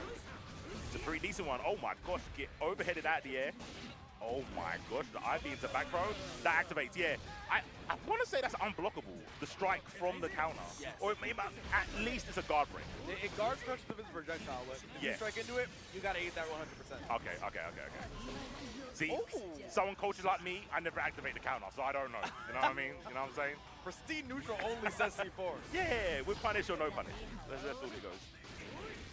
But yeah, I know you was going to mention about the end of that round. I think Jagger's been playing really solid. Even though they lost the first round, I don't think there's like been a real flaw in their game plan. It might be just the prestige of playing against Daru. I think that might be the issue. It literally comes down to everything being optimized. Like, look at this combo. I haven't seen an Eno do this combo in so long, and Daru's just pulling it out for vibes. That's the true difference. Good burst now. Okay, navigating fairly well through the visual noise, which is Eno. Oh my! This is so winnable. This is so winnable. This is really scary here for Daru. Doesn't have any sort of defensive option on deck, but Jaga presents the option for him. Yeah. It was risky to do that. That's basically like Angie's version of doing stun dipper to try and catch someone. And if you haven't got the RC, you're lending yourself to get punished. Jaga's been just so close with no cigar on just any of these games. Ooh, yeah, it's really rough trying to space yourself out from Eno. Even with one of the nimble characters, it's hard to do. So with Angie, I think you just opt to be like, you know what? I can't maneuver around you, but I want to say I've got enough HP that I can make options and try and counter both you or interrupt you. 100%. Daru's not faltering though. Once again, going for the Nagiha. Daru's saying, listen, I know this matchup, my friend. You can't get me with this. Yeah, the Fujin follow-ups have been blocked fairly well by Daru. If I'm Jaga in this situation, I would definitely want to use those Fujin options as more of a risk cranker than an actual big move. Yeah, I agree. I think their spins have been pretty much 100% for the ones that I remember seeing, right? Run-up TPs have been good, the spins have been good so far. Like, the defense is looking there, it's just that the offense has just been ever so off, and Daru's capitalized literally 100% of the time. It seems to be, oh, that's disgusting. That's disgusting. Let the music do the talking for you. Just, no, straight to big tree, and then wait. It's so dastardly. Told I had to talk to him. Delay-based. Echo. He had to talk to the Echo. But that's just a sign of a strong player, right? They've always got strategies to be in a position to not lose instead of trying to win. That's just the name of the game, right? You go into blocks like this, you see, like, all right, I have an opponent, it's an Anji. This character is going to nuke me. I need to make sure that if I need to make sure that I'm not getting touched by literally anything. No 2Ps. I mean, we saw the 2Ps lead the butterfly. Butterfly led to like 60%. Yeah. It's like you got to be ever so careful, and Daru just did an incredible job of navigating all the situations. Incredible stuff from who most people would even consider their favorite to win this EVO. Yeah. I mean, like, why can't they do it again? Uh-oh. Unboxing the Jacko stick. That art is too clean, too. Oh, can stream see it? Oh, yeah. They can't even see it. Wait, we need to see this. There we go. Art coming out there. Look at that. Leading the band. That is cute. Until you see her do it in-game, and it's not that cute. Yeah. Yeah. It's actually quite disgusting. C4 and I off stream. We're talking about just the amount of Jackos that we've been seeing recently, especially in this round one. All of them seem to have it together as well. And when they have it together, it means that my mental shirt doesn't after a while, so. Yeah, there's I mean, I think Jacko's quite far removed from the Rev version in terms of how the minions work. I always remember it as being like an Age of Empires character. Like, you put the hut down and they just, just appear. They just spawn from the hut. And I was like, oh, this is annoying, but the concept of how to destroy the house and then the minions stop coming seemed a bit like too much. But now, she individually summons them, but they can counter. And I actually think that's scarier to deal with. Oh, yeah. Yeah. Because, I mean, the thing is, if you had it to where they would just come out, do an attack every once in a while, kind of put up the little huts, that's, at some point, you're like, all right, well, I know they're here. I'm just going to block. I could dash block until I inevitably get to those towers, destroy them. But now, it's like, going for that pure, like, minion interaction becomes so much scarier because now Before, remember, used to put you in the guard crush situation. Now you are knocked down while the minions are still there, and it allows Jacko to get the party started. Yeah. Duel 1. Good call, though. Yeah. Sisters at war.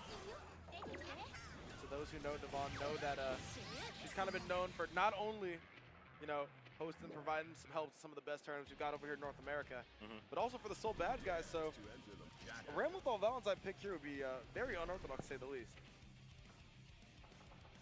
There was a swift change, so I think you're correct, Avian. I see Mr. Frederick going up against his wife, his waifu, Jacko. Dr. Bulsara is here. He's in the house. Yeah, I told you, right? I do my research. I gotta know who my own countrymen are. Hey, I never doubted you. I never doubted you. And anyone in chat that did, shame on you. Exactly. Shame on you. And it's a hard region, bro. America's big. Looks like we're showing something off here. Is that? I believe that's her and wifey. Shout out to Aki, I know if you're watching.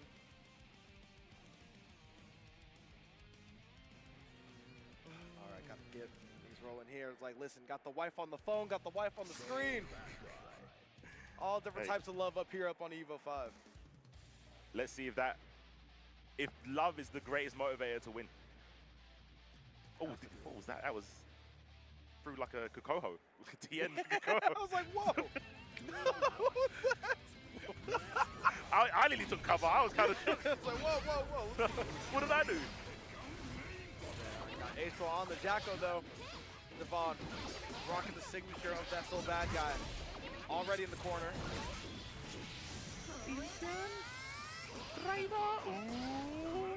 Looking like we're putting that in break. Yeah. No driving today. Oh. Clean hits. Too high for the dust, though. No. Oh, bad to bring up Raw. And the DP as well. Devon taking risks early. Ashwa there to counter him. Yeah, massive call out. But I kind of agree. Do the call out early in the game. Yeah, don't do it too late. Doing it now, you get some data. Get things, you know, it's always good to go for those big risks, especially with objectively there's less stakes. Yeah. And I think another thing to look for is that, oh, have they got low resources? Cool, the punish won't be that big. Yes. But Jacko, depending if she's got the minions out prior, can get quite big damage as well. Counter hit 5H. See this here. Ashwa so willing to block. And to get a counter hit. At the first hand of trouble, getting out of dodge. Gets the IV, and so far, the defensive display from Ashwa has been very impressive. There's a sandwich. Yeah, RC in will not help you there. The minions are coming. Go DP to get out. So far, H1 needs to find his way out of this corner. He needs to find it fast. However, the way it's looking, the only way you're getting out of this corner is going to be by going on to the next round there. Devon able to pick it up late into the timer. Yeah, falling prey to the situation of, I need to YRC before I get wild thrown. Oh, speaking of throws, not a wild one, just a normal one. Ooh, that combos. Strike the name of the game for Soul Bad Guy. Yeah. If you're able to enforce an option on defense that, all right, I'm not going to be able to get thrown. You can just sit there and block strikes all day long, no real risk. Oh, can hit 5H. Gun's just in the standing set play. Stand play. Going for a minion. 2S. Don't see that button too often. YRC from Ashwa. Once again, wants to keep things in the driver's seat. But Devon with the JD into pushing Ashwa all the way out to the corner. This risk is cranking. It's real scary. Good tech though from Ashwa, just ever so willing to be patient. And as they say, patience is a virtue that nets you a game win here in the set. 1-0 to Ashwa. And to me, a crazy session. I will say, respectfully, both players, one went for a throw, one went for a tech without any meter to RC. That to me, ooh. I mean, you're in Vegas. You know what? Gamble. Go for it. Gotta live life on the edge out here. Me, I couldn't do that. I'm taking the throw. I'm taking the throw. It is crazy too, because Ashwa definitely had more than enough health to tank that. Yep. They just said, I'm correct. I'm simply going to be right with this tech. Yeah. Master from Devon gets the trade. Not gonna get an offensive situation on their own. Ashro with the burst really wants to make sure that he secures the ground. Yeah, after taking 50% as well, but it did pay off. Put them in the bell. Ringing the skull around. There we go, one more round for Ashwa. Trying to go up 2 here in this set. Would be huge for the momentum. Puts Devon in a canyon coming back to the set. Okay, same side. I see it. I see it. I'm probably not going to block the next one, though. Not a chance. The back throw. Oh, nice IBFD. That was actually pretty important. Damn. And there it is. Elysium driver once again completely unscaled. Gonna be a good amount of damage. No conversion there. Not gonna need one though. Sun coming out from the back gives Ashwa the second game. 2-0 so far. Yeah, really difficult. Maybe Soul can 2D to get underneath minion attack. Maybe? I don't know if that low profile's like that though. Yeah, maybe I've got. I'm reminiscing about when Soul's 2D was basically break the law. Yeah. Where he just wasn't on screen back in the day in Rev. But yeah, I know it does. It's got some sort of profile ability, but yeah, probably not that low. Yeah. It's pretty low. Yeah, I don't think it's like Axel 2K low. Yeah. No. Yeah, or 2D low. That bun's just a menace, but that's for another day. Yeah. It's funny, I haven't seen any Axels today. Maybe it's because I'm British and they're just like, deny me. Deny me my peoples. Listen, you had enough of the Union Jack shorts. Yeah. That was about enough. That's too much, that's too much. Go relax. Like this, the song change, maybe trying to get the vibes right. The good vibes were on earlier. Now we're searching for them in the jukebox. Sandwich. Now too close to the corner. YRC, get rid of that minion of the deep run into Wild Throw. Put them in the corner. Devon trying to adapt to the offense. Knows that Ashwa is so willing to sit there and block. But with so far a defensive strategy that has netted so much reward for the Jacko. Damn. 6H. Nah, you survive. Oh no. I don't know if they wanted that side swap. Be careful with the meter. That's the Elysium RC, by the way. Don't even need it. Yeah, I was gonna say, doesn't even need to do it. Gonna kick the feet all the way over to you. Now Ashwa, sitting here on set point, goes for the burst early. Devon can take pretty good advantage of this though. I like the pickup from the jump H all the way to the corner. Fafnir, BRC, that's airborne. Oh, goes for the throw tag. This could kill. It's not even gonna be a question. Doesn't even need to meet with the wall, let alone go through it. Oh, that was a quick round. That was a thing that happened. Oh, counter hit 2D. Yeah, I would have burst as well. I understand. It's air. Oh my gosh. Conversions as well. That's where that character mastery starts to come into play. All right. Love the Tyrant Rave. Does so much damage there with the clean hit. Now Ashwa only one hit away from death. 6B, get back. Oh my god. Devon, that was slick. That was a slick 6B. Oh my gosh. And the readiness. Yes. I was going to say, gets the special cancel as well. What a play by Devon.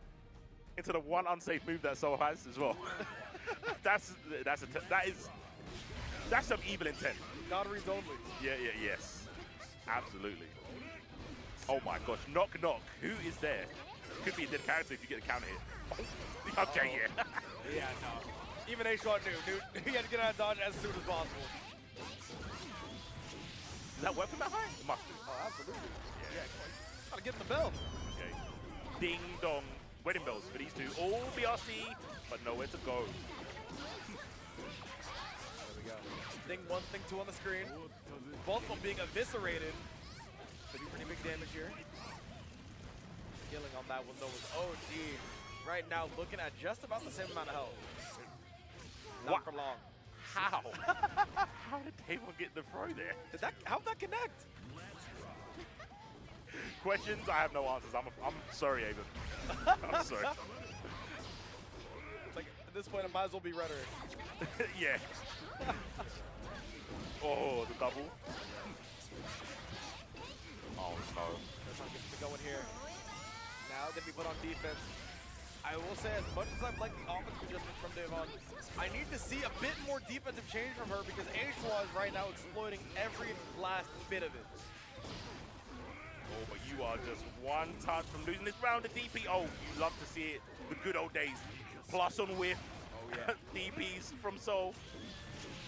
You might be able to get out of the way. It's looking like that's not going to be the case. The Elysium driver takes you all the way to set point here. Aishwa looking to close it out just like he was in the last game. Oh, Davon, oh no, the burst got taken, but the damage on the punish wasn't that severe. Again with the Ryzen P. Uh-oh. Yo, these one at Wild Throws have been disgusting. Yo, the Wild Throw with the winner's side life on the live feed for Rachel. Devon is fearless. Yeah, there's the RC after the throw, chasing. Get punch in the face, has to burst.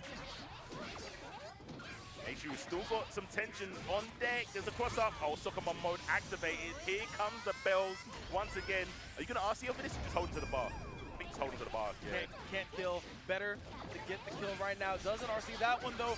Gets the trade. Gotta be so careful. Can you block this out? You have enough meter to FD. Oh, ends up navigating the situation perfectly.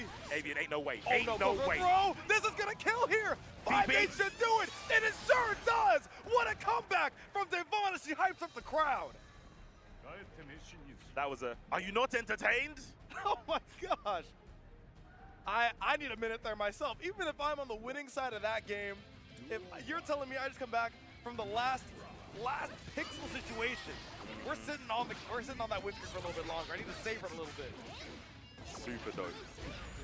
Oh, jump in, clean, got hit on, oh my gosh, 6 feet just or whatever David was scheming. Another light DP. Let them know that you're cooking. IBFD, get the space between Jacko and the kids. Y'all gotta go with your mama. It's weekends. Oh my, that was a clean confirm of the 6B, by the way. The Bandit Bringer. Aishwa trying to press. Devon real inquisitive, trying to wonder what exactly he was pressing. Says, I don't care regardless, as long as you give me that meter with the YRC. Oh, challenge. Can't see with what button, but whatever it was, it worked. Do it again. Keep doing it. Fire. Greatest return up until this point, though. The mids? Yep, plus. Goes for the low again. Plus again. No duck on the string. Down the two. Down one while standing forward. This time to step in, low check out of sword stance. And just like that, Chipotle extra match winner. It's Schmunky 2-0 over Manticore here. Yeah, Manticore had some good moments here and there, but pretty much it was just Schmunky getting one good sidestep launch or one good mix going, and then just kind of running over him. Like once Schmunky got that one key hit or launcher, like Manticore never got to play again. Yeah, it felt like Manticore was kind of just like guessing on defense, and like a lot of times Schmunky was just a step ahead of him. Yeah. Just, man, especially when you front load the offensive pressure, with just being able to just get off the wall like that, just covering so much ground, even just through just casual pressure presses. That showcases like one of the strengths of Victor, I think. But before we get to our next match, we got to take a quick break. Thank the people that helped make EVO 2025 possible. Don't go anywhere. We'll be back with more Tekken 8. New Chipotle Honey Chicken brings a hint of pure honey and seared smoked peppers with fresh chicken hot off the grill. For Chipotle heat with a touch of sweet and a perfectly balanced sauce. Chipotle Honey Chicken takes heat and sweet to a whole new level.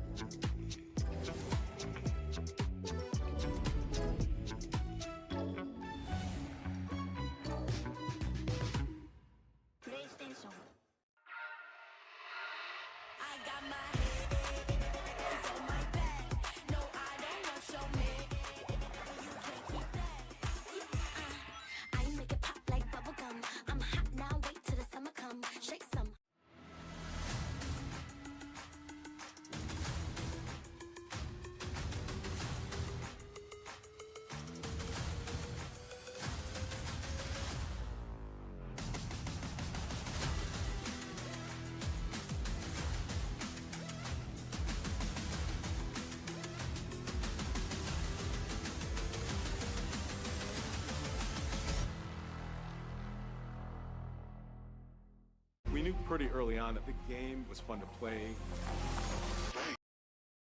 Are you kidding me? Only tryhards. Only tryhards, man. I love. This is one of the great things about Strive, and I saw it in chat, and I'll quickly mention it. It's so cool that there was someone in chat saying they've just picked up the game. They've just picked up the game. You've still got new players, yes. and the no disrespect, but the no-name players are still really solid. Yes. You might not know their name, but it doesn't mean they're not good. That's what I love about this, about Strive tournaments. It's so sick.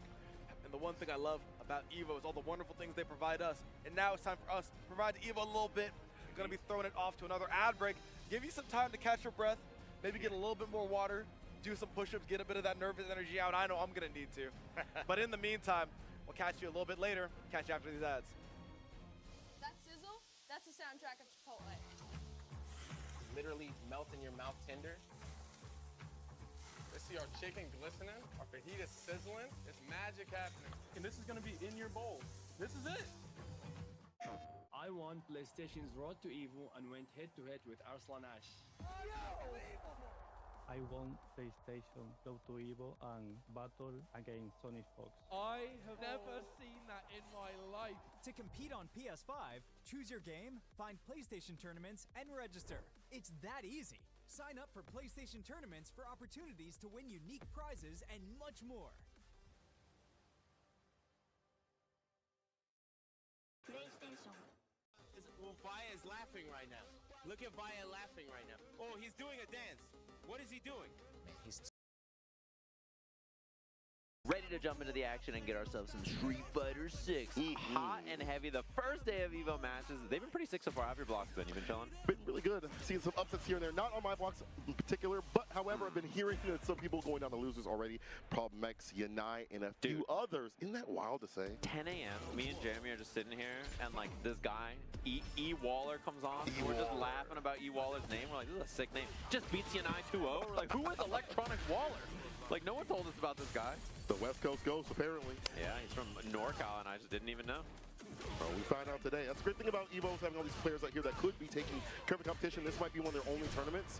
They do mad work. We'll see if Chris T will be one of those blow-ups. But I feel like he's been so strong on the Ken, despite what he says about the character, his results, and what I see on the stream say differently. Yeah, he's fundamentally a very solid player. He doesn't make a lot of like bad errors. He's really well-rounded. He understands the character in the game very well. He has a good understanding of the system and like what his character wants to do. He's like a pretty tough opponent to beat, I think. Yeah, very, very strong. The lows are going to be able to find the mark. We put ourselves in burnout, have full screen, do not let him in. Got to build up for that level 2, just to enforce a little bit more pressure right after, but so we can walk to the corner. Yeah. Ooh, unfortunate timing there. Yeah, the minute you make contact on block, it's pretty tough to win. That basically just means that Ken gets to put you in Jinrai situations, and it's going to be a tough one to survive and not get chipped. Oh, bait to throw. Doesn't get a huge combo off of it, though. Could be a little bit more. Like OD Fireball to level 2, possibly. Start some pressure in the corner, excuse me. Plus frames off the crouch. Medium punch, drive rush, the tog. Wicked level 1. We block even better. We help parry. Keep the bar up as much as possible. Oh, a lot of damage on this, too. Even without the level 3, next hit kills here for Chris Terran. Baits the Amnesia, and any combo will do it right here. Do we get like a level 2, level 1 for style? Level 3, set him up with the cutscene. No, excuse me, wasn't even the cutscene, but that was still kill. Great thing about Ken having that follow-up, you know, like being able to get a DP right after if you don't get the cutscene. This character's so strong. Ken players still tell me that weak as Shoto, and it matters, like he can't win a tournament, but we saw like 2 over at CEO. We see him in a lot of top spots. Winning World Warrior still. Yeah, he's like one of those characters where I don't...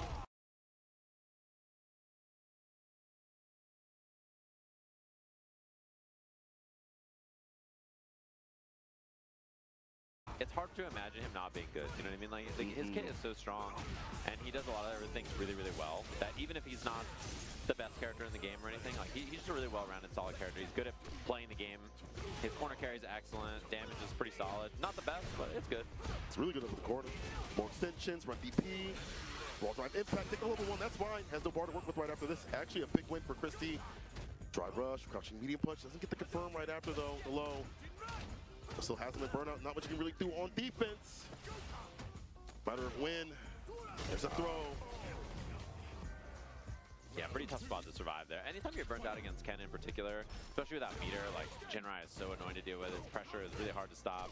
Dragon Lashes are really annoying. Well, that was supposed to be a level 2, but he didn't have it, I think. Fortunate. Perfect parry. It's a stand fierce. Push incoming. Oh, Reset command grab and he's ready for it. 27 plus frames. Easy to react for Chris T. See the situation too many times. Oh, we're gonna force burn out here very quickly. And now chip scary, drive impact scary, and that should be a clean 2-0 there for Chris T to move on. Pretty easy peasy here in one of his pools matches that he's got to deal with. Level 2 Shimpu. What was you saying? What's the end part of that? What's the way that the TCC played? I don't know, dude. The way Steve says it, he goes like, I don't even know what he tries to say. I don't even know how. Tetzflugen or something? Yeah, he says Tetzflugen, right? Yeah, he just goes Tetzflugen. I believe it. I believe it. I don't know what he's even trying to like. The way he says it, I don't even remember what the real name is now because I just think of Steve yelling. Like I just say Shipujin Ryan. I end it there. Yeah, I just say Shimpu. I don't know why I only say the first part. I feel like that feels correct. Just say the first part. Yeah, it's one of those where like the shortened version of it gets the job done. Yeah, Jammers can say the entire thing, tell you every single move name. Yeah, he speaks like 4 languages, bro. He knows Russian for one of the characters. He knows like if he was a Strive commentator, he would know Leo's moves. He's a professional, dude. Knows the Manon stuff. Gets real French with it. But that makes sense. He's like only an hour away. Oh, that's true. Like, okay. Yeah, he's got the Rosetta Stone, and we do have more matches on the other stream. Just ready to go. Scrap Vermillion. Oh my God. This guy was doing mad work over at Gamo, took down Daigo with just a very confident look. I like his style. He's very confident with the character. When I was talking with him, he was like, my strength comes from like the confidence of playing Luke, playing that grounded game. Obviously not being able to be as powerful as he used to be with Season 1, but still able to access some of that damage with some of the buffs that happen. He's from your neck of the woods, right? Yeah. Is he Chicago? Well, no, not Chicago. But I think he's Midwest. He's Midwest.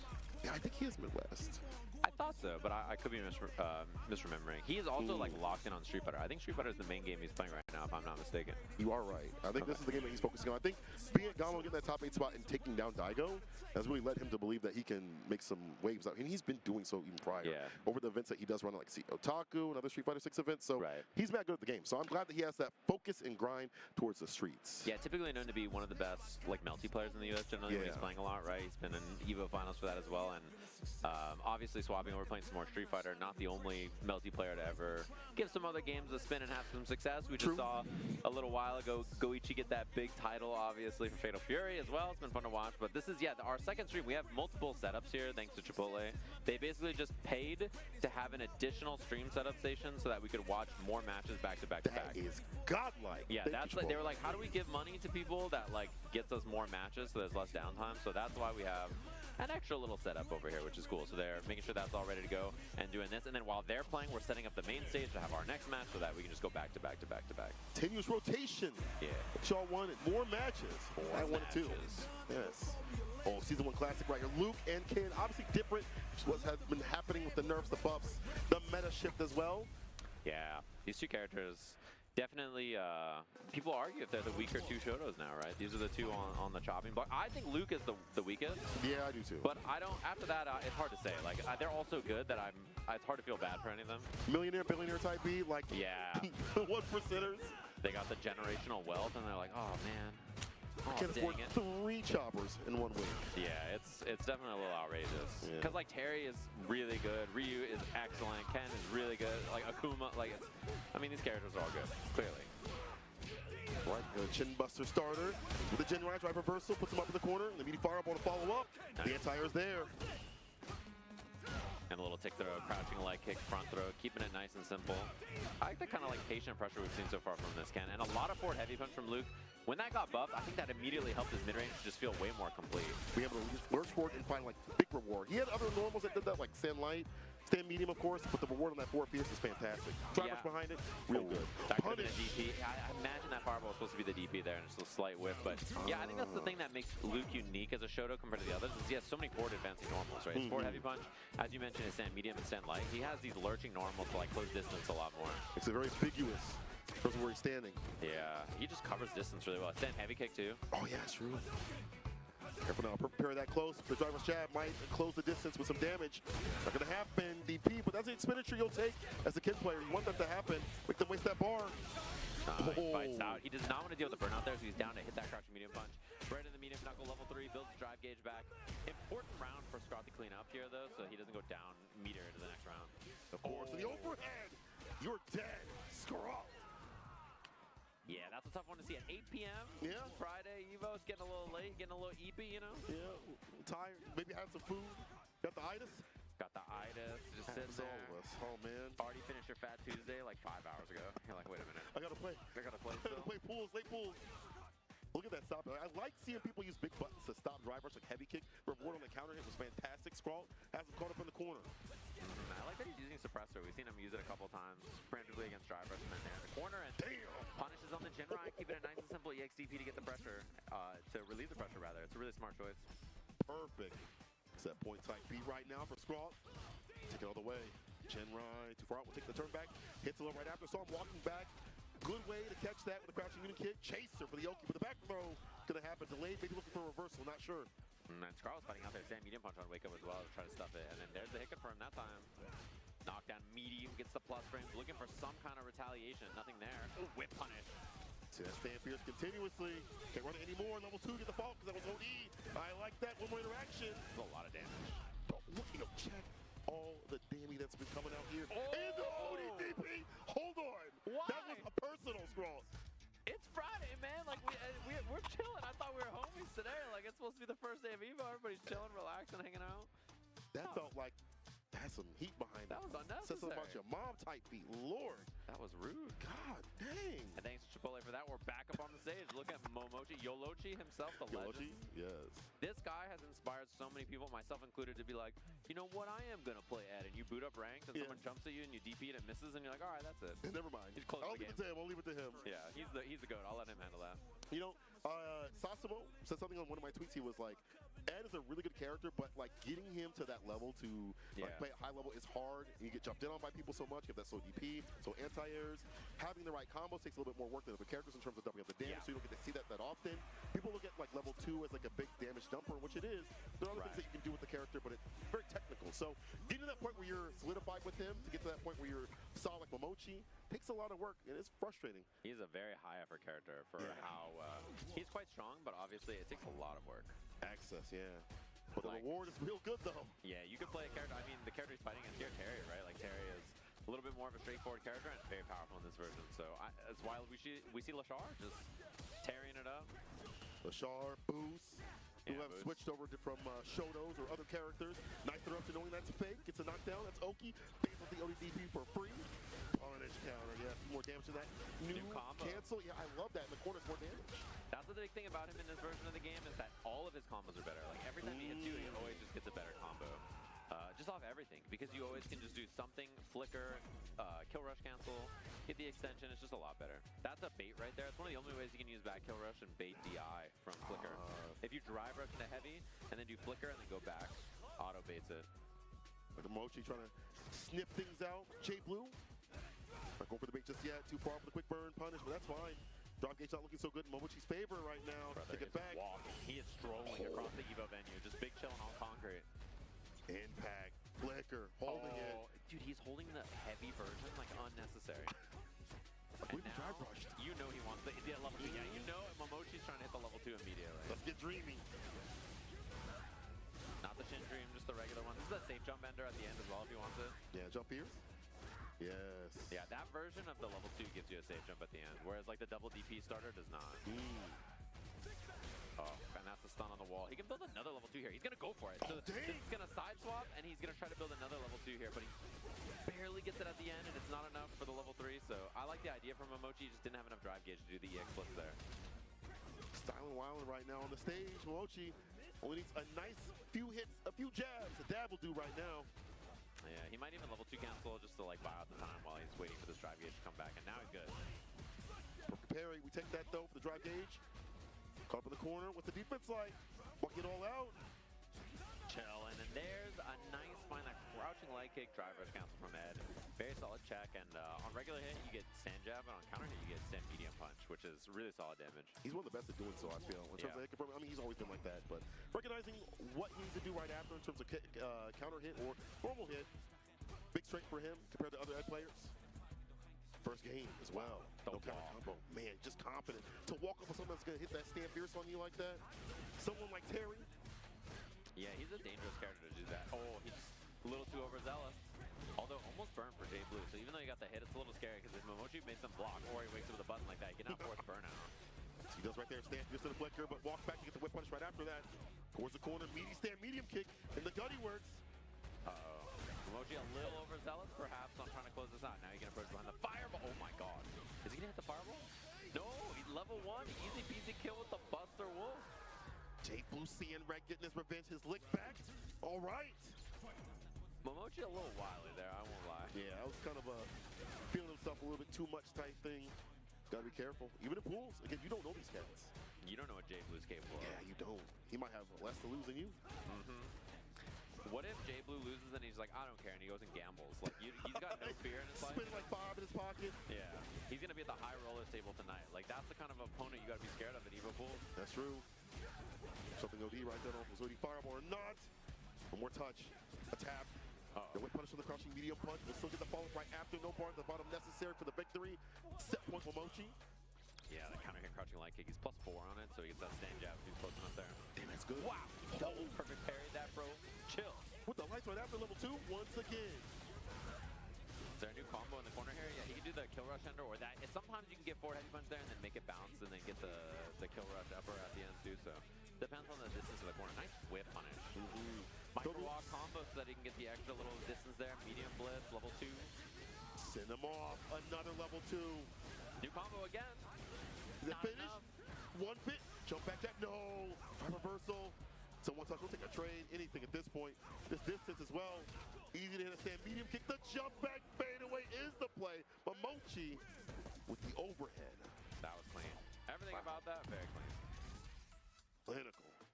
He's got a plan. His plans have plans. His plans have plans. Have you ever seen, I mean, I'm sure you have, but for those at home who don't, you should.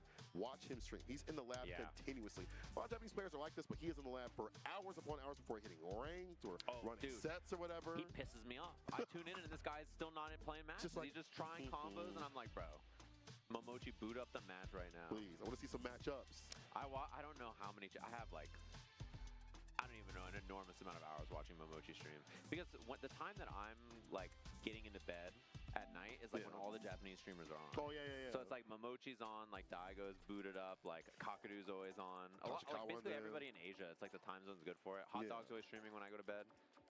I've seen a lot of him stream late at night. Fudo usually streams earlier, actually. Yeah, I think he's more on the earlier side for us. Yeah, he's usually around like 6 or 7 p.m. Him and like Chris Wong and them. Yeah, switch off a little bit, so. But yeah, you're right. Compared to the other players, it's just Momochi in the lab. What's crazy is doing there's level 2 combos for 5 hours. Hundreds of people just watching him just do the same combo over and over again. It's me too. I'm there. I'm watching. I'm like, oh wow, that's a cool combo. It's like, dang, this is interesting. Keep it in the background. He like explains it in Japanese for like 5 minutes, and I'm like nodding, like I understand. I'm like sure. Okay. You know, to be fair though, his chat is very good about like answering questions for him or asking questions. So shouts out to Momochi in his chat. They're very, very attentive. Excuse me, to anybody from the U.S. When I was like trying to learn about how the dream combos worked before last EVO, because last EVO like it was a newer idea. So I spent a lot of like time pre-researching the dream combo because I was like, I'm pretty sure we're gonna see it there. So I went to his chat and was asking like, is that a late cancel? And his chat would like reply. And I was like, okay, like they would like, they'd break down exactly how the level 2 combos work. So that's where I learned a lot of the basis of like how to do all the dream combo stuff and like how it works. Isn't the chat the reason why he learned the dream combo too, if I'm not mistaken? I think it was like a guy found like bits and pieces of it were assembled, like the Rosetta Stone. So he just kind of gave it to Momochi, said, make something of this. Yeah, like I think a lot of different parts of it were found by different people, and then it kind of all came together, which is cool. I mean, that's the thing, is like a character that has so much depth to like dig into like that is, I think, really fun for everybody. You got to have a lot of people in your, I guess I should say, you know, like playing your character, just in general, to be able to have that character excel. I feel like that should be for a lot of other characters, like Jamie, for example. I feel like the Jamie players are getting better about figuring out what to do with him. Contra getting a little bit more Azan, and Zaffarino seeing them go back and forth in his chat.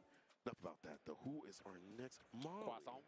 Oh, Croissant. Croissant and Molly on the other side there. Although I saw Molly was written in hiragana or katakana earlier, and then it got changed to just regular Molly from the US. Okay. Normal Molly. That version. All right, Croissant. Just regular English Molly. Regular Molly. All right. Well, we'll see what they play. It's been good so far, though. Been running around watching people in pools, having a lot of fun doing that. Seeing people gather pools, sometimes a little bit dicier than they might have expected. But again, with almost 5,000 competitors, it's really difficult to be prepared for everybody. There are kids and cats out here that you have never played, that you have maybe never encountered, maybe in CFN, maybe in different names or something like that, maybe in hidden CFNs and things like that. So that's me. Never know what you're getting. You're on the hidden CFN. So am every I. single time I boot up, I yeah, change but you're my name. streaming to thousands of people, so That's they know true. what your CFN That's is. true. But I change my name every time I boot up. Okay. My favorite was when Samurai tweeted my name. He didn't know it was me. Oh, I yeah? played him in ranks. What'd he say? I was playing Ed, and I was Kendrick Lashar. Kendrick Lashar is. Oh, that's a bar. I like that. Yeah. I like that. Kendrick Lashar is a bar. And Okay. my Ryu name was LeBlanc James. LeBlanc James. That one was These good. are off the cuff from you, right? It's not from you. Yeah. yeah. These ones were. Those are the ones that people have seen. It's all the stuff on my other Steam account that are truly undercover. You would never know. Yeah. Because I just pick like very normal sounding names. Like, who's this guy? This guy's a jerk. Yeah. Man, I love your commentary, CJM. Yeah, like, why is this guy Shoemaker? Like, it's just like some random just nouns. You're like, who is this? I know we have a few hidden CFNs, you know. It's funny because when I play people, they're nice. When you change the CFN, you get They're a way so mean. different. Oh, yeah, they're different. so mean. I'll play someone and they'll be like, "This is the worst player I've ever played. This guy's a scrub." Oh, it's stall. I come in the chat. I'm like, "Yo, how's the gaming?" And they're like, "Oh, yo, CJ, so nice to see you." Blah blah. I'm like, "Oh, that guy you just played with, he was really bad and ugly." And they're like, "Yeah, yeah, I agree, bro. But he has bad hair. It's crazy." What? That's just. It's like, hey man, relax. Now you go too far. Dude, it's his hair is fine. It's proof that you should be a little nicer to strangers on the internet. Because you never know who it's going to be. Who it is They could be CFN. out. They could be playing them in EVO right now. Yeah, you have no idea. You have no idea. Could be playing Croissant out here, Molly. Says something crazy about them. Yeah. Some of my closest friends have said the most terrible things about my Heidi CFN names, about my gameplay, and I'm like, you know, that's fair. Yeah. I still haven't revealed mine, so I'm going to keep it like that. You gotta have one up the sleeve. Yeah. When Sagat drop, I'll be on a lot more too as well. Which I actually, you know what, let me ask you. I played him, and I feel like his fireball game is fantastic. Oh, you got to try him? Yeah. Okay, I've not tried him yet. I use a little privilege. No, I didn't.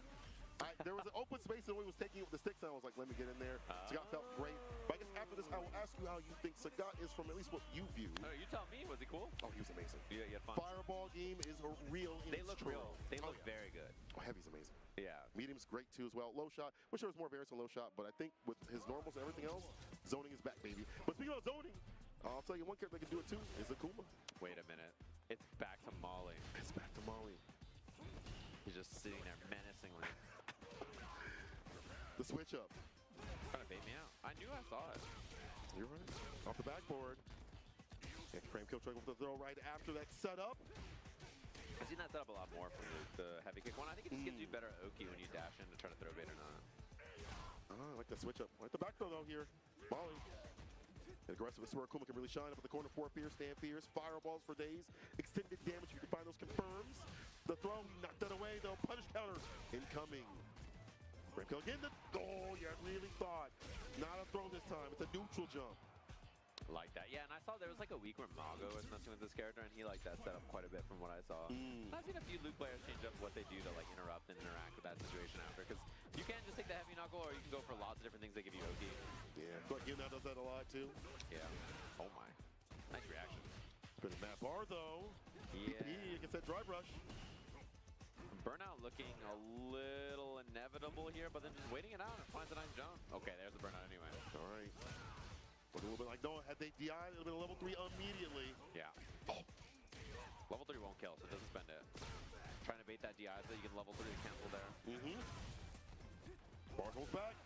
Raw DP does not work out against the DK Fireball. It is really difficult to anti under that sometimes. It is actually. Kills? Question mark? Okay, that's the kill. Croissant. Croissant. Croissant. Oh yeah, all right. He had a kind of devious nod and smile on that too. It was a shake and into wait a minute, I got this. It's winnable. Yeah. Like doable. Wait a minute, this is doable. I can win at the Piccolo. Ooh, I like to back that shoot. Gets out of there. Yeah, getting some space. Prepares a fireball. Get the ball. Nice interruption. Gets the drive versus crouch new punch. So fantastic button.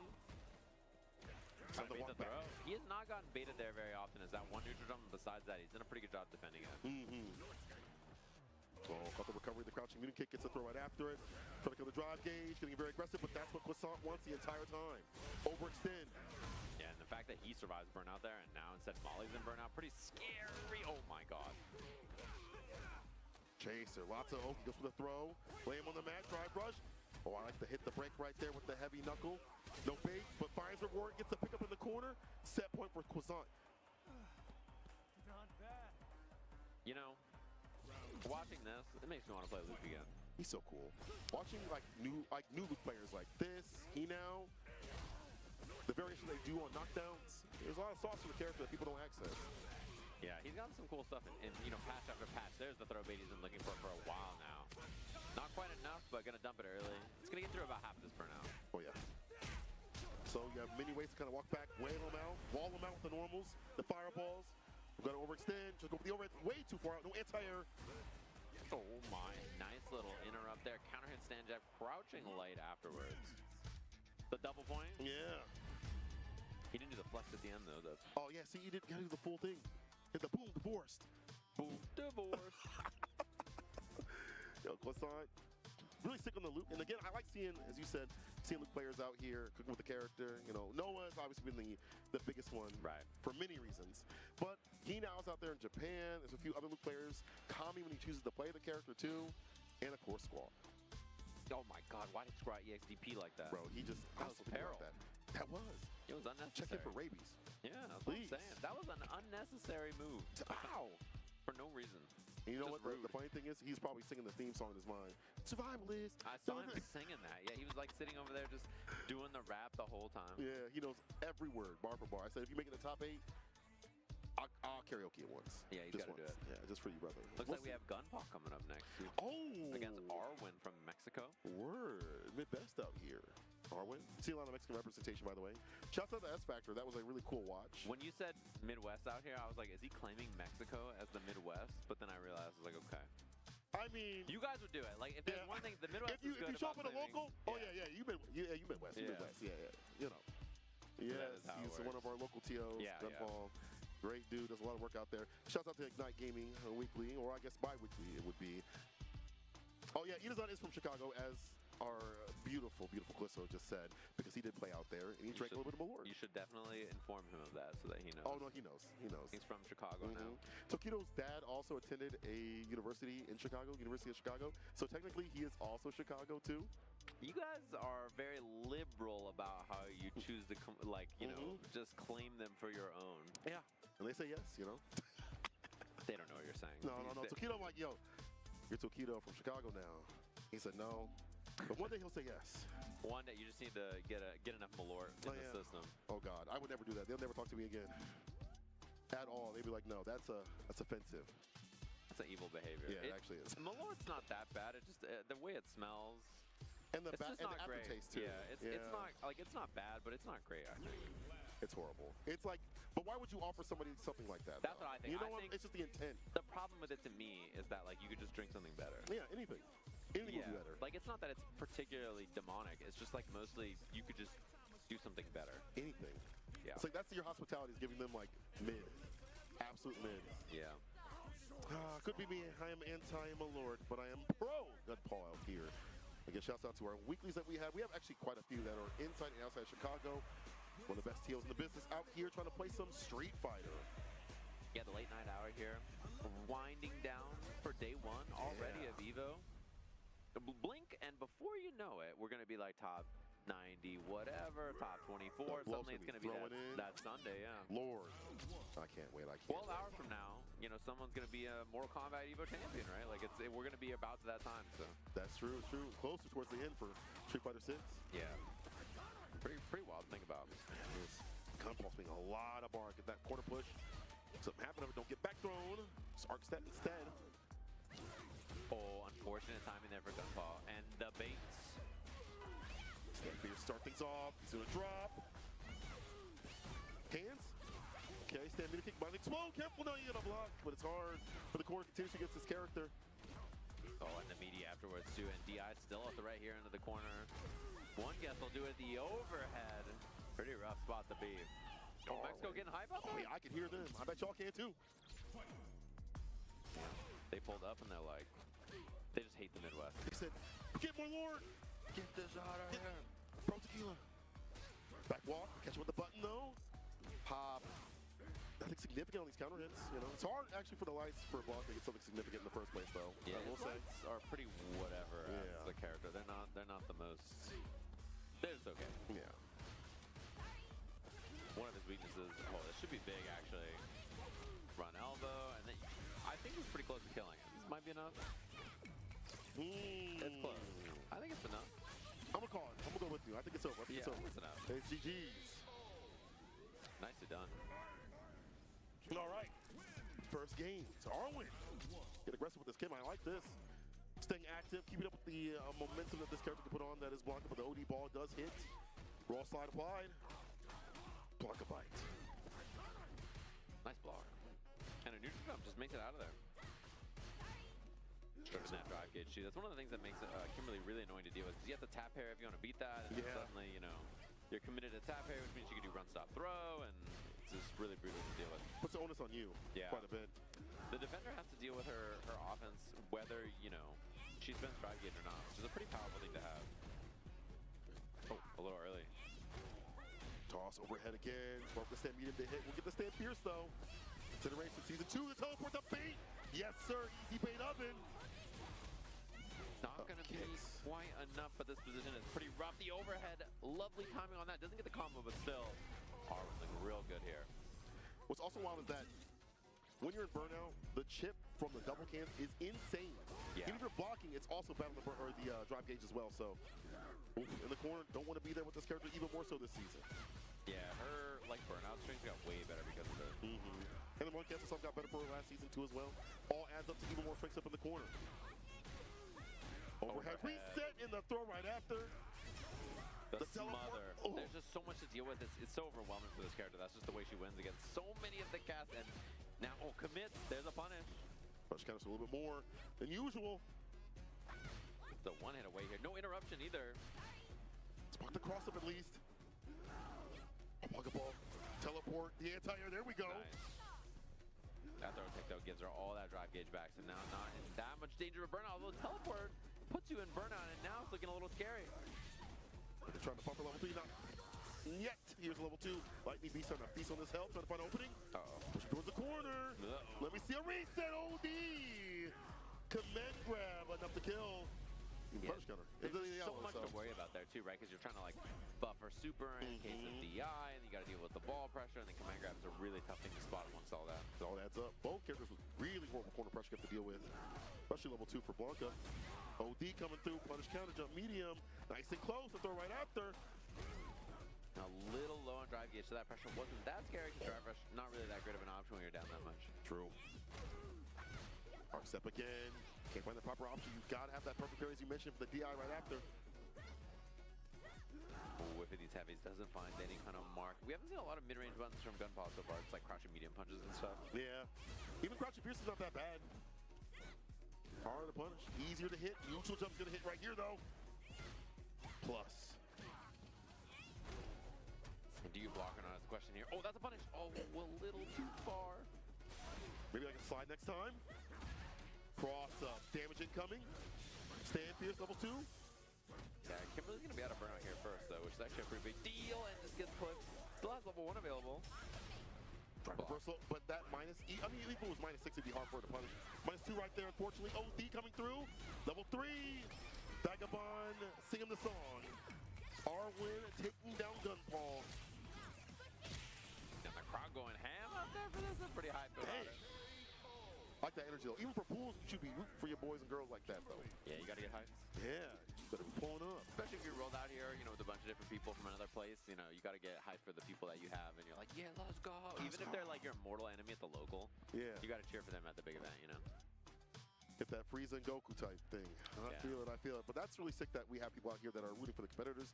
People from all around the world, these warriors from around the world, trying to get that top spot. And we're gonna continue with that march after this break. People, do not go anywhere. New Chipotle Honey Chicken brings a hint of pure honey and seared smoked peppers with fresh chicken hot off the grill. For Chipotle heat with a touch of sweet and a perfectly balanced sauce. Chipotle Honey Chicken takes heat and sweet to a whole new level.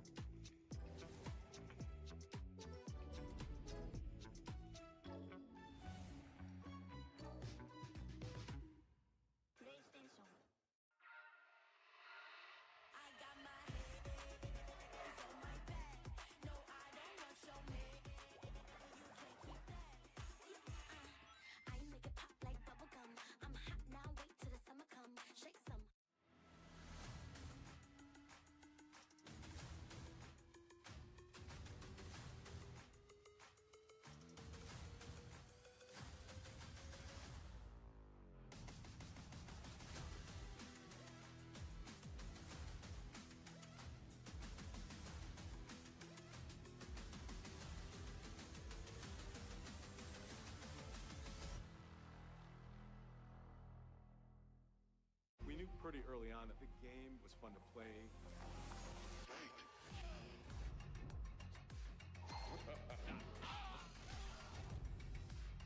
It became something that added to the mystique of Mortal Kombat.